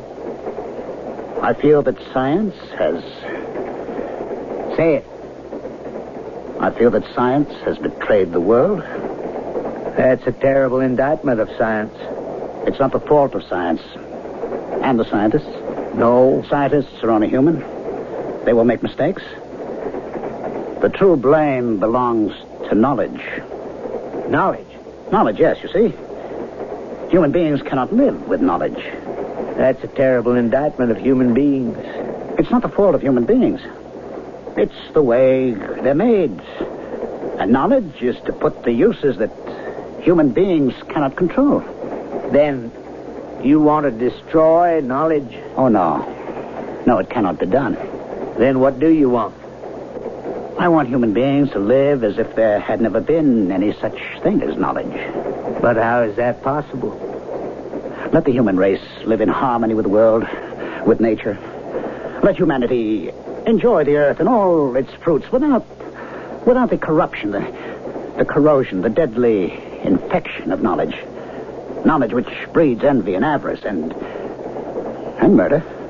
Are you sure that's what you want? I have received the best, the most advanced knowledge this world has developed. And I will tell you, the evil far outweighs the good. In the end, knowledge will enable man to destroy himself. And this world completely. Where do you want the Good Times Express to take you? To a time and a place where there was no knowledge. Yes? To the Garden of Eden. Let me be that human being in the Garden of Eden. Why? Because I will be able to change the fate of the world. How? I will know better than to eat that apple. How will you know better? Once you're in the Garden of Eden, you'll forget why you came there. You will have no knowledge. Perhaps I will have no memory. But I'll have a logical mind. I will understand those things that must be obeyed. Well, this is the Good Times Express. You paid for your ticket. You're entitled to your ride. You can take me to the Garden of Eden? Why, look, we're just pulling in now. Garden of Eden. This station stop is the Garden of Eden. Check the overhead racks to make sure you have all your belongings. I say that because it's regulations. But, of course, you won't have need for any luggage. Have a nice day. All passengers, watch your step, please. Getting off. This is the Good Times Express. What?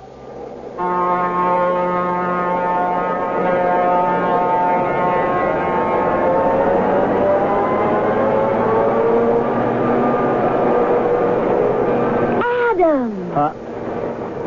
Why, it's Polly. What did you just call me? I called you by your name. Eve. I must have been hearing things. Where have you been? Oh, around. Want to go for a swim? We were swimming all morning. Want to pick berries? Well, don't you ever get sick of it? Why don't we take a nap? Or if we do, we won't be able to sleep tonight. Adam? Yes, what is it? Why don't you put your arms around me? I'm tired. Well, what do you want to do? It's just... there are so many things that I don't know. Like what? Like, why is the sky blue? Does it matter? Why does the sun rise and set? Who cares? What holds up the sky? Why does it rain? Why do the plants grow? The whole world is filled with whys. We're surrounded by whys. Why should you care? Because I'm a human being. And it's human nature to want to know. Why don't you have some of that fruit? What fruit? You know, the apple, I think it's called. Oh, no. Why not? Because we're not supposed to. And why are we not supposed to? Well... You know what I think? I think the answers to all the whys are inside it. That's ridiculous. Why? Think about it. It must be the reason we're not supposed to eat it. We were never told why we weren't supposed to eat it. What other reason could there be? I don't know. Look, I don't care. You're the one that's being bothered by it. It's just that I'd like to know. Know what? Everything. If you don't want to know things, you might as well be dead. What's dead? Dead is, I don't know. I don't even know why I said that. Do you want to kiss me? Listen, do you think... Do I think what? Nothing. Why don't you just put your arms around me? Do you think if we took just the smallest, tiniest little bite that... All right. Reach up. Pick one. And let's get it over with. So, here we go again. Another noble experiment that could never quite get off the drawing board. Proof, if ever proof were needed, that knowledge is like a bag of peanuts. You can't stop with just one. You have to keep eating and eating until it's all gone. Or you are. Don't go too far, because I'll be back.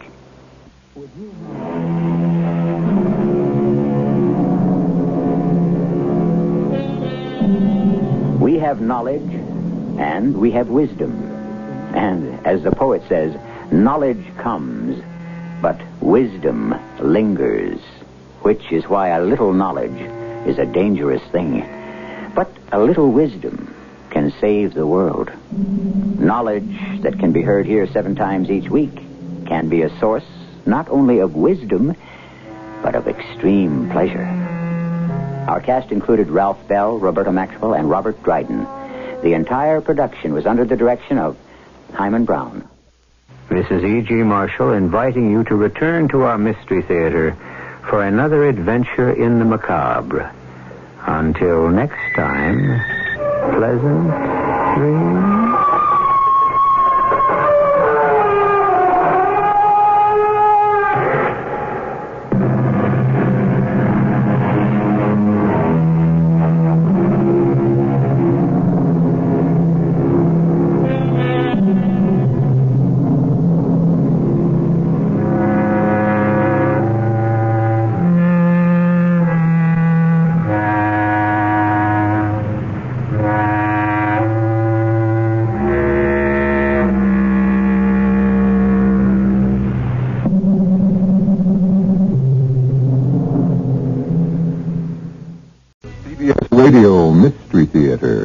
suspense. Come in.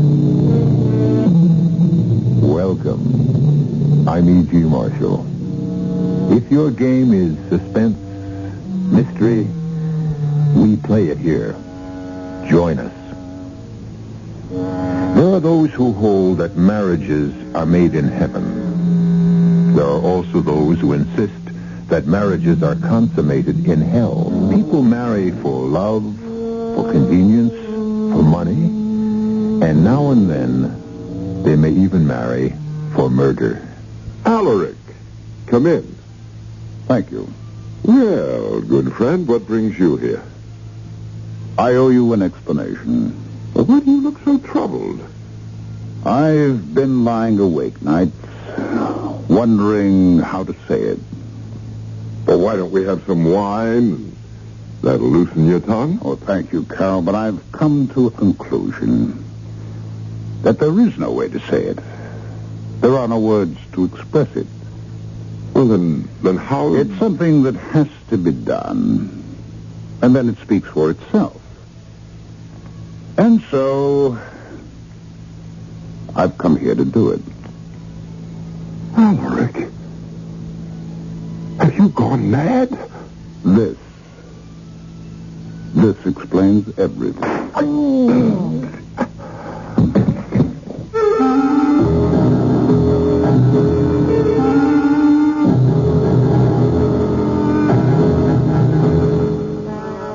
Our mystery drama, The Precious Killer, was written especially for the Mystery Theater by Sam Dan and stars Beatrice Straight and Arnold Moss.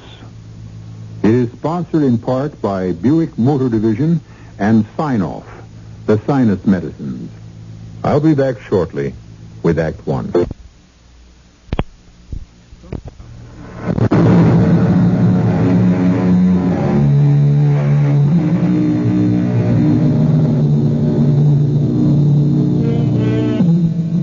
There can be no peace, no truce, no ceasefire in the eternal war between good and evil. Who's ahead? It's hard to say. It appears that evil wins most of the battles, while good winds up winning most of the wars. Or is it the other way around? The problem is, we have angels and devils on both sides. The name of the country is Rurania. It is located in Middle Europe. It is an absolute dictatorship. The time is the present. Talking about time, anyone can be arrested at any time. The police just come around and kick in the door. Shut up. Who are you? Get out of bed. Alaric. Alaric, it's me, Carol. Get dressed. Are you mad, Alaric? This is me, Carol. Let's go. Why? Why am I being arrested? We don't have all night. Why am I being arrested? I demand an answer. Answer him, Benish. You have no right. You have no right to... He doesn't understand, Benish. Answer him again. That will do, Benish. I think he's getting the idea.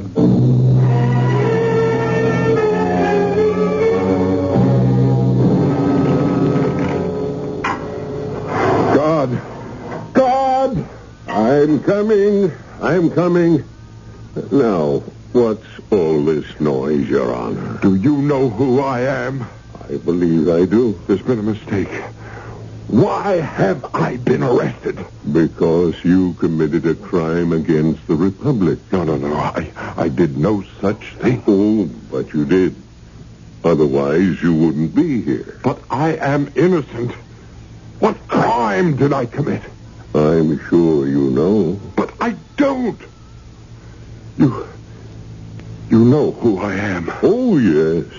Your Honor is Professor Carol Vortick. That's right. I'm a hero of the Republic, a chief of scientific research. I demand to see the First Minister. He would never come here. Oh, yes, he will. I'm first scientist of the Republic. I have the same rank. Have him sent for. At once. No, Your Honor. You just get some rest. Wait. You're wearing the silver medal of the 1st of August. You're a veteran of the August Brigade. Oh, yes. My brigade. How well I remember, Your Honor. I recognize you. You're... No, don't tell me. You are... Rykov, first gunner in the 3rd Company. Yes, Your Honor. And you were a fine young officer. You were the best, the August Brigade. We made the revolution. That we did, Your Honor. Rykov, why am I here? Why? Now, Your Honor, no point in fighting it. He'll tell you soon enough. But when? I've been here 6 days. I've seen no one. I'm losing my mind. Oh, you mustn't do that, Your Honor. My wife. But what about my wife? She must have come home from rehearsals, and I was missing. Oh, yes, your wife. I've seen her so many times. The greatest actress in the world. When she came home, I was gone. Without a word, without a clue. What can she be thinking? I'm sure by now she knows where you are. I demand to see the First Minister. You mustn't yell like that. You mustn't. There's nobody listening.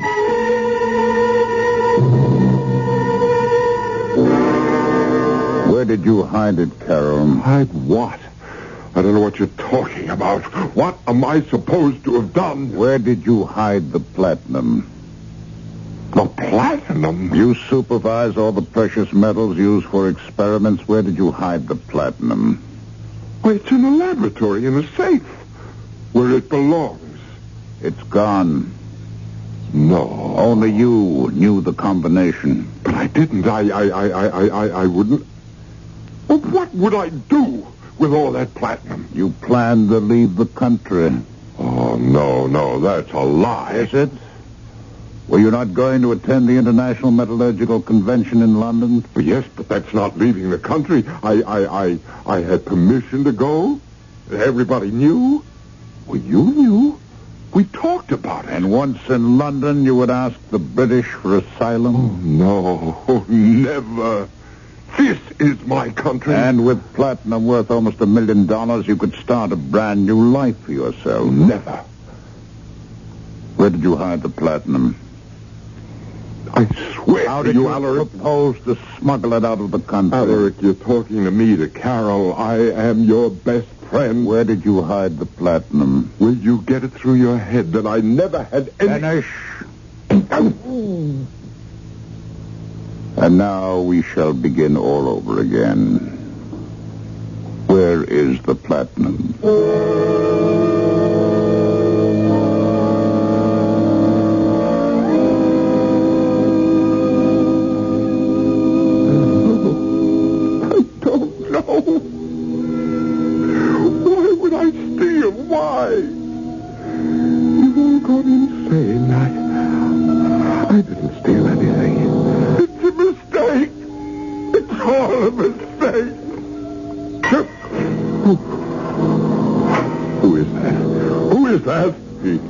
Just me, Your Honor. Rykov.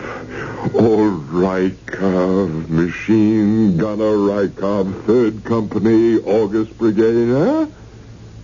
Report, Machine Gunner Rykov. Your Honor. The ammunition, has it arrived? Your Honor, wait. We'll attack just before midnight. Listen to me. Good, honest Rykov, the best gunner sergeant the lieutenant ever had. Wake up, Your Honor. Wake up.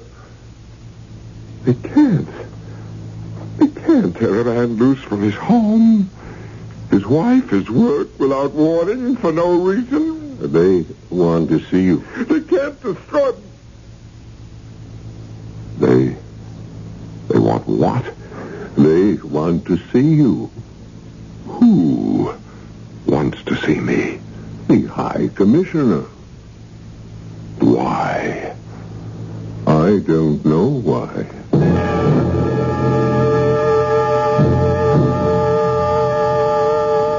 Carol, look at me.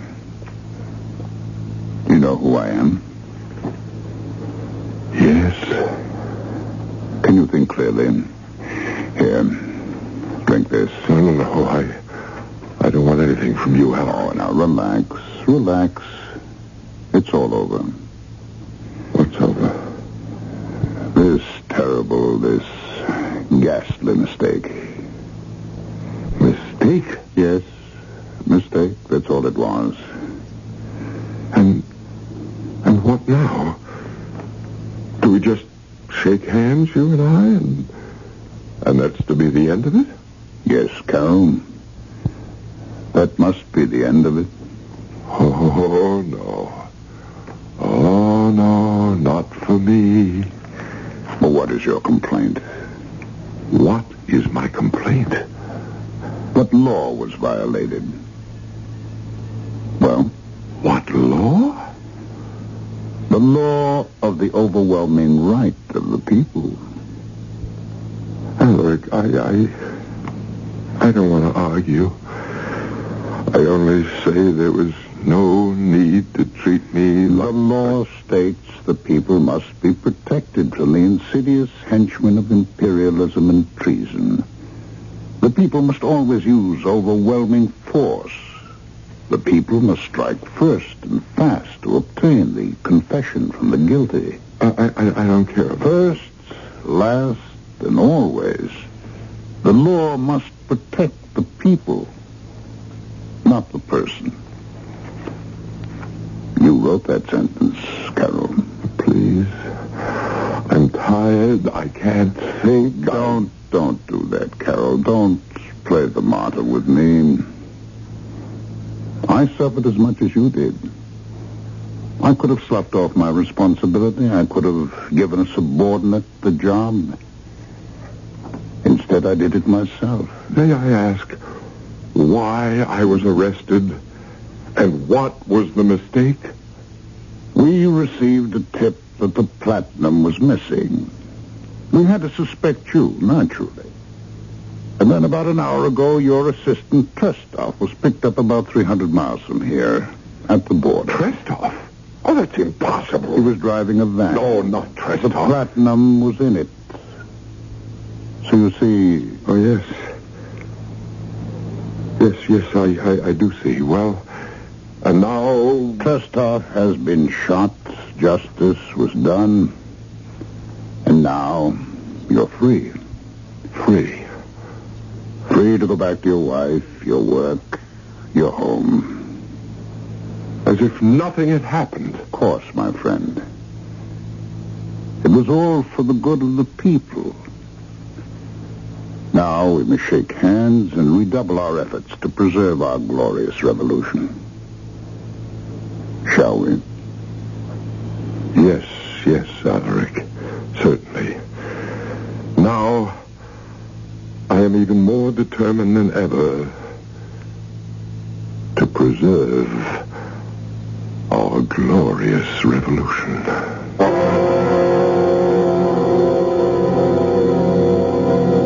Well, you live your life happily, productively, convinced of the correctness of your beliefs.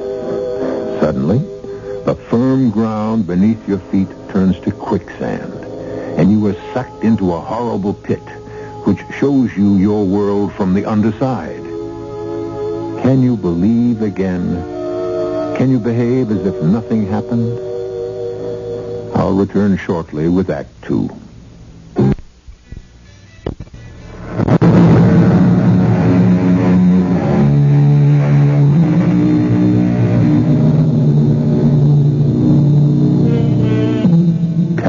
Fortic is one of the world's leading metallurgical scientists. He is also a hero of the People's Republic of Rurania. At this point, he is a somewhat bruised and battered hero because he has been in prison, and no one has ever confused the central prison of the People's Republic with a country club. However, it was all a mistake, and it has been sorted out and set to rights, and Carol has been returned to his job, his luxurious home, and his beautiful wife. Katerina. Oh, darling, I woke you. And I did try so hard to walk in quietly. Oh, no. I've been up a while. Oh, that's not good. You should be sleeping. The doctor said you need rest, lots of rest. How did it go at the theater? Oh, I missed you. When I can't see you in your seat just before I make my entrance, I don't care. I heard the review on the radio. It was a triumph. It would have been a greater triumph if you'd been there. The reviewer said, Katerina makes a stunning return to the theater, completely recovered from her illness. The divine Katerina proved, if proof were needed, why she is the first actress of the Republic. Recovered from what illness? Oh, well, I can't expect them to say I refuse to act and protest against your arrest. You shouldn't have done it, Katerina. You should have fulfilled your responsibilities to the people. Carol, I believe you're serious. You still prattle this nonsense, these incredible fairy tales about the people. And after what just happened? What beautiful flowers. Who sent them? They arrived just after you left for the theater. They're from Alaric. From whom? Alaric. And on the card he writes, to the hero of the revolution. Don't you ever mention the name of that monster in my presence. That evil beast, a fiend. He turns on you like some vicious serpent, and in return you bow, you scrape, you kiss his hand. Katie, please. The foul smell from these stupid flowers will not poison the air of my bedroom. No, Katie, don't. Oh, I'm sorry, Carol. I was just so lonely and miserable without you, so frightened. And that horrible Ulrich, posing as our best friend. He is our best friend, darling. Don't you say that after what he's done. Well, what has he done? His duty as a citizen? Oh, Carol, darling. My oldest, my closest friend. We saved each other's lives. We were like brothers. And what hasn't he done for you, Kate? I don't want to talk about Ulrich. But we must. He can, with a blink of an eye, purge himself of all humanity, all emotions. Oh, Katerina, I've seen now. I know so little. No! You're the most brilliant person in the whole country. No, only when it comes to ideas. You know what? When I was very young, there was this idea of the people's sacred freedom. And I fought for that idea. Darling, you're an immortal hero of the Republic. And when I became an engineer, I was involved with things, but I never learned about people until just now. Human beings, suffering, pain, doubt, terror. Oh, and now you must forget what happened. No, because if I do, I will have learned nothing. Now, you were right all the time. You're an actress. You know people. Carol, you look so tired. This government, this life we lead here. I don't. It's all a nightmare. Carol, please. You can be arrested for this. You were right. You were right all along. You'll feel better in the morning. I'll never feel better until I breathe free air, live among free people. Carol! Do you know what you're saying? Yes. Darling, could you go? Oh, I can't wait to leave this dreary dungeon, to act on a free stage. It might not work. I don't care. We could be arrested. I don't care. Even shot. I don't care. When? In 3 weeks, we'll go to London for the scientific convention. You can go, but can I get permission? I have an idea.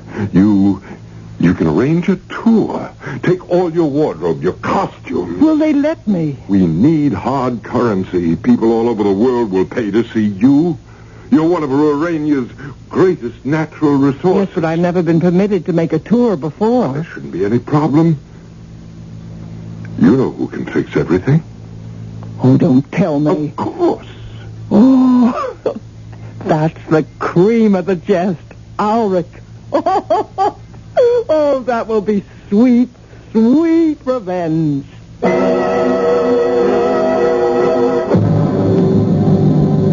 Little heart, you will never break again. What you do now will be remembered. You will die, but you will not be dead. You will live forever in the soul of the people.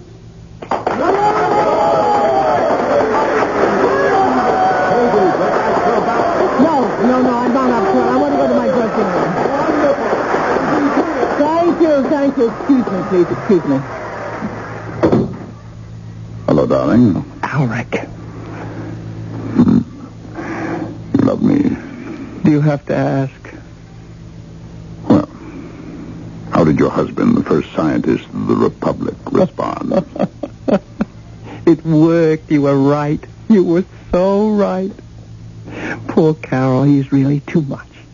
A true patriot. You couldn't say a word against his precious People's Republic.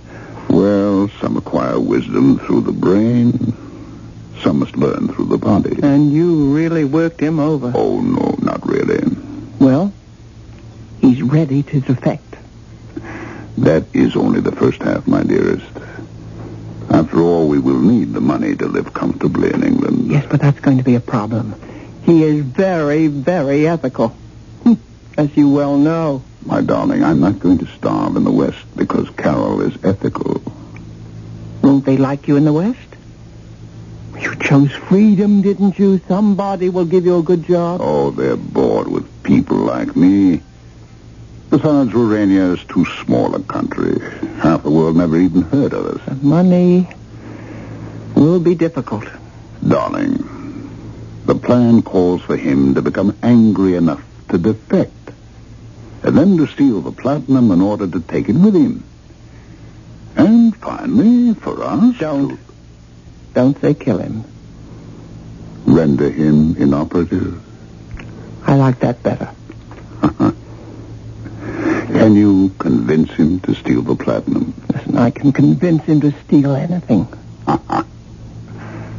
Let us drink to that. Irina! Yes, madam. Is there champagne? Yes, madam. The master sent you a bottle. The master? Now, Citizen Irina, we don't use the word master anymore. It's an insult to the free citizens. Yes, Your Excellency.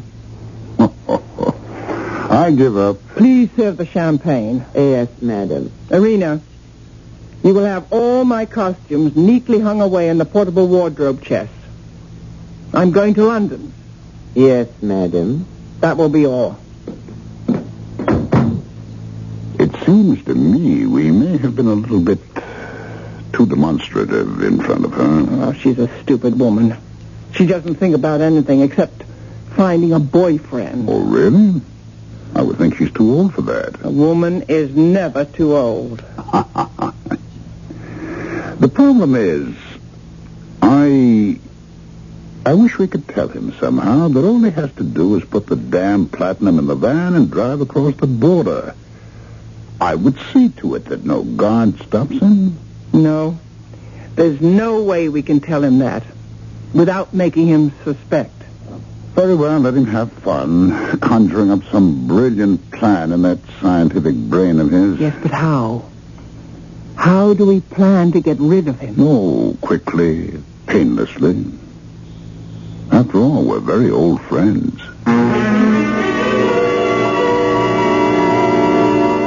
No, we're not going.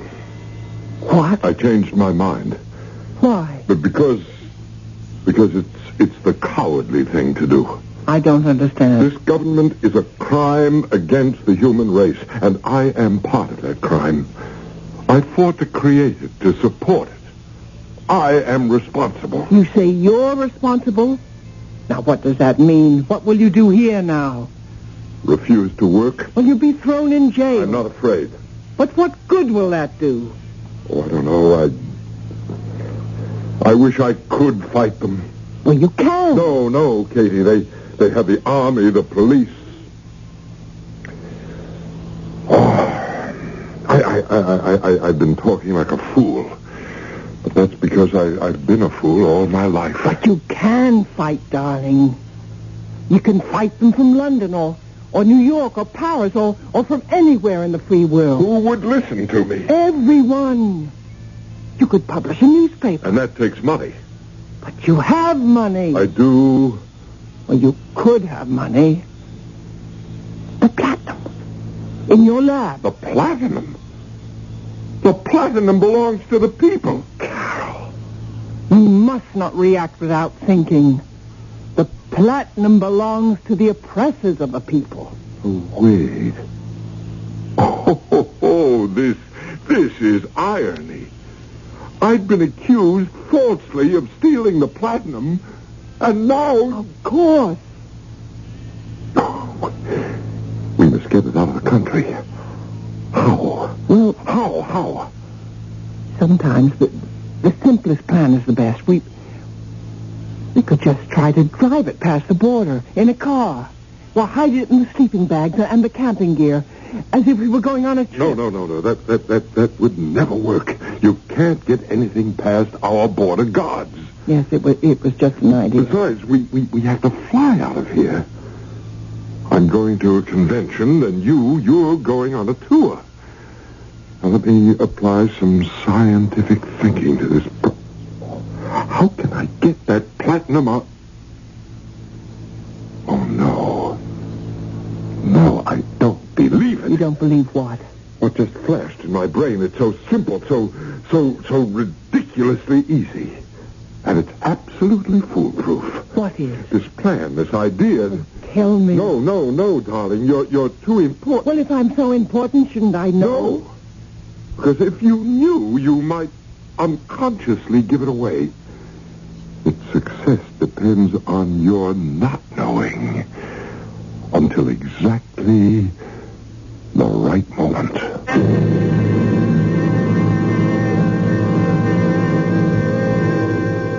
Now you know why he's first scientist of the People's Republic. Give him a problem that concerns things, and he can solve it while you wait. It would be better if he were that knowledgeable about people, especially his wife and his best friend. But I guess you can't have everything. However, you can have Act 3 in just a few moments. This is WBBM Chicago News Radio 78. It's 11:05. The problem. How do you smuggle a fortune in platinum past suspicious border guards? I imagine any of us would find this a formidable difficulty. However, Karol Vortic takes it all in stride. Karol Vortic is an eminent scientist. It's a pity he doesn't know more about people, especially about the people he loves. Darling, you mean you won't tell me how we're going to get the platinum out? Oh, I will, dear. Just as soon as we've done it. Yes, but... This is for your protection, But Katie. I should know. No. If you knew, it would make you nervous. And without intending to, you might betray yourself. Oh, darling, I've never seen you so excited. It's a challenge. You know me and challenges. I'll leave you now. Katie, darling. Am I doing the right thing? Of course we are. Is it right for me to go into exile? How can you even ask? Just look at the poor, plain people, the ones who can't leave. Angel, there's a basic unfairness to life, and one must live with it. The alternative is madness. Yeah, but I love this country. How can I live in exile, never to hear this language, breathe this air? You'll be working for freedom. Yes. Well, I must get to work.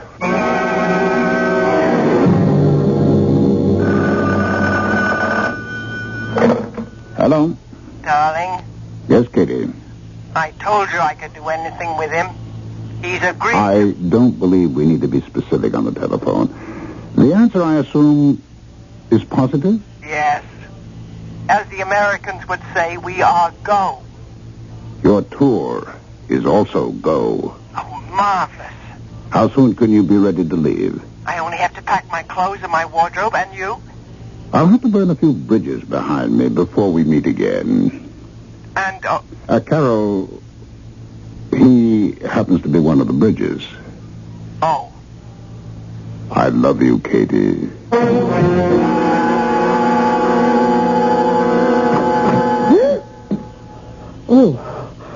Oh, Professor, you frightened me. I'm sorry, Irina.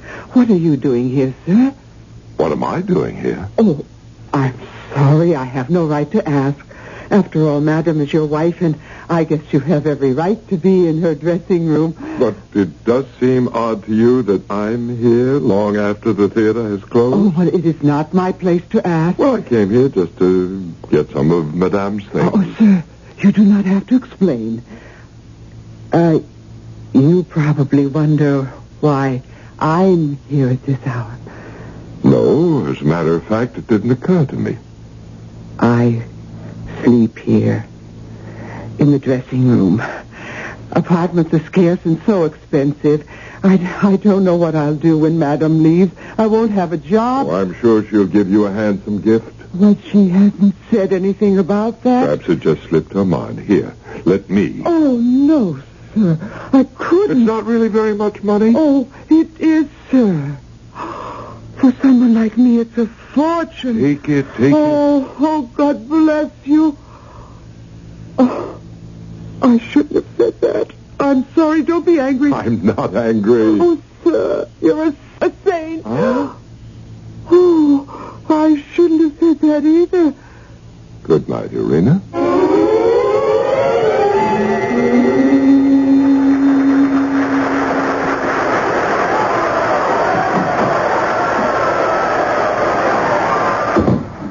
Well, what kept you? Can't you hear, Alric, darling? They wouldn't let me leave the stage. 7 curtain calls. You better go back and take another bow. My final performance in Ruania. How do you feel? Wonderful. Oh, wonderful, darling. Everything's packed. Everything? I didn't know I had so many gowns, so many costumes. But it's all put together. And tomorrow morning, it all goes with me on the plane. And, the platinum? He says I'm not to know till I arrive in London. And then he'll tell me. Do you think he's already managed to get it out of the country? Well, I don't see how. He's been watched too closely. I thought for a moment that he would try to hide it in my baggage, but that would be ridiculous. He knows it will be thoroughly searched. No. I'm sure he has a plan. And I'm sure it will work. Well, he says he'll tell me as soon as I arrive in London. And then you must tell me, and I'll... Yes, I know. Love me? Katie, my darling, I've always loved you. That's why I made you first actress of Little Public. Come here. Madam. Oh, excuse me. How dare you come in without knocking? I'm sorry. Get out of here. Get your coat and hat and get out of here. And never come into this theater again. But, Madam... Get out! Just a moment. What is your name? Irina, Your Excellency. Irina what? Irina Rulin, sir. Do you know who I am? Oh, yes. Your Excellency, yes. If you should even whisper about what you saw here to any living soul, you will disappear. Do you understand, Irina? Yes, Your Excellency. Now you may leave. Yes, Your Excellency. I shouldn't have lost my temper. All she has to do is to tell Carol. Is there a danger that she may? Oh, I don't think so. Because she could have an unfortunate accident in the next 15 minutes. Oh, no. She'll never breathe a word. Actually, it's that stupidity of hers that gets me so irritated. Peasant.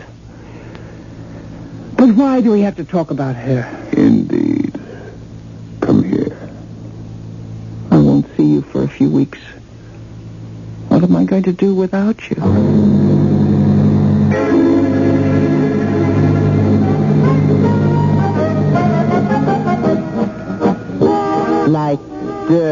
Like dirt they treat us. Dick, do you have any money left, sweetheart? I've got money. Waiter, some wine, cheese. What would you like, sweetheart? We're human, too. Now, I remember before the revolution you got treated like dirt. Is it any better now? No, honey. What's your name again? Irina Rulin. What's yours? Everyone calls me Rykov. Rykov? Rykov, I've got a problem. Why shouldn't you have a problem? You're a member of the human race, aren't you? He's a saint, and she's a devil. Who? Who's a devil? The great Katarina. Oh, I love that woman. She's a devil. But Master Carol, her husband, oh, he's a saint. His Honor, Carol Vortic. Oh, they come no better. What an officer he was. Let me tell you about the time we were surrounded. She is cheating on him. She's what? With his best friend. Isn't that always the way? Now, I don't know. Should I tell him? Now, you're a man. What do you think? Now, that requires a bit of thought. He's so good to me. And she treated me like dirt. What should I do, Rykov? There's an old soldier. Let me tell you that you cannot make an important decision on an empty stomach. Waiter, some chicken, dumplings, boiled beef, potatoes.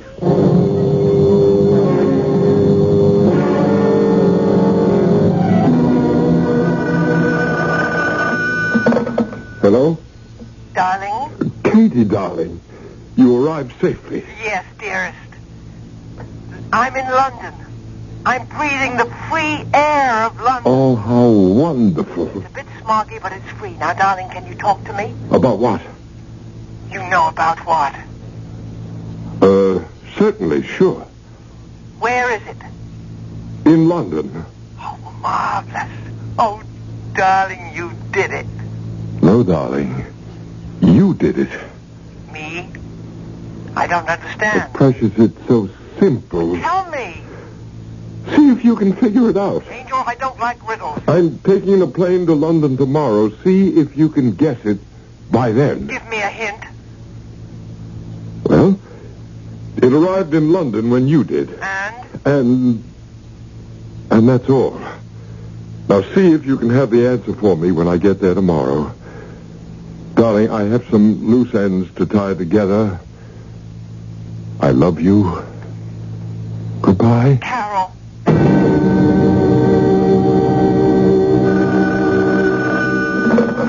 Hello? Ulrich, my darling. Dearest, you're in London. Yes, And, the material? it's here. It's here in London. Ah, good. I'll leave tonight. Ulrich, Hello? Hello? Katie? Katie? Operator? Listen, I've been cut off. I was on the line to London. Yes, sir. Well, don't just say yes, sir. Do something. I'm sorry, sir. We're having trouble with the London circuit. This is a call of vital importance to the government. Yes, sir, but we're still having trouble. Oh. Doesn't matter. It's arrived. It's there. And now to burn the final bridge.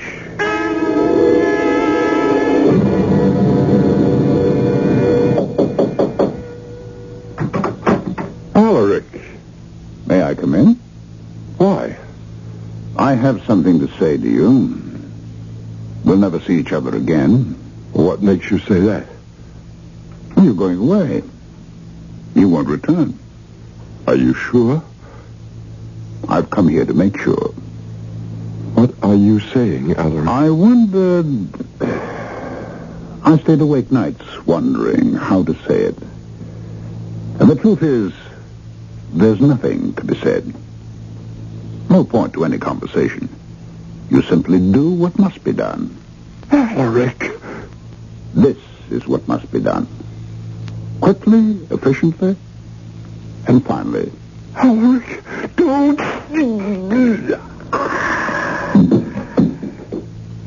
Not that it means anything. Not that it helps. But believe me, Carol. Believe me. I'm sorry.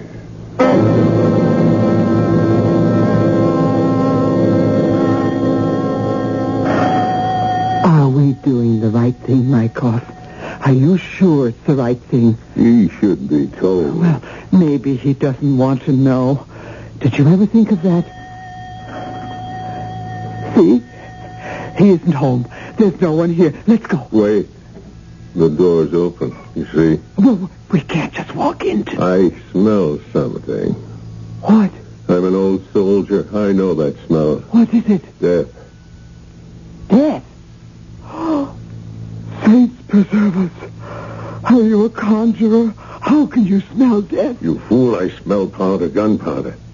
Someone has fired a shot in here. Come on in. I'm afraid. Oh!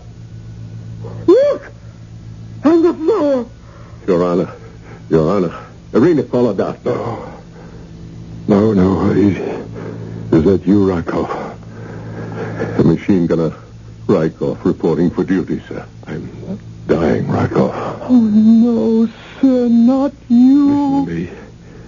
It's for the best. I would have died anyhow, away from our country, our language, our people. Sir, try to save your strength. I'm staying with you, with all those who believed in me, with all those who must stay and fight and suffer, who can't leave.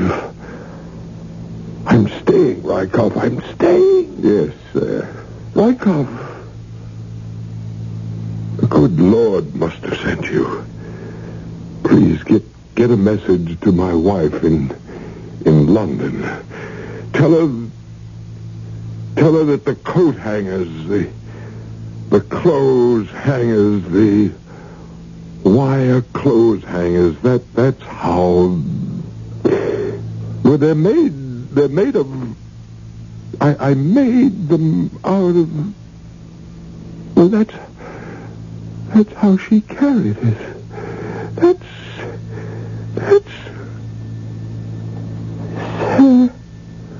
Your Honor.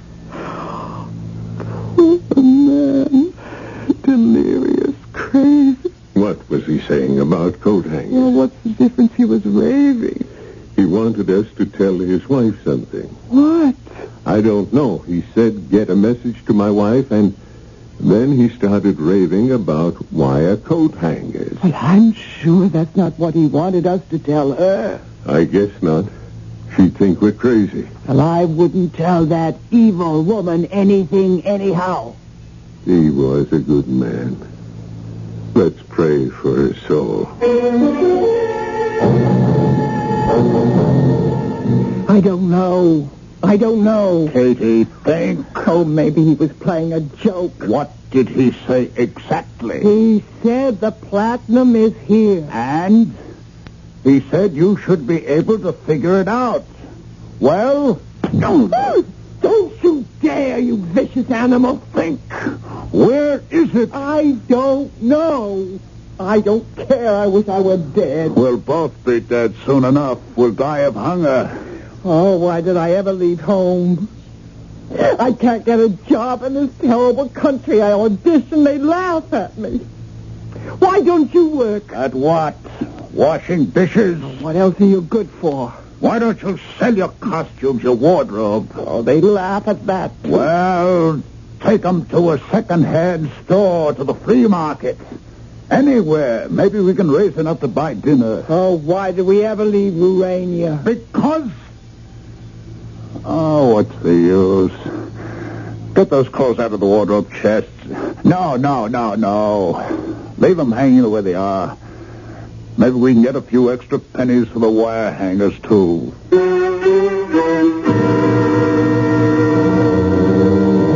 Maybe. Well, if you're ever in London and in some old clothes shop or a flea market and you see some threadbare theatrical costumes, check out the hangers. The ordinary, everyday wire hangers. Who knows? Those humble hangers may be constructed of the purest platinum. Who knows? I know I shall return in a few moments. You're on the open road, rolling free and feeling great about your new Buick Century.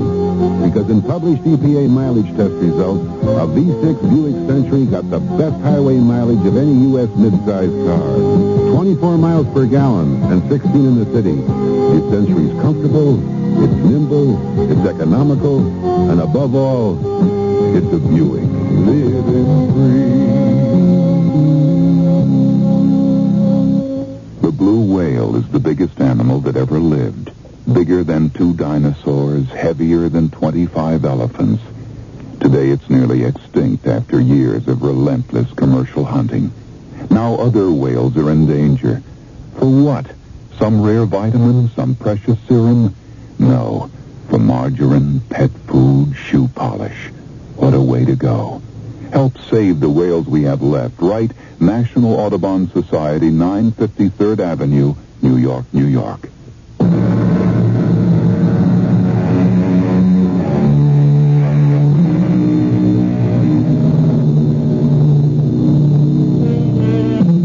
Precious metal. How men sell body and soul for it. Betray, kill, no holds barred. And yet, isn't it all a state of mind? Somewhere in the city of London, or who knows where by now, is a quantity of coat hangers made of platinum. To look, you would think, just ordinary wire. And why not? They do the job. A humble job, it's true, so why should anyone look twice? You should always look twice. Our cast included Beatrice Straight, Arnold Moss, Ralph Bell, Ann Petoniak, and Dan Ocko. The entire production was under the direction of Hyman Brown.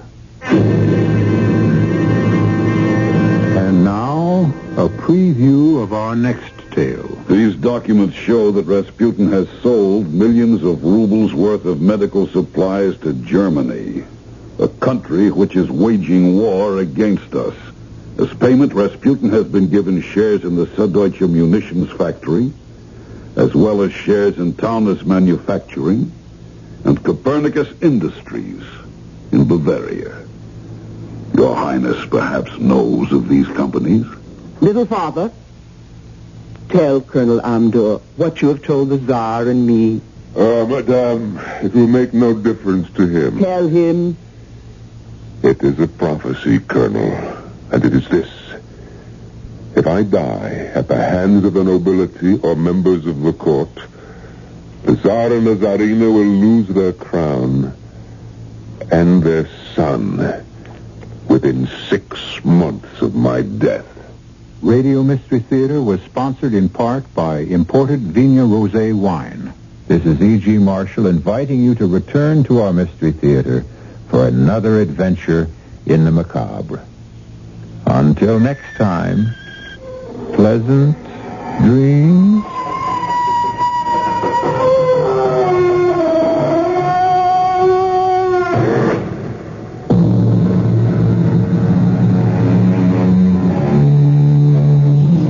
WBBM Chicago, News Radio 78. The correct time, 11:25. The CBS Radio Mystery Theater presents...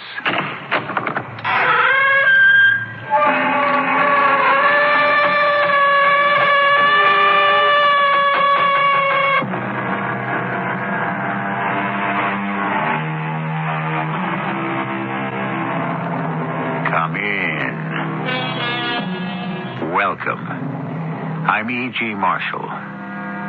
No one will dispute that the greatest mystery of all recorded time is that of the lost city Pompeii, which disappeared under layers of lava and volcanic ash 1,900 years ago.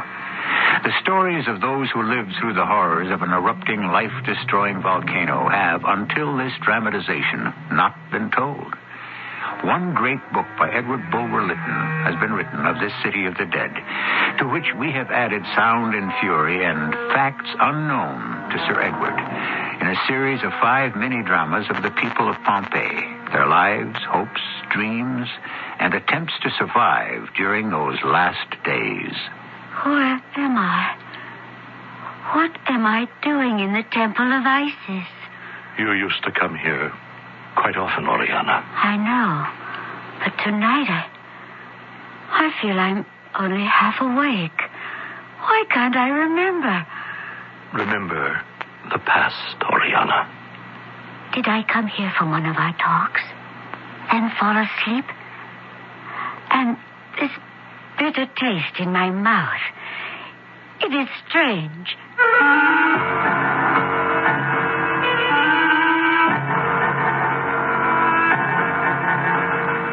Our drama, told in 5 complete parts, based on Bulwer Lytton's classic novel, The Last Days of Pompeii, has been especially adapted for the Mystery Theatre by Gerald Keane and stars Russell Horton.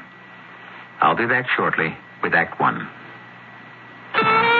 This week on Knots Landing, Karen's efforts to defend her daughter's school teacher from her neighbor's attacks lead her into a relationship that could destroy her marriage.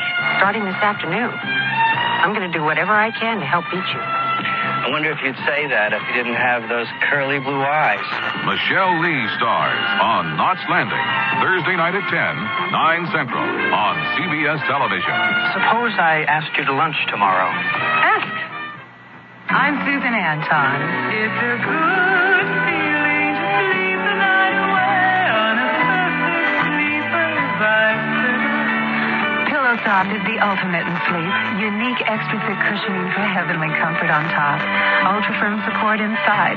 Perfect sleeper PillowSoft. Firmness that feels good. Be a perfect sleeper. Buy a perfect sleeper. Perfect sleeper. Bicycle.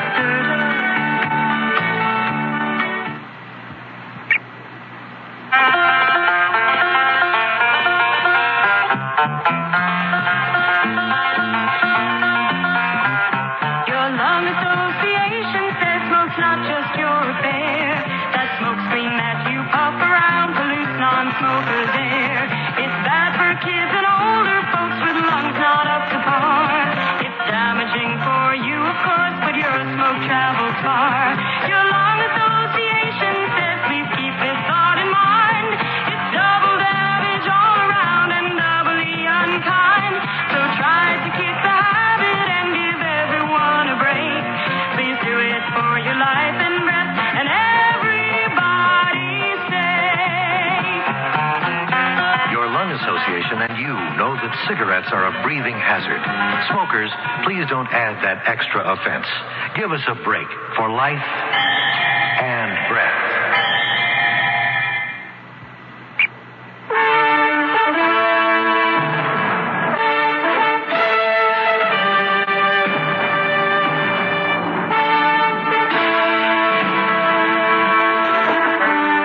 The year 79 A.D.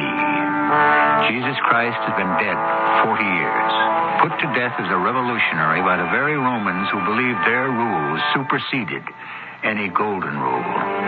They worship many gods, practice many arts, and consider themselves the most civilized and sophisticated beings on earth. And many live in Pompeii on this hot summer day in August when the streets are almost deserted. Well, if you ask me, Marcus Rufus, I think you're mad. It is blazing hot, and you insist on remaining in the city over the weekend. My good friend Diomed, I've told you I've something very important to take care of.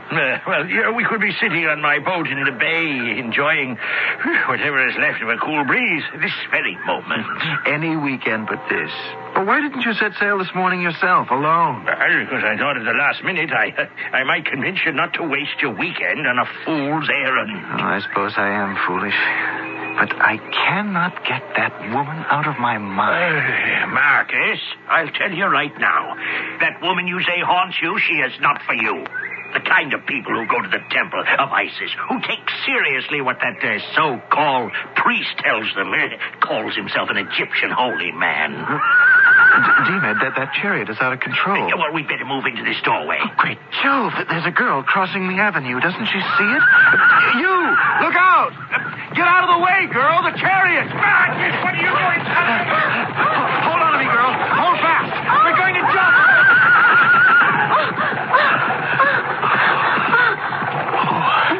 Oh, that was a close call. What's wrong with you? Didn't you hear me shouting? You saved my life, sir. I know I did. I almost lost mine. Now, you are supposed to look when you cross the road. Didn't you hear or see anything? Are you deaf, dumb, and blind? No, Your Grace. Only blind. I'm sorry. Oh. No. It's my turn to apologize. Blind. You must forgive me. Well, usually I have no trouble getting around. Did you see that fool? He kept right on going. But I was confused. I couldn't tell which street the chariot was coming from. You don't know how lucky you are, young lady. You've got to keep your eyes open. Diomed, this young lady is blind. Oh, it's downright disgraceful the way that Blind? Did you say blind? Oh, my dear girl, how are you able to walk the streets and find your way? Well, this is the very first accident that has befallen me. Now, are you sure you're all right? I'd be happy to accompany you where you're going. Oh, it's not necessary. I've grown up in Pompeii. There isn't a corner of it. A shop, a road, a marketplace that I don't know, really. Miraculous. If you'll just turn me around and head me in the direction of the Temple of Isis, that's all I need. The Temple of Isis. Isn't that where you're going, Marcus? What takes you there, young lady? Odyssey, the high priest. He is most inspiring. Let me take you there. I wouldn't want you to have another near accident. Oh, but that wouldn't be possible. Why not? You shouldn't be seen on the same side of the street with me. I am a slave, and free men do not walk with slaves. Indeed. What is your name, slave? Lydia. And who owns you, Lydia? The wine merchant, Calvis. Lydia, let's be on our way. I wouldn't like being late for the sermon. Marcus Rufus, you're not seriously going to waste an afternoon listening to that rabble-rouser? I told you, Diomed, there's someone who goes to that temple I want to meet. If you will excuse me, sir, that high priest has helped many. I pray he can help me. Then what do you think he can do for you, my girl? Give me courage. Oh, the man's a charlatan. The only person he's ever helped is himself. The gold plate in that temple would stun you. Lydia, this is my old and good friend Diomed. He's a businessman, a merchant. He owns a fleet of ships, and he's a very wise man. Yet even the wise can learn. I am honored, sir. I'd like you, in your own words, to explain to my friend why you believe in this man. Doctors have told me that all my life I shall always be blind. Arbaces, the priest, tells me I need not always be a slave. I say to you, throw off your shackles, all pretensions. I leave you with the thought that from Egypt came knowledge of the world, of the stars, the seasons of the earth. There is more to your destiny than to live in the shadow of Vesuvius. Attach yourself to Egypt. Wake up, Pompeii. Sin no more. Go and be merciful.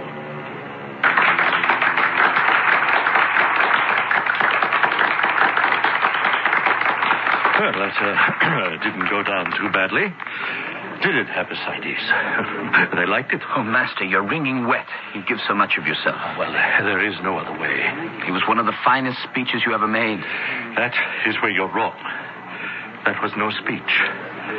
I speak my convictions from the heart. The multitude can tell. The slightest note of insincerity shows up right away. That is what distinguishes the ordained from the ordinary. I shall never learn to speak from the heart as you do, Master. Oh, of course you will, Epicides. I'd say you have all the qualities for spiritual leadership. That is why I selected you as a novitiate. It's a great honor, but I have much to learn. There isn't one of us who couldn't use a little more knowledge. Oh, by the way, I didn't see your charming sister Oriana at the temple today. She's very busy with the work among the women. Master, there's several people lining up to speak to you. Oh, do you recognize any? Yes. Do they look well off? Not that I ever refuse the poor, but our ministry cannot proceed without funds. One of them is Diomed, the merchant. Diomed? The Diomed, the ship owner? I believe so. Have him step up first. And, don't dry me off too well. A man who preaches looks better wet than dry. Yes, I came against my will, Arbaces, but my friend insisted. I am a merchant, not a gambler. But when I do back, it's only on sure things. So only if your spells and incantations can ward off the evil eye will I make you a donation. What do you desire? I have 3 ships arriving from Capri in 2 days. I've been watching the skies, and those black clouds over Vesuvius are not to my liking. Now, if you could guarantee my ship safe harbor, I'll reward you. Last winter you lost 6 ships. This past summer, you lost another 3. How did you know that? You want a guarantee? I'll give you a guarantee. Leave your sacks of gold in the offering room. 2 sacks for each safe journey. Done. I'll have my slaves bring them over by nightfall. Epicides, show the citizen out the side door and bring in the next penitent. A young man and a young lady. I came today because I was looking for someone. And the young lady. Yes, you're Lydia. We have met, haven't we? High Priest, I was very moved by your sermon. Thank you, my dear. Epicides, I think we can close the temple doors for the day. You, the young man, you are Marcus Rufus. And you have come because someone... Yes, you came to see someone. But they're not here. Someone in the audience? That is quite true. Leave an offering in the box on your way out. It's a lady you wish to meet. Leave an offering, and you will, I say, will meet her today. 10 gold pieces will do it. Good day, Marcus Rufus. Before I go, I should tell you Lydia has no sight. You don't have to tell Arbaces anything. He knows. How sad. Blind in so beautiful a body. The will of the gods. Has it been always so, Lydia? Yes. I was born without sight. But the richness of your voice makes up for the fact that I cannot see you. Marcus Rufus, you may leave us. Don't forget the offering box. This sweet child and I shall have a quiet little talk. Sit down, my dear. Here, let me lead you to this couch.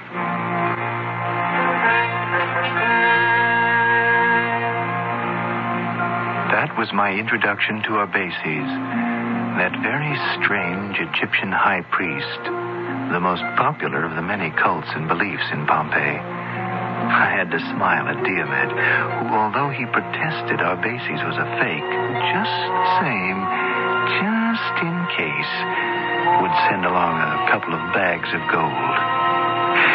Since Pompeii in 79 was so popular, there were those who preyed on its people like vultures. Come here, you. What do you want? Where are you going? Home. Is that near here? Is that any of your business? Oh, a brave fellow. What's your name? Apicides? That's funny kind of clothes you're wearing. It's a tunic that a priest wears. Are you a priest in the temple of Jupiter or Mars? Neither. I'm a neophyte in the Egyptian temple of Isis. An Egyptian, then. You must carry gold. I have no gold. Don't lie to me. We are sworn to poverty. Would you mind if I just walked along? I don't feel like talking anymore. I would mind. I feel like talking. What else do you want to know?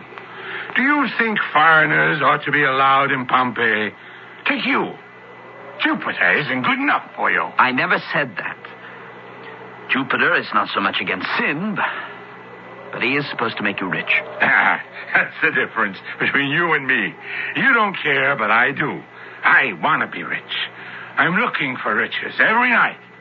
Hand it across. I have no gold, I told you. We'll have to see then, won't we? Oh, help! Help! These murderers! Say one more word and this knife will make it your last. Help!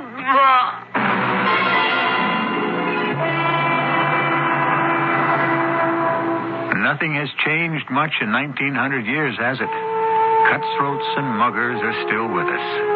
We're standing on a street in Pompeii in the huge shadow of a volcano. The moon is bright and high. Tragedy on a grand scale is a handful of miles away. On this street, a neophyte priest fights for his life. I shall return shortly with Act 2. The word is out. There's an outrageous new thriller just published entitled Out. It's the unbelievable story of two mob kingpins, a two-timing shyster, and a mall named Zaza, all involved in a daring plot to launder billions of mob money through a Swiss bank. The only trouble is the one man with the password to get the money out has vanished. Well, not exactly. His leg is found on the Geneva to Zurich train.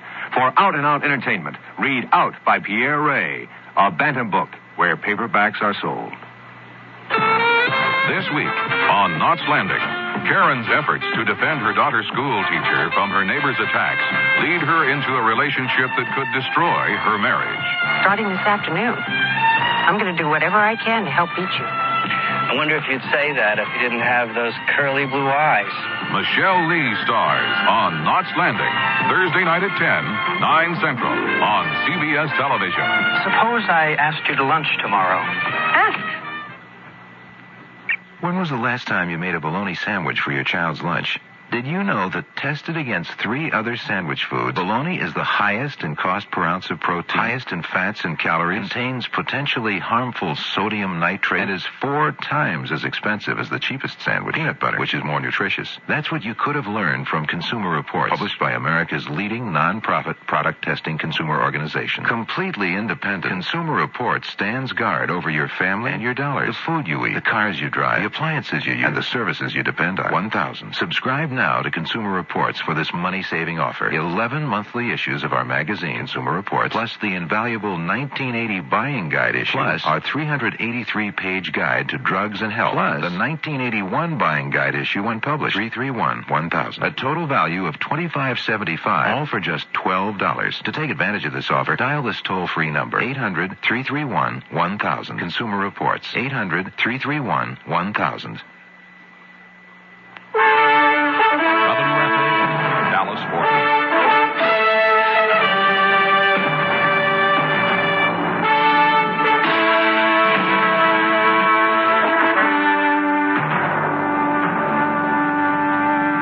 Tell you it was August the 24th in the year 79 AD that Pompeii was inundated under an avalanche of pumice, lava, and volcanic ash. A historic blessing in catastrophic disguise, for when dug up, there were the taverns of the poor and the villas of the rich, just as if the occupants had stepped out for a moment. Some Pompeians never made it to their doors. Now it is several days before the cataclysm. Marcus Rufus, young and red-headed, continues our story.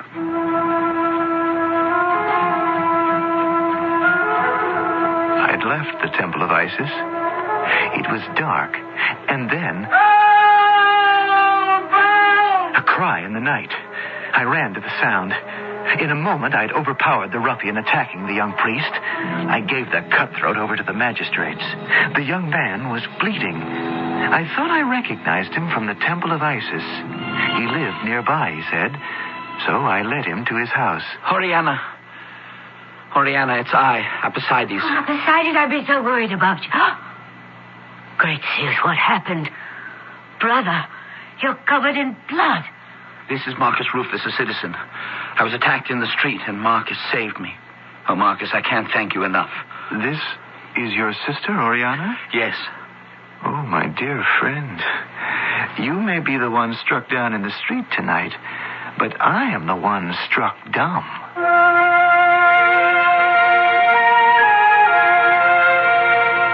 I think your brother should lie down and rest. He may need a doctor.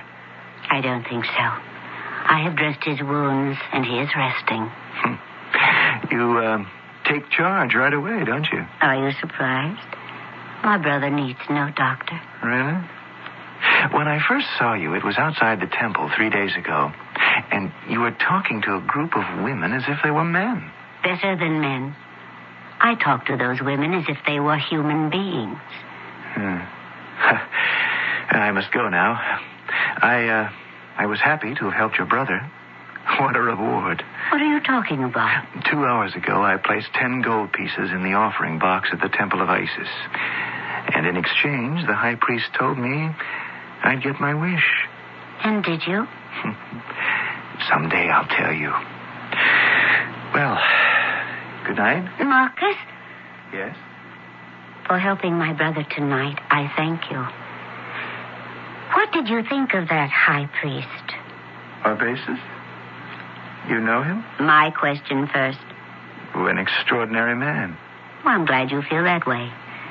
I believe him to be divine. That I'm not so sure about, but he does have powers over events and men. And over women. Over you? I don't know you well enough to tell you that. I hope someday you will.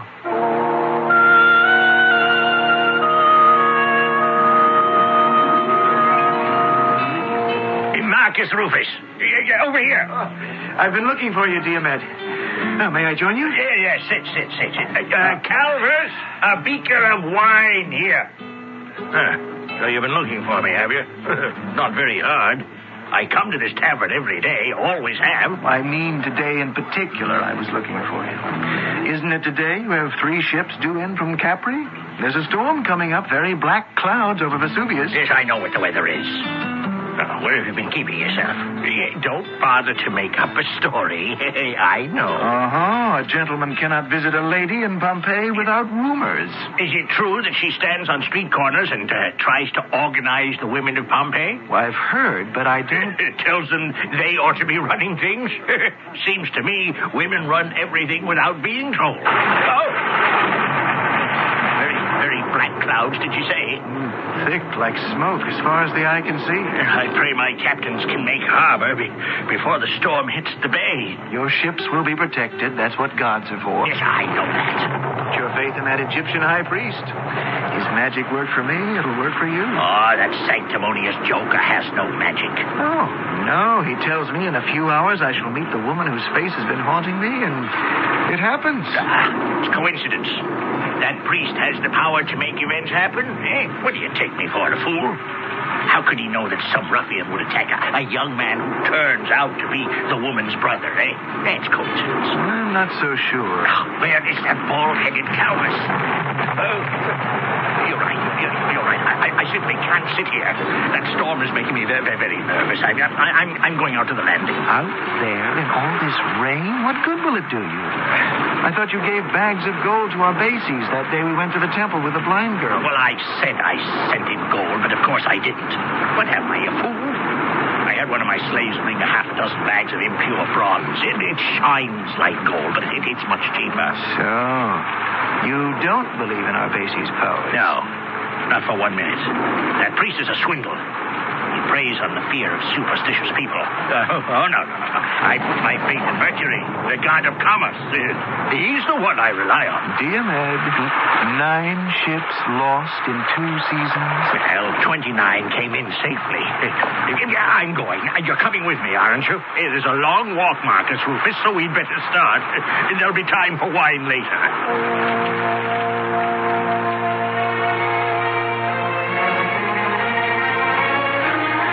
We're not late, brother. I don't think so, Oriana. The hour of meeting was sundown. I just happened to hear of it by accident. Oh, I had no idea there were all these underground passages at the Stabian Baths. Oh, Apicides, I'll never forgive myself if I miss one word said by this holy man. I've never heard a Christian speak before. This Paul is more than an ordinary Christian. He is one of the true disciples of Jesus Christ. He knew him personally.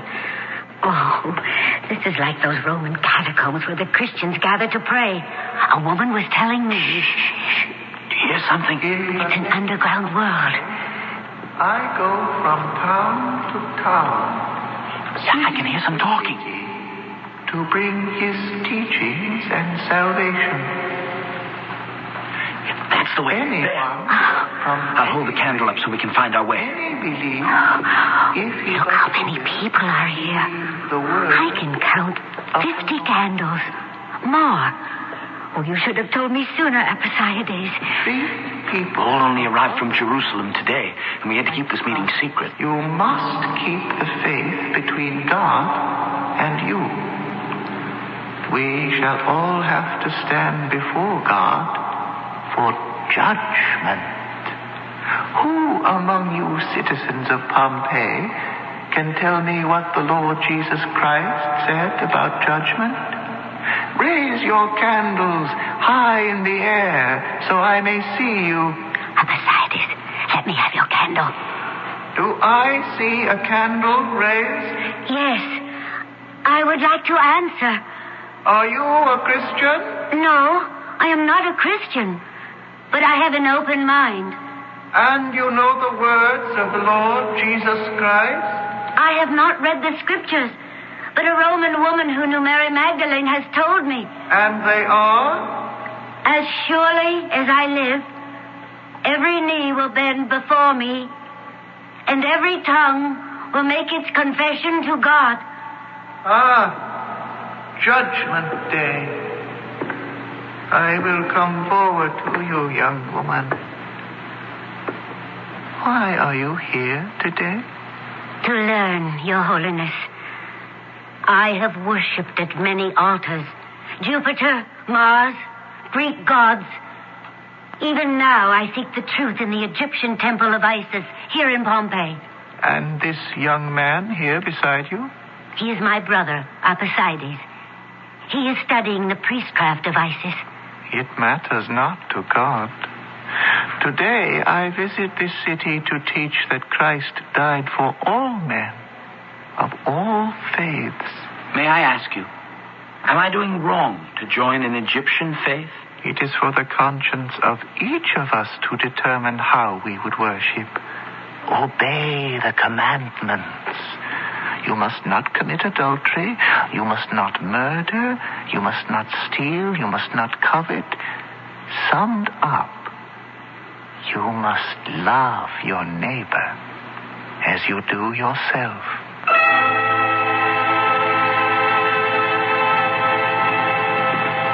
I'm glad we heard the Christian. I wonder what Arbaces would have said. I don't know. Arbaces is such a good man. I feel I would do anything for him. I think of him as a true friend. How can I turn my back on him now when he has given so much meaning to my life? So it's the man you worship, sister, not the religion. I don't know. And it's not any easier since I've met Marcus Rufus. Oriana. Arbaces, you startled me. Brother and sister at the baths. Both of you sneaking underground with this handful of heretics to listen to the mockery of this crucified Christ. Have you been waiting for us? No, I was at the baths. I saw this line of pilgrims with their candles, and I said to myself, poor ignorant peasants. But to find you both here. Oriana, You, Epicydes, a dagger in my heart. This Christianity is only for the ignorant. Why do you say that? It's a sign of intelligence to admit you don't know all the answers. You are breaking away from the faith of Isis. I suspected it now that you have a new friend in Marcus Rufus, another agnostic. So, it's Marcus you object to.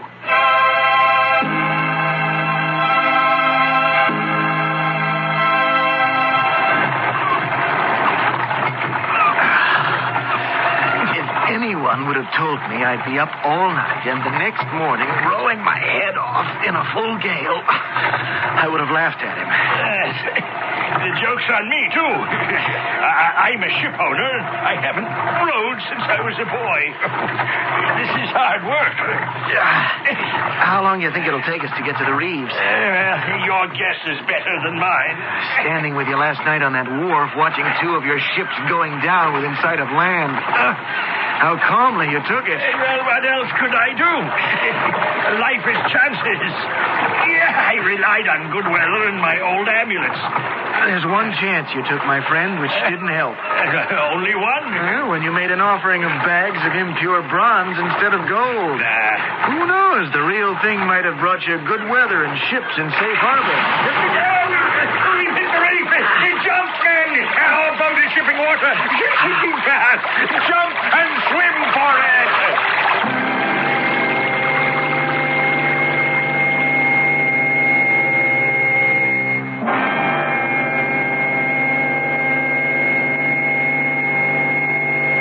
Life in Pompeii is beginning to unfold for us. By the standards of our century, perhaps it's a primitive existence, yet there is a sophistication of thought and ambition. Whatever their way of life, we cannot forget these men and women of the very first century A.D. laid the building blocks upon which today's civilization stands. I shall return shortly with Act 3. Do you know how to get the most for your money when you're buying air conditioners, vacuum cleaners, baloney, auto batteries, calculators, washers and dryers, cameras, insulation, house paint, margarine, freezers, tuna fish, insurance, lawnmowers, mopeds, food processors, radios, refrigerators, television sets, stereo systems, and automobiles? Well, these are just a few of the hundreds of products that Consumer Reports tests, rates, and investigates for you. Consumer Reports is published by America's leading non-profit product testing consumer organization, completely independent. When you read Consumer Reports, you'll know how to get the most out of the dollars you spend. 1,000. Subscribe now to Consumer Reports for this money-saving offer. 11 monthly issues of our magazine, Consumer Reports, plus the invaluable 1980 buying guide issue, plus our 383-page guide to drugs and health, plus the 1981 buying guide issue when published, 331-1000. A total value of $25.75, all for just $12. Just $12. To take advantage of this offer, dial this toll-free number, 800-331-1000. Consumer Reports, 800-331-1000. WFAA, Dallas-Fort Worth. Where in the world can you meet so many people? In a bookstore, of course, and at Taylor's particularly. William Shakespeare, Pogo, Krishnamurti, Alice in Wonderland, Julia Child, Jimmy Carter, St. Thomas Aquinas, Stanley Marcus, Sigmund Freud, Ansel Adams, Edgar Casey, Socrates, Vincent van Gogh, Ben Green, the Marquis de Sade, Frank Lloyd Wright, Dr. Seuss, F. Scott Fitzgerald. Taylor's, Dallas Complete Bookstore, Preston Center on Northwest Highway.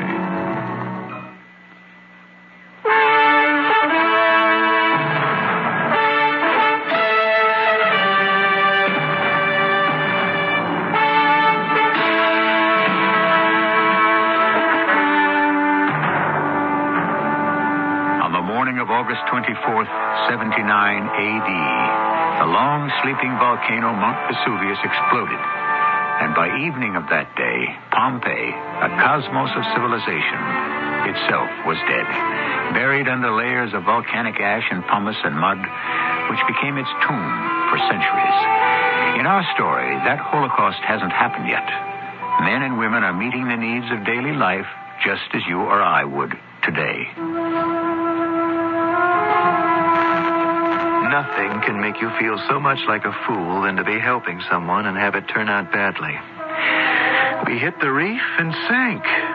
The four sailors, Diomed and I, managed to swim to shore, just in time to see the cargo break up on the rocks. A total loss. So, Diomed and I went to dry ourselves from the inside out. Where? At the tavern, of course. I hope we never again have an occasion like this to celebrate. I made the decision. I suffered the loss. Maybe some things the gods cannot change? Diomed, if there's any way I can help, you've only to ask. I make an excellent living as an architect and... my dear young redhead. If that isn't the most generous thing I've ever heard of. No. I'll just have to tighten my toga. Well, I'm doing 10 villas in the hills over Capua. Why don't we join forces? Instead of just designing them, I'll build them, and you can be my contractor. What do you say? I don't know what to say. After this last ship fiasco, I doubt if any bank will give me credit. They'll give me credit. You do the expediting. You stupid! Clumsy! Look what you've done! Oh, I'm terribly sorry, sir. But the amphora was too heavy for me to carry. It slipped out of my hand. Get out of my sight! Still wine at today's prices? Get out of here! I don't need you anymore. Whoa, Calvus! Who are you shouting at? Oh, that dumb, stupid, good-for-nothing slave girl. I take pity on her, open my heart to her. I'll find a place for you in my tavern. Come work for me. And I don't know what she does. Oh, you should see the mess out there. 2 broken amphora jars, gallons of the finest wine. Buy a handicapped female slave, and you get just what you pay for. I might have known. Did you say handicapped? Yeah. That silly, stupid slave is blind. I hadn't expected to find you here, Lydia. Do you remember me? Yes, I do. Marcus Rufus. Is this that slave girl you hauled out of the chariot's path? Now, I've asked your master to bring you to our table, Lydia, because he tells me he's most dissatisfied with you. Oh, I'm sure he is. It was an accident. How can I run a tavern when all the profits are spilled on the floor? I think your master has a point. Do you have any other talents, Lydia? I have taught myself to write. Right. And the girl can't see. And I can sing. I would say your talents are wasted in this tavern. I don't see why the good Calvus would want to keep you here any longer. Oh, but I need the work. My mother and father depend on me. They're old and sick. Do you pay your slave anything, Calvus? Of course not. Who pays a slave? But I do permit Lydia's parents to live here as a favor. Oh, that's generous. They have a room? A kind of shed beyond the open-air drinking area. Lydia, my family can always use another girl in the household. Aunts, uncles, so many I can't count them. I think I'll buy you. Wait, buy Lydia? Who said she's for sale? Oh, I thought you wanted to be rid of her. Who said? At any price. Come now. Well, a girl who knows the way around in a tavern is worth the weight in gold. No. I couldn't sell her. There, you see, Lydia? Isn't it nice to be appreciated?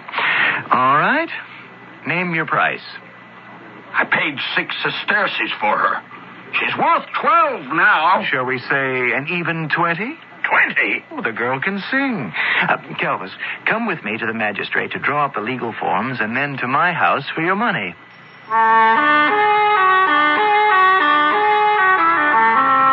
And Lydia, tell your mother and father to get their things together. Plenty of room in my house, and you can live with them.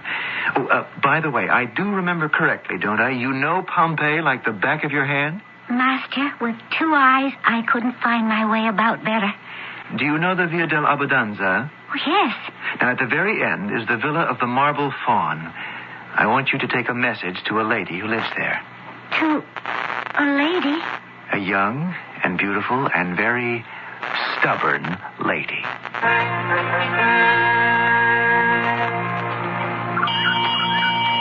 It is I, servant to Marcus Rufus, who stands outside the entrance to the Villa of the Marble Faun with a message from my master. It is I, servant to... I know. Servant to Marcus Rufus. You have a message for me. You are Oriana, mistress of the villa? Surely you can tell by the way I'm dressed. Oh, my poor child. Forgive me. I had no idea. Here, let me take your arm. We'll sit over there by the fountain. It's cooler. You do it very well, you know. I should never have guessed that you can't see. Thank you. Has it always been so? Always. Since I was born. What is your name? Lydia. Lydia. How did you and your master meet? I was almost run down by a chariot. He saved me. I was on my way to the Temple of Isis. The temple where Odyssey preaches? Oh, yes. Do you know him? What a small world our Pompeii is. Let me have the message from Marcus Rufus.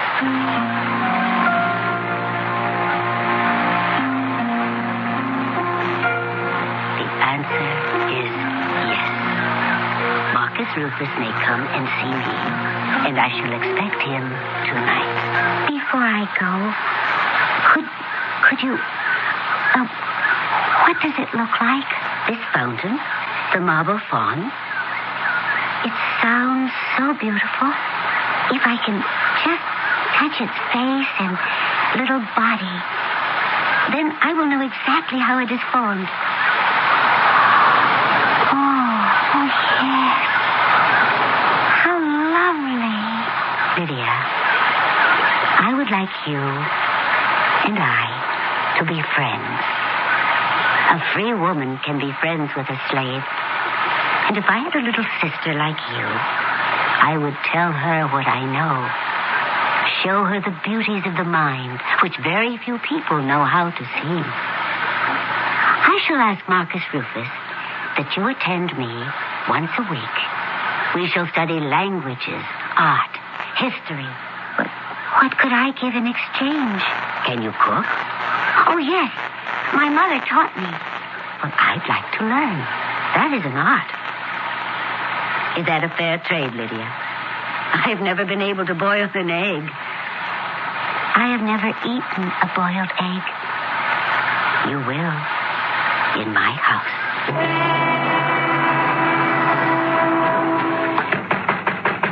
Master, wake up! I am up. What is it? What's the hour? Master, something has happened to Oriana. She has left the villa. I am robed. You may come in. Come in. Now, speak calmly, quietly, child. What is the hour? 3, before the cock crows. Why are you about this time of night? Your parents will be worried. I have seen them. They told me to see you right away. I'm listening. This is the day of the week I have my history lesson with Oriana. I mean, last night was. It takes place after the evening meal. Yes. Well, last night, someone came to the door. Oriana said I should wait. I heard voices in the garden. A man's voice. It seemed familiar, but I'm not sure. I did hear Oriana say, No, I cannot go with you this evening. And then she cried out. I ran to the atrium. I could hear she was struggling with a man. And then I must have tripped and fallen and hit my head. And when I woke up, the villa was deserted. I looked everywhere. Oriana was gone. You didn't recognize the man? No, it was dark. But I did find this. Here.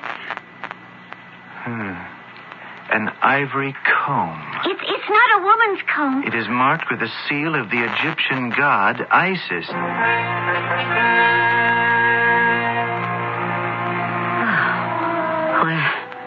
Where am I? Odyssey, you. Oh, how came I here? Of your own free will. I am in the Temple of Isis. But why? What am I doing here? You used to come here quite often, Oriana. I know. But why tonight? Something eludes me.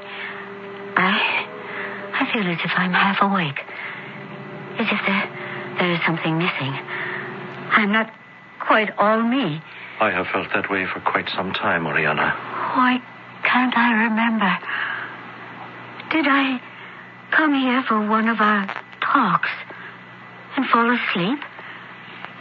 I feel like I'm chained. But there are no chains. And this bitter taste in my mouth. Oriana, I want you to listen carefully. Death is not far away. All those of Pompeii, they slumber. Today, this city is a bright jewel in the empire. But so once were the cities of my own country, Egypt. And what are they today? But ruins along the Nile. The palaces, the shrines are but tombs. Oriana, speak with my tongue. I command you. The serpent coils in the grass on an Egyptian street. The lizard basks in the great hall of a pharaoh. And who has robbed Egypt, Oriana? Rome. Rome has robbed Egypt, clothed itself with the spoils. And what is in the future? Speak with my voice. Egypt will be avenged. Yes, Oriana. Those of Pompeii, of Naples, of Herculaneum, of Rome, who have sown the wind with conquest, shall reap the harvest in the whirlwind of desolation. Arbaces, I know you are beyond this bronze door. I know that Oriana is with you. If you do not open these doors and release her this instant, I shall call upon all the peace magistrates of Pompeii. Marcus Rufus, you will never be able to enter this sacred place. The doors are too thick and too heavily bolted. You may call all the magistrates you wish, but these holy doors will never open. What is that? Close your eyes, Oriana. It is the thunder from the Nile. No. Oh, what am I doing here? Oriana, are you in the inner temple? Marcus, is that you? Stand away from the bronze doors, Oriana. The ground is shaking the temple loose. Oriana, stand back! The doors are falling!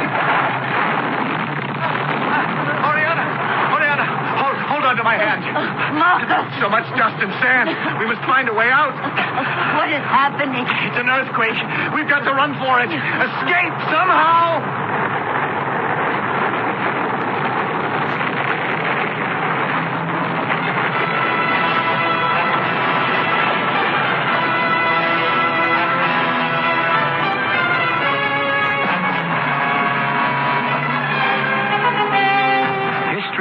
That Pompeii suffered a severe earthquake, but it was not the quake that destroyed it. That is to come later. In this episode, the first day, we have met many citizens of Pompeii, some free, some slave. We have lived their lives, shared their food, followed their problems. Theirs was an extraordinary mixture of high cultures and the basest of superstitions. More when I return shortly. I'm not the handiest person in the world, but nowadays do-it-yourself home repair is almost a necessity. Admittedly, some of my work is not perfect, but it gets by. Like many people, I try painting, woodworking, and even masonry, but I never dabble with electricity because it can be dangerous and not forgiving of carelessness. Yes, Americans are learning how to do more with their hands, and hopefully are not forgetting some of the old rules, like never mixing water and electricity, and reading all power tool instruction booklets before use. And let's not forget about the rule to check for damaged electrical cords either. And remember the one to always dress appropriately. Wear closed-toed, sturdy shoes and safety glasses. And finally, never leave power tools unattended. And keep children away from the work area. A public service announcement from Underwriters Laboratories in this station.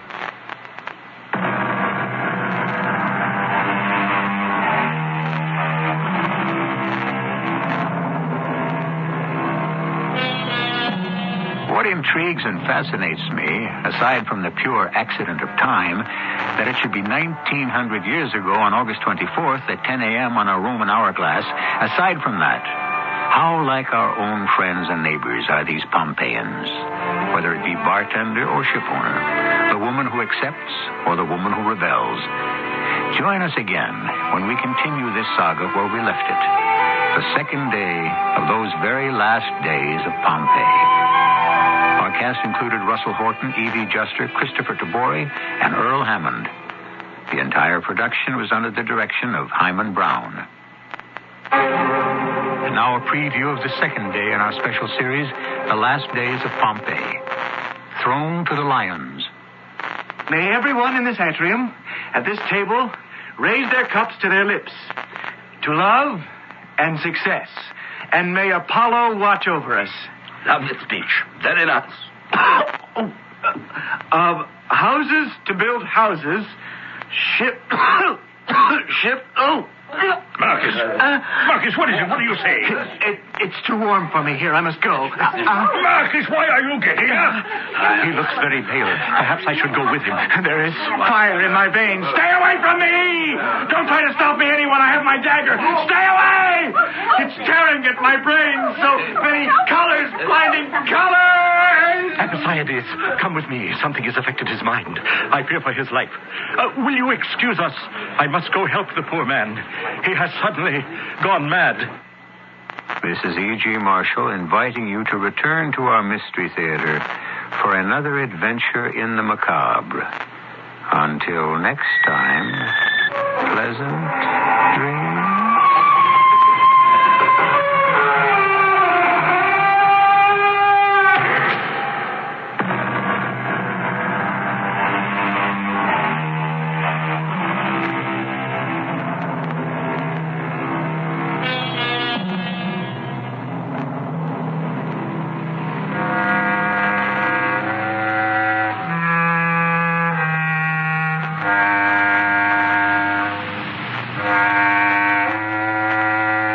CBS Radio Mystery Theatre presents...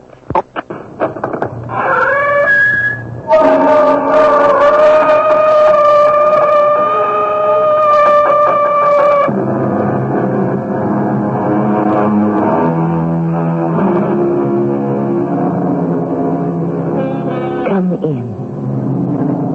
Welcome. I am Tammy Grimes. Is there life after death? How many times have we heard, or perhaps even asked that question? Of course, it might make just as much sense if we were to inquire, is there death after life? Death, life. Are they the two sides of the same coin? A coin that remains in circulation forever? The accused will rise.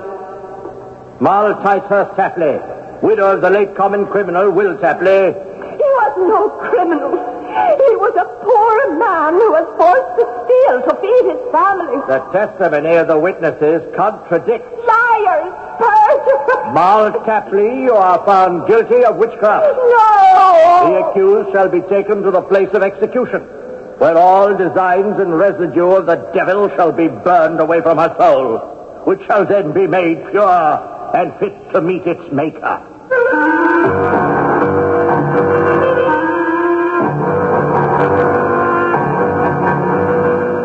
Mystery drama written especially for the Mystery Theatre by Sam Dan and stars Russell Horton and Marion Selden. I'll be back shortly with Act 1.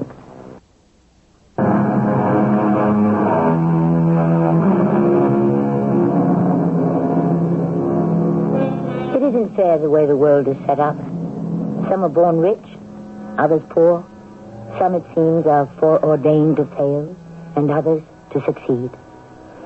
I suppose we can say that each of us is born under a certain star. And that constellation, that birth star, or for some, it's a death star, determines our destiny. We can safely assume, then, in light of all this, that Liza Roundtree appears... You're not John? No, ma'am. Has he taken the day off? No. He died Saturday morning. Oh. It's too bad. It must have been rather sudden. He was here Friday. Yes, ma'am. Well, are you going to be the new person? Yes, ma'am. I'm taking over the newsstand. I'm Miss Roundtree. I'm with Landry, Dawson, and Sherman on the 84th floor. Ah, yes, Miss Roundtree. And what's your name? Blake. Miss Roundtree! Just a minute, Jerry. Blake, you look familiar. Huh? Do I? Yes, in a way. Well, every morning I pick up the Times Bulletin, the Journal, and a pack of Tapley's mints. The Times Bulletin, the Journal, and Tapley's mints? Well, where would I... John, would keep them right over there. Oh, I see there are no more. Would you order some? Oh, yes, ma'am, yes. They're imported from England. Oh, no, I'll get them for you. Thank you. I'm holding the car for you, Miss Roundtree. Right away, Jerry. You're kind of late, Mrs. Roundtree. Everybody's there for the breakfast meeting already. I just heard about John. Yeah, you know how it is in the midst of life and all that. Who's this new fellow, Blake? I don't know. But I can tell you something. He gives me the creeps. You too? Going up!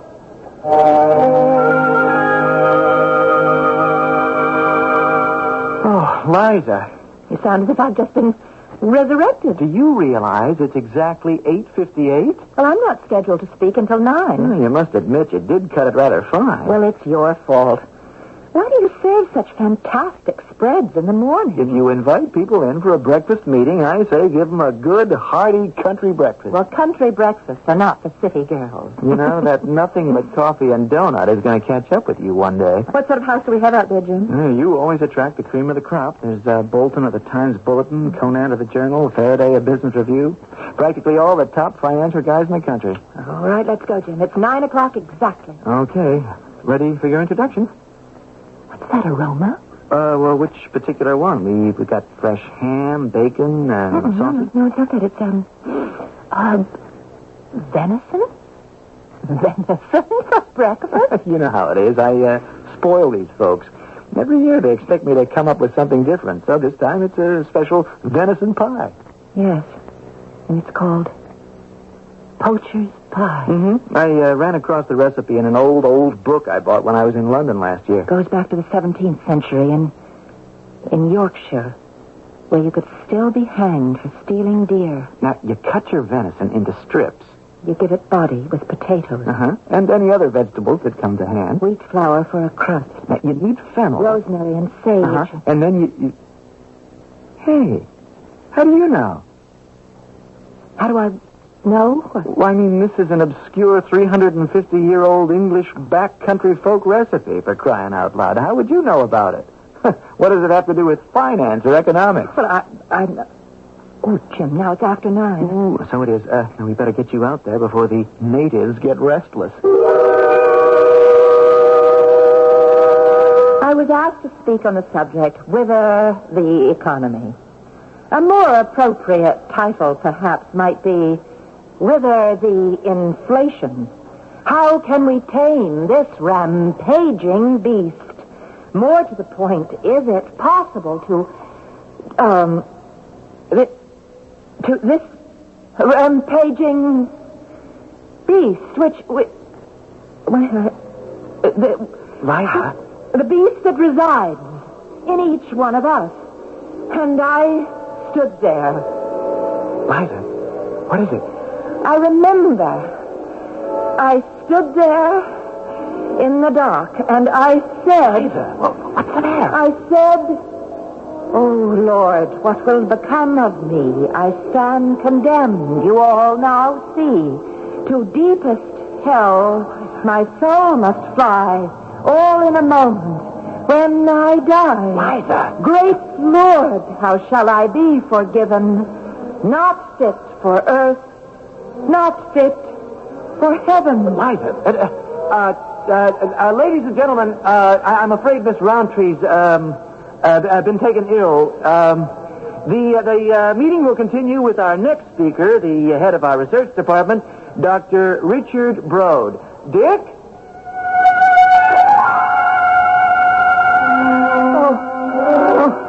Liza. What happened to me? Well, you don't know? Well, I was standing there and begun to talk, and then suddenly I must have blacked out. That's all you remember? I don't remember getting past the rampaging beast of inflation. You don't remember the poem? Poem? You recited a poem. Oh, no, I recited a poem. That's impossible. You did, Liza. You stood there and recited a poem. Is this a joke? Listen, Jim, I have been under considerable stress lately, and it's possible that I'm perfectly all right now. I can go right out there. I'll finish my presentation. We taped the meetings, Liza. Do you want to hear what you said? Listen. "Oh, Lord, what will become of me? I stand condemned, you all now see. To deepest hell my soul must fly, all in a moment, when I die. Liza! Great Lord, how shall I be forgiven? Not fit for earth, not fit for heaven. I said that? Well, I must have. Liza, what is it? I don't have the faintest idea. What does this mean? Well, it means obviously that someone's just been condemned to death. Well, yes, that's clear enough, but why should you be saying it? Jim, I don't know. Well, Liza, it didn't sound as if you were just reciting poetry. It was as if you were actually standing in the dock, the prisoner's dock, and... Oh, go on. Tell me more. Look, I think you better see a doctor. Oh, I know what he'll tell me. He'll say get more sleep. Well, I'm not tired. He'll also tell you to eat a more balanced diet. Well, I'm never really hungry. Well, that's because you eat all those mints all the time.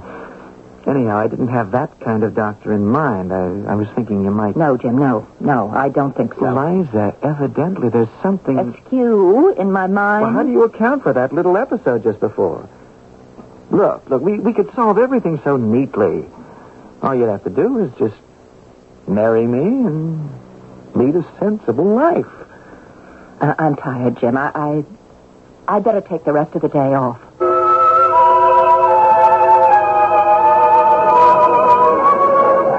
Half a day today, Miss Roundtree. Jerry, this new man at the newspaper counter, Blake, why did you say he gives you the creeps? It's just certain people, they rub you the wrong way. You know what I mean? Yeah, I understand. You got any complaints about him? Why, what complaints could I possibly have? Hey, Miss Roundtree. Oh, I see you remembered my name. Yes, I called the wholesaler. I ordered those mints, you know. I'll have them tomorrow or the next day. Thank you. Oh, wait, Mr. Blake. Have you ever seen me before? No, Miss Roundtree. Not that I remember.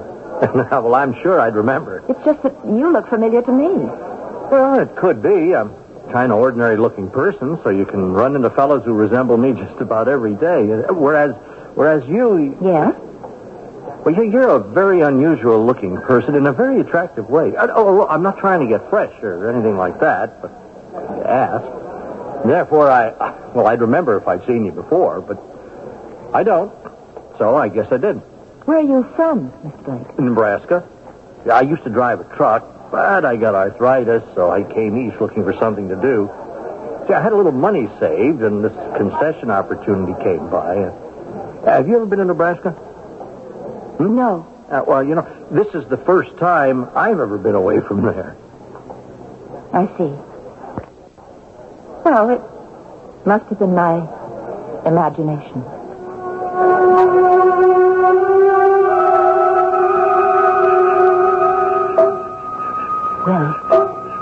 Will, where are you? Here, girl. Here. Be still. You want to wake all of Yorkshire? Will, don't this. Molly, you go straight home. You left the boy all alone, and he's ill. Before this night is out, he may be worse. He might be without a father. I said to go home, Ma. They'll hang you, Will. First they'll have to catch me. Now I've got me a nice fat buck all picked out. But the sheriff... Don't you bother your head none about the sheriff, Ma. This time of night, he's snug at home in his bed. Now, you go home to the boys. Please, Will. Quiet. Be quiet. Huh? Oh, where's the... Hello? Liza? Yes? Yeah, I just called to find out how you are. Oh, I was asleep. Oh, did I wake you up? Yes. I'm sorry. No, it's all right. I was having a dream. I'm just as glad you did wake me. Well, why? Was it a bad dream? Well, it's the kind of dream that you just know is going to turn out very bad very soon. What was it? Oh, I don't know. I'm not sure. Did it have any sort of connection to what happened this morning? Yes. I think so. Well, in what way? Well, it seems that I was back a long time ago, maybe in England or Yorkshire, and that's all I remember. You get back to sleep. You'll feel better in the morning.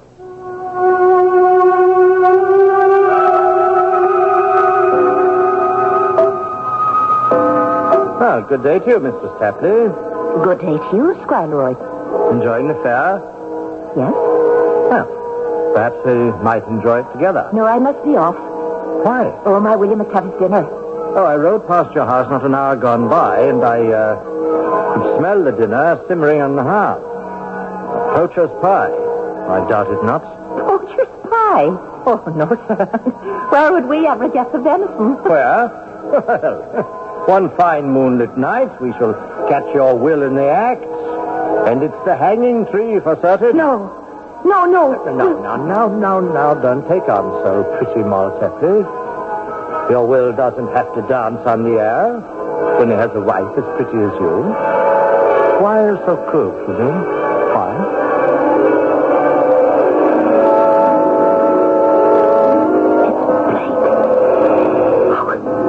Mr. Blake. It's the concession stand man. His face. His voice.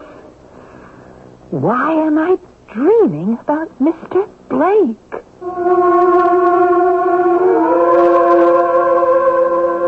Why? We shall need all of Act 2 and possibly Act 3 to answer that question. Why is she dreaming about these people who lived so long ago and far away? If she were the romantic type, perhaps we could understand it. But obviously, she's the practical, no-nonsense sort. However, when that kind go, they usually go all the way.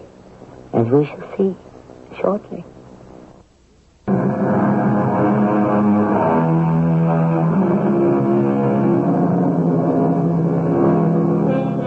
We have a very practical lady here.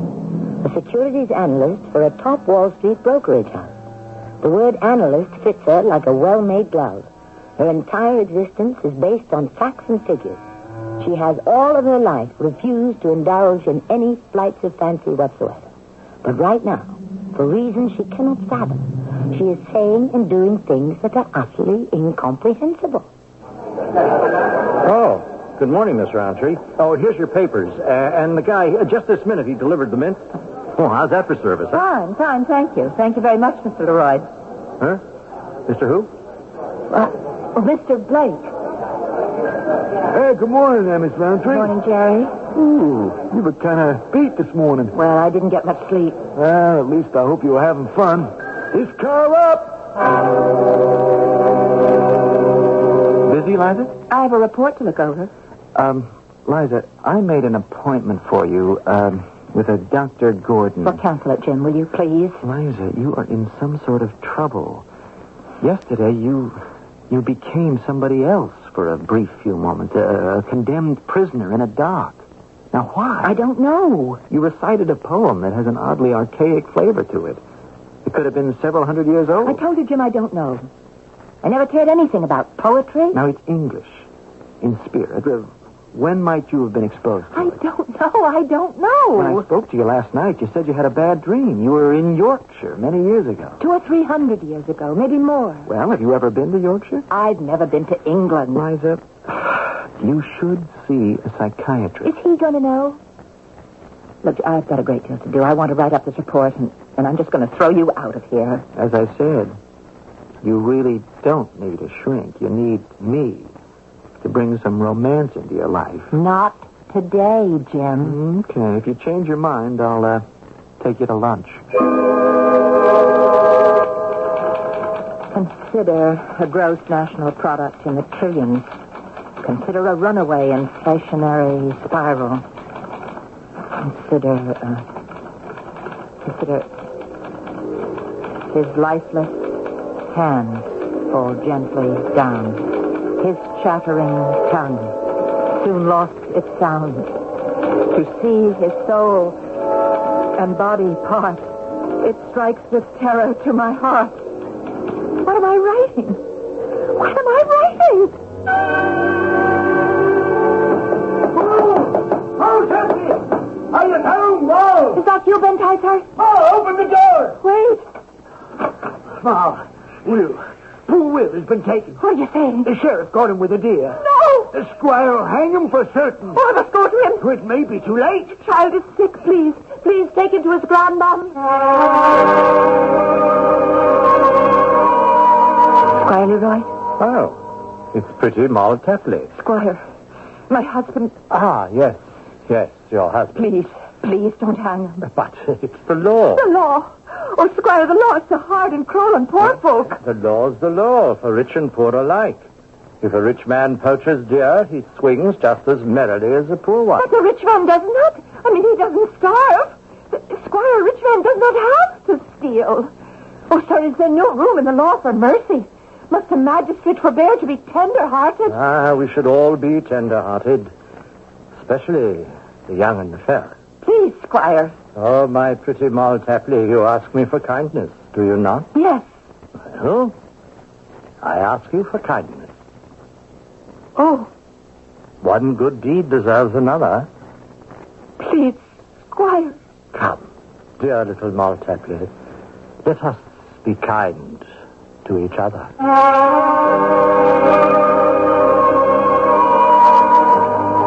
Miss Roundtree. Miss Roundtree.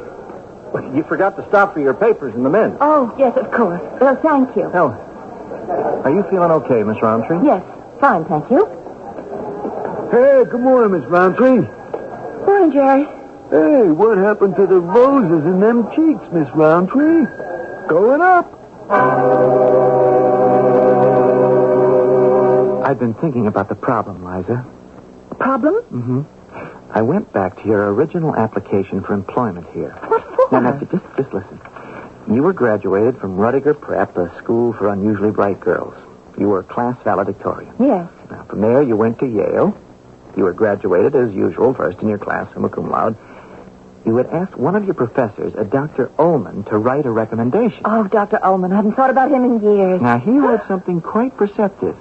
He said, she's a brilliant young lady, but she will really come into her own when she no longer feels it necessary to prove that a beautiful girl can also be smart. He just thought I didn't go out enough. Well, did you? Frankly, I was bored by most of the boys my age. I really did rather sit at home and study. Mm-hmm. And it became a habit, so there hasn't been very much, if any, romance in your life. And you miss it. I disagree. No, unconsciously, subconsciously. Therefore, you are constructing this romance. You have become, what was her name again? Mal Tapley, married to a poacher. You see, already there's some excitement. And he's about to be hung by the squire. But the squire has always been sweet on Mal, and now we have here the possibility of a quid pro quo. Now, what set you off was that poacher's pie that I served at the breakfast. But where would I have heard of that? Well, the same place you heard or saw the rest of the story. People have seen or read hundreds, thousands of stories, and they forget them. But these stories remain hidden in the memory. And then, one day, something happens to jog that memory. In this case, the poacher's pie, the aroma. Oh, no, I was already on the edge. I was disturbed when I arrived for that meeting. Why? Well, John, the regular newsstand man, he died a few days before, and then this new fellow took his place. His name is Blake. Well, what about him? He's the squire. The man at the newsstand in the lobby? He is the exact image. And he inspires the same fear in me that the squire did. Liza, this is all just a fantasy. Is it?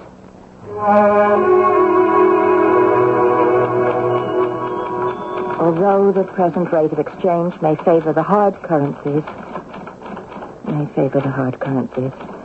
but sooner or later there must be a meeting place where I shall meet that mournful face whose blood I spilled upon this place.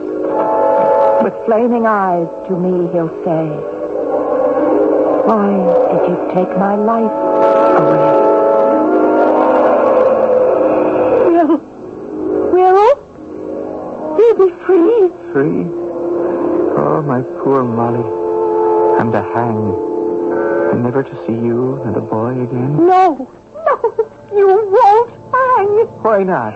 The squire promised me. The squire? He said you'd be reprieved. But why? Why would the squire reprieve me? Well, because he's really not a bad sort of man, Will. Oh, it's possible we may have misjudged him all these years. Yes, it's possible. Well, then be of cheerful countenance. The boy shall not be left an orphan, nor you a widow. Look, well, the sheriff the sheriff comes to set you free. Will Tapley, are you prepared to meet your maker? What are you saying? He's to go free. He's to hang. No, the squire promised me. I have here the order for the execution. No. Tomkey, open the door. No, there's a mistake. I'm telling you, there's a mistake. There is no mistake. Step aside. No.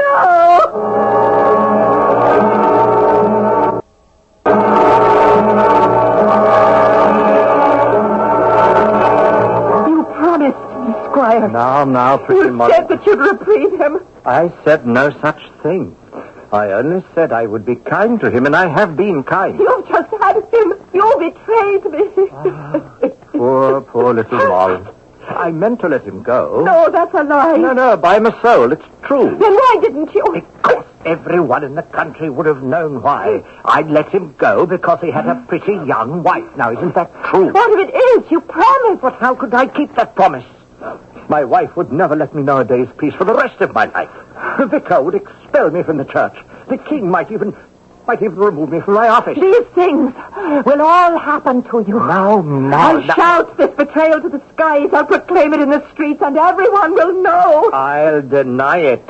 It will be your word against mine. Now, which one of us do you think will be believed? The people will believe me. I warn you, pretty Moll, don't go too far. I'm not afraid. I'm not afraid. Of course you're not afraid.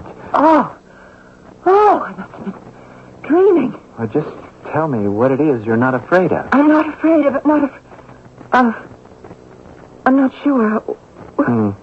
Are we back in Yorkshire or whatever it is, a couple hundred years ago? Yes. All right. What's the latest? Squire Leroy has betrayed Moll Tapley. He hung her husband anyhow. Ooh, the scoundrel. That man is fit to live. Is Moll going to do anything about it? Yes. Is this the murder that she's going to commit? Yes. How? I'm not sure. I haven't relived it yet. Oh, Liza, don't you think this has gone on long enough? There's nothing I can do about it, Jim. The whole thing, it's just moved into my mind and taken complete charge.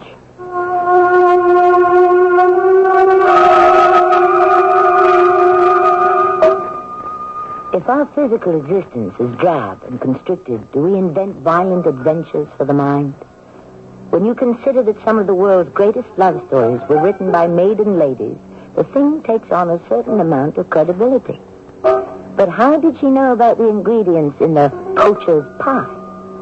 All questions will be resolved in Act 3 shortly.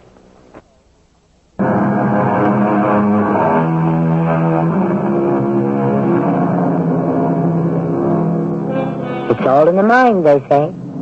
And of course, it's true. The problem is, how do so many strange and frightening things find their way into the mind to begin with? Sometimes our mind can be filled with people we never met, words we never spoke, deeds we never performed, music we never heard, and pictures we never saw. That is, in this life, anyhow. But is there? Was there? Can there ever have been another one? Yes? Oh, I heard your typewriter, so I knew you got in. Finally. Oh, you mean I have to go back to punching a time clock around here? Oh, my, we're edgy this morning. But what happened to you? Your shoes, your skirt, you're all covered with dust. Nothing. It's nothing.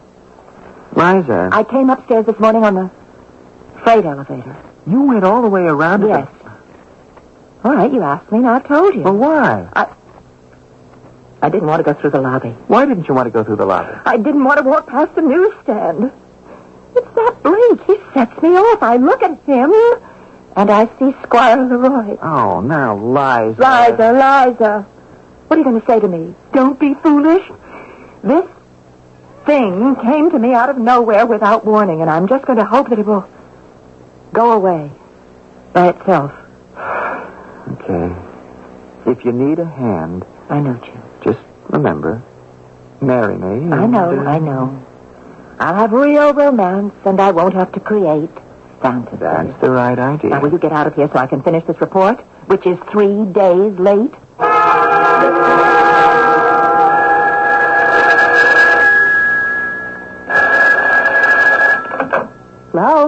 Liza, how's it coming?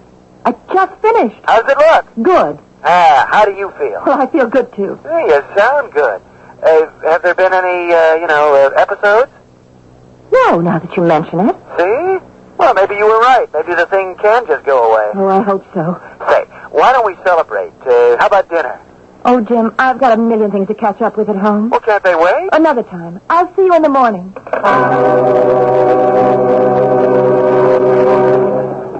Miss Roundtree. I forgot. Oh, I should have gone around the back way. Miss Roundtree. I'll pretend not to hear him.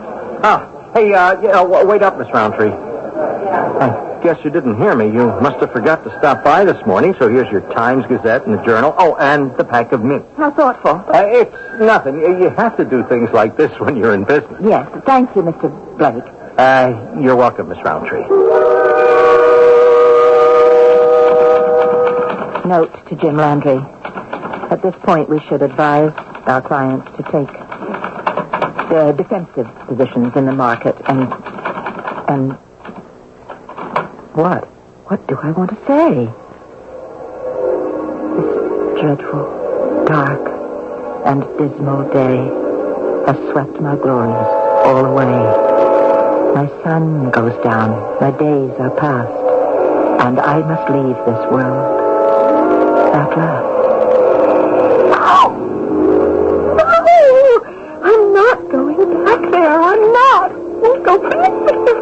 Please don't let me back there. I'm going to hold on. I mean, this is reality. I've just got to hold on. Hello? Jim. Liza. Help me, Jim. Save me. Yes, Liza. Please, before I have to go away. Where? Back there. I'm going back there, Jim.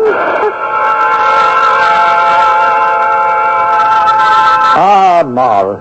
Pretty Moll. I would have saved your will if I could. Here, take some money. Money? What are you taking me for? Some common strumpet? Take the money, and there's always more. Oh, dear. Pride, where does it come from? Your husband was a thief, a poacher. Do you give yourself air? I want nothing from you. But you have a small child. The boy must eat. If you are so concerned with my son's well-being, why did you hang his father? His father was doomed in any case. If not today, tomorrow. If ever a wretch were destined for the gallows, it was his fate. Now, come, take the money. I want nothing from you. But justice. Justice, indeed. And what is justice? To have you tried and condemned for adultery. The sin of adultery requires two. Have you thought of that, my pretty Molly? I have nothing to lose. I warn you, dear Moll. What can you do to me now? Prison? The rope? You'd share them with me. Don't be sure of that.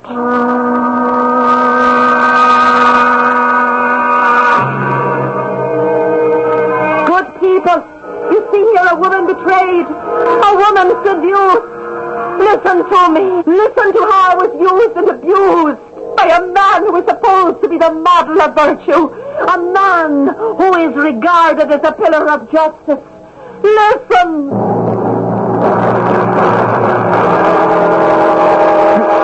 I told you the people would listen to me. I'm to report to the assizes tomorrow for judgment. And I, too. Say it's a lie. Why should I? Say you were driven mad with grief by your husband's execution. Say you were seized by a fit of madness, but now it is past. Nothing will happen to you. I shall tell the truth. It shall do you no good. I shall walk away a free man. You will be burned at the stake. It's too late for your lies, and I don't fear your threats. Very well. Be it on your own head. Just remember, I tried to save you. John Leroy, Esquire, you stand accused of adultery with one Molly Tapley, widow of the late Will Tapley.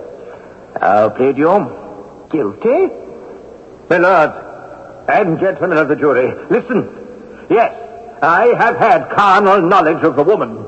I was bewitched. No, bewitched? Oh. Yes, I was seduced by this instrument of Satan, this appendage of the devil. She is a witch. You see the red mark on her arm. 'Tis the devil's mark. Lies, it's a birthmark. I've had it all my life. The devil placed it there the day she was born. The devil marks his own. We all know that. She came to me in the stillness of the night. She wove a spell. The devil spoke through her. What mortal man can stand against the devil? It's a lie! I have witnesses, my lord. Eyewitnesses to her hellish deeds. Yes, since she was but a child, she heard voices. Then Typhus, you're my cousin. How can you? And I noticed where she stood in the field, there was no shadow. And then the cow sickened and died. Liars, perjurers, among them, false witnesses, bought and paid for. The accused will rise. Moll Tapley, widow of the late common criminal Will Tapley. He was no criminal. He was a poor man who had to steal to feed his family. The accused shall remain silent. The accused is hereby found guilty of witchcraft. No! The accused shall be taken to the place of execution, where all designs and residue of the devil shall be burned away from her soul, which shall then be made pure and free and fit to meet its maker. I am not a witch. The accused is free to make her statement. And he goes free. This liar, this scoundrel, this oppressor of the poor, this despoiler of decent women, he goes free. No! He must be punished. I will have justice. I will make justice. She has a knife. More! Justice, John Leroy. Justice. No. Justice.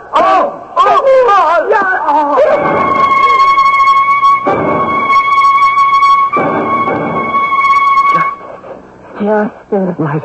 Liza, open your eyes. I'm not asleep. Well, you're having a nightmare. I'm wide awake. I came as quickly as I could. What were you screaming about? I was condemned. And the next time there'll be a fire at the stake. I just can't go through that again. I won't go through it again. I know just what to do. Liza, what's this on the table? You can see it's a revolver. I know it's a revolver. What's it doing there? I bought it. Why? Why did you buy a revolver? Because I figured it out. Finally. Yes? That man, Blake. Every time I see him, I see Squire Leroy. And so, therefore, if I am ever to have any peace... Liza, it is not his fault. Well, I'm sorry. Well, it's not my fault either. I won't go to that stake, Jim. I won't. And every time I see his face, I go back, and I just can't keep doing that. How can you be sure? Well, before he came here, I never knew anything. And then this morning, I didn't see him. I had a perfectly normal day. This evening, I forgot. I went out to the lobby, and I saw him, and I spoke with him, and it began all over again. Liza, darling, listen. Listen to me. I figured this out, too. Oh, don't tell me I need a real romance, and therefore I try to compensate. No, that's the basis of it, but let that go for now. Now, one possibility was that you might have seen this in a movie or TV or read it somewhere. You reject that. Yes, because I just don't waste my time with... So, what else can it be? Reincarnation? Are you really Molly Tapley reborn as Liza Roundtree?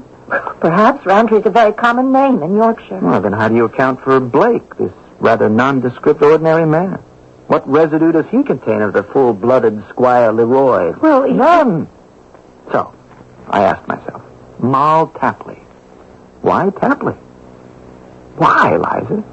Why was your name Tapley? I don't know. Where have we heard the name Tapley before? I can't think. I don't know. You buy them every day. Tapley's English mints. You eat them every day. They curb your appetite. Did you eat one today, this morning? No, because I didn't stop at the stand. But when you went home tonight, Blake stopped you. He gave you your papers and your usual packet of mints, didn't he? Did you eat any this evening? Yes. Liza, have you ever looked closely at the label of these Tapley's mints? No. Here, let me read it to you. Tapley's Old English Mints, by special appointment to Her Majesty and so on, from the original recipe formulated in 1710 by Jonathan Tapley. Jonathan Tapley. Well, what about it? Do you know who Jonathan Tapley was? No. I did a little research. He was Moll's son. Yeah. According to the records, his father was Will Tapley, and his mother was Molly Tapley, who was burned at the stake for witchcraft in Downsbury, Yorkshire, on July 18th, 1693. What can we say, Liza?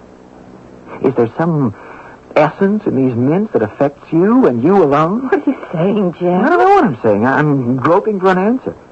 I only know that when you eat these mints, you're prey to... Well, how else can we account for it? I know. What are we going to do? Look, did you hear what you just said, Liza? Hmm? You said we. I need you. I need your help. And help is on the way. Now, first, we have to get rid of this revolver. And second, we must get rid of the Tapley's mints. Throw that packet in the wastebasket. All at once? Cold turkey. And we are going to go out for dinner. And we are going to go out for lunch every day. And then we'll get married, and we'll stay in for breakfast. And we'll see if that helps, huh? But, Jim, suppose it doesn't. In that case, what will we have lost?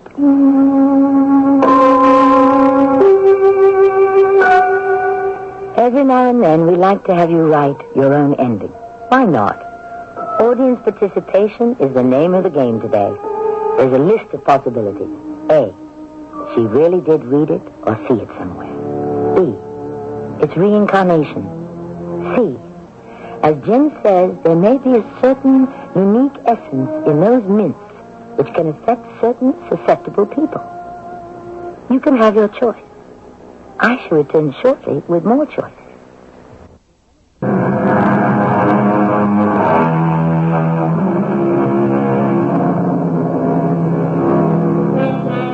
Are we mysteriously tied to people and events of the past?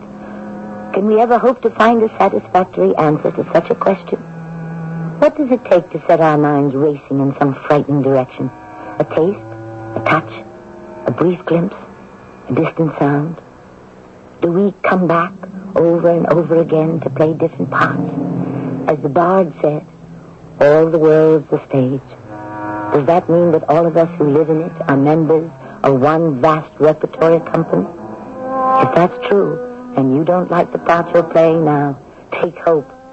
Next time you'll star as the leading man or lady.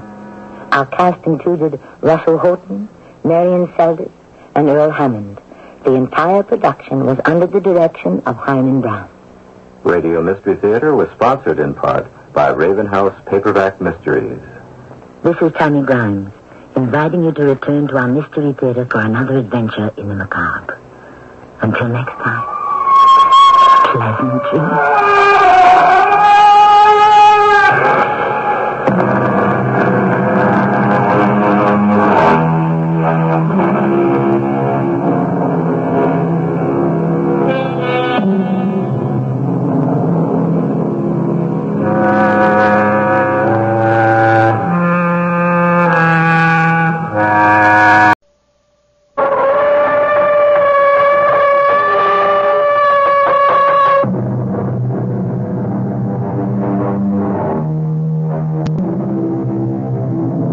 Come in.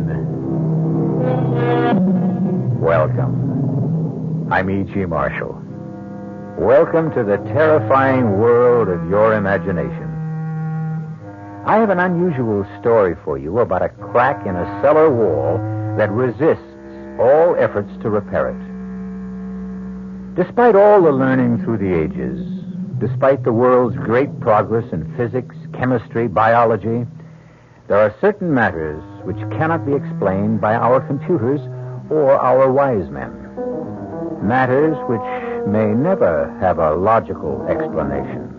Our mystery drama, The Crack in the Wall, was written especially for the Mystery Theater by Sidney Sloan and stars Celeste Holm. It was a cold, rainy, windy day when Paul and Nora Santfort laid their child to rest in Green Tree Cemetery. Despite all the soothing words of friends and relatives, Nora's despair was inconsolable. She felt that nothing could ease the pain in her heart caused by the loss of her only child. Our Father, which art in heaven. My darling. Hallowed be thy name. My baby. Why did she have to die? Nora, darling, please. Our religion teaches us that God, in his infinite wisdom, decides... Don't speak these empty words to me. I accepted that because it never touched me before. I never thought of it. But our daughter, our beautiful, innocent child, just 16. Why? One does not question these matters, Nora. I do question. For the first time in my life, I question. I would do anything. Anything to bring my Ruth back to this world. Nora, please. Now, you know that's impossible. Why? Why? Because our little girl Ruth is dead.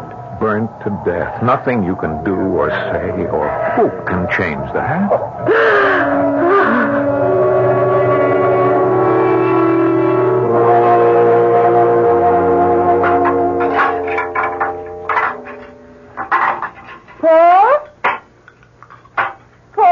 Yes, Nora.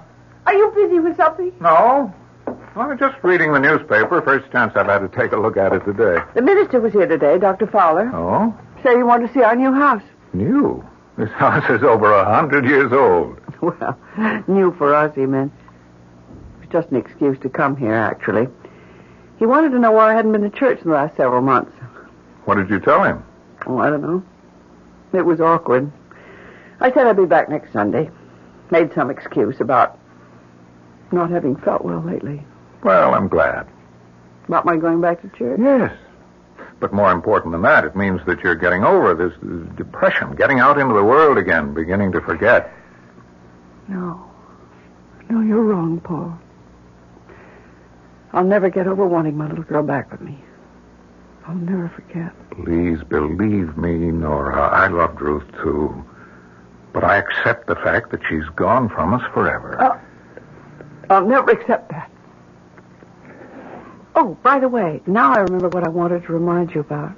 What? It's about that crack in the cellar wall, right in front of the washer and dryer.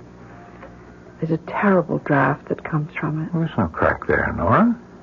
No crack? I thought I'd get rheumatism from the cold draft when I did the washing today. It hit you right in the back. I had that repaired. I paid for it. It's on the general bill for the repairs we had to make on the old house before we could move in. Well, then they cheated you. Charged you and never did the job. You sure? Seems to me that I remember. Never been done. Those contractors will try. You know, it's Mr. Carroll, isn't it? His number's on the telephone stand. Why don't you call him? Oh, it's 7:30, Nora. Well, come to think of it, the only time I could possibly reach him would be at night. He'd be busy all day out on the job. Hello, Miss Carroll? Paul Sanford. I'm sorry to bother you, but one of the items on your bill to me for repairs on my house, item 28, repair crack in cellar wall, north side interior, $45.60. You never closed up that crack. You what? Hold on a minute. Nora, he says he supervised that item himself, mixed the cement for it. Well, just tell him that he's got it wrong. Mr. Carroll, my wife says the crack is still there. It hasn't been repaired. Okay, sometime tomorrow morning? Right, thank you. It's kind of funny. He said he's willing to bet $100 that he completed the work.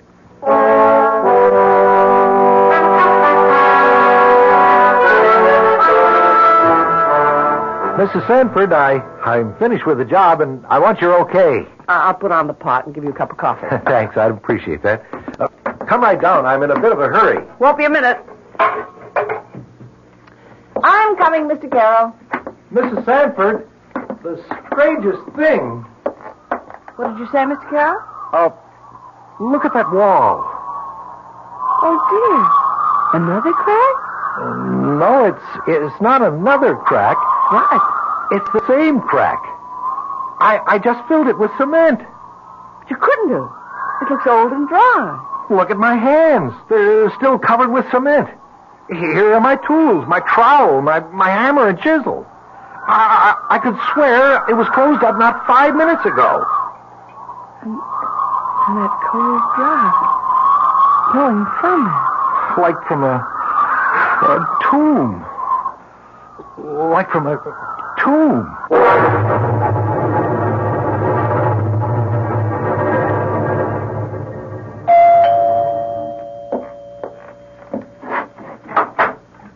Oh, Mr. Sanford. Come in. Thank you, Dr. Fowler. We'll come into the study. We won't be disturbed there. Right this way. You sit down, won't you? Thank you. Please forgive me for interrupting you at this hour. I don't quite know how to begin. As you know, we've been through a horrible experience. Yes. Losing your daughter in that fire. It's our only child. Just 16. Mr. Sanford, you must get hold of yourself. Yes. You see, I've been holding my emotions back for months. I had to be strong for Nora's sake. She's taken this very hard, yes, I know. Yes, she hasn't gotten over it. It shook her to the very foundation of her belief. I gather that it's been only recently that you both came back into the church. She's definitely twisted mentally. Her preoccupation is with a crack in the cellar wall, which she says cannot be repaired. What? Well, there's a long, jagged crack in the cellar wall. It's been there since we bought the house earlier this year, after our other house burned down. Have you tried to have this crack filled with cement? Oh, yes, we tried. The way you say that is very strange. Well, I paid Carol, the builder, for repairs on the house. He was certain that he'd repaired the wall. However, he came back and patched up the crack again when he asked for my wife's okay on the job after he'd finished. They went down to the cellar and looked. The crack was open again. I don't understand. Neither do I. Carol said that he'd not left the cellar, that he'd called my wife to look at it. What's your explanation? I have none, Dr. Fowler, none.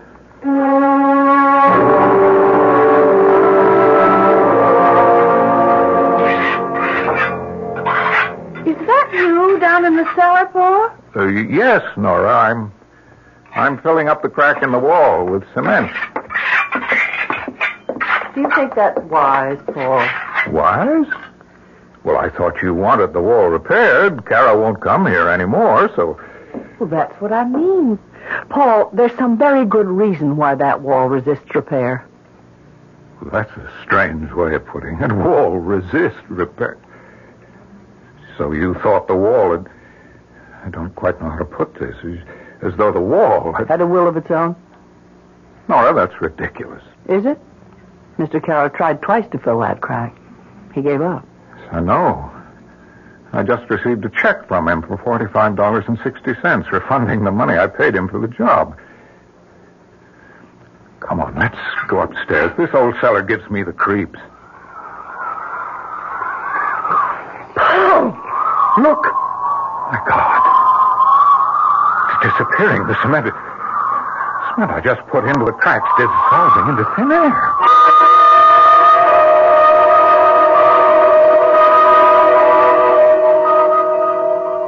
Mr. Edmund, I'm calling about this house you sold us. No, it's a good, solid old house. It's just that my wife isn't happy here. We're all alone, as you know. It just isn't right for us. Yes, I know. I'll have to take a loss if I change now, but I'm prepared for that. Okay, I'll see you tomorrow, around 5. Okay? Good. Goodbye, Mr. Edmonds. Paul? Who was that on the phone? Oh, Nora, I called Mr. Edmonds. The real estate man? That's right. You're thinking of selling? Well, I thought you'd want to get out of here, too, Nora. Whatever gave you that idea? Now, that's a very strange attitude. Don't you know what this all means? No, I don't understand it. Frankly, it scares me. Ruth is trying to reach us. What are you talking about? It was just 2 days ago. I was lying in bed. You were sound asleep. I heard the clock chime 3. I felt something urging me to leave the bedroom and go down into the cellar. Nora, I've got to take you to a doctor. Paul, I'm not out of my mind. I tell you, our daughter is calling to me. She's trying to get to me. Darling, Nora, listen to me. What you're saying doesn't make sense. Our child is dead, Nora. Burnt to death. I spoke to her. I spoke to her through the crack in the cellar wall. You what? I spoke to our Ruth, and she spoke to me.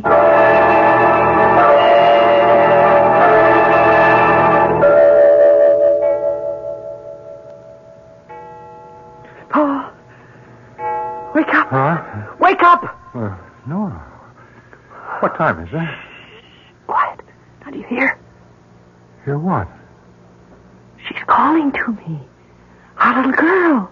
She wants us. She needs us. Nora, listen to me. You don't hear anything. You just think you hear because you want to hear. Listen.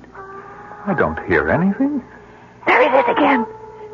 It is very faint, but you can hear it. If you try hard enough. Please, darling, try to rest. I've made an appointment for you with Dr. Cool. I don't need a doctor. Who's calling me? Yes. Sounds like it's coming from... The cellar. I must go to her. No, don't. You mustn't. My little girl is calling. I must go to her.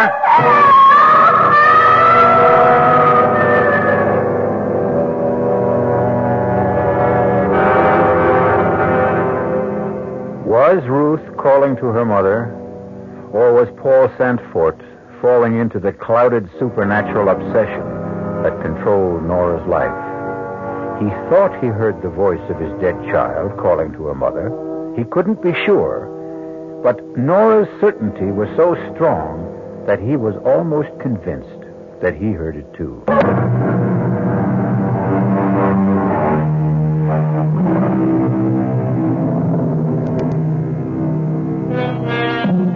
Everything that Paul and Ruth Santfort believed in is being drained away. They are living in a nightmare of twisted emotions, pulled farther and farther from the normal life they had known into a tangled, dreamlike world in which they hear the voice of their dead child calling to them. You're not going down into that cellar, Nora. It was Ruth's voice calling. Are you coming with me, Paul, or shall I go down alone? Nora, please. Now, we're dreaming this. It isn't happening. I heard her voice. You said you heard it. She was calling to me for help. Are you coming with me, or shall I go alone? I'll come with you, dear. Just to prove to you that there's nothing there. Nothing. How could there be? I know there is something there. Come. Now, wait. Don't try to go down those steep cellar stairs in the dark. Turn on the light. It's out. It's not working. Here, let me try. Oh, I'm not going down there in the dark. There's some candles in the cupboard just outside the door. Get them. Well, candles won't do any good. Get them. I just remembered. I've got a flashlight in the kitchen table drawer. Hurry! Here we are. Now stay right behind me. I'll go first. Flash the light around. No, there's nothing. Nothing but that crack in the wall. Let's go back upstairs, Nora. Good evening. What? Who are you? Oh, I'm sorry if I frightened you. What? Who are you? What are you doing in our house? I am inspecting the wall that needs repair. And who are you? Why, I'm the helper. What are you talking about, helper? Whom are you helping? You. I don't like this, Paul. Please make him go away. If you want me to, I'll go. But I thought you needed me. Now, I want you out of here. I see you have a hammer in your hand. You're afraid of me. Well, believe me, I came to help you. Who sent you? My, employer. Who? Your friend. Your friend who knows of your sorrows. He sent me to seal up the crack in the wall. Well, I've tried. Several people have tried to do that. It won't stay closed. I can close it for you if you want me to. I repeat, if you want me to. You may not want it. Why? You will not hear the voice of your daughter ever again. No. Don't seal it. Please. Nora. Now, maybe it would be better. No. No, this is insanity. Nora, our daughter is dead. Dead and buried. And you think that is the end? Of course. It's the end of mortal life. And do you share your husband's beliefs, Nora? No. Ruth was calling to me. I want her back. I want to hold her in my arms. Am I dreaming? This can't be happening. What are we doing standing here talking to this... Paul, please, don't. There's no one here. He was here? Where is he?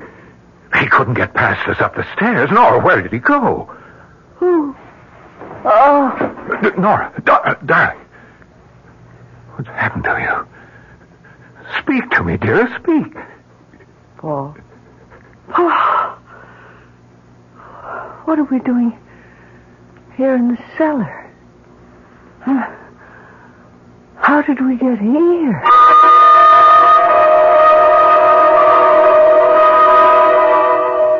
And you say, Mr. Sanford, that you think you saw this creature in the cellar of your house? No, it wasn't what you say. No, not a creature. It was a man. Small, dwarf-like. He said he'd come to repair the wall.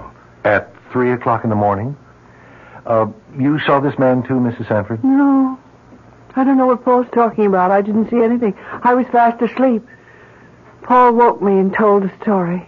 I see. Your daughter's death was a terrible shock to you both. It's preying on your thoughts. Your grief pushed the normal day-to-day living from your minds.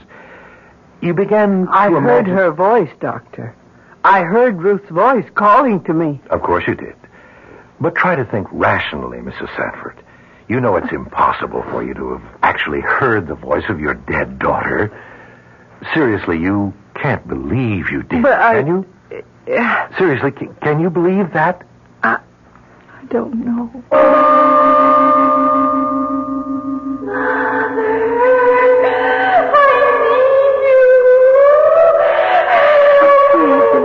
My little girl.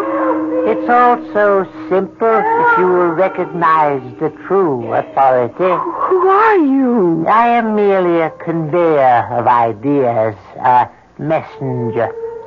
Then you are sent by the devil? Perhaps. Perhaps I'm your friend. Call me the helper. Can you help me? Can you bring my daughter back to me? Under certain conditions, but you might find the cost too high. What? Tell me. Nothing is too costly, too terrible. I'll agree to anything. Even if it meant that you would lose everything? Everything you've been taught about life and death since you were a child? Oh, yes, I agree to anything just to help me save my child. Help me. Nora, wake up, Nora. You're having a bad dream, darling. I'll agree to anything. Darling, Nora. Paul. You were crying out in your sleep. I woke you. Paul, he came to see me and told me that Who, darling? That ugly little creature.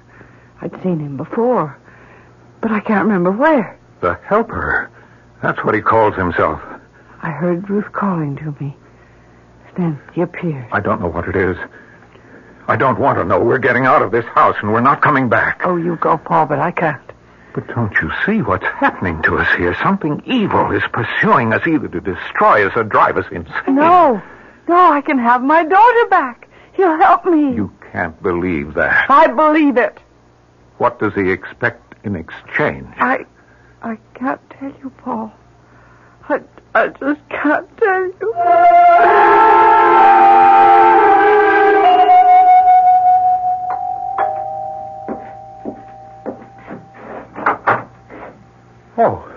Dr. Fowler, right on time.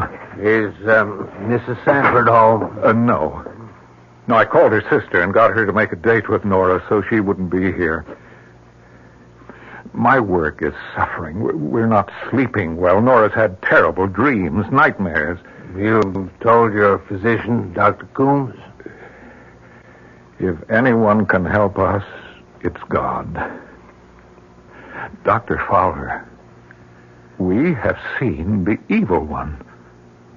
What? We have seen him. We have spoken with him. It's either the devil or one of his emissaries. He calls himself the Helper. My good man, in this enlightened age, when we speak of Satan, it is usually, what I mean to say is we think of the devil as the embodiment of all evil, but not as an actual being.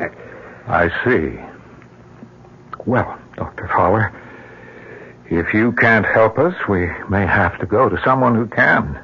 There are groups where they believe in the devil. Mr. Sanford, Paul, please understand. I cannot believe in the devil as being other than an abstract name for evil. If I can show him to you, will you believe me then? I saw him. I have seen the devil and the devil's work, and I'm frightened to death.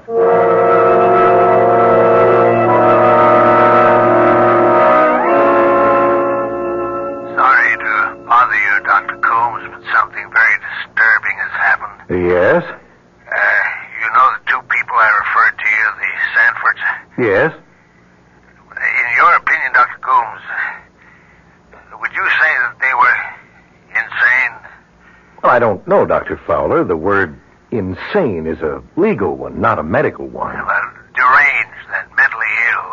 Well, I would say from a very cursory examination that they were both suffering from severe emotional stresses brought on by the untimely death of their only child. Well, would that explain their hallucinations? Hallucination? To put it bluntly, Doctor, they think they have been speaking with the devil. Have seen him, in fact. Not exactly a common delusion in this day and age. If they need medical help, they must come to me. I can't solicit Yes, I realize that, Dr. Coombs. Perhaps a sanitarium would be the best place for them. They could be taken care of and have a change of scene to get over the grief that they feel. An excellent idea, Fowler, but who's going to commit them? Can you get them to commit themselves voluntarily? I don't know. I'll try.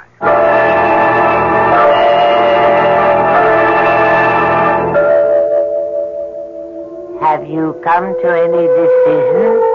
I've been thinking about it. I've heard you say you would do anything to have your daughter back. You had made up your mind. Yes. Oh, yes, but still, you hesitate.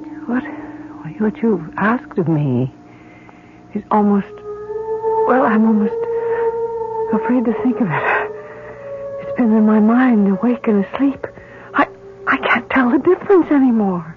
You hesitate. Thinking of yourself while your daughter suffers. Oh, no. I will leave you now, perhaps never to return. This is your last chance. Nora? No, Nora, darling, listen to me. You're having bad dreams. I'll do anything. Wake up, please. Nora, it's me, Paul. What? Open your eyes. No. You're all No, right. no. You're safe with me. Darling, it's me, Paul. Yes. It's all right now. Paul, I've made my decision. What decision? About Ruth. I am going to bring her back. Bring her back? What are you saying? I'm going to bring her back no matter what the cost, no matter what the consequences are.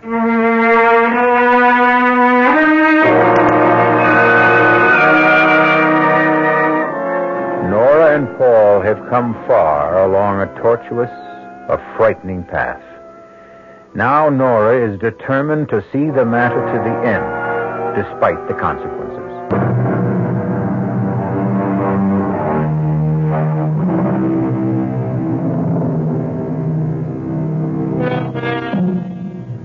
forces are tearing at the sanity of Paul and Nora Sandford. Nora's sleeping and waking worlds are so much the same that she can no longer differentiate between them.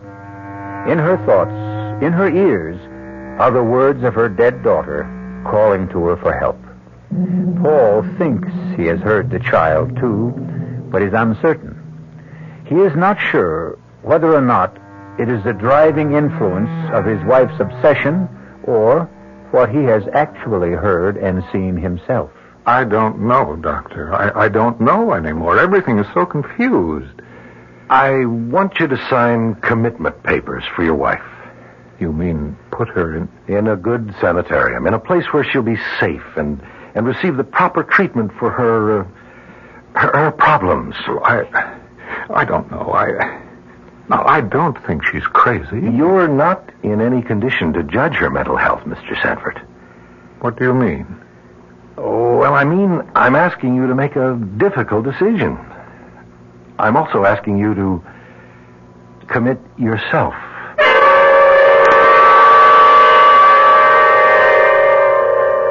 No, I won't think of it. Send him away. Send the doctor away. Paul, how can you do this to me? You know I'm not insane. You heard her. That night, we both went down into the cellar, and that little man, you remember? The helper? You saw him, too. You know I'm not crazy. I won't go. I won't. You can't make me. She's gone into the bedroom, Dr. Coombs. Is there a lock on the door? No. Well, suppose I go in. Perhaps a sedative to quiet her. No, please, Doctor. Let me speak to her first. She'll listen to me. Very well. I'll wait out in the car if you want me. Yes, please go. I think she'll listen to me if you're not here. Nora? Nora? May I come in? Is that doctor still here? No, he's outside in his car. Paul, how could you do this to me? Deceive me, try to put me away. But I explained everything to you. I will never consent.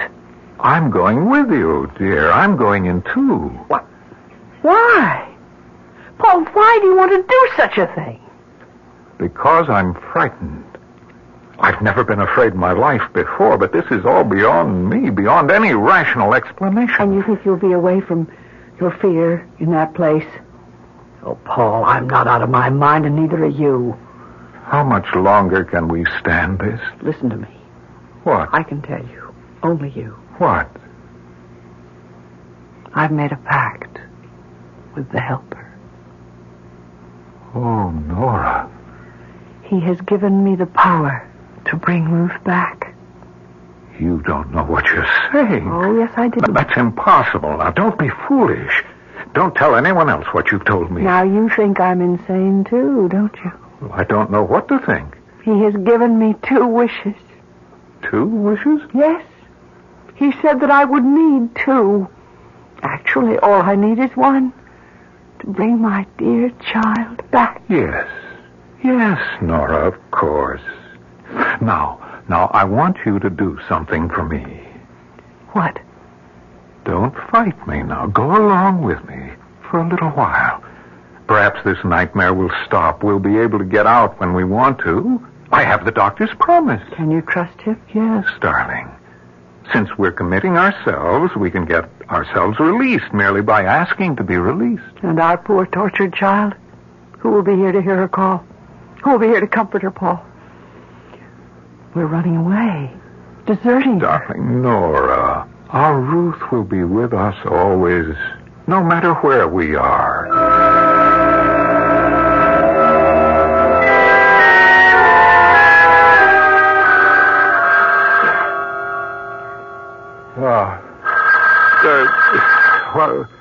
The phone.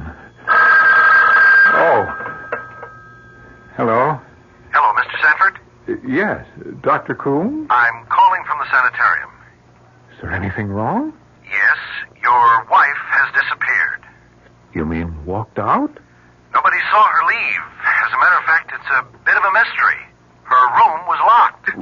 Perhaps one of the attendants or nurses unlocked the door for her. No, we've questioned the entire staff.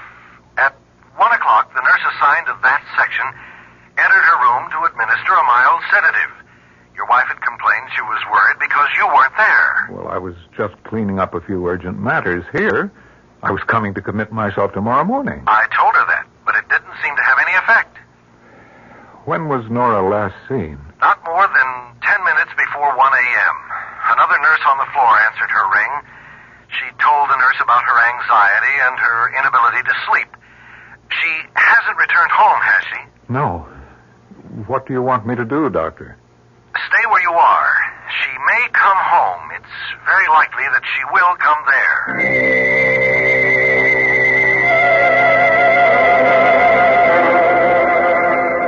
Emily, I'm sorry to be calling you at this hour, but Nora has disappeared. She walked out of the hospital.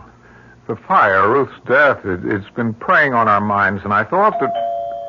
Wait, Emily, that's my doorbell. I'll call you back. I just wanted to know if Nora was with you. I'll call you back. Let me know if Nora shows up. Bye. Oh, Dr. Fowler. Come in. Oh, thank you. I got a call from Dr. Coombs about 20 minutes ago. Yes? He asked me to see you. He said you might need me. I came right over. Is there anything I can do to help? Nothing. Unless you can find Nora. She's been missing since about 1:30 a.m. About 3 hours. Where would she go? Where could she go? I don't know. What? What was that? I heard it, too. Do you have a cat, Paul? No. Sounded like a cat. It was Ruth. She's calling Nora. Ruth? My daughter. Oh, yes, your daughter. But she's dead. You hear your dead child's voice calling? You heard it, too. No, it can't be. That's superstitious nonsense. That's what I thought. But I don't anymore. Ruth is calling to us from the grave.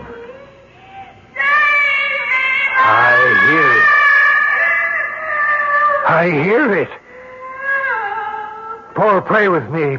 Pray to God to make her go back. No. Nora will be here. She will come here and answer to her child's cries. Her mother's love is so strong that Ruth's outstretched hand will reach across the void of death and touch the hand of her mother.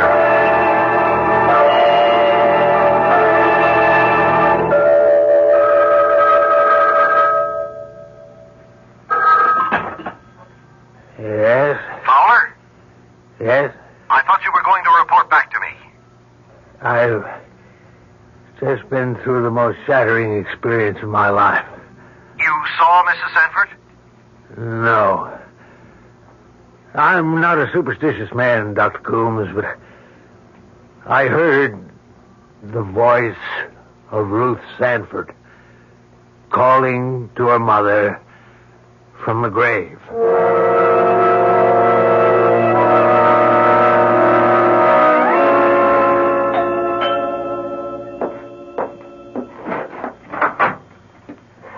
Oh, Dr. Coombs. I thought it was Nora. She hasn't returned yet, huh? I was talking with your minister, Dr. Fowler. He seemed quite upset. Any word from the police? Nothing. They've gotten several false telephone tips from cranks. Only one man identified himself by name, a Mr. Helper. Helper? You know him? Yes, I know him. The police asked him for his address. He gave them one, but it proved to be a phony. Do you know where to find him? You won't believe this, Doctor. But the last place I saw him was in my cellar. What? I don't know how he got there. I didn't see him leave, although I was standing talking to him at the moment. He vanished. Vanished? Disappeared. I see. Disappeared right before your eyes. Oh, yes, I remember you telling me about that incident when you both came to my office. Hello, who's there? Paul? I've come home. What is he doing here? I won't go back to that place. He can't make me go back. Nora, dear. Send him away, Paul. Paul, make him leave. We don't need him. Mrs. Sanford, as your doctor... You're not my doctor anymore. Please go. Leave us alone. Please, Dr. Coombs, your being here will just make her worse. Very well, if you think you can manage. Yes, I can manage. I'm sorry you feel this way about me. Good morning. He was trying to do what he thought best for you, for us. He has no way of knowing what is best for us. He was just interfering, keeping us from Ruth. Nora, please give up that mad notion. Give it up? Oh, no. Paul, I will not give it up.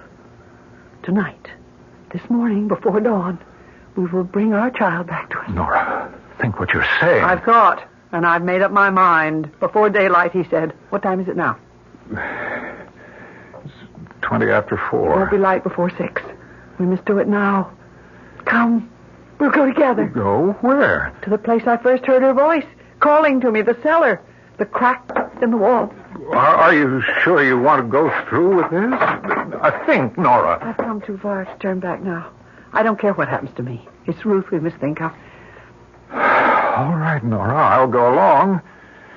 I'd better get my flashlight. The light's still out in the cellar. No, Paul. What I must do must be done in darkness. No lights. Now, let's go down the stairs.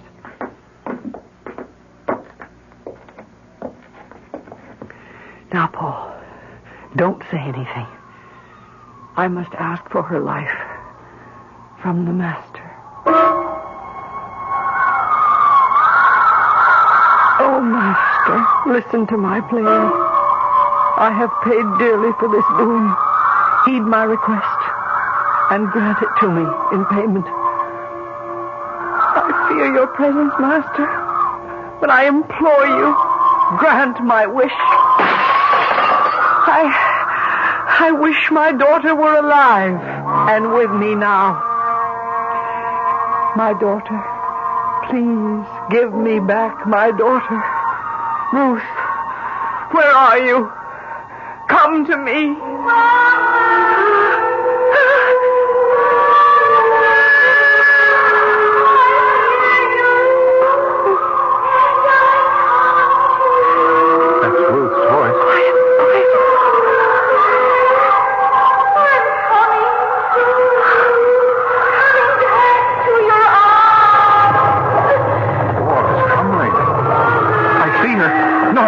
I see. Oh, my God.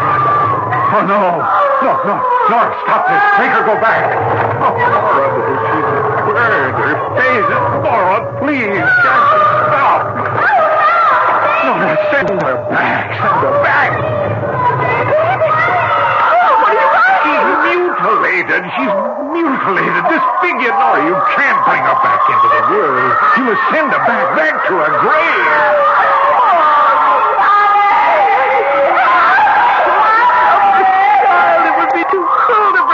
Too terrible. How can I do it? He gave you 2 wishes. He said that you'd need the second. Now I know what he wants. Send Nora. Yes. I wish my dear daughter were dead and back in her grave.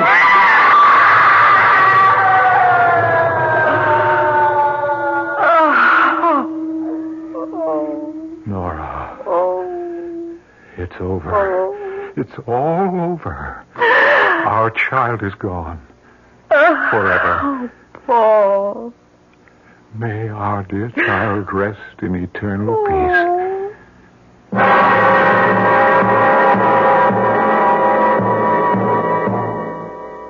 And so Paul and Nora were left to pick up the fragments of their lives and go on. Strangely enough, the crack in the cellar wall was finally closed, and no human hand had a part in its repair. Our cast included Celeste Holm, Wes Addy, Robert Maxwell, Robert Dryden, and Ann Costello. The entire production was under the direction of Hyman Brown. This is E.G. Marshall inviting you to return to our Mystery Theater for another adventure in the macabre. Until next time, pleasant dreams.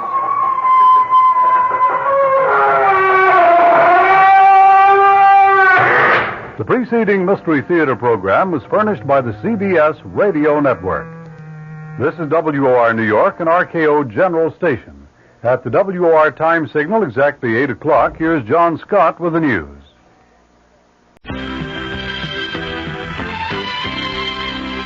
And now, Mystery Theater.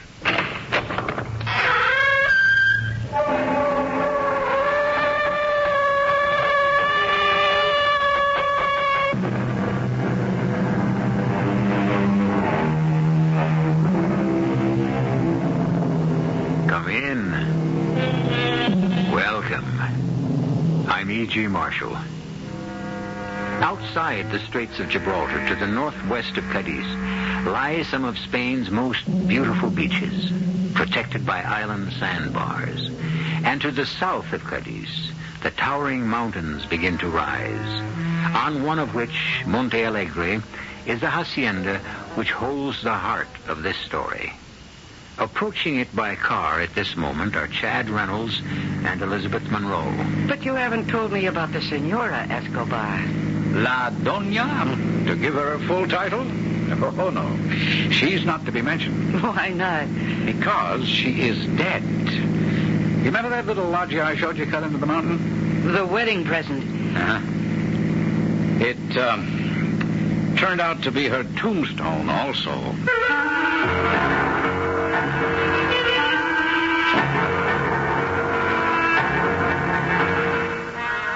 Our mystery drama, The Devil's Leap, was written especially for the Mystery Theater by Ian Martin and stars Mercedes McCambridge.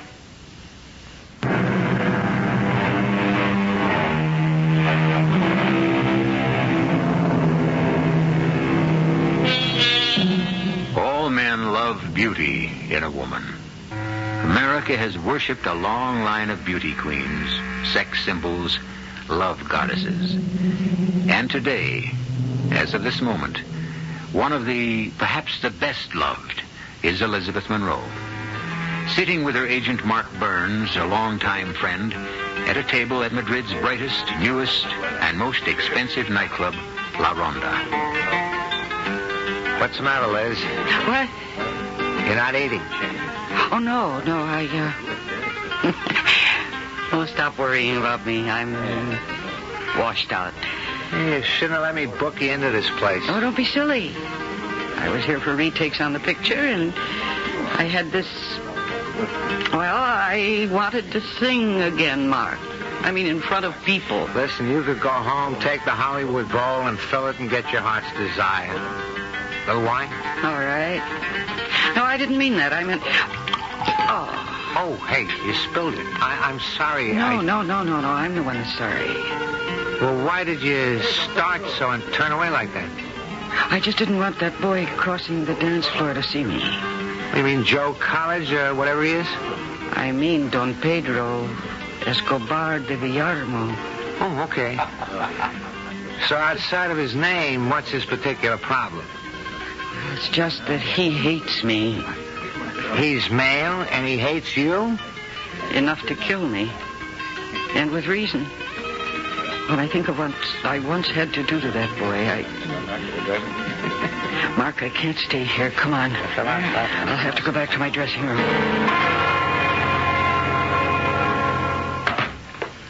Okay, Liz, I'll bring the dinner back here. Why the sudden flight? I told you, Mark. It's that boy. Are you really afraid of him? Maybe I better... No, not physically. It isn't like that.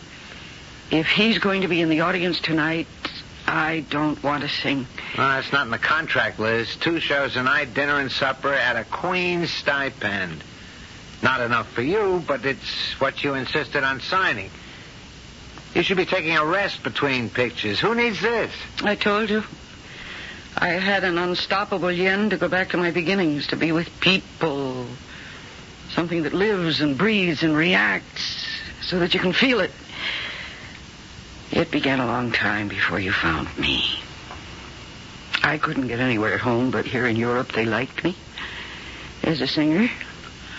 And it was here, in Spain, in Cadiz, that I had my first really big success. What was I then? Well, not all that young, really. I was 27, I guess. You ever been in Cadiz, Mark, in the height of summer?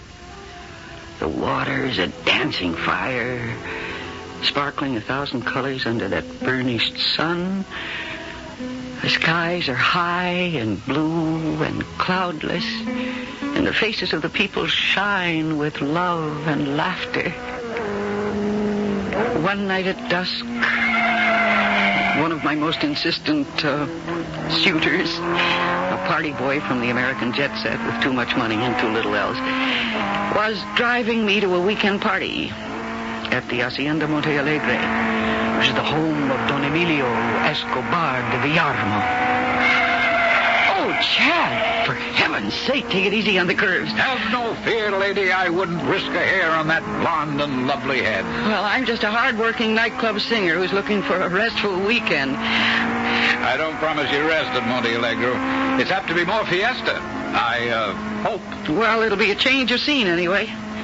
Are we getting near it? Yep, very soon now, around this next bend. Hey, look up there at the mountain as we go across the bridge over the gorge. You see that little loggia up there like an eagle's nest? Yes. Oh, it looks like it's cut right out of the mountain. It was, by Don Emilio. Wedding present for his wife. Oh, there's the most magnificent view from there. Cadiz to the north, Gibraltar to the south, and the whole Atlantic beyond the sandbars, stretching into infinity. Ah, what a lovely wedding present. Yeah, only backfired. Turned out to be a pretty deadly one. Well, what do you mean?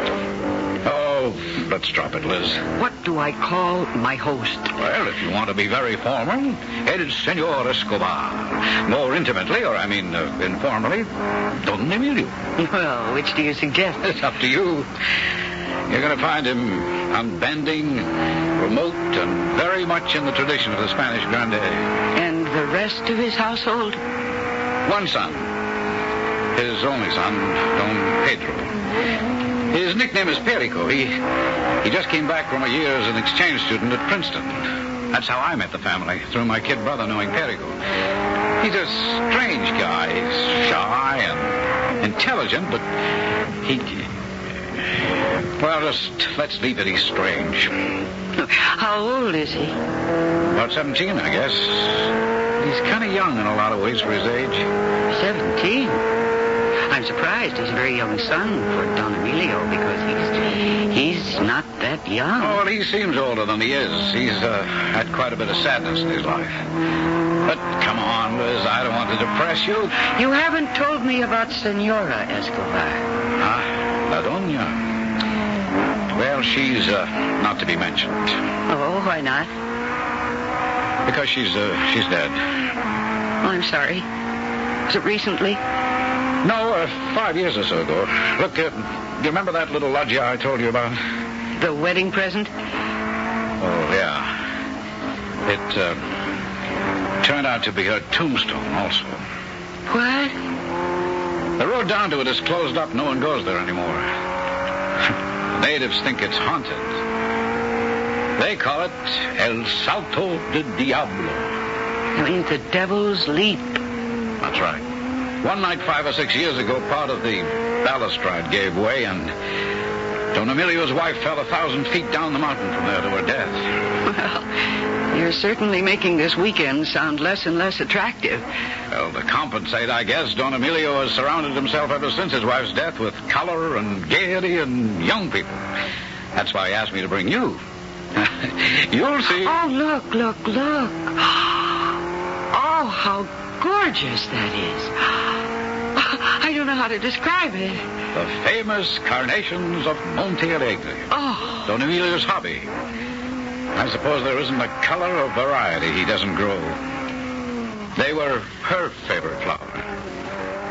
They say that when she was found, she had a blood-red one, clasped in one hand.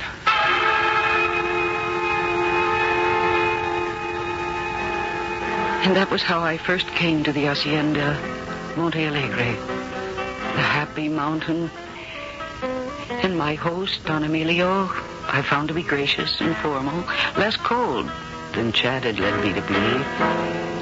And while he stood aloof from the merriment, it was not he who brought the chill with the coming of dusk, as if the ghosts of long-gone days still lurked in the shadowed halls. No, the most tragic ghost of all was the pale, intense young man with the great liquid brown eyes who hovered on the edge of the gaiety as though haunted and unbearably sad.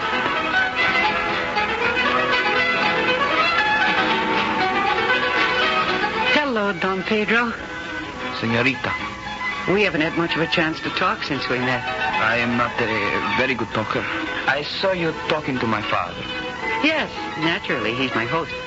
Yes, but... But what, Don Pedro? Please, it is formal. You will call me Perico, perhaps? Please, Senorita Monroe. All right, it's a very nice name. And I am Elizabeth. Elisabetta. My friends call me Liz. I want to be your friend.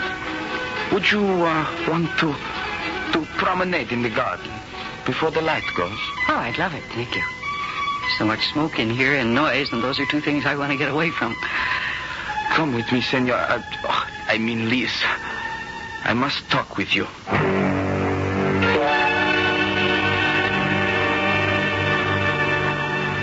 Even in this fading light, they are still so beautiful. Los claveles. I beg your pardon? The carnations. They were my mother's favorite flower. Would you like to see where she died, Senorita Liz? Why, I want to show you. Because I think you should leave here tonight, now. If I asked you to, would you? Why, Perico, I can't. I'm a guest. You will come with me, so you will understand why you must live here. I went with him, almost mesmerized. I don't know why. I should have thought of danger with this strange, intense, tightly wound boy. It's like the mainspring of a watch ready to snap, like an explosion waiting to occur. But there was something so appealing about him. So I followed him. Beyond the carnations to a gap between the rocks, now boarded up by a heavy oaken door. But he veered to the left of it. And then after a moment, he moved aside a heavy rock that swung on a pivot. And we went through and down some steps in front of us until we emerged onto a flat stage that hung almost suspended in space, with a summer house built against the mountain and then a balustrade guarding the drop below. And with a start in the twilight, I realized that I was on the Devil's Leap, the spot Chad had shown me from the road below. Why did you bring me here, Perico? Because I had to warn you. There is death here, Liz. My father desires you. I could see it in his eyes. Don Emilio? Oh, really? I do not joke. I know my father. He kills everything he loves. And I do not want you to die as my mother died. Come here to the balustrade, and I will show you.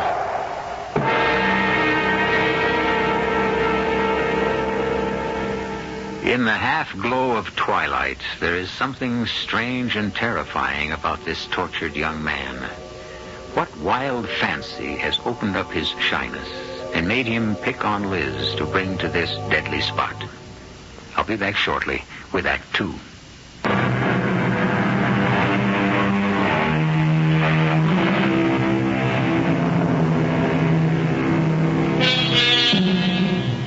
Instinctively, Liz clings to the solid safety of the loggia, backed by the mountain.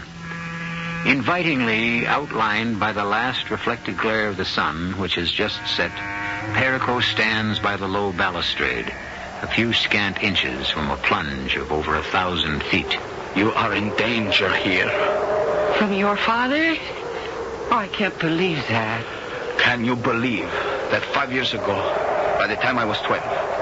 My mother lay down there, 1,200 feet down, crushed and broken on the rocks. Yes, I've heard that she, had an accident, that the balustrade gave way. It was no accident. My father threw her over because he had tired of her. The balustrade was broken later to make it seem like an accident. Perico. Oh, how can you think such things about your father? You, of all people, should be able to see how your mother's death very nearly destroyed him. Not her death. His guilt. Well, how can I argue with you? But I am sorry for you. Sorry for me? Why? To live with such hate locked up inside you. Oh, look, Perico. Look down at those magnificent beaches. They're the best in all of Spain. And there are fiestas, festivals, and bullfights. And even this week, a carnival. Oh, yes, the carnival. Yes, and this year bigger than ever. With real sideshows and a carousel and lots of games. And a Ferris wheel. Yes, a Ferris wheel. I've never been up in one. Oh. Could we go together? Caramba, how I would like that. Will you go with me, señorita? Liz. Yes, Liz. Would you? Oh, we could have lots of excitement and fun, huh, Perico? Magnifico. Will you let me take you with me? I think that would be just magnifico. And exactly what is everybody singing Magnifico about? Don Emilio. Perico, you know who I am? Si, senor. Then do me the courtesy of addressing me correctly. Oh, yes, me. Padre. What are you doing here? You know this place is forbidden. How did you know I was here? It's beside the point. You have not answered my question. Why do you have to spoil everything? Always. You forget yourself in front of a guest. Leave us. It's all right, Liz. You'll be safe. I know you're here. Perico, what do you... I must apologize for my son. I hope you will forgive him, Senorita Monroe. There's nothing to forgive. I found him charming until... Until I appeared, eh? Es por nada. It was not difficult to know that you were missing, and Perico is always on my mind. I had a sudden uneasiness.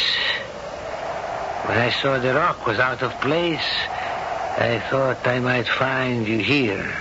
Well, I should be the one who apologizes, really, but Perico was so anxious to bring me here that I didn't want him. I don't know if Perico brought you here or what he has been telling you. Well, he's been telling me that he has never been to a carnival and that he would like to escort me to the one in Cadiz. Senorita, I would not want to impose on my guests. I've already accepted. Subject, of course, to your approval. What can I say? I am only sorry that I am not the one to be your escort. The wind is rising. Yes, not a good place to be. You'll forgive me as a bad host, but I cannot stand this place, senorita. El Salto de Diablo. Well named. Oh. Senorita, what is it? Well, that lovely red carnation. You've crushed it in your hand. Oh? I'm sorry. It was meant for you. We will find you another on the way back. I lay awake for a long time that night. I wondered about that long ago accident or suicide or... Yes, I wondered, too, if some guilty secret had laid its pall over this uneasy house. But washing all that out of my mind was a wave of pity for two lonely people A proud, unbending older man. And a shy, hurt boy whose world had been shattered before he'd even had time to build it. Both of them were haunted by a tragedy that should have brought them closer together, but which instead had driven them apart.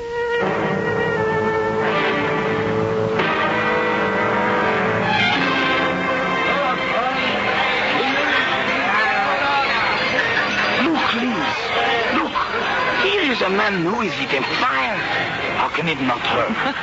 It doesn't seem to. But the torch is burning the paper. See? Ayah! Look here! A donna colossal. A woman and a Miss Pat. Come, Liz, come.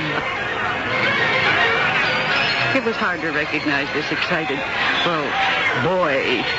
But that's what he was like. To imagine him as he was now, full of bubbling good spirits, as being the same person as the pale, retiring, tortured Perico of Monte Alegre.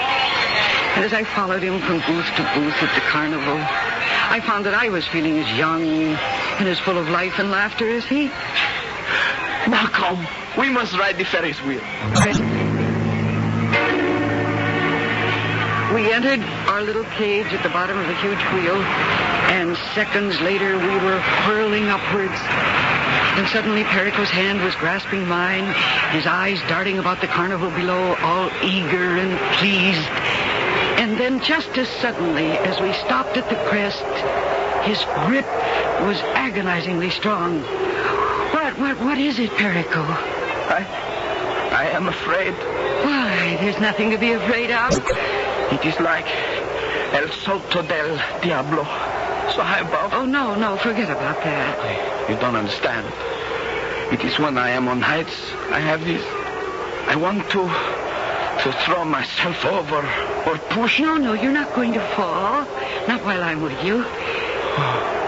If only you could always be with me, Liz. But then nobody is. Nobody. I'm sorry.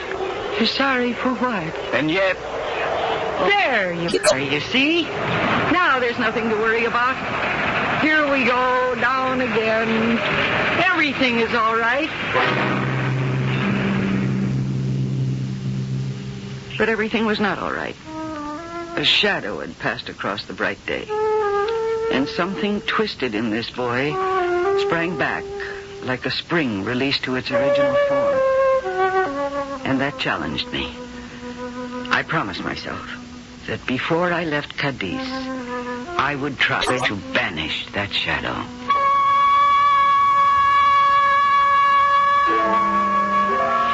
In the next 2 weeks, I saw a lot of Perico. We swam together from the golden beaches. We laughed and danced at fiestas. We sat entranced at the bullring. I stayed too at Monte Alegre a great deal, playing chess in the evening with Don Emilio, or dining at the great carved oak table while he talked of poetry, or the theater, or the past glories of Spain. But my time with father and son was mostly divided. I could not bring them together. And at the last, at the end of my singing engagement, I had to leave Monte Alegre. Suddenly, without warning, and forever. We had gone, Perico and I, that last day on a picnic far from the hacienda. It was a drowsy, lazy summer's day. And after the picnic lunch, we lay back, dozing in the shade of an orange grove. Que dia maravilloso. I could die this moment. Thank you for the compliment. I mean, because I am so happy. I am too. What a pity it has to end. To end? Oh, yes, Perico. I can't be on vacation forever. I've got to leave and get back to work. You cannot leave me. What should I do? Well, you go to college, find new friends. I do not want new friends. Well, for your father's sake. Don't mention his name. I hate my father. Oh, I don't think that's true. He killed my mother. No, I don't think that's true either. You talked to my father. Have you asked him? No. It's as hard to talk to him sometimes as it is to you. To me? Yes, to you. Even though you say we are friends. Friends? You are not my friend, you are... I am what? Oh, tú eres mi vida. Y I adore you with all my heart. Te amo. Te amo. Te amo. No, not me, Perico. Oh, no. Oh, what a fool I've been. I should have known. Why? Because I am so much older. No, when I've been with you, I've been thinking of you as a... Don't say it. It is my fault. Now I'm so ruined. I never meant to tell you. It's hopeless. Perico. Completely hopeless. Perico, come here. Don't touch me. Of course I'll touch you. Come here now. There. Oh, here in my arms.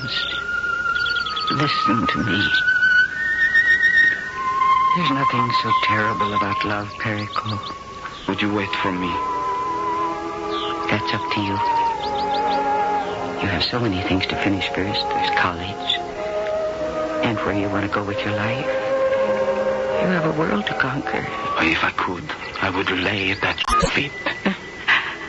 So I think that you could. But first, conquer it. And yourself. Then it is not hopeless. Nothing is ever hopeless, Perico. Nothing in this whole wide world.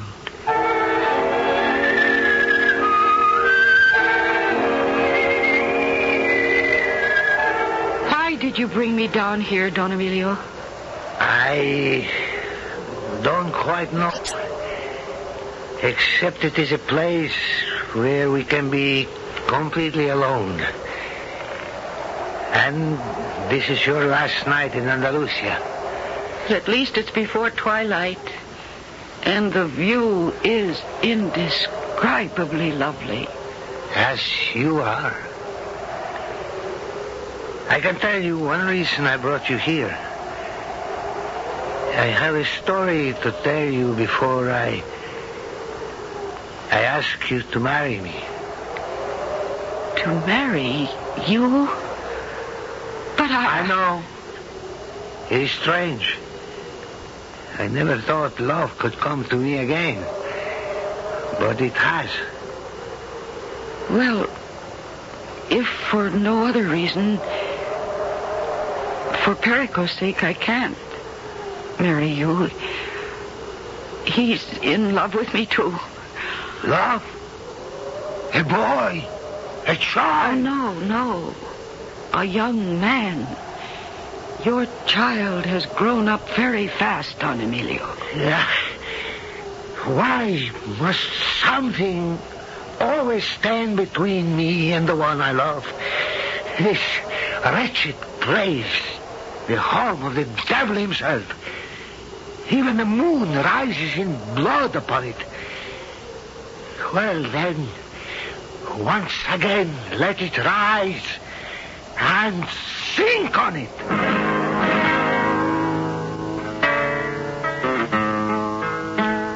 With the same sudden violence as he had earlier crushed a blood-red carnation in his hand, Don Emilio moves across the terrace towards Elizabeth Monroe, and she, in sudden and unanticipated terror, braces her back against the balustrade that is the only protection between her and the sheer drop below. I shall return shortly with Act 3.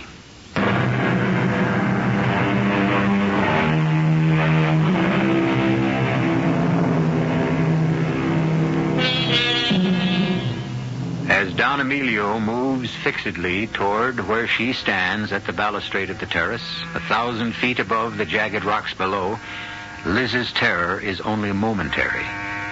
Because almost simultaneously, she sees that the Don's eyes are not fixed on her, but on the void beyond her.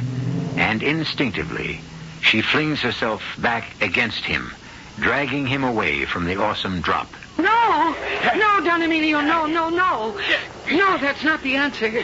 That's never the answer. Let me go. And repeat your wife's mistake. My wife's mistake? Yes. What do you know about my wife? Nothing.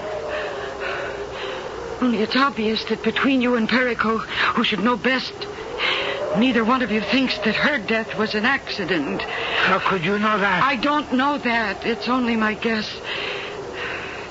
Perico thinks you pushed her to her death, and I think that you believe that Perico was the one who caused it. Would you like to know the truth? If it will help you and Perico. It would be a relief to tell it to someone. And perhaps just once to be believed. She was very beautiful, Dolores. Almost as lovely as you. I loved her. How can one measure? I would have gladly died for her. And even though I was older, I thought she loved me. Then came a summer like this, 5 years ago when Perico was 12. We had gone that day to a corrida, and the matador was insolent, slim, young, careless. But Dios, he was magnificent in the ring. And your wife, Dolores, fell in love with him. All that summer, he was to fight in Andalusia, Cadiz, Granada, Sevilla. Sometimes she followed him. And when she didn't, they met by night. Here, in this loggia, in the shadow of my own roof. And all this time you stood by and said nothing. She would not hear me. I kept thinking it would end.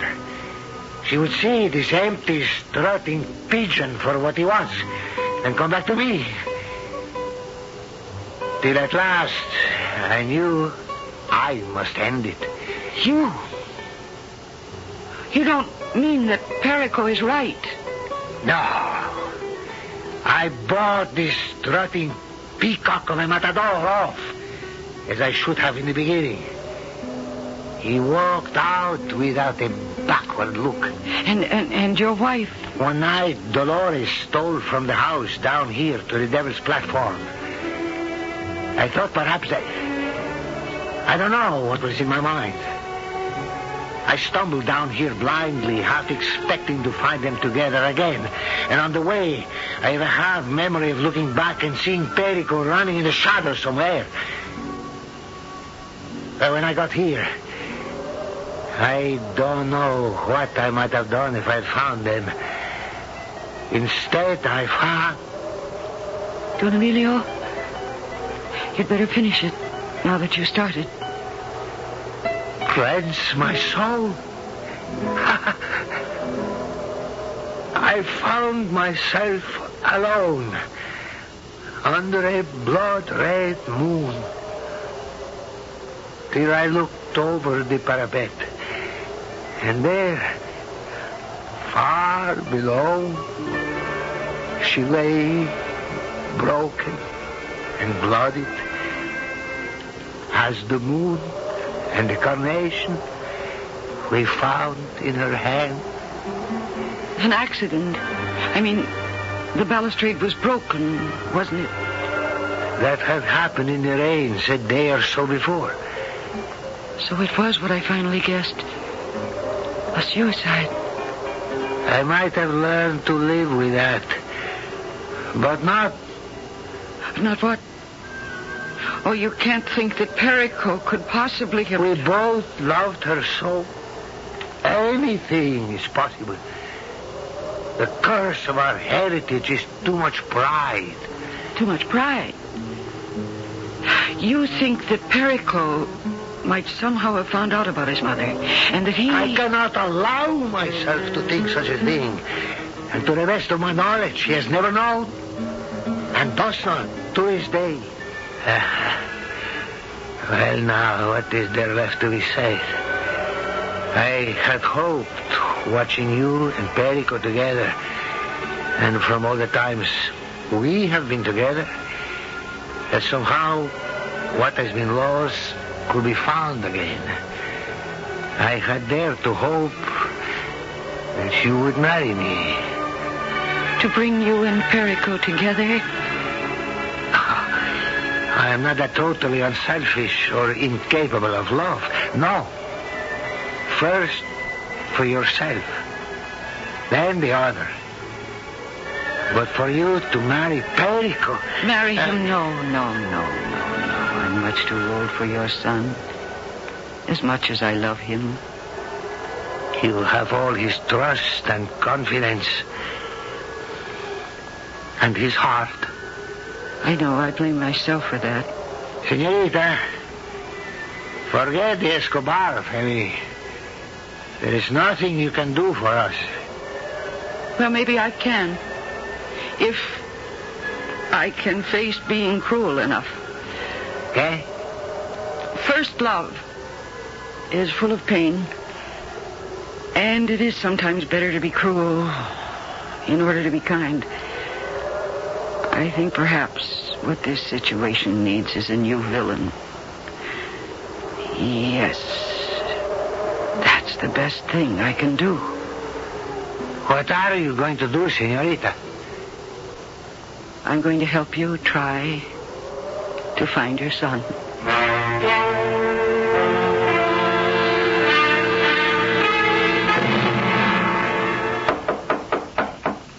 Yes, who is it? Perico.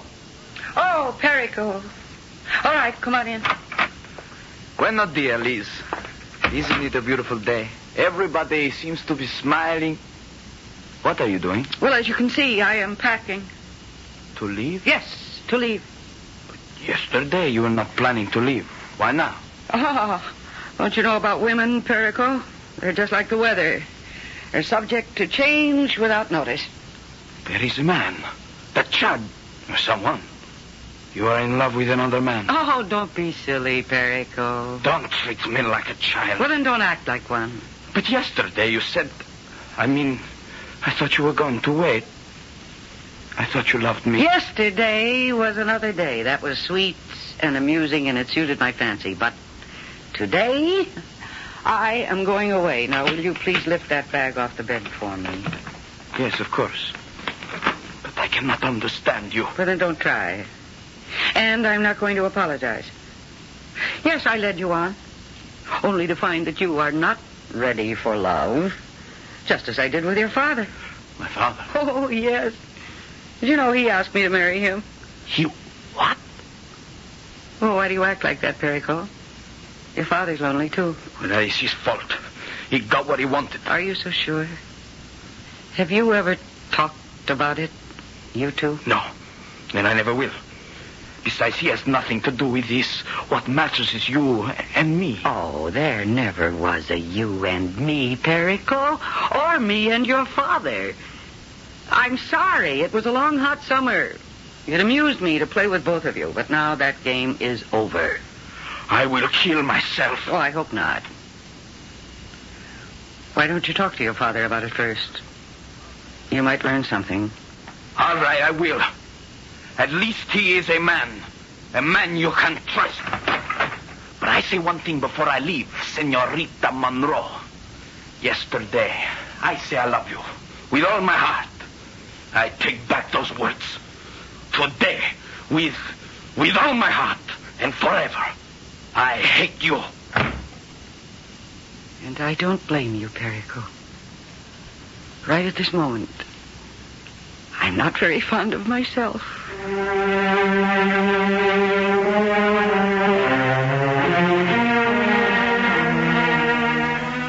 And that's the end of the story, Mark.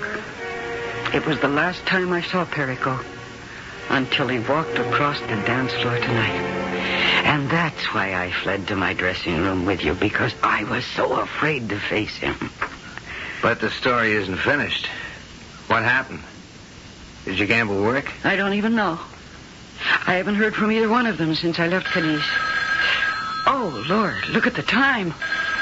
I've got to get made up and ready. Would you get that for me, Mark? Oh, sure. Yeah? Sure. She'll be ready.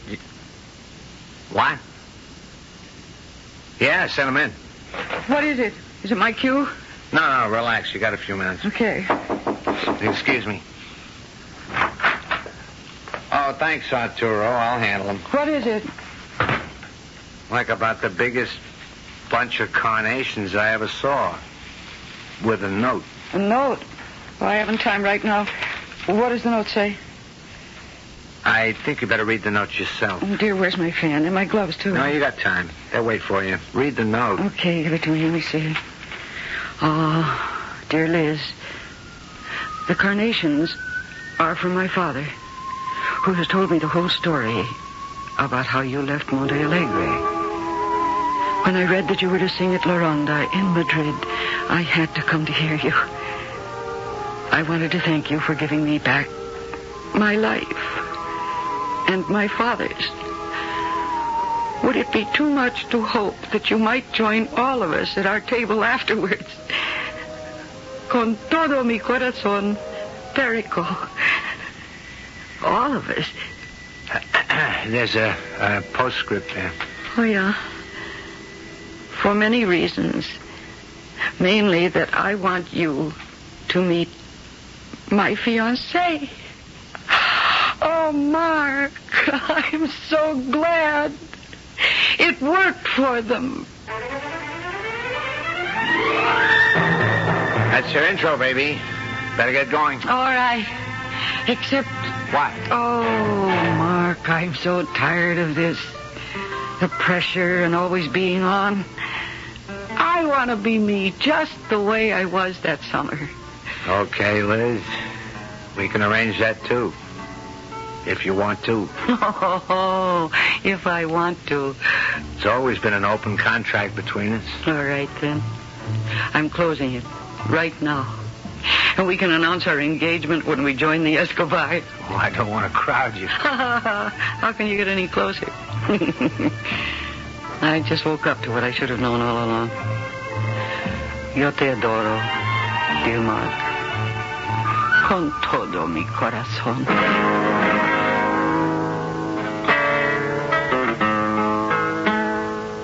The reunion with Perico and Don Emilio and the new young bride-to-be after the show was a warm and wonderful one. And Don Emilio, older and frailer now, was exalted beyond belief by the coming marriage of his son and, in a sense, his daughter. I'll be back shortly.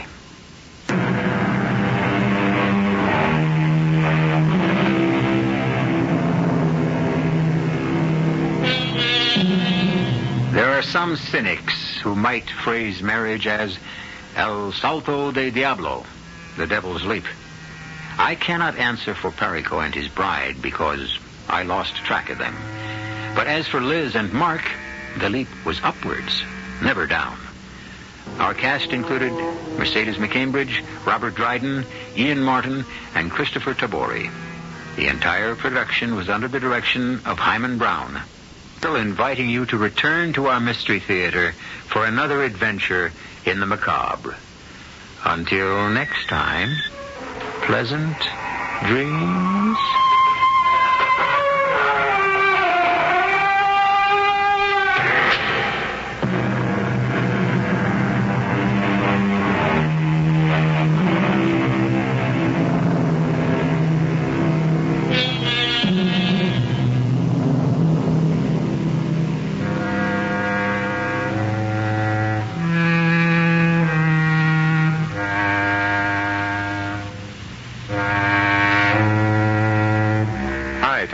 Here with the burning question, where the heck is Homer, Alaska? Well, Homer's where America stops and the frontier begins. Tune in each week to the End of the Road radio show on WISN. Meet some interesting people, swap some tunes, tell some stories, or just sit back and take a break at the end of the... The CBS Radio Mystery Theater presents...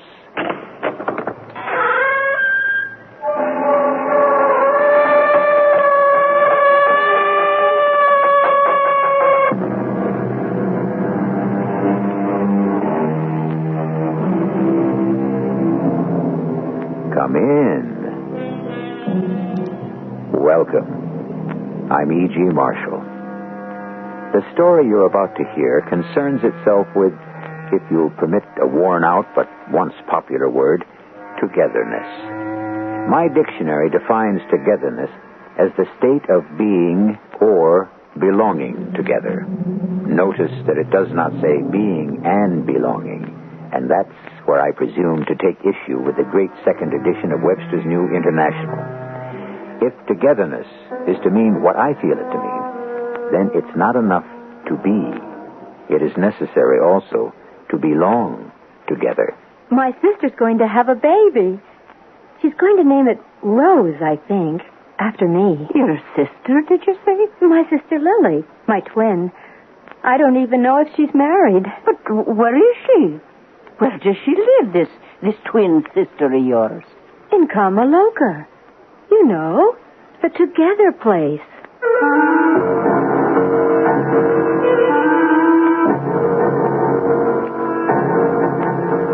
Our mystery drama, The Together Place, was written especially for the Mystery Theater by Elspeth Eric and stars Norman Rose.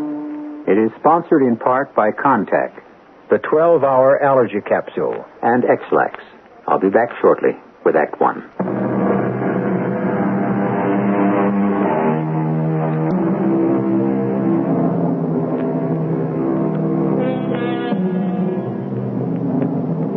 It's hard to be alone. It's good to be with someone. But I assure you there is no greater hell on earth than to be both at the same time. To be alone with someone. Listen now as we bring you The Together Place. Why did I never learn to work a typewriter? But when did I ever have the time? I've never had an hour to spare from the practice of medicine. Not that I'd have spared it if I'd had it. The healing art has been my mistress, my love, my wife, since I can remember and before. But I'm well into the winter of my life now. Hardly any springs remain to me. And I want to get this history down on paper in some fashion or other before I expire. Let's see now, how far had I got? My name is Ed Leahy, and I'm the only doctor to the small town of Corbett and its environs. The nearest hospital is 50 miles to the north, and all but impossible to get to. In consequence, I've pretty much had to fend for myself and do all manner of things. Taken all in all, I haven't done too badly. Well, how does that sound, Francis? Egotistical, would you say? Well, I would, definitely. This isn't meant to be the story of Eddie Leahy, M.D. No. This is the story of Rose Craven and her mother and their strange life on the outskirts of this town in the old house they call Alata. And, of course, in a peripheral sort of way, the story of Mary Mahaffey. You heard her name, did you, Francis? You remember Mary Mahaffey, who raised you from a pup? Of course you do. Well, the whole thing started that day when I called Mary Mahaffey on the telephone. Hello? Mary, it's Ed Leahy. Oh, doctor. And how's yourself? I'm fine. You? Good enough for an old lady. Mary, I'll tell you why I'm calling you. It's to ask a favor. It's granted. Don't be so generous till you hear what it is. Mary, I'm asking you to come out of retirement. Oh, no, wait. Oh, but I've done no nursing in a donkey's age, doctor. Well, there wouldn't be too much in the way of nursing. But then why would you be needing me? I can't trust these ladies to just anybody. What ladies? How many ladies? Only two. Rose Craven and her mother. Oh, sure. They live in that big old house on Vardaman Road. The one they call Alata. What ails them? Well, the mother's had a thrombosis in her leg, and I've got her confined to her bed for a spell. And the daughter, well, I don't know for certain what ails young Rose. Mary, will you drive out there with me tomorrow and see what you think? About taking on the job for a few weeks, anyway. And give me a chance to catch my breath. For you, Dr. Leahy. Only for you. Mary Mahaffey. What a woman. I discovered her on one of my trips to the distant hospital where I'd had a post-operative patient. Mary was a registered nurse as well as a surgical one, and I'd been impressed not only with her skill but with her whole robust personality. And when she tired of the grind of hospital work, I persuaded her to move to Corbett, where she took some of the burden off my shoulders, practicing midwifery and such. We'd become a team, you might say. And when she retired, I missed her sorely. Well, that day when I drove up to her little house, there she was, Frances, standing on the porch. And so were you. Ah, there you are, Mary. All ready for you, Dr. Lee. Francis told me a minute ago to be expecting you. He knew, did he? Oh, well, of course he knew. Hop in, Francis. What? He's coming with us? Oh, I never go anywhere without Francis. Francis wakes me in the morning and Francis kisses me good night. And in between, I consult with him on the great quest. Such as? Oh, living and dying. And what does Francis have to say about living and dying? Not a thing. But he's concerned that I should fret about them so. Hadn't you better be telling me something about Miss Craven and her daughter, in case I decide to take the case? Yes, I'd better. Because they're not the ordinary run of patient you're used to. You might say that they're eccentric. Well, no, I'm not a psychiatric nurse, Dr. Leahy. They don't need a psychiatric nurse. They need a good, solid, down-to-earth woman with a good deal of common sense, and that is you. Well. I only said that they're eccentric, which many people think I am. Well, now, about the Cravens, mother and daughter. The mother is in her mid-40s. The daughter, Rose, in her early 20s. And they're gracious, attractive, both of them. Real gentlewomen. The mother has been my patient most of her life, and I myself brought the daughter into this world. And where's the father?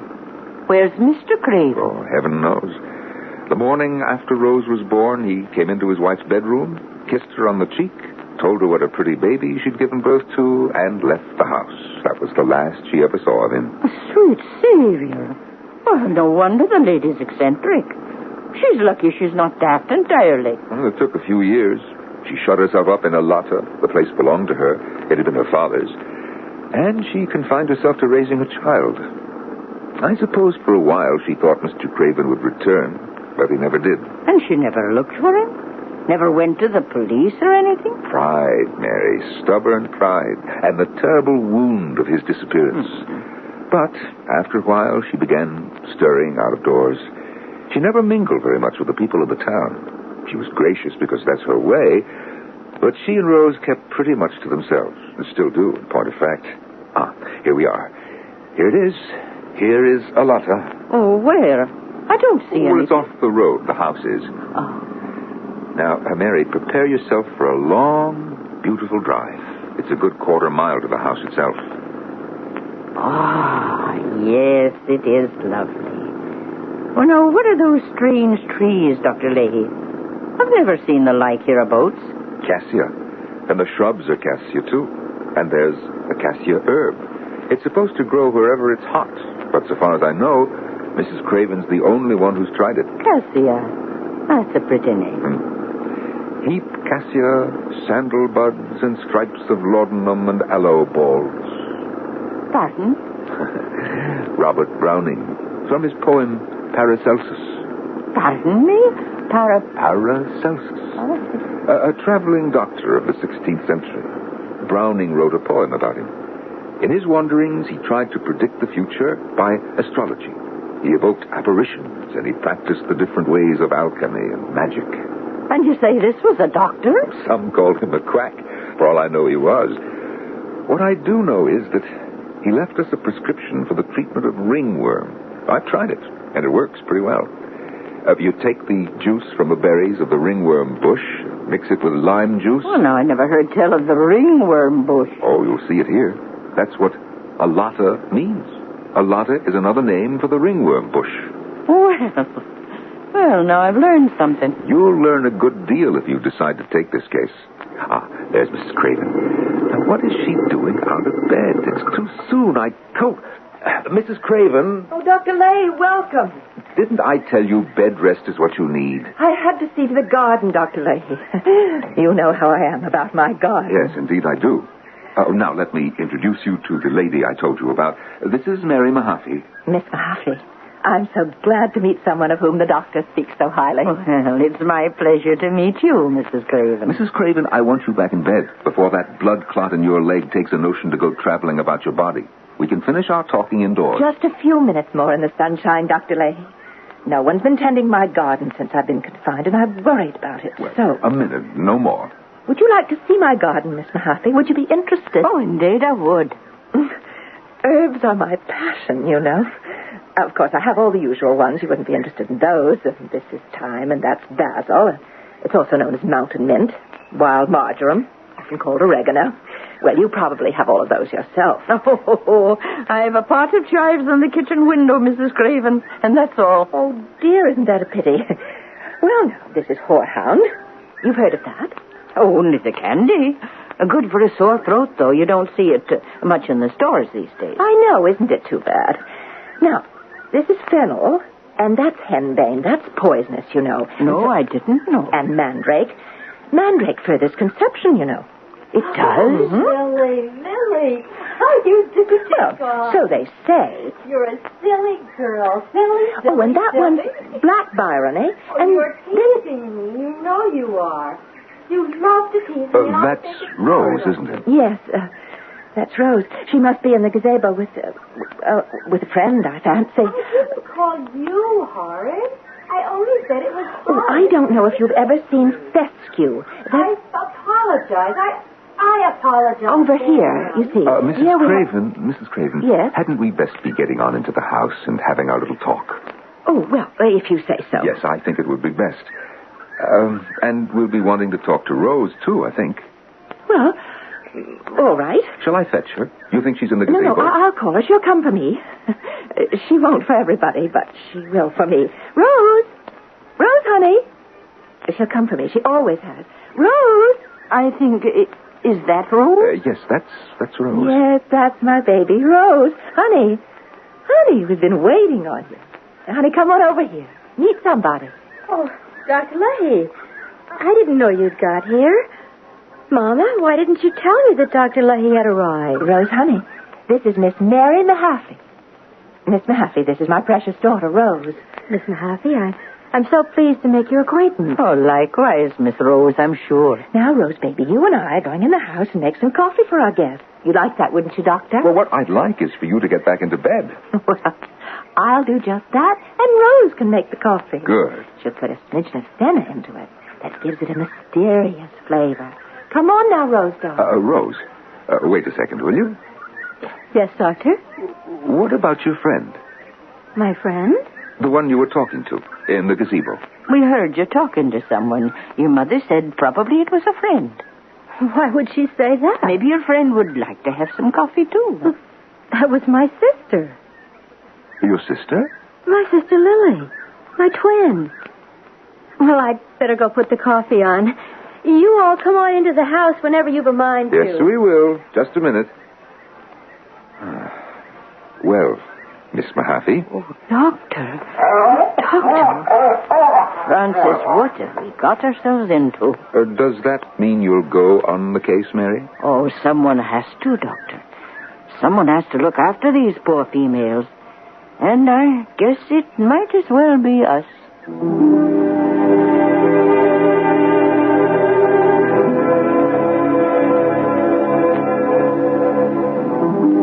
I think it's not an uncommon sensation when, in the course of a seemingly ordinary conversation, a sentence is let drop that makes absolutely no sense at all to the listener.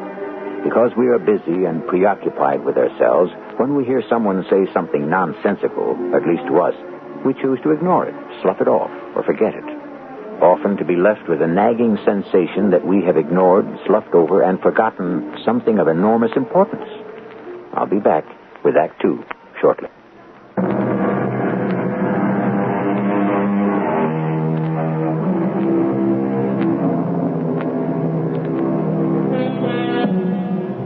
When Rose Craven so sweetly and confidently stated that she had been talking to her twin sister, when Dr. Leahy and Mary Mahaffey knew quite well that no such sister existed, they did not ignore the words, nor did they slough over them, nor did they nod politely and forget them. Instead, they treated them with the utmost gravity and attention. And as a result, Miss Mahaffey moved into the Craven house, along with her friend and companion, the dog, Francis. And the next day, Mary Mahaffey moved in with Mrs. Craven and her daughter Rose, as did the dog, Francis. You remember that, do you, Francis? And do you remember when you and Mary Mahaffey came here to my office to report on how things were going? The mother is making progress. She still wears the bandage when she gets out of bed. She's not out of bed too much, is she? Only to check on her precious garden of herbs. I can't keep her away from there. Tell me about the daughter. I can't tell you much, Doctor. Francis could tell you more about Rose than I can. Francis doesn't choose to take me into his confidence. Oh, that's a pity. He spends the whole day now with young Rose Craven. And you permit that? Oh, she needs him. He always returns to me at bedtime and stays with me till morning and then goes back to Rose. And it seems to make her happy, sometimes very happy. And I don't like to deprive her.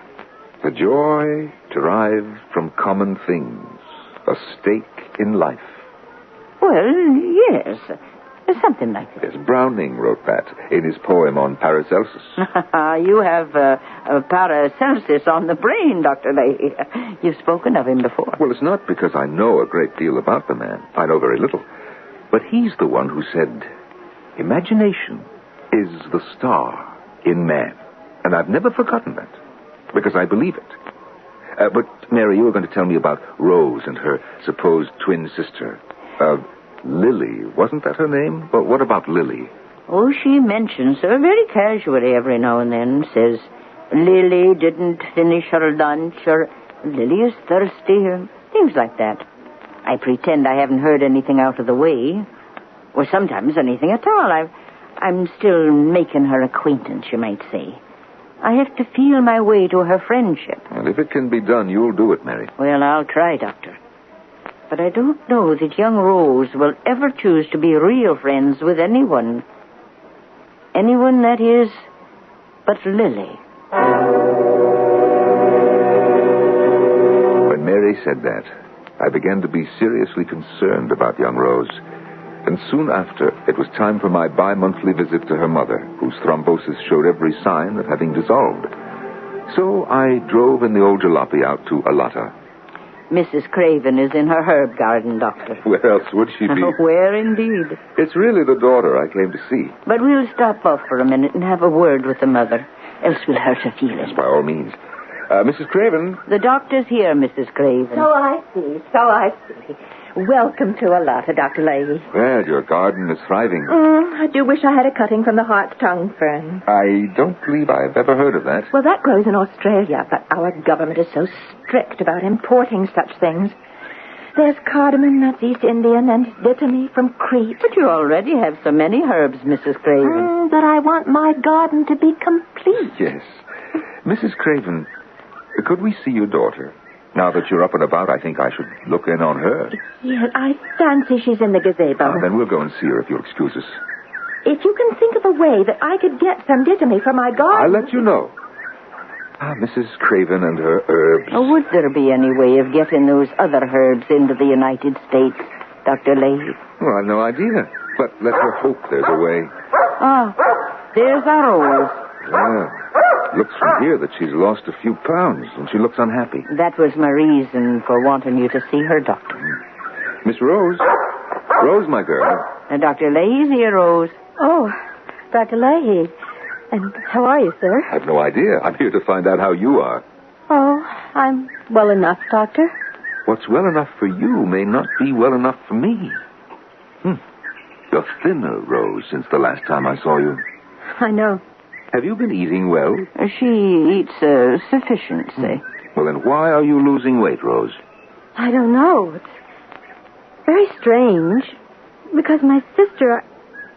Yes, your sister. What about your sister? She's going to have a baby. Oh, she is. She's going to name it Rose, I think, after me. That's your sister, Lily. Is that right? My twin. Dr. Leahy? Yes, my dear. Am I going to have a baby? Oh, well, I don't know. Do you think that you are? If Lily is going to have a baby. Well, it doesn't follow that you are. But everything that happens to Lily always happens to me. Oh, I didn't know that. Of course. When she has a headache, I have a headache. When she has a dream, I have a dream. The same dream? Of course. Because she's my twin. I don't rightly remember what was said by any one of us after Rose said that. I didn't want to contradict the young woman. It's been my experience that the very worst thing you can do when a person reveals an obsession is to tell that person he's mistaken. It doesn't alter the obsession in the slightest. All it does is destroy the person's trust in yourself. After I had somehow terminated my visit, Mary Mahaffey walked with me to my automobile. What in the world ails the girl, Doctor? Mary, I'm not a psychiatrist. Is it schizophrenia, Doctor? I mean, does the girl have two selves? Herself and Lily? Oh, she's not psychotic so far as I can tell. Schizoid, perhaps, but not mad. What's to be done? Mary, stay close to her. Let me know if she loses more weight. Let me know if the obsession grows more acute, and I'll come right out. And tell Francis to keep an eye on her, too. A month went by. There was no reason to go out to Alata. Mrs. Craven's condition continued to improve. And to keep an eye on young Rose, there was Mary Mahaffey. And then one day... This is Dr. Leahy. Mary Mahaffey, Doctor. Yes, Mary. I've hesitated to call you. Mary, what's the trouble? I don't rightly know, Doctor, but... Is it Mrs. Craven? Oh, no. It's the young girl. It's Rose. She's not ill. It's not that, but she hasn't left her room for 3 days. 3 days? Oh, does she complain of anything? No, Doctor. No pains, no nausea, nothing. But there's something wrong, I'm convinced. Francis hasn't left her side the whole time. And it's all I can do to get him to return to me at bedtime. Well, Mary, I'm booked up for the entire day, till supper time and perhaps beyond. But I'll drive out there in the evening as early as I can get there.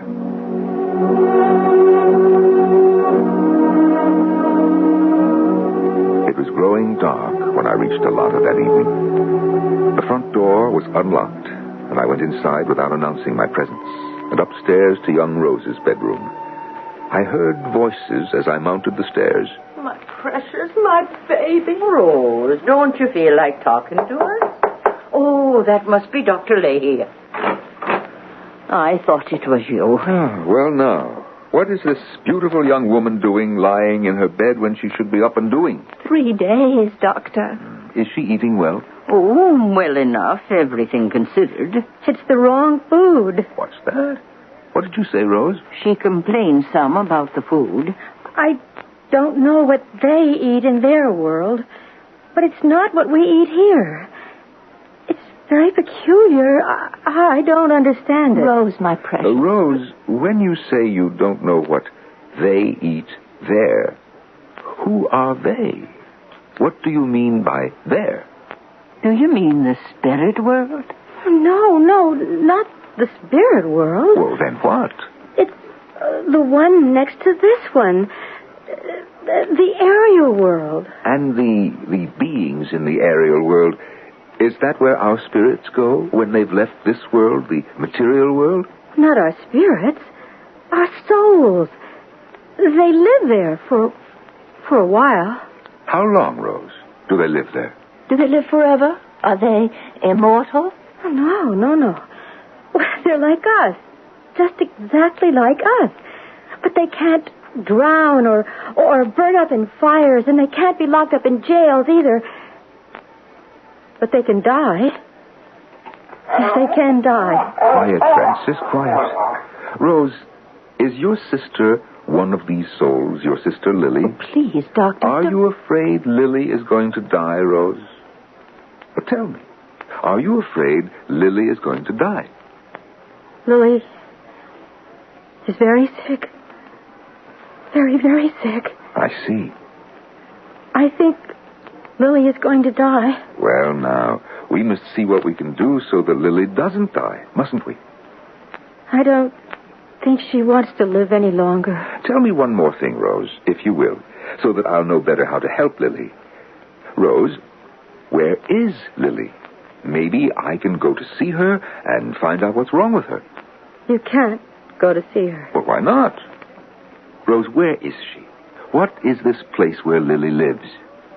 She lives in Kamaloka. What did she say? Rose, tell me again.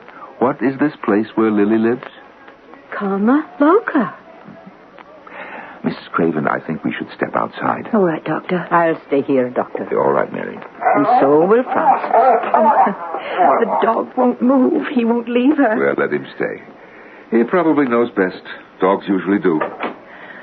What are we going to do? Doctor, is my daughter losing her mind? Mrs. Craven, have you ever read the works of Paracelsus? The hermetical and alchemical writings of Paracelsus? Many, many years ago, yes. Mm-hmm. Has Rose read them? Well, I suppose she might have. They're still in the bookshelves, as far as I know. Why do you ask, Doctor? Because what she is saying is very like what that Swiss doctor wrote 500 years ago. That there is a soul place, a world adjoining ours, but not touching, contiguous, but not joined, and that there are beings that live in this realm of the soul, beings like us, but not like us, as their world is like ours, but not like ours, having its own firmament, its own atmosphere, its own conditions of existence, its own habitations. Yes, but why would Rose... She says the name of this place is Kama Loka. Now, do you know what Kama Loka means? It means the together place. The together place? Yes. It's a beautiful concept, don't you think? A place where we can be together with those we love, together with them as we were in life. But Rose has no one. What's that? The dog? Doctor. Yes, Mary. She's dead. Rose is dead.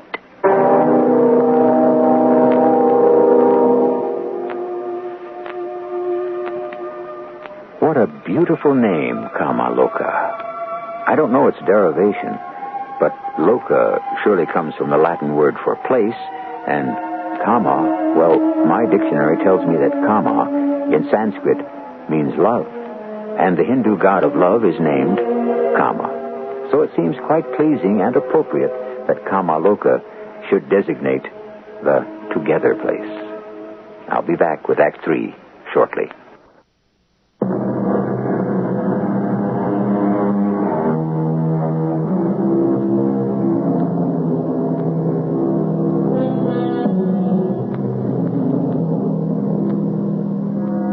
Craven is dead. Rose Craven dreamed of a twin sister she never had, named Lily. Rose Craven dreamed of a world she'd never seen, where Lily lived, called Kama Loka, the together place. Rose Craven dreamed that her sister Lily was gravely ill in Kama Loka and on the verge of death. And before her mother, her nurse, or her doctor could take steps to prevent it, Rose Craven died. Poor Rose Craven was put to rest in our little country churchyard. The mourners were few because so few had known her. I was there, so was Mary Mahaffey, and so was Francis. It was a sad day, was it not, Francis? By this time, Mrs. Craven was out of danger from her thrombosis. There was no need for Mary to stay on at Arlotta, and she made plans to move back to her own small house, where you and she, Francis, would take up your old life. But then, before the move could be made, she called me.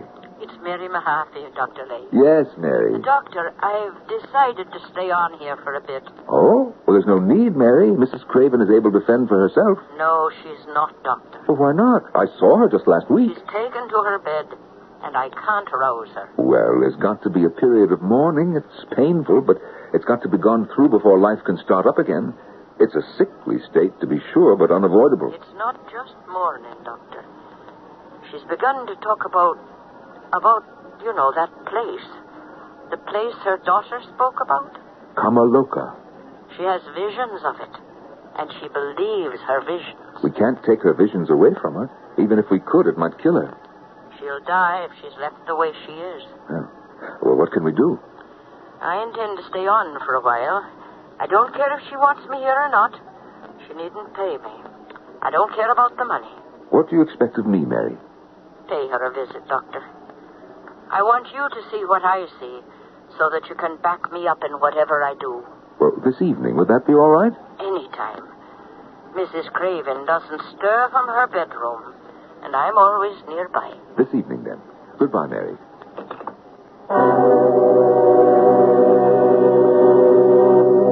It's my firm conviction, Doctor, that if something's not done, we can lose the mother as we did the daughter. Come inside.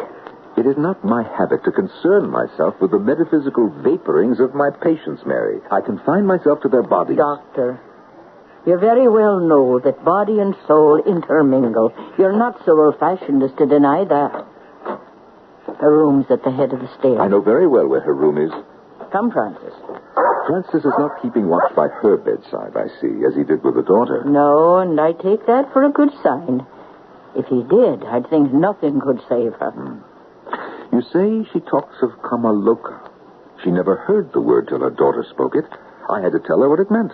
But now to her it's a dwelling place for souls. At least I think that's what she's trying to convey to me.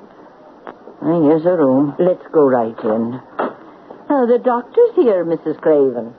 You needn't have come, Doctor. Well, when Mary Mahaffey summons me, Mrs. Craven, I obey. Oh, Mary, she fusses so. Nevertheless, I'm alarmed in a mild sort of way when a patient of mine lies in bed when I know perfectly well she's able to be up and stirring. I have no interest, Doctor, in being up and stirring. Then what do you have an interest in, Mrs. Craven? For what I've always had an interest in, my daughter. Mrs. Craven, Rose is dead. My daughter's happiness, my daughter's well-being, my daughter's loneliness.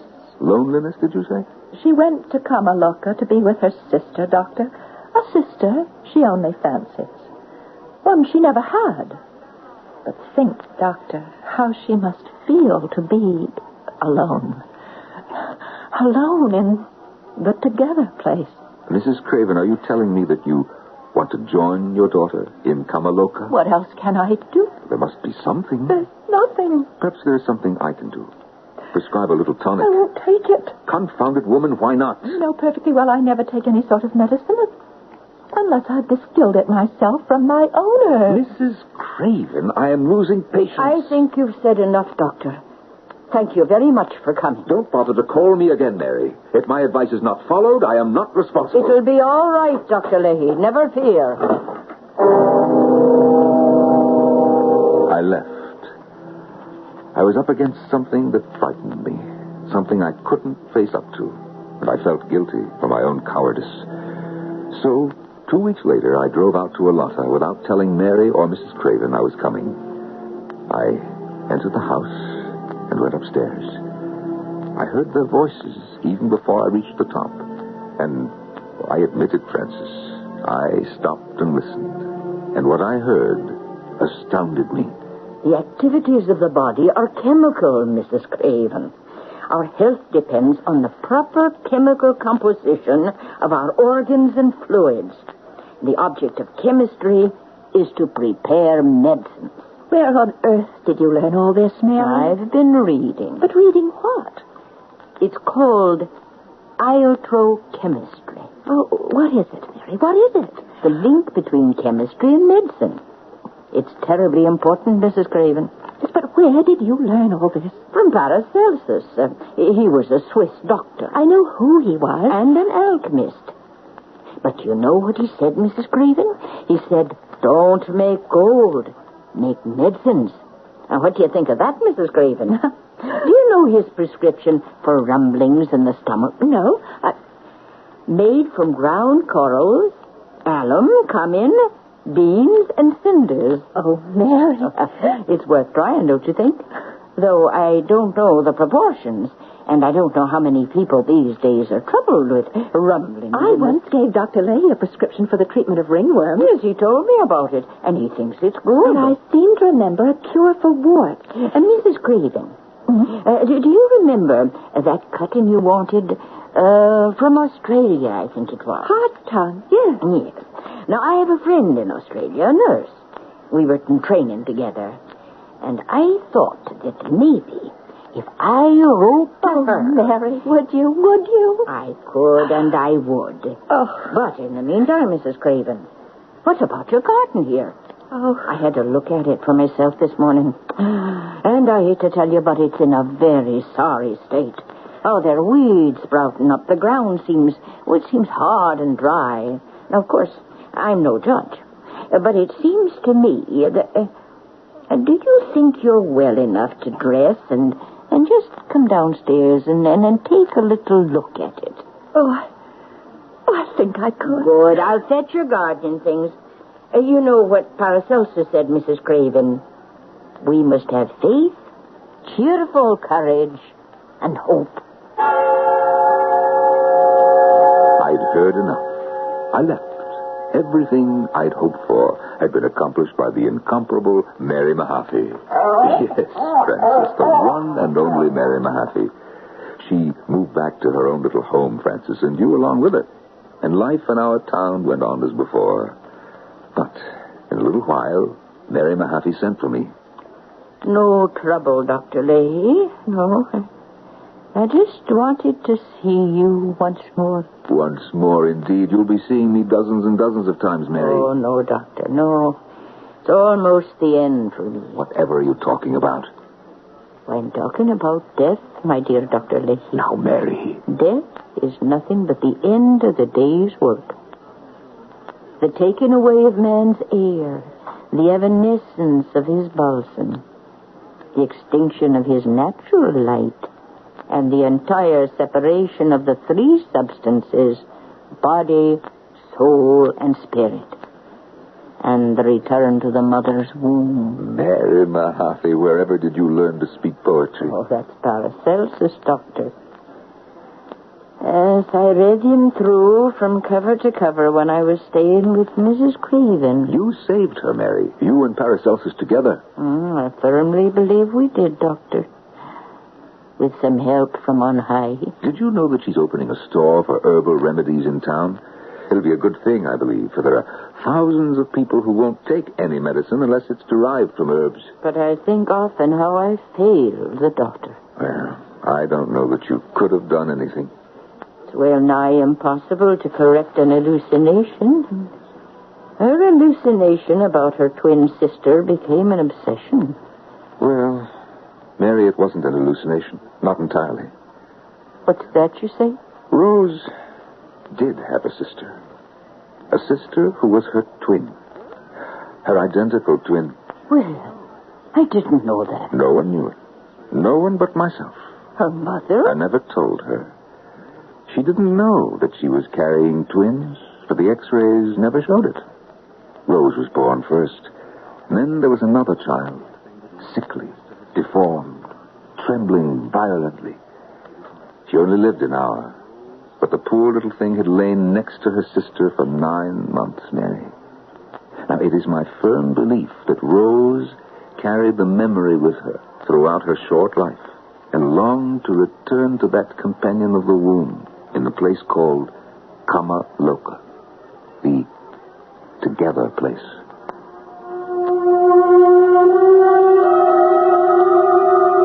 I saw Mary Mahaffey one more time. She was feeble, and it was hard for her to talk, but I knew she had something on her mind. You must write down the case history of Rose Craven, Doctor. Yes, I've been thinking about it. Oh, yes, you must. Such a strange story. It must be told. You're tired, Mary. I'd best leave you. Now, one more thing. Will you tell Mrs. Craven the story of her daughter? Her 2 daughters, I should say. Her twins. Well, I'm undecided. Would it be kind or cruel? Oh, I've thought, Doctor.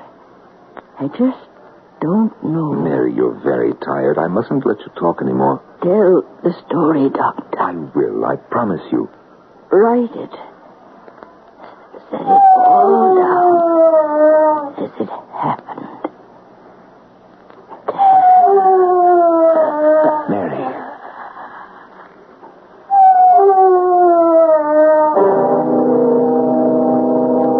Mary Mahaffey was dead.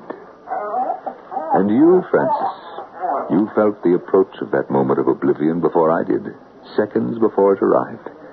And the next day, Francis, I came to the house and led you away and brought you here. And you've sat by me and with your own patience summoned up mine enough to write this history. Well, it's finished now. And I must pick up the pages and stow them away, for Mrs. Craven is coming by to give me some juniper berries. Ah, what a stack of papers. What a pile of work. What a history. Oh, Francis. Is it possible? Is it... Ah.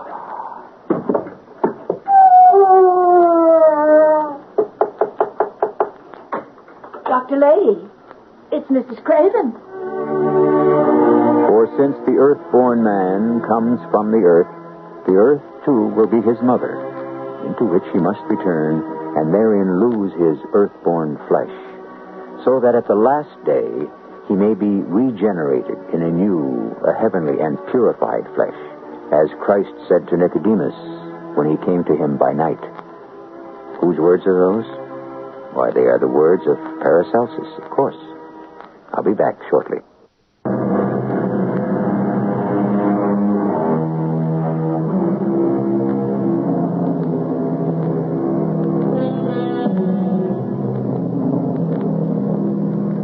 I'm not absolutely positive that juices from the ringworm bush mixed with the juice of a lime will cure ringworm, or that corals, alum, cumin, beans, and cinders all mixed together will stop rumblings of the stomach. But I am perfectly sure that Paracelsus was right when he wrote, "Man must have faith, cheerful courage, and hope." Our cast included Norman Rose, Mary Jane Higby, Marion Seldes, and Rosemary Rice. The entire production was under the direction of Hyman Brown. And now, a preview of our next tale. I was conscious of my heart beating hard, not from effort, but from the eerie house. I struck a match and lit the candlestick and started upstairs. Hello up there. Are you all right? Holy Toledo! Where are you? Answer me! I'm coming up! When the woman screamed, I froze. I knew something awful had happened. I took the stairs two at a time, the candle flickering in front of me. There were several closed doors in the hallway. I tried the one nearest the street. I opened it. The room was lived in. I went toward a bed. And then... murdered. Stabbed through the heart. Radio Mystery Theater was sponsored in part by Contact, the 12-hour cold capsule, and Buick Motor Division.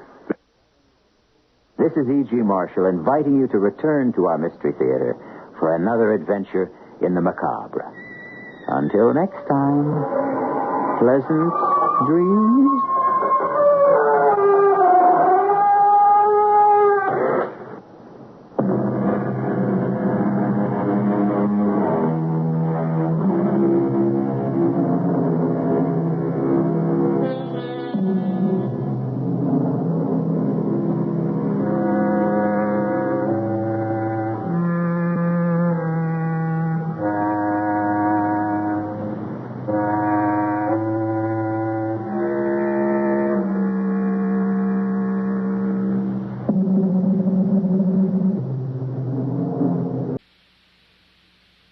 The CBS Radio Mystery Theater presents...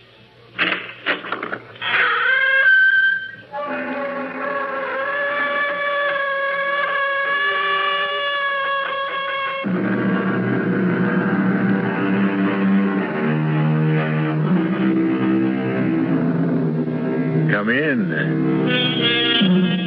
Welcome. I'm E.G. Marshall. Once again, be my guest on a strange journey. A weird, wild trip through a mysterious, uncharted terrain. Bounded only by your imagination. There's an expression, the night of the long knives. And it has come to mean an orgy of murder. And it usually follows a rebellion or a civil war. It's a time when many of those on the winning side take the opportunity to settle some personal scores. Why are you leaving, Roberto? It isn't obvious. Who can live here any longer? There is another woman. Oh, Pilar, there never was. There never will be another woman. You are going to her. There is nothing here for me any longer. That's a lie. Pilar, won't you understand? Yes, I understand one thing. You are tired of me. Pilar, one day, as soon as... If I cannot have you, no one will. But I tell you, there is no one else. Oh, Roberto, don't leave me. Goodbye, Pilar. Oh. Patriot! Patriot! After him! That man running down the street, after him! He is a traitor!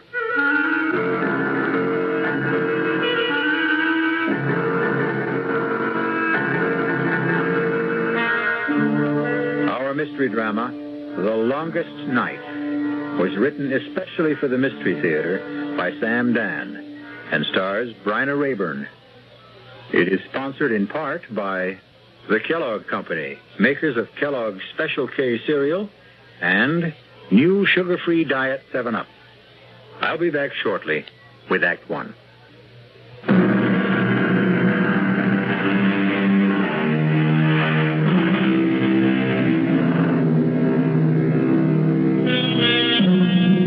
You're about to discover one of those little-known, out-of-the-way restaurants where the food can only be described as heavenly.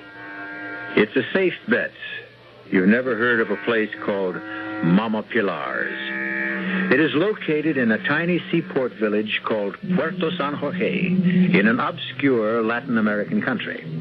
It's a long way to travel for dinner, but be assured it's worth it. Mama Pilar's doesn't look like very much.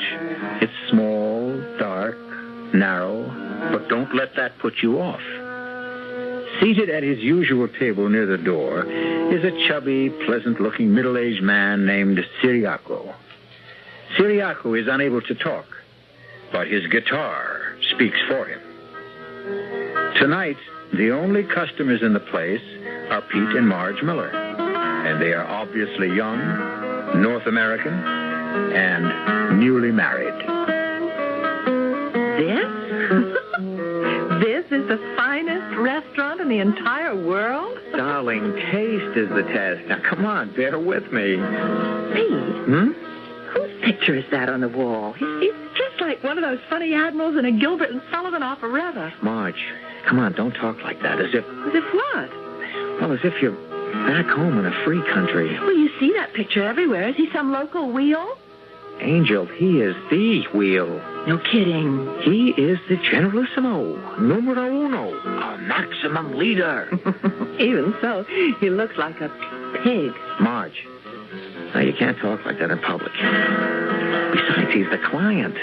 He's the man I was sent here to sell, and you'd better pray for him. How can I pray for him? Instinctively, I hate him. You can see evil all over his face. Well, he's a very sick man.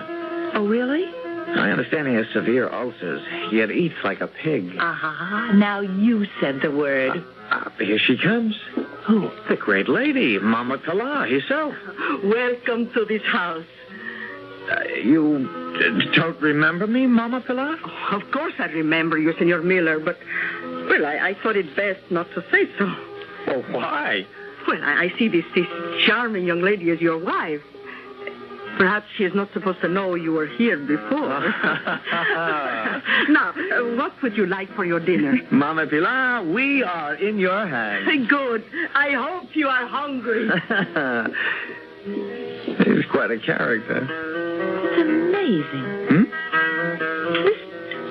This dictator, what's his name? Oh, General Zorilla. Zorilla. He actually does look like a pig. Now, Marge, you simply cannot. Darling, I come from Iowa. I know a hog when I see one. You are a guest in a foreign country, and you should have enough good sense You're always so afraid I'll say something to embarrass you. We will have to socialize with this man. You'll be proud of me. I'll chatter so charmingly no one ever will suspect that I've got a brain in my head. Oh. What is that? Oh, divine aroma. Uh-huh. Well, you taste it. Now, good friends, your dinner. Oh, what is that? Food, that is all. That's all. What's a song? Notes. But it's how these things are put together. Oh, thank you, Senora. You have been married long? Well, this is our honeymoon. And also a business trip. Oh, well, can the two be combined? You will be here a while? My company is working on a development plan with General Zorilla. Ah, yes. The leader will make us into a great nation. One day we will all be rich. Oh, sure. He promised. Well, don't bet on it. You think he lies? At least I think. Marge. No. Tell me, Senora. Who has poisoned you against our leader? The traitors? The cowards and doubters who fear to believe?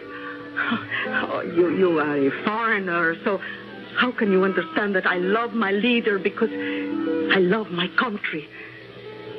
When he fought the old government, that unholy alliance of thieves and oppressors, when he called for volunteers, I gave this man, my only son.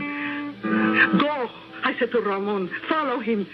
And today, my Ramon is a captain. And one day he will invite me to the capital city and present me to the leader. Forgive me, I talk too much. Well, see what the wind blew in. A beggar. Mama Pilar. Yes, old woman. You found me. If you are Mama Pilar, I have a letter for you. A letter? For me?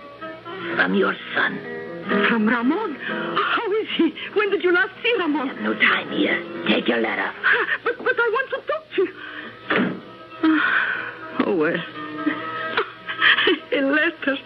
Oh, that devil, Ramon. You'd think he'd come by to visit his old mother. No. Well, he is busy.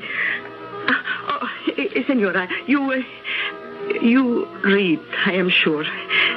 Me, I never did learn. Would you be... I'm sure that it must be something private between you and your son. Oh, no, Ramon, no. Someone will have to read it to me. It would be a favor, Senora. All right. Well, what does he say? His letters are always so amusing. My dearest little mother, when you receive this letter, I will be dead. Read. Our leader has betrayed us. We thought we fought for freedom, but he has made slaves of us all. Mama, he is a madman, and now that he realizes I know him, he will kill me with his own hands. Avenge me, Mama. Avenge me. My last thoughts are of you, the loving son, Ramon. You lie. You make up this ugly falsehood because you hate the leader. I'm sorry. But he... Mama Pilar, can we help you? Leave me. Well, if you need anything, we'll be in the capital city. Goodbye, Mama Pilar.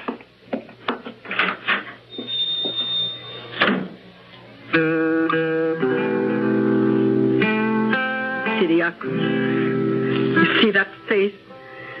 The face that looks down upon us from the wall? I will kill him, Siriaco. I will kill him with my own hands. And after I have killed him, I will weep for Ramon.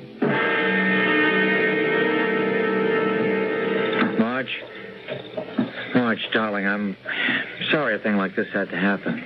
Pete, I know you have a job to do in this country, but I can't take any part in it. I will not socialize with that man. I will not visit his palace.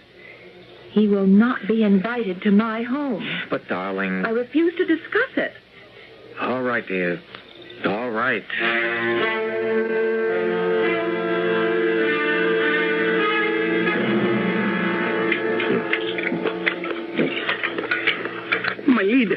My leader, you are breaking your diet. Oh, shut up. Yes, my leader. What appointments have I this afternoon, Escobar? Dr. Suarez is due here at any moment. Then the young North American engineer, Senor Peter Miller. Is there more meat? My leader, what will Dr. Suarez say when he sees you have broken your diet? I am starved. Dr. Suarez. Get rid of that slop. I gave you a diet. No. What are you doing? I must eat. I'm not a bird. I'm a man. You are a self-indulgent fat slob. See, Escobar. See how he talks to me. Here you address our leader. Be quiet, you obscene little rodent.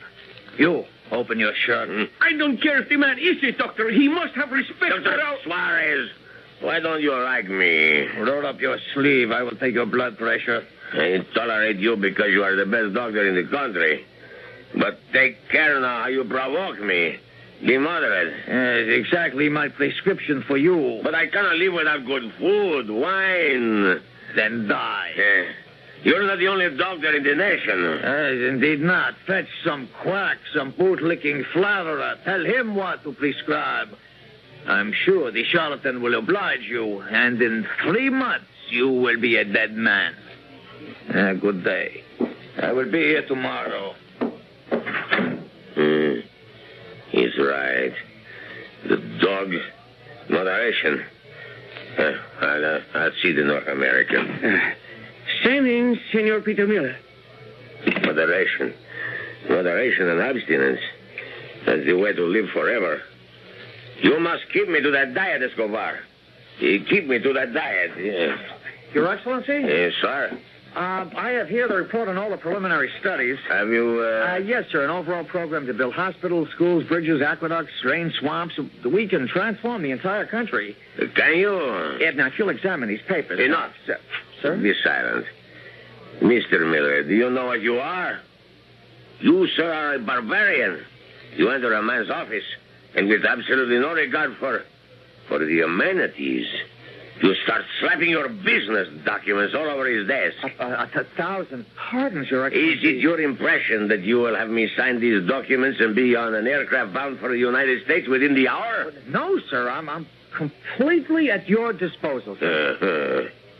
I understand your lovely wife is with you. How is she? Fine. We shall hold a reception in her honor tonight at the palace. I'm afraid she's not feeling well. It's been a long trip. She's not a good traveler. Oh, I am sorry. Perhaps tomorrow. Yes, sir. Or the day after. Now, be sure to convey my warmest personal regards to your lovely bride and let us know when she will find it convenient to honor us with her presence. Yes, sir. Good day. Good day, sir. Now, what remains to be done today, Escobar? Ramon. Yes. Ramon. He waits in his cell. We shall miss Ramon. He was a fine boy. He was a traitor, a criminal. Is there a family? He never spoke of anyone. These ambitious country boys. They get big ideas. And soon they grow ashamed of the old peasant mama back on the farm. While whoever she is, wherever she may be, let her believe her boy died a hero. Say something nice on the radio, Escobar.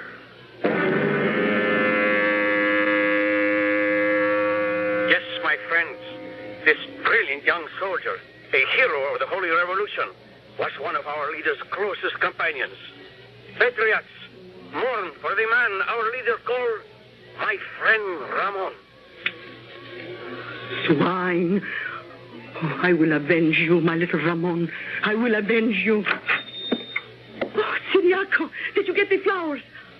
Oh, what a beautiful bouquet. Oh, thank you, Siriaco. Oh, thank you. And now, dear friend, we must practice. I will stand outside the palace gate and wait for him to come.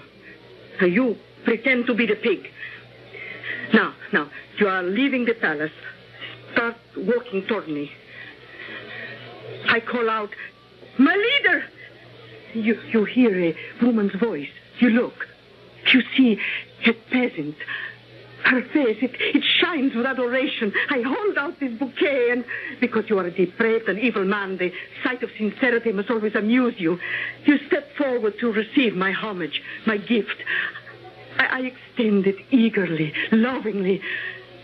And as you reach out to take it, my right hand withdraws the knife from inside the flowers, and I step and thrust.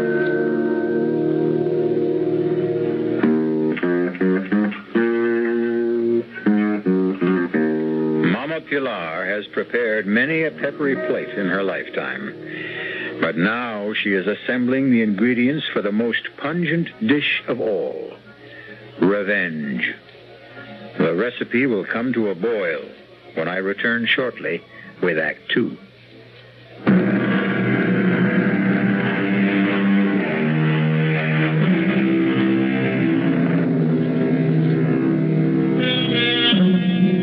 Intense love, violent hate.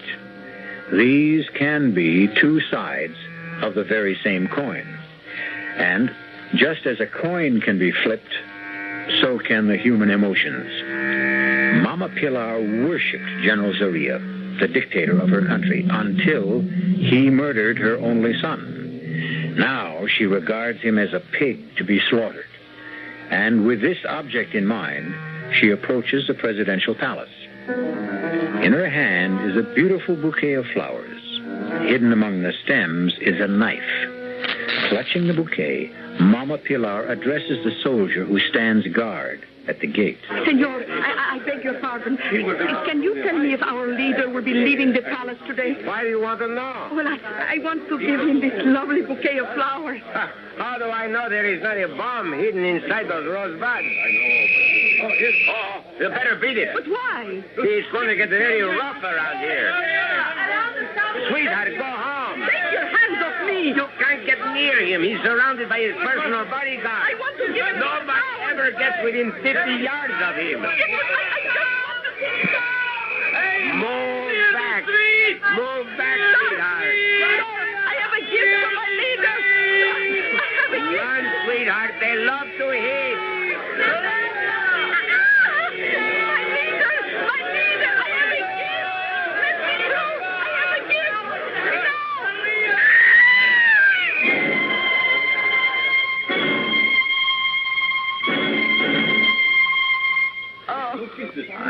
Let me help you.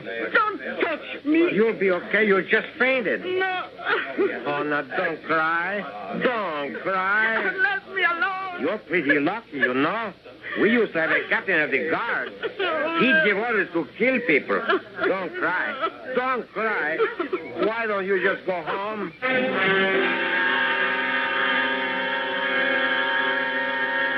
You must sign these death sentences, my leader. How much longer must I wait for food? Till 2:30. It's 3/4 of an hour. What can I have, eh? A carrot. A carrot. Don't let me cheat. I warn you. Don't let me cheat. Yes? It's Senor Peter Miller. Admit him. Let him in. Dr. Suarez, a swine. But he's right. You must not let me cheat. Your Excellency? Sit. Thank you. I hear the reports of a field. Tell me, Mr. Miller, why doesn't your wife like me? Oh, well, sir. Now, you may ask, why should it matter to me if the spouse of some machinery peddler, which is all you really are, dislikes me? Oh, but sir... I have feelings. I dislike being snubbed. I am entitled to courtesy. I deserve consideration. I have the right to be taken seriously as a human being. Who is your wife, anyhow? Now, sir... No, sir. But, sir. It won't do. For 2 weeks now, you have refused all my invitations. My wife is still somewhat indisposed. May I send her our own physician, a man of international repute? Well, I think it's just a matter of getting, used to the climate and yeah, the food. Of course. You must remember to give her my regards. Yes, sir. I have some reports here. Reports? Business? On such a glorious day? Well, Your Excellency, the time grows short. Time, my dear boy, grows neither short nor long. She maintains her own steady rhythm despite all our futile efforts to hurry or delay her. Until tomorrow.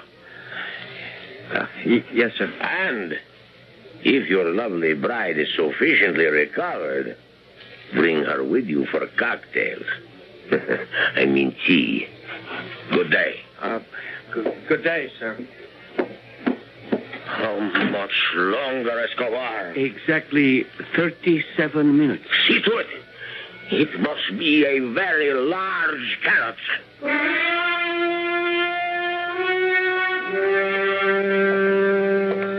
Hello, Robert. Hello, Pilar. Human beings. What an astonishing lot we are. After all that has happened, we meet by chance, and it's hello, Roberto. Hello, Pilar. We have not met by chance, Roberto. I have come here to talk to you. Oh? The last time you talked to me, you denounced me as an enemy of the revolution. It was here. Right here. On this very street. Please, Roberto. Well, you did. I lost my job, my property, most of my teeth. But that's no matter. There's not much to eat nowadays, anyhow. Roberto. Are you going to denounce me again, Pilar? You have every right to make this difficult for me. Roberto, read this letter. Read it. I don't read anymore. It's from Ramon. Yes? For the love of God, Roberto, read it. Very well, Pilar. Read and realize it is Ramon who writes. Yes, I see. It is Ramon who has written. And now that I have read it... Is that all you can say? What is there to say? I say I am going to kill the pig. Don't let me delay you. Roberto, listen. I cannot do it alone. He's surrounded by his guards, but I don't have to do it alone. I can join the resistance. Roberto, please, let me join the resistance. What have I to do with the resistance? But you need me. The resistance needs me. I am tired. I am strong. I fear nobody. And I have grown old. And I can help the resistance. Pity me, Roberto, pity me.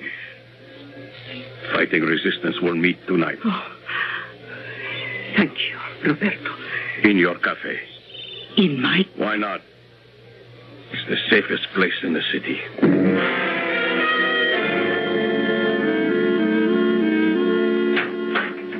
Is that you, Pete? Yeah, Marge, it's me. Oh, what about dinner? We'll have to send out. Oh, I see. I'm still being punished. Well, how can we be seen anywhere? I said you were indisposed. Well, why'd you say that? What else could I tell him? The truth. I don't care for his company. Yeah. Yeah, indeed. Another cozy evening at home with the Millers. Pete, Marge. Oh, you got a call from New York. Mr. Lowry. Oh, they're getting nervous. I don't have result number 1 as yet. You just won't understand why I refuse to see that man. Marge, it's okay to have principles. As long as you don't practice them. Listen, we can really help these people. We'll drain swamps, cut down disease, raise food, create industry. Give them the strength to rise up and fight him. That's how to destroy Zaria. Well, Honey, I'm right. You know I'm right. Okay. Oh, now you're finally doing the right thing. You really do believe that my only mission is to keep you happy. I'm not a human being in my own right. Oh, for crying out loud, there you go again. What do you mean? There I go again. Marge. I have no thoughts, no feelings of my own. I'm even required to give up my own honeymoon because you don't have the backbone to stand up to a two-bit would-be Hitler who needs your machinery more than you need his business. I didn't say I would. That's enough. Where are you going? I'm indisposed.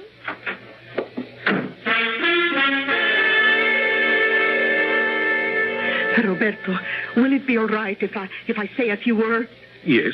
I will tell everyone who comes here tonight, never despair, never give up. Can I say this at the meeting? Of course. You told everyone about the meeting to come here? Yes. Good. Well, when will the meeting begin? Now. I call the meeting to order. Who wishes the floor? But where is everyone? Here. You lied to me. You didn't tell the others. I couldn't tell the others. They are dead. But you said the resistance would meet tonight. The only organized resistance to Eduardo Guillermo Carlos Vicente Zorrilla, known as the Pig, is assembled in this room. My precious Pilar, the strong and the quick are now the weak and the dead. You stood by while that obscene swine destroyed the resistance. Now you call on it to avenge your son. Our son. I would have acknowledged him. I would have married you.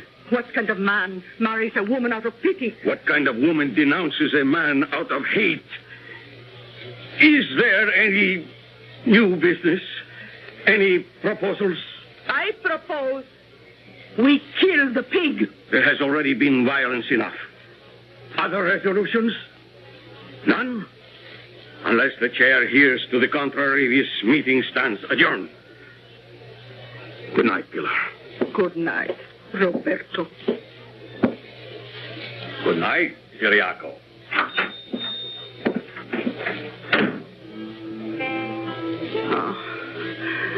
Remember, Ciriaco, the little American girl who read me the letter?